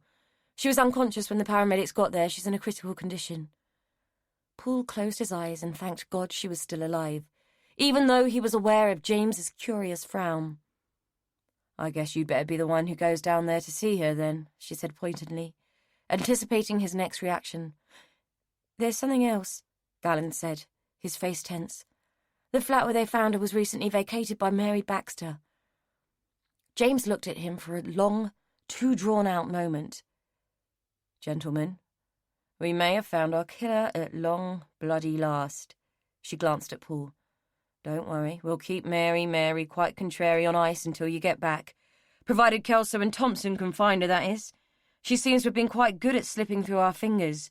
I think we better send some backup, don't you?" Paul nodded and rued the fact that he couldn't be in 3 places at once. He did want to see Maura, though, quite badly, and substantially more than he wanted to admit. He found her in the ICU and had to fight with the nurse in charge to see her. She lay in a bed at the end of the ward, shrouded in white sheets and blankets, and hooked up to all kinds of devices that made terrifying sounds and gave out equally frightening displays of fluctuating lines and numbers. One arm lay on top of the sheets, tubes extending from a cannula in the back of her hand. Her skin looked angry red and blotchy.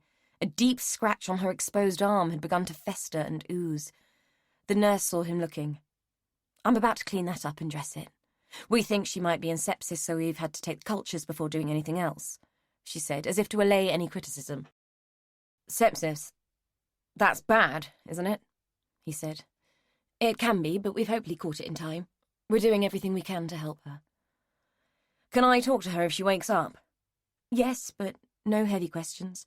And she might be a bit blurry, so don't take anything she says too seriously.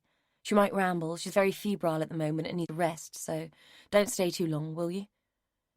He agreed that he wouldn't and pulled up a chair. Watching her sleep was an odd experience. It felt intrusive and uncomfortable, and, knowing Maura Lyle, she wouldn't have liked his attention to her one little bit. In fact, she must have sensed the intrusion. As he watched, her eyelids flickered open and she fixed him with a roomy, distant gaze. "Paul, it's always you," she said in a voice that was cracked with heat and fever. "It's always me what?" he said gently. "Looking at me, studying me, catching me when I'm down." She was gasping, every breath laboured for and hard won. It was difficult to watch. "It's not intentional. Don't worry. I'm always bloody down." She wheezed an approximation of a laugh. Paul stared at her. "You shouldn't be. None of it was down to you, not this. Not Richard, he was a lost cause from day one." Her eyes flicked open and her dry lips curved into a smile. "Bastard," she gasped, adding another wheezing laugh. The breath from her lungs was hot and sweet, laden with ketones that were as heady as mead. "Hated you for so long. Wasn't fair. It was easier to hate you than to deal with it." Paul said nothing. There was nothing to say. "I picked the wrong brother. Should have loved you instead, but not in this life. This one hurts too much." The nurse had said she might ramble, and he guessed this was it. Her mind was torrid with fever and running away with itself, but her words had made his belly lurch anyway. "You won't mean that when you're better, Lyle. You'll despise me just as much as ever," he said. His voice was quiet and heavy with emotion he hadn't realised was there. "Had enough now, Paul. They died because of me. That's what she said, all because of me. Don't think I can do it anymore, I'm sorry." His heart had begun to pound. She was scaring him, as were the numbers and the jittering lines on the monitor. "Who said that, Maura? And none of this was you must know that." She shook her head. "All me. Selfish. Ask Mary." Her voice faded away and her eyelids flickered as her body stretched and went rigid, causing the machines to scream in alarm. "Nurse!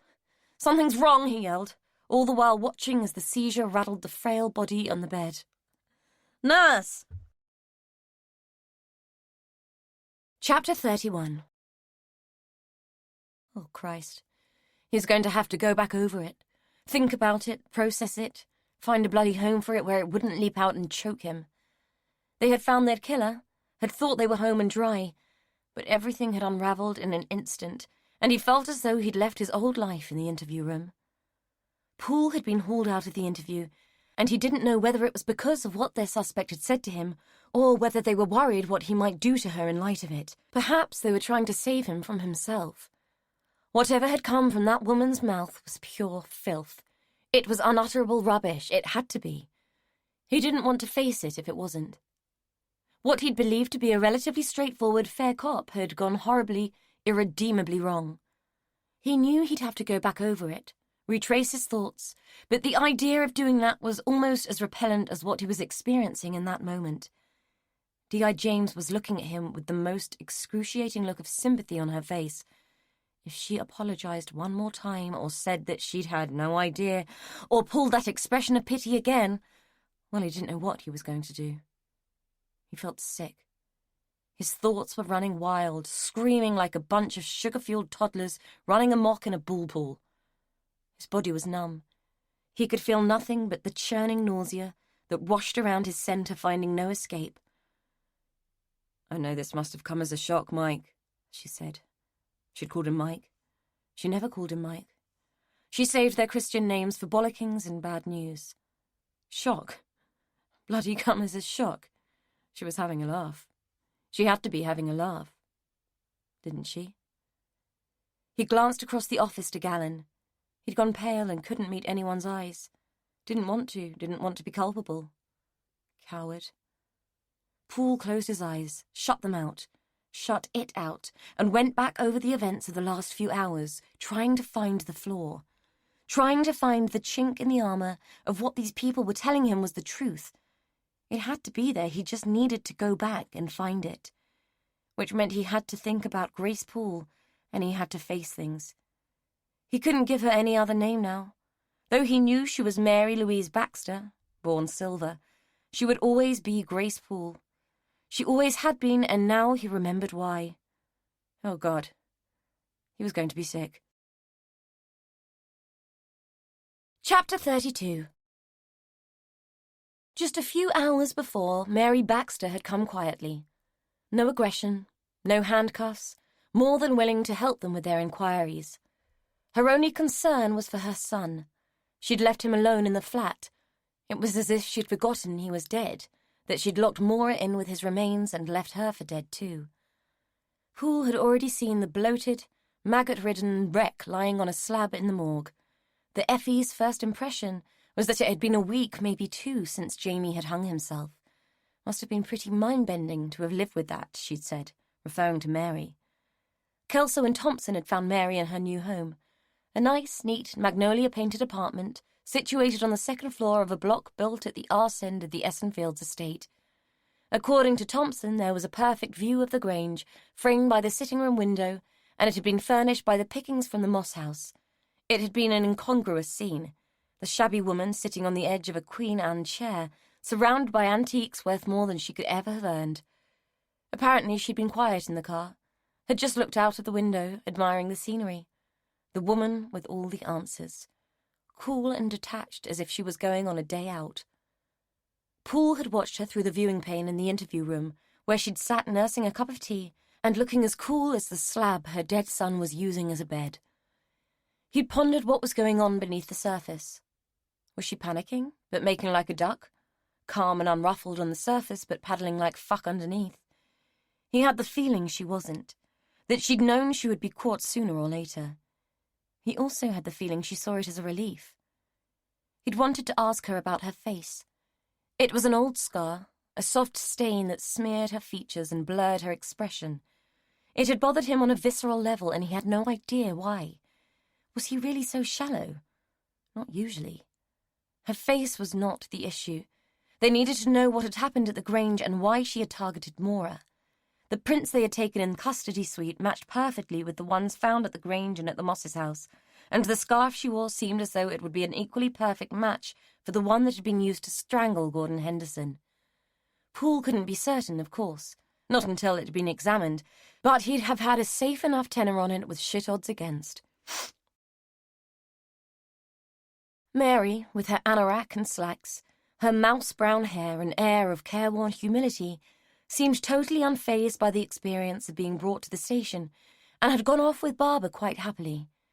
D.I. James had wanted her plied with tea and bonhomie while she talked to Poole, and they tried to work out exactly what the line of questioning was going to be.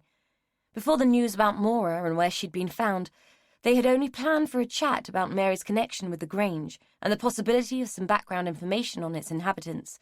They hadn't bargained for discovering their killer. They hadn't bargained for anything that came out of her mouth. They keep asking me why I did it, why I took the nurse, like there's some deep, dark mystery to it. I did it because I could. I told them that. I did it because she was arrogant and lazy. I did it because she killed my boy with her selfishness and her false promises and her neglect. I'm human, and I did it because it's what they did.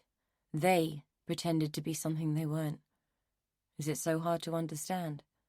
I feel like dressing it up for them, making out it's something else.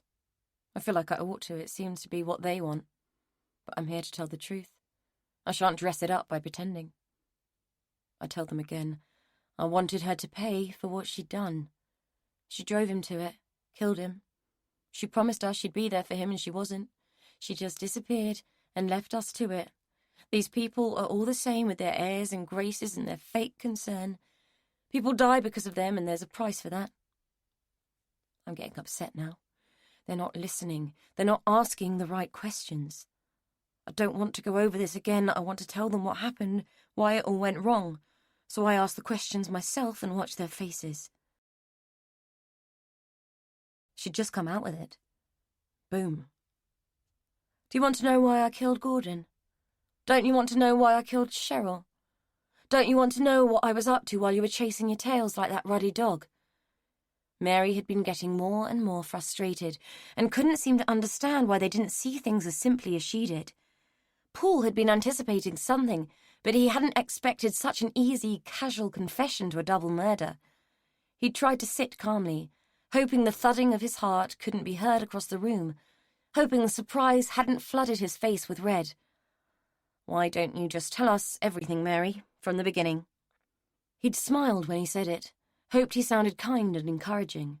She'd laughed at him and shaken her head, then thrown her head back and looked at the ceiling as if appealing to him upstairs to give her strength. Paul had never felt more out of his depth in his life. Everything about this woman was completely disconcerting. "Start from the beginning," he says. I have to laugh. Whose beginning? Mine? Theirs? His? That would be as good a place as any. I looked up to the ceiling. There are cracks and stains in the tiles. Is that where God lives, lurking in the cracks and stains and gaps? Maybe, if he lives anywhere at all. I never found him where he should be. He doesn't live in my heart. I've worked 2 jobs, I say, just to keep afloat. I never wanted to be a scrounger. My mum was a scrounger. My dad was a waste of space. I didn't want to be like them. He nods and smiles, but there's a flush of red on his neck, and it's crawling towards his cheeks. He's embarrassed because he didn't notice me either. Good job I noticed him. He wouldn't be sitting here if I hadn't. I tell him I ran away from home with my wrecked face and my pregnant belly, that they were dark days and bad times. My mother was a mad bitch with a pervert boyfriend, and between them they'd made my life a living hell. He'd raped me. She'd thrown hot fat in my face for seducing him. I was ill, not eating, sleeping in hostels, and I think I went a bit mad. In fact, I know I did. I thought I could fly away, and I tried. Launched myself off the railway bridge with my invisible wings, broke my ankle and my arm because the wings didn't work, and ended up in the loony bin. A suicide risk, that was me. A broken thing. I'd already broken Jamie with too much gin and too many hot baths and too much hatred for how he'd got there. I poked him with a knitting needle and tried to flush him out with mustard and carbolic. No wonder he turned out the way he did, with a poisoned father and a poisoned mother. That's the beginning he wants, the one where I meet Dr. Philip Moss, and he feels sorry for me. Sees something in me that I don't see in myself, takes me in, takes me home, makes me care. Not for him, for the girl and her mother. They were like me and Jamie, not quite there, invisible. They can't go to the hospital, they can't be seen. Not Barbara with her pale skin, her rivers of veins and her islands of bruises. Not Jane with her wings, clipped and hanging like lead weights from her back, dragging her down and making her scream with the thought that they might take her to hell. That was my job, one of 3, looking after them, playing nursemaid to the Hendersons' mistakes and imperfections, and being Dr. Moss's pet monster. When Barbara died, when their neglect killed her, we carried her body to the woods, and I buried her. Jane came, the good doctor picked the place, and Elizabeth kept vigil. It took me 2 days to dig that grave. Too much dirty work for them, too much effort for them to make just, to bury their shame and embarrassment. 2 days of digging and scrabbling, all the while with Jamie lurching and scratching inside me, fighting to get out. It took minutes to put her in there, and 10 hours for Jamie to claw his way out of me afterwards. Jane made me undress the girl, said people should go out the way they come in, or God wouldn't want them, wouldn't recognise them with clothes on. She'd gone on about fig leaves in the Garden of Eden, or serpents and sin.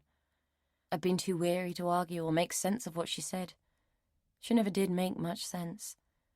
It took 2 hours to fill the grave, a minute to pull the brush across the top of it, and a second for them to forget she'd ever existed. The pale child with the moon face and the bad blood. But Jane never forgot. Jane kept going back there, trying to dig her up, trying to get her out, and we had to stop her. She wanted to see if God had taken her yet. Gordon wouldn't have her near him, never wanted her in the first place, shut the door on it all. Let them do what they thought best. Estelle and Elizabeth, and the doctor thought it was best if she rested, if she stayed in her room, if she didn't disturb everyone else, especially Connie. Jane hated Connie. Connie took her baby. Everyone hated Connie. I did the night shift. Jane slept a lot during the day. They made me feed her pills that made her dopey, so I did the night shift. Gordon didn't like my face, and Estelle was a spiteful bitch, so I came and went through the side door. I didn't have to see them, and they didn't have to see me. Everyone was happy. I did the night shift, she slept in the day, and when she went to sleep, I went to Elizabeth's house and cleaned. He stops me and asks about the baby, about Jamie. I lean forward and say, "Haven't you been listening? We're invisible. No one sees us. He was at home." He looks at me with a mixture of pity and scorn, see? That's what happens when we reveal ourselves. That's the look we get. I glance at the woman. We've never met before, but she's angry with me because she assumed things and now that's all my fault. I turn back to him and explain slowly so that he hears me. I lived in until Jamie was born. Then Gordon couldn't stand the crying, so Dr. Moss pulled strings with the council and found me a flat.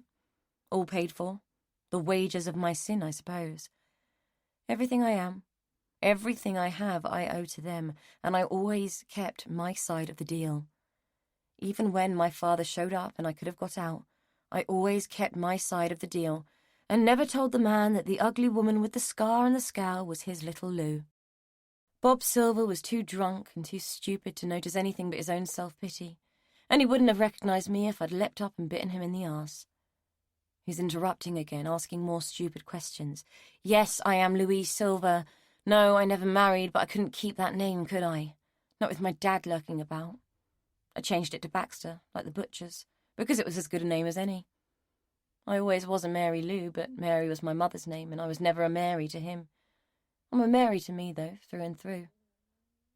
Cut me in half, and you'd see that bastard woman's name and nature running right through the middle of me, like a stick of seaside rock. Hard, unpalatable, and really, really bad for you. Someone knocks at the door. We take a break, they bring me tea and leave me on my own. Well, not counting the silent wall of flesh standing by the door, that is. I smile at him. He doesn't smile back. I wonder what it would say in the middle of him if you cut him in half. I asked him if he ever shuts the fuck up. He doesn't laugh, but I do. It's been a long time since I laughed. The furrows on James's brow were so deep Paul could have planted crops in them. Jesus, just a few sandwiches short of a picnic. Loving the backstory, Paul, but you have to get her on to what happened recently. I need reasons to keep her here, reasons to charge her with murder. He'd sighed.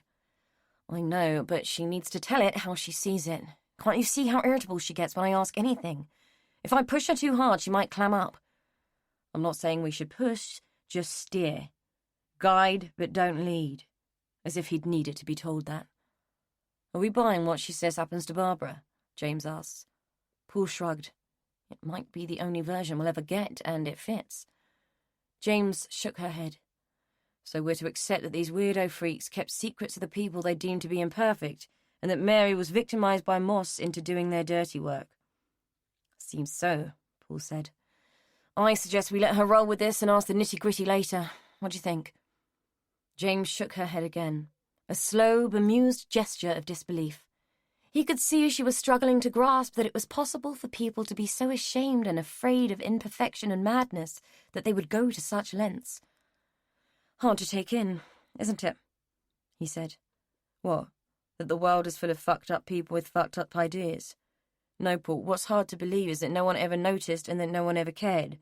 No one asked questions, no one turned a hair, and that woman in there, James said, cocking her thumb towards the interview room, thinks it's just the way things are. You couldn't make this shit up, could you? Paul gritted his jaw. He had to agree, reality was usually far worse, far more complicated and far dirtier than fiction. His own childhood had been full of that shit, as James had put it. Foster homes and children's homes, some good, some bad, all screwed up by the behaviour of his brother until they'd been separated and Paul had been fostered in a decent place. The only decent thing that had ever happened to Richard was meeting Maura, and he'd fucked that up too. First by screwing her sister, second by dying without redemption. But that was the past, gone yet never forgotten. He took a breath and pulled himself back into the moment. He was feeling a little sorry for Mary Baxter. He shouldn't be, but he was, and he needed to get back to seeing her as the killer he knew she was. They're back. We resume, and I ask them if I can still have a lawyer.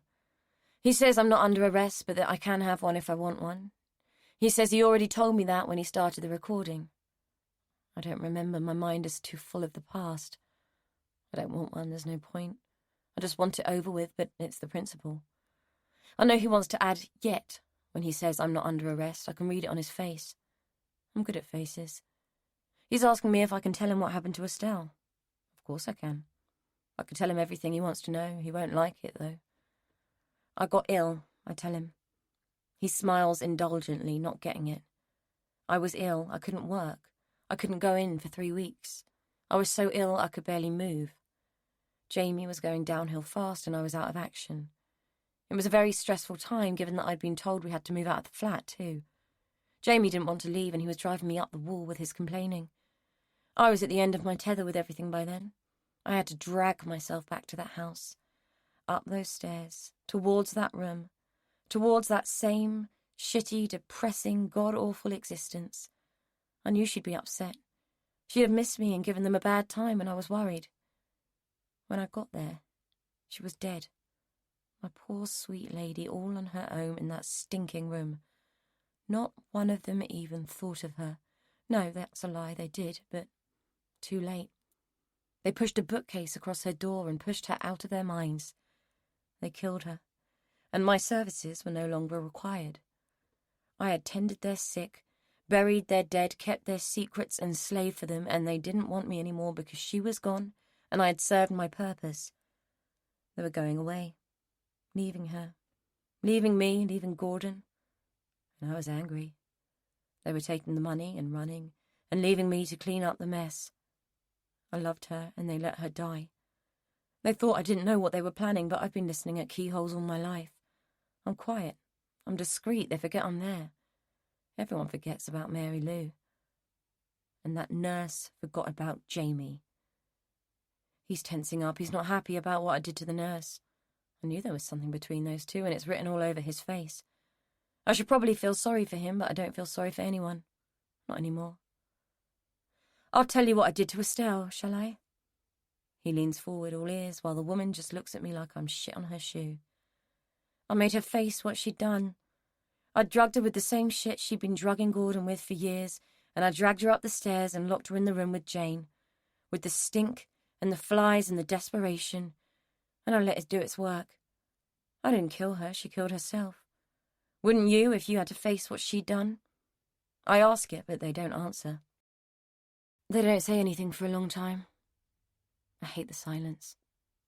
I've always hated silence. My mother's silences were the scariest thing in the world. Silence is ominous. Something bad always follows. Chapter 33. Why Gordon? James asks. We know you were in the house that night. You talked to Mrs. Dexter, who I'm sure will be happy to identify you as the woman she saw in the kitchen. Why not Gordon? Mary asked. Why not this stinking old man? He was harmless, demented. He hadn't killed Jane. He couldn't even care for himself, James added. I snort with laughter. Harmless.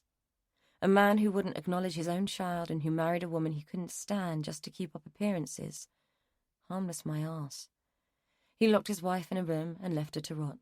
He watched his child die and had her buried in secret. He got rid of his brother's wife and child so he could inherit, and you call him harmless. I call him evil. I call him greedy, and I call him sick. A selfish, nasty little man who couldn't tolerate anything that wasn't perfect. If he couldn't kill it, he turned his back on it. He turned his back on Connie soon enough, paid her to take Jane's baby. Connie was an evil cow, pimping out their own child to them and getting old and bitter on the money they paid her to keep her mouth shut. Cheryl never knew he was her father. He was no father, he was filth. Why wouldn't I get rid of him too? I asked. They all had to pay. It went a bit wrong, though, because of that woman with the broken-down car. It was supposed to look like the nurse had done it. She was supposed to pay for what she did to Jamie by knowing what it was like to have no choices and know you'd been wronged. Jamie was suffering and she'd said she would help him, but she disappeared and left him to rot. He didn't deserve that and she needed to pay. You were supposed to arrest her and make her pay. He is looking at me and shaking his head. I ask him why. She didn't disappear. She was ill. Her partner died and she was suffering from depression. I didn't know that. She never said. I tell him that. She never said. And he says, why would she? It wasn't your business or your burden. Besides, you know how to keep secrets. Everyone has them. She was entitled to hers. Yes, I say. And look what they do to you. Look what they create. She never wanted to live anyway. You could see it in her eyes. She had the same look as Jamie, the same look as Jane. All haunted and empty. He hung himself because of her, because she'd left us and we were losing the flat. He couldn't go on like that. Seems only fitting she should be made to go with him. I shrug. I can't care on beyond that. You found her, though. You must have done. You found me. There's a look on his face. I don't know what it means, but they stop the interview and he walks out. I guess they found her, but she didn't make it. Serves her right. She should have told me. No one keeps secrets from me. I want to pull you out of the interview, James said. You're losing your cool and she's milking it. Paul knew she was right, but there was no way he was pulling out. He wasn't losing his cool, not yet, but he was angry and James was sensing it, just like Buster could sense the rustle of a biscuit packet from 30 feet away. I'm okay, I need to do this. We need to hear what she has to say, he said, trying and failing to let the tension out of his voice. James sighed. You're letting her pull the strings in there. Because she's on a roll. We'll get more out of her this way, just let her talk. She seems to want us to know exactly why she did all this. I think she'll clam up if we push her. James frowned at him. Okay, we'll play it your way, but I'm telling you that woman has an agenda. This isn't just confession time, Paul. She isn't just unburdening her sullied soul in there. She thinks she's some kind of avenging angel. So watch your step. Don't put us in the shit with this. He glanced through the viewing panel in the interview room door. The woman was just sitting there, hands resting in her lap, staring at the ceiling as if there was nothing more to bother her than the cracks in the tiles. He wondered just how long she'd been insane. Gallon was walking down the corridor, his face taut with concern. He slowed when he saw Paul and hesitated, as if contemplating turning back. Any news from the hospital? Paul called out, confused by Gallon's strange behaviour. Gallon shook his head. Spoke to them about half an hour ago. Not looking good. Her family are with her. He said it apologetically with a slight shrug of his shoulders, as if asking Paul not to shoot the messenger. Sorry, but I need to speak to the boss. Alone. He looked at James and nodded his head back down the corridor. James followed him, her scowl firmly in place and her shrill voice echoing around the walls. This had better be important, Gallon. I'm in the middle of a bloody interview here. Paul watched them go, pissed off he wasn't in the loop. He took the absence of James as license to have a break himself, using the time she was away to walk to the washroom and sluice his face with cold water, as if the action was going to clear his head. A brief glance in the mirror told him that wasn't going to happen any time soon. He felt as though he'd just glimpsed the old man he would become.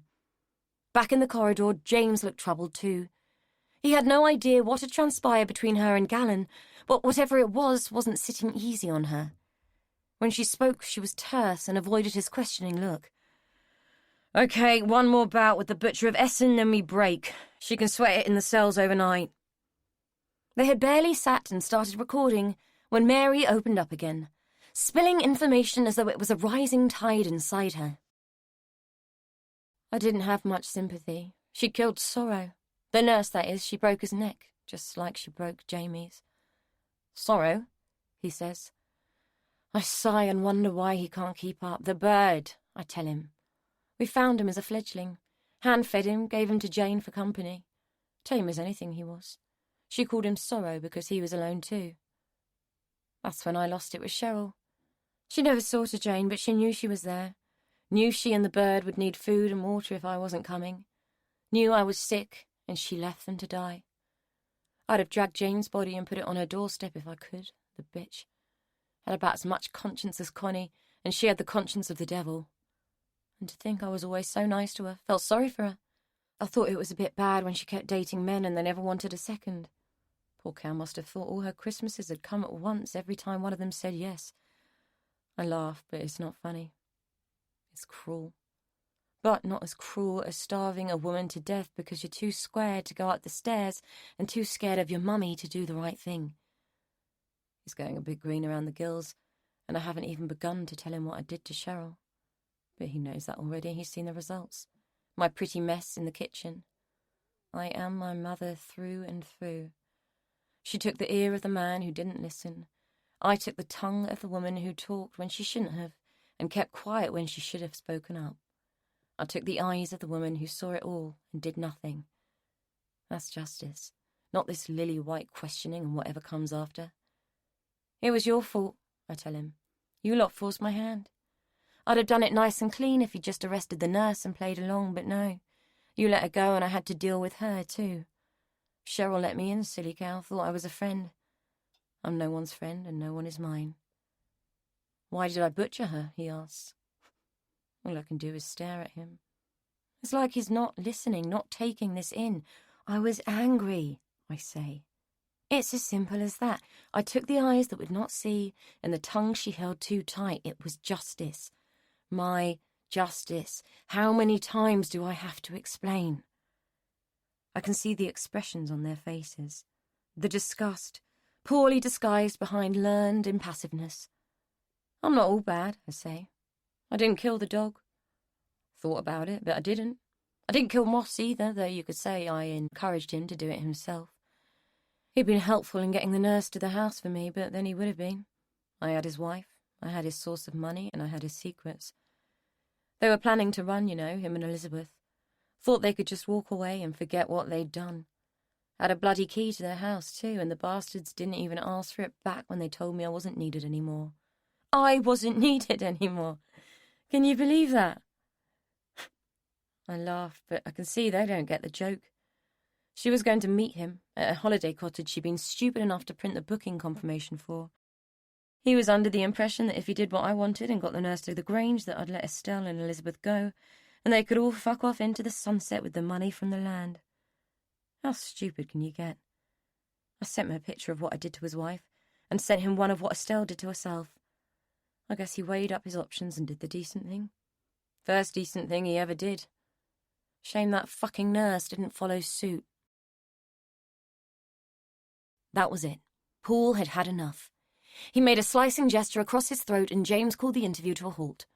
Mary looked surprised, insulted, even. But he'd had enough of looking at her for that day and hearing the putrescent hatred that was coming from her mouth.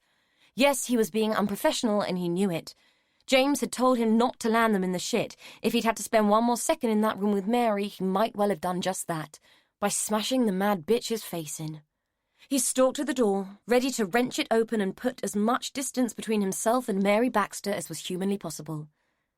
And that was when the wheels came off. That was when Mary had really done it. Felled him like a sapling and blown a final hole in his already shaky world. He'd just made it to the door, his hand on the handle, seconds away from never knowing, moments from walking back into his normal world. She wouldn't have spared him for long, he knew that now, but even a few more minutes of peace of mind would have been better. Being trampled by a ravening horde of wild animals would have been better. Afterwards, he knew he would never have to face Mary Baxter again, and the relief of it was overwhelming. Don't you walk away from me, Mr. Policeman. You forget who you're dealing with. You don't get to call the shots, boy, no one does. I call the shots now. How's your brother these days, Mikey? He freezes, hand on the door. He turns to face me and really sees me for the very first time. I'm not so invisible anymore. I smile, and then I tell him who he is. Chapter 34. James said it again. I'm so sorry, we really didn't have a clue. Gallon here was just following up on something he thought might lead us somewhere. Little did we know you'd already found our killer. It was the story of the missing woman and the child. He thought maybe it would point somewhere. We really didn't have any idea. Finally, Paul was able to speak. Why would you? I didn't. Please stop apologising. He said it through teeth that were as lightly gritted as he could manage. He couldn't manage much and knew he sounded terse. Besides, at that point, we didn't know she was the killer. We just thought she could help us out with the inquiry. The thought of that after the fact made him laugh. It emerged as a dry, rasping, cynical sound full of weight and hopelessness. Gallon had been waiting in the hall for him. He might have ended the interview, but they hadn't stopped recording. They'd heard it all because they'd been waiting for it. They already knew. He turned to Gallon. "The clothes you found in the basement, they were maternity clothes." Gallon nodded. "I didn't make much of them at the time, to be honest. It was the hair I remembered and the tooth. I thought if we could find the woman and the child, we might find answers. I never bargained on this, mate." He'd been about to add an apology, his mouth hanging open, ready to form the words, but the look on Paul's face made him suck them back in. "So, let me get this straight," Paul said. If he went through it for a fourth time, amalgamated what Mary had said with what James and Gallon had discovered, he might just be able to start making sense of it. Just. "A pregnant woman and a kid turned up Chez Henderson, claiming to be long-lost relatives. Henderson didn't know his estranged brother had got married, but she has a marriage certificate which he burns in front of her in full pantomime villain style because he's shitting himself that the house and the money will be pulled out from underneath him. She's pregnant, goes into labour, and gives birth. They can't risk her telling anyone in authority about her claim on the house, so they give her kids to Mary Baxter to dispose of, and Dr. Moss, Harold Shipman's evil fucking twin, goes full-on Mengel, lobotomizes the woman, and parks her in hospital to rot under the guise that she's Henderson's poor mad wife, who is secretly stashed in the attic because they can't cope with her either. And they're not murderers, just money-grabbing, sociopathic snobs, happy to mutilate and imprison women to save their faces and their wallets. Have I left anything out?"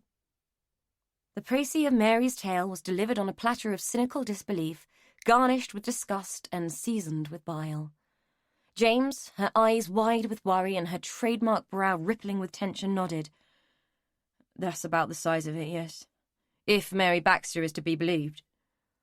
Poole pointed to the desk where the report on the tooth that Gallon had found lay. "And now you tell me that document says the baby tooth discovered in the cellar belongs to my brother, to Richard, and that it's an 85% match for me." James nodded and had the grace to blush, even though none of it was her fault. Gallon shifted in his chair, a movement born of exquisite discomfort. "I'm so sorry," James said again. Poole shot her a look of abject fury. If one more person apologized to him that day, he was liable to do some damage. Serious, irrevocable damage. "I can't go back in there. You do know that, don't you?" "Of course, and I don't expect you to. Besides, it's no longer appropriate. I hate to boil this down to procedure, but we need that bitch nailed to the floor for this, and I don't want any sodding defence lawyer watching those tapes and seeing anything untoward going on. You're off the case officially, and for all the right reasons. I also think you should take some paid leave as of now." It was fighting talk, and though it irked him to be pushed out, he knew James was right and that none of them had a choice. If they were going to secure a conviction against Mary Baxter, he'd have to be as far away from her as possible. Somehow he didn't think it was going to be a problem. Staying away would be the easy part. It was coming to terms with this new knowledge and understanding it that would be hard. It was why he'd needed to go over it so many times. Going back to something already revealed was bearable. Facing what came after it was not. He was aware he was gripping the arms of the chair, white knuckles showing bone where the skin was so taut. "I need a fag," he said, through a jaw so tense he was grinding tooth enamel. He thought James would let him go outside and was already glancing through the glass-panelled wall of the office and seeing the sea of concerned people who were desperately trying to hide the fact that they were trying to lip-read everything that was being said. Kelso was out there, sitting at her desk, pretending to work. She smiled at him, a sympathetic line of lip tossed by an expression of pure pity. He couldn't stand it. "Gallon, shut those blinds and open the window."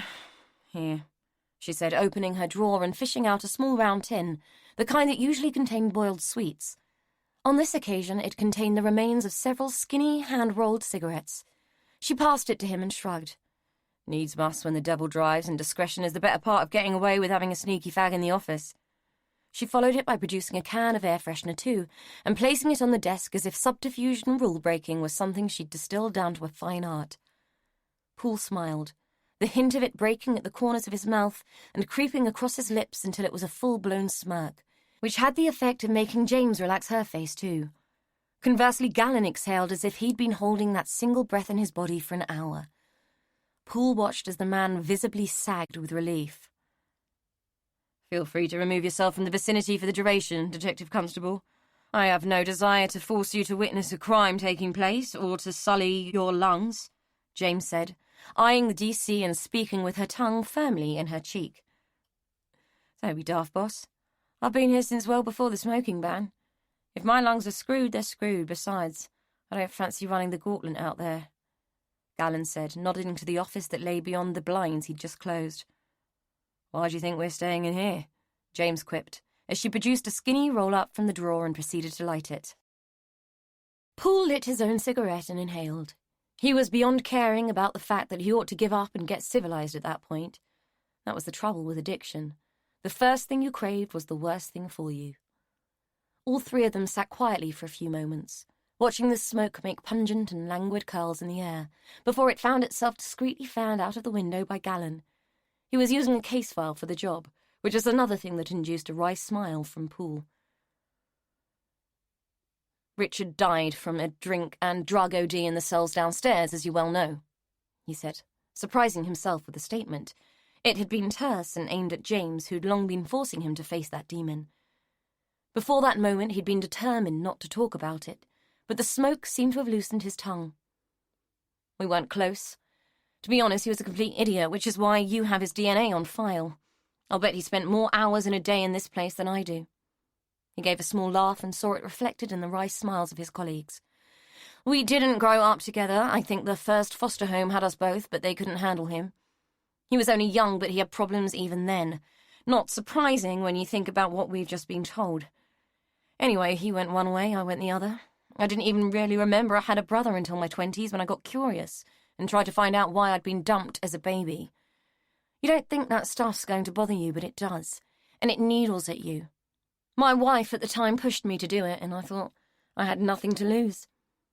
He paused, leaned forward, and stubbed out the cigarette in the tin. "I managed to track Richard down to a hostel. Usual set-up, rank, squalid, full of arseholes and dimwits and people who should have been in hospital. I wasn't impressed with him, and he wasn't impressed with me. He seriously objected to my being a pig." He let the word hang there for a moment. They'd all heard it way more frequently than they should, but the insult never lost its edge, much as they laughed at the idiots who used it.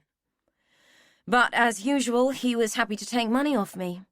It always cracks me up how people like him can have an opinion without a principle to back it up." He followed the words with another cynical little laugh and shook his head at the irony of it. "So for 20 quid and a bottle of scotch, I got what I'd gone for. Anything he knew about where we'd come from. He didn't know much, just that some woman had found us at a bus station and contacted social services. We both ended up being called Poole, and now I think I might know why. Mary Baxter was the one who found us, and she gave her name as Grace.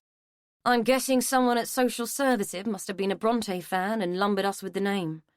It didn't say that in any of the files I managed to get hold of, so I never made any connection until she stymied me in there." It wasn't strictly true. He'd been thinking about the character of Grace Poole since finding Jade Henderson's corpse at the Grange. He couldn't say body. She'd been too far gone for that. Definitely a corpse, at that still fleshy, decaying stage between body and cadaver. He'd been thinking about Grace Poole, the drunken, feckless keeper of the mad woman in the attic in Charlotte Bronte's Jane Eyre. He'd never once connected his own name with the Grace who Richard had talked about. Her name was the only thing the terrified, abandoned little boy had remembered, and the only thing the addled, boozed-up, drug-sodden wreckage of a man had been able to retrieve. Grace with the scary face, who had given him sweets and told him not to cry or she'd give him something to cry about. Nothing else. No parents, no place, no people. Just Grace, the face. Well, she'd certainly given Poole plenty to cry about, but he wasn't going to go there if he could help it. Not now, anyway. Not in front of Gallon and James. Anyway, I sort of kept an eye on him after that, and if he ended up on the wrong end of us, I'd always get a phone call from a custody desk somewhere. He despised what I did, but thought he could use it when it suited.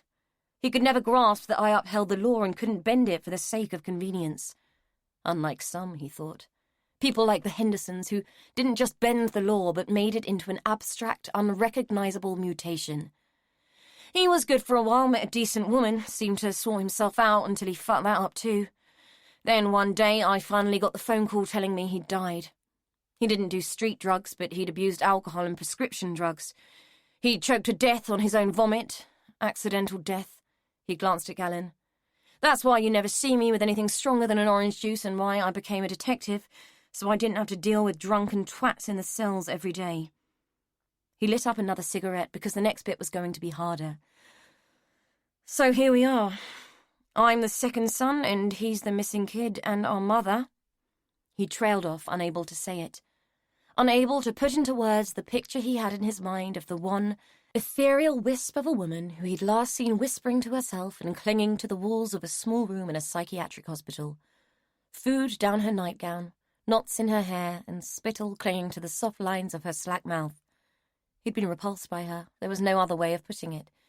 He'd been repulsed by the woman who'd given birth to him, and had paid for her own and her children's existence by having her faculties removed by a man so motivated by depraved greed and status that he would stop at nothing. Moss wouldn't even stop at allowing disabled children to die in pain and misery, or locking women into rooms where they had nothing but grief and insanity to keep them company, or ripping children away from their mother and stealing her mind. Had Moss not hung himself, Paul would gladly have tied the rope, put it around the man's neck and lynched him. Gladly. Moss was worse than a murderer. At least Mary Baxter's victims weren't still suffering, despite how much they might deserve to. I don't even know her name, he said. I thought she was Jane Henderson. Galen flapped at the smoke with his vial. Her name was Clodagh. It was written inside the suitcase. We're looking into any records that might remain, but if she fled Rhodesia during the Troubles, we might not be able to find much. We'll do our best, though. Paul supposed he ought to appreciate it, but it was hard to muster anything other than anger or shock. He was swinging between the two like the pendulum of an overwound clock. Sounds Irish, he said. It was all he could think of. How come we didn't find passports for her and Richard? I mean, why destroy those, yet keep the case with her clothes? James said. You're too young, boss, that's your trouble, Galen said with a grin. Back then, women and kids didn't need their own passports, she'd travel on her husband's. Chances are their names are on his. We found it, but it's water-damaged and faded. We sent it down to the lab, but it's a bit low on their agenda at the moment, to be honest. Seriously? And much as I appreciate the compliment, whether you intended it or not, Galen, I am 42 years old. Old, not young, and I didn't know that about passports, James said. Galen blushed. The only thing we could make out with further examination was an embassy stamp dated April 1979. The birth certificate I have, which was the one Social Services issued, has my birthday down as 5th of May, 1979. Apparently I was a very young baby when I was first fostered, so I suppose that would fit. Christ, I don't even know my own real birthday, Paul said, feeling the anger beginning to writhe and rise again. James glanced at the clock. They'd been in there for 2 hours, Paul noted as he followed her gaze. He'd survived 2 hours of this new knowledge without turning into a jabbering wreck. Calm, he suspected, might not remain his status when he was forced to leave the relative safety of James's office, and that moment was looming fast. Guys, shit as this is, I need to get on. We've now got her in custody, which means the clock is ticking. Even with an extension from the brass, we can't hold her forever, and we need a clean account from her. She knows she's changed the game and she's asking for a solicitor now. Delaying tactics, I suspect, but either way, given we didn't bring her in as a suspect, I need her interviewed with a whole new agenda, pertinent to the few things we did already know. So, Paul, I am officially sending you home on a week's paid leave to be reviewed before your return. Galen, no such luck, you're with me. Everybody stood, and Paul braced himself to run the gauntlet of the office, wondering if he could get through without having to see a single sympathetic smile. Before we go, any news on Maura Lyle? He said. James blinked, her reaction telling him she had news but had refrained from sharing it while he'd been having his identity crisis. Yes, there's been no change. I'm sorry to say it, but it doesn't look like she's going to make it. He hoped he wasn't betraying his feelings too obviously, even though he knew his posture and expression must have looked akin to the spring in an overwound clock. James had dismissed Moore as an aggravating bystander and hadn't taken her disappearance seriously, and he'd followed her orders and done the same. On top of everything else, he didn't want to share the guilt of that with his boss if Moore was going to die because of their inaction. He wanted that firmly pinned on Mary Baxter. James was watching his face and reading his mind, and her frown was back. "Go home, Paul. Just go home." It seemed like a very good idea. Do I know right from wrong? Of course I do. But if you can't beat them, you join them, and it's the worst offence in the world. Why did we all do what we did? Because we could. No one cared. No one wanted us, no one questioned us. They just kept their distance from the weird folk in the big house with their odd habits and private ways. Madness reigns behind closed doors. I am dulled by overuse, and I'm tired. With my rotten face, my crap childhood, and my sob story, I'm a cliché. A big fat walking one, but by God, the rest of you are coming down with me. Want to cast that first stone? Go ahead. Take your aim. I'm ready. I had the last laugh today, and I'm going to have the next one too. Chapter 35. Paul had had enough of funerals. 3 of them in 2 days, and with more to come. First, the quiet, dignified interment of Jane Henderson and her daughter Barbara, attended by Paul, James, and, to Paul's chagrin, several members of the press. Second, the rather bizarre interment of Connie Nixon. Paul and James had hovered on the periphery of that one, quite amazed at the turnout for a woman who'd apparently had no friends, who so few had missed, and who had 2 sisters no one had known about. James and Paul were mutually horrified by the mawkish outpouring and music choice of the 2 sisters. Neither of them seemed to have known their sibling at all, and had chosen Robbie Williams' Angel for Connie's send-off.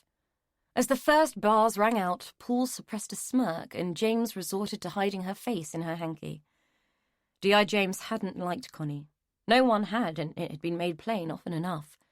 While Robbie was telling everyone in dulcet tones that he'd be loving angels instead, she turned to Paul and whispered through the side of her mouth, "Good job it's a cremation. If the poor cow was getting a grave, she'd be rolling in it for sure.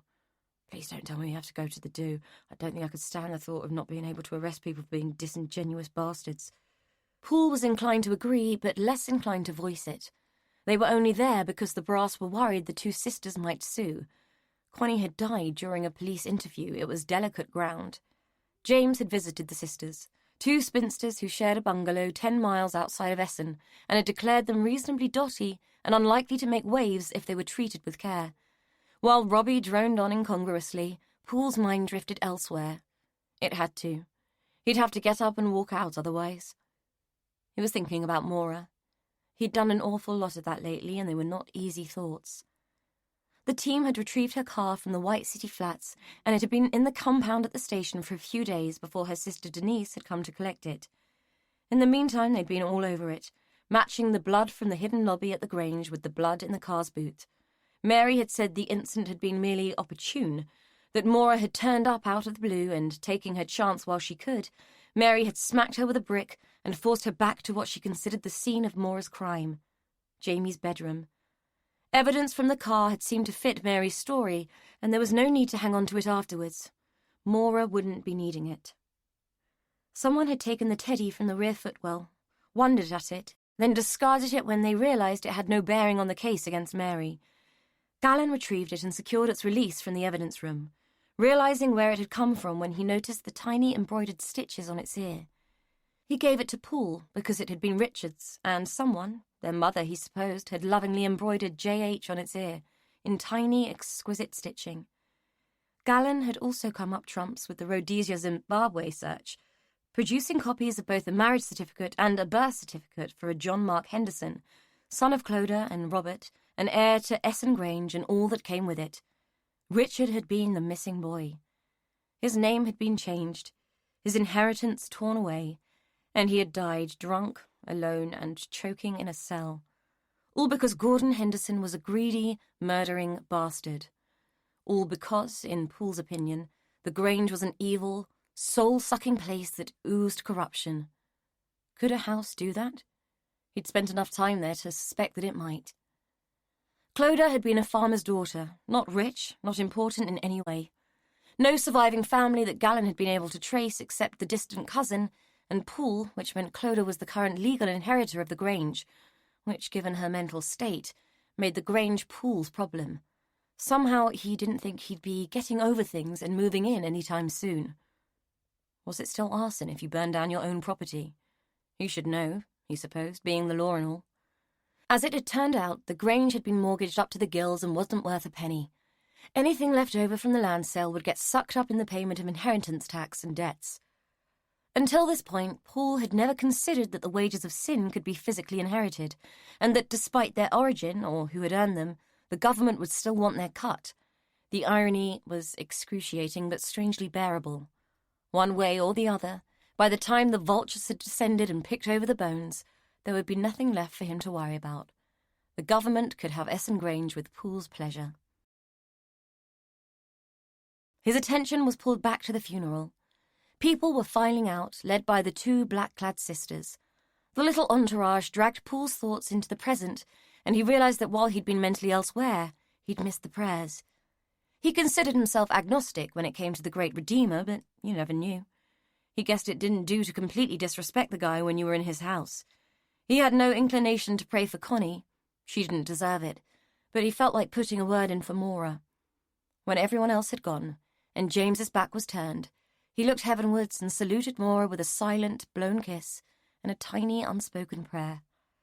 In that moment, he could have sworn to the same God that he'd felt his cheek tingle where she'd slapped him all that time ago. He laughed. Trust Maura to try and have the last word. He waited until James was out of earshot and whispered into the empty chapel. Most people are supposed to touch your soul, not slap your face, you awkward, ornery woman.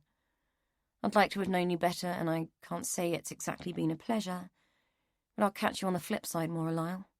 Maybe in that other life you mentioned, eh? I reckon we both deserve one of those.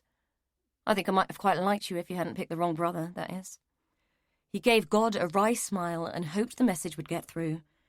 When he climbed into the car and reached for his seatbelt, he noticed a single, perfect white feather clinging to the lapel of his suit. James plucked it off and threw it out of the window, complaining about fecking seagulls that should stay at the fecking seaside where they belonged.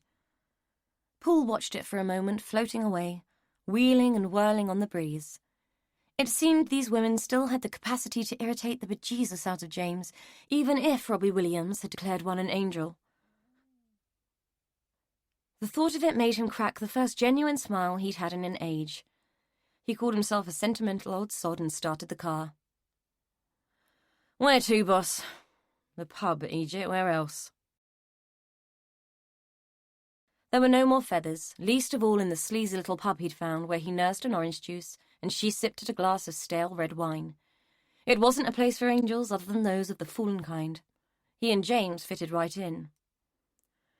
So I imagine you already know Mary Baxter's trial will be coming up soon, if she lasts that long. Not going to be pretty. The press are having a field day with the whole thing and milking the police incompetence angle. Anyone would think we're supposed to have sympathy for the woman, James said with a grimace. Yeah, well, they weren't in that interview room and they didn't see the aftermath of her dealings with Cheryl Nixon, he said with a grimace. There were some scenes his mind would never be able to box up and stow away neatly. James frowned. When did she not? Gonna take us a while to live it down, though. The world and his wife seem to think we should have caught her on day one. There are intimations that the investigation wasn't handled properly. Hope the brass don't try to scapegoat me. If they do, I'm off. I'm taking early retirement and sticking 2 fingers up at them. Let's hope they up their game with the pre-joining psych evaluations, eh? See if they can't get a few competent new recruits, he said, his tone loaded with sarcasm. The fact that he'd had to see a psychologist had been leaked to the press, and the headlines still made him cringe when he thought about them. If he hadn't been unstable before, he was on the brink now. What had happened to Maura, from a fucking scratch of all things, had made him teeter there for a good while. James nearly choked on her wine. Bloody hell, Paul, don't make me laugh. Do you know any of us that would pass muster? You must be mad to want to do this for a living. Dealing with the butt end of society while it spits in your face, budget cuts, staffing cuts, and the public still thinking we're a feckless bunch of incompetent arseholes. Which bit of insane would you rule any of us out on? He gave her a wry smile to acknowledge her point. It wasn't necessarily a fair one, but it was a point. Speaking of arseholes, what's the conclusion about Philip Moss? Do we know why he topped himself in Perlman's show home yet? He'd been off the case, out of touch, and had even avoided the papers since seeing his own name referenced. He liked facts, not spin and conjecture. She nodded vigorously, swallowing the last of her wine with a look on her face that said its bouquet was of vinegar and sweaty socks, rather than notes of blackcurrant and hickory smoke. Jesus, that wine is bad. Yeah, Moss, Perlman was questioned quite heavily about that. It seems there had been a delay in Estelle receiving the money for the land sale, owing to Perlman not actually having it. She'd sold it on a promissory note, silly cow, and he'd not come up with the goods.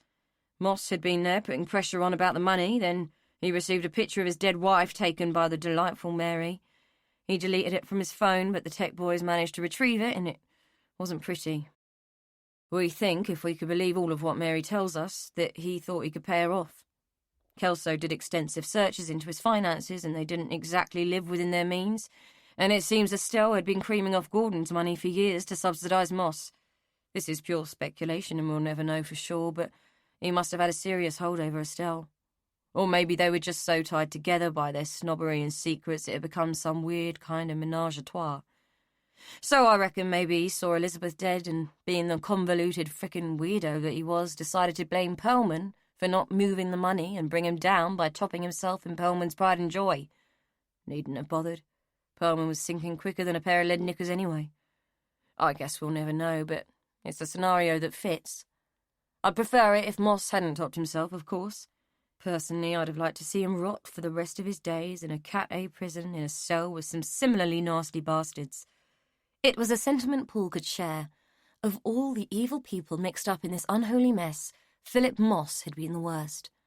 Mary Baxter might have committed the worst crimes in legal terms, but morally she stood in second position on the podium of shame and accountability. She would never have done anything if it hadn't been for Moss. Every single victim of the whole thing would have been spared if it hadn't been for him. He'd been like the spider at the centre of the web, pouncing every time a strand shook and desiccating his victims in the worst ways possible. Mary had been clean and perfunctory in comparison, even with her own particular brand of cruelty. Moss had even had the last laugh with her. Paul had only had the anecdotal version via James, but the story went that when they called Mary back into the interview room on the day she'd told him who he was, they'd gone in hard and grilled her about Moss, Estelle, Elizabeth, and Connie all over again. She'd told them what she knew, but they'd played bad cop, bad cop. At the end of it, they'd read out the list of charges, and she'd laughed. Apparently, the umbrage of the DCI had been subtle but distinct, and he'd called her on taking it so lightly. Being Mary, she'd given him a look of utter contempt and had whipped her jumper up, showing him her breasts. She'd said, "Do you not think I'm a victim too, Inspector? Do you not think Moss didn't get me too? You're right. I am going to die in prison. Oh, you didn't say it, but I can see you thinking it. I'm going to die very, very soon." The DCI had been even further removed from the blood, gore, and detritus of the case than James, so the look on his face had been priceless. Apparently, he'd stared with his hand clamped over his nose and mouth at the suppurating, stinking wound that had once been Mary Baxter's left breast. She'd had inflammatory breast cancer, fast and deadly, easily missed in its early stages. Moss had told her it was eczema and that she should treat it with cream from the chemist. All Elizabeth had done was complain about the smell. By the time another doctor saw it, because Mary couldn't stand the pain anymore, it had insinuated its way into every part of her body, bringing certain and creeping death to every strand and sinew, every organ, and every bone. Mary Baxter would end her days in a hospital bed, hooked up to a morphine drip, distanced from the pain and trauma, and looking back over her life as it crawled, sad and twisted, before her eyes. It was doubtful she would survive long enough to make it to a trial, and the press were loving that. But she'd suffer for what she'd done, and she'd suffer because of Moss. The last in a line of women he'd tortured, mutilated, and ruined for his own ends. James felt robbed of a conviction and the chance to redeem herself and the team by bringing someone to justice. The amount of bad wine she was flushing down was testament to her bitterness about that. Paul saw her argument, but didn't agree with it. The law might not have been able to collect its pound of flesh, but justice had been done. Future safety would be upheld because everyone was dead, or as good as. Everyone was gone except Clodagh. That was the nightmare he had yet to face. Chapter 36. He had taken to walking Buster past the hospital. There were plenty of bushes for the dog to explore with his duff nose, and while he waited, Poole could stand between the buildings where the two women who had shaped his life from its beginning were contained. Mary Baxter dying slowly in one, Clodagh Henderson dying even more slowly in the other. He hadn't been given the option of seeing Mary again, and wouldn't have wanted to even if he could. They'd said all they had to say to each other. Shocking as it had been at the time, and all for the sake of a baby tooth and a clump of soft hair, his life was much as it had always been. Lonely, driven, sober, and full of ghosts. A few more swelling the ranks hadn't made much difference, or so he liked to tell himself. However, Clodagh was real, and her presence in the world butted at his conscience with sharp horns. He hadn't been to see her since the day Mora had introduced them, the day he'd felt the revulsion crawl up his spine, take root, and nestle itself into his consciousness like a cyst of shame. He'd been feeling the need to atone for a while. It was marked by a sensation similar to the feel on his cheek when he remembered Mora's slap. A wraith-like sting, serving as the reminder of a need to change things and alter the course. To act on something instead of ignoring it and letting it fester like Gordon's scratch had festered on Mora's arm. If just a scratch could do that, then being battered over the head with an unpleasant reality ought to stimulate something, some action that could redeem him. He'd been to see Dr. Blake, the psychologist, and they'd talked a lot about redemption. They'd talked about how death ought to mean something more than just a senseless waste. Dr. Blake took the attitude that shit all too often happened, but Poole couldn't see it as simply as that. He'd always needed to see sense where there was none. He'd not been able to save Mora from her fate, but perhaps he stood a chance of saving himself, and perhaps that could be because of her. This time he'd left Buster at home, chewing on a pig's ear which seemed horribly symbolic somehow. This time he was going to go in. He'd been finding more feathers. It was as if he'd become a magnet for them, and much as he dismissed it as ridiculous and the product of autosuggestion, the thought that they meant something wouldn't leave him. He'd mentally slapped himself 1,000,000 times for even thinking such rubbish, yet there they were, all over the place, popping up where you'd least expect them. Mary had used them to leave her message, to explain. She'd expressed joy with 2 of them when she killed Gordon, left 3 for Barbara in her empty grave at the Grange, 4 for Jamie in Mora's bag, and 5 for Bob, stuffed down the front of his jumper of all places. There had been 6 of them in Perlman's show home, tucked into the pocket of Dr. Moss's suit jacket, his Judas price. They'd found 7 more lightly woven into Estelle Hall's ragged hair, placed there after she died in the forgotten room. The feathers had been symbolic, and these new ones continued to feel that way whether he applied good sense or not. But these had not come from Mary's hand. The weirdest one, the one that had freaked him out the most and forced him to the hospital doors, had been another magpie feather. The loud, black and white wing quill, its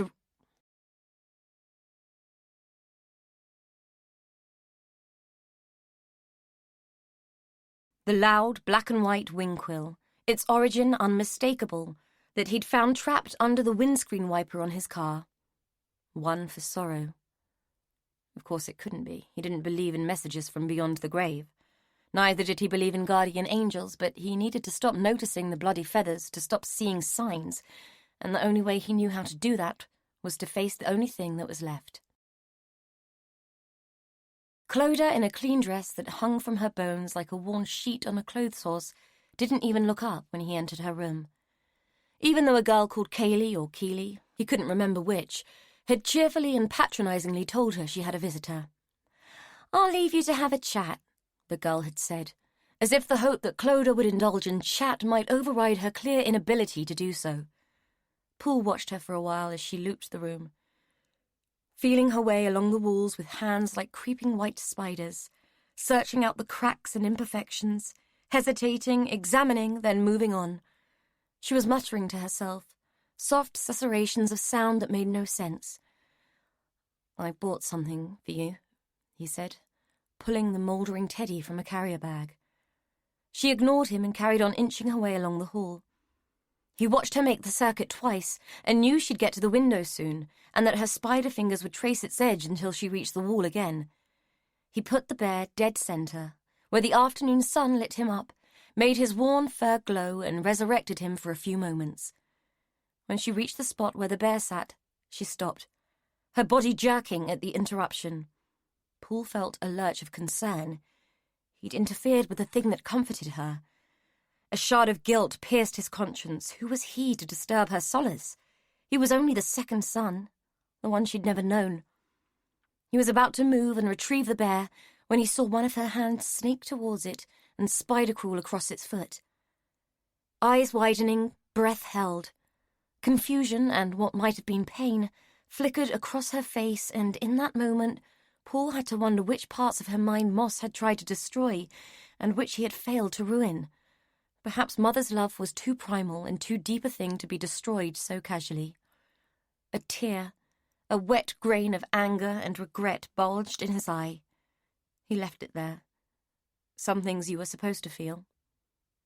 Clodagh, her thin frame illuminated by the sun, picked the bear up and explored it with her long fingers, like a blind child might examine a face. Paul could have sworn he saw the flicker of a smile whisk across her soft features. She placed the bear to her shoulder and held it there as if it was a baby, singing to it in her gossamer voice, nursing it, comforting it, soothing it with clear, infinitely soft words. There, JJ, Mommy's got you. Mommy's got you, don't you cry, JJ Bear. Mommy's here. She resumed her circling, this time with the bear nestled into her neck where she could croon to it in secret whispers. She only paused once, to pluck a tiny white feather from the bear's head and blow it from her hand. It landed softly on Paul's knee, where he drowned it with his tears. He sat there for a long time, watching his mother nurse the bear and take comfort from its presence. She would never recover, never know he was her son too, never relate to him like she could to a filthy old toy. But that was okay. He could live with that. There was just enough redemption in it to make it bearable. He had one more visit to make, then he would go home, take Buster out and buy them both a burger. He'd left the flowers in his car. He'd taken a bunch every week since it happened. It was what people did when they wanted to say, "You are not forgotten." He felt a fool for doing it, like she'd known he spent half an hour in the local florists every time, choosing which colours, chatting to the women behind the counter about life, death, the universe and the price of roses. Maura would have thought him mad, rolled her eyes at him and no doubt come out with some sort of insult. But he did it anyway. There weren't usually many other people there. It was a quiet place, peaceful in its way. He supposed it was intentional, all that serenity. He didn't know how he'd feel if anyone he knew caught him there, how he'd explain. Not that it was likely. He suspected he was the only one who visited now. After all, there was nothing to see. Her sister didn't bother often, just duty visits, which had waned as time went on. He didn't usually stay long, just long enough to put the flowers in a vase, throw the previous ones in the bin, and feel a bit uncomfortable for being there at all. He'd never liked hospitals, but the nurses were decent. They'd got used to him. "Any change?" he asked at the desk. "Getting there," the nurse said. "The doctors are talking about bringing her out of the induced coma soon. The infection has cleared, her bloods are good, and it's all looking quite positive. All in all, we're pretty pleased. We didn't think she'd make it at all at one point," she added with a smile. "Fancy a cuppa? I think the trolley is on its way round." He didn't usually, but this time maybe he would have a cup of tea. It might be the last chance he got to sit with Maura Lyle while she was still quiet. Knowing her, she'd have plenty to say when she came round. That was The Forgotten Room by Anne Troup, read by Jenny Bede. This programme was produced by ID Audio, a HarperCollins audiobook. Text copyright Anne Troup 2018. Production copyright 2018 by HarperCollins Publishers, all rights reserved. Anne Troup asserts the moral right to be identified as the author of this work. Thank you for listening.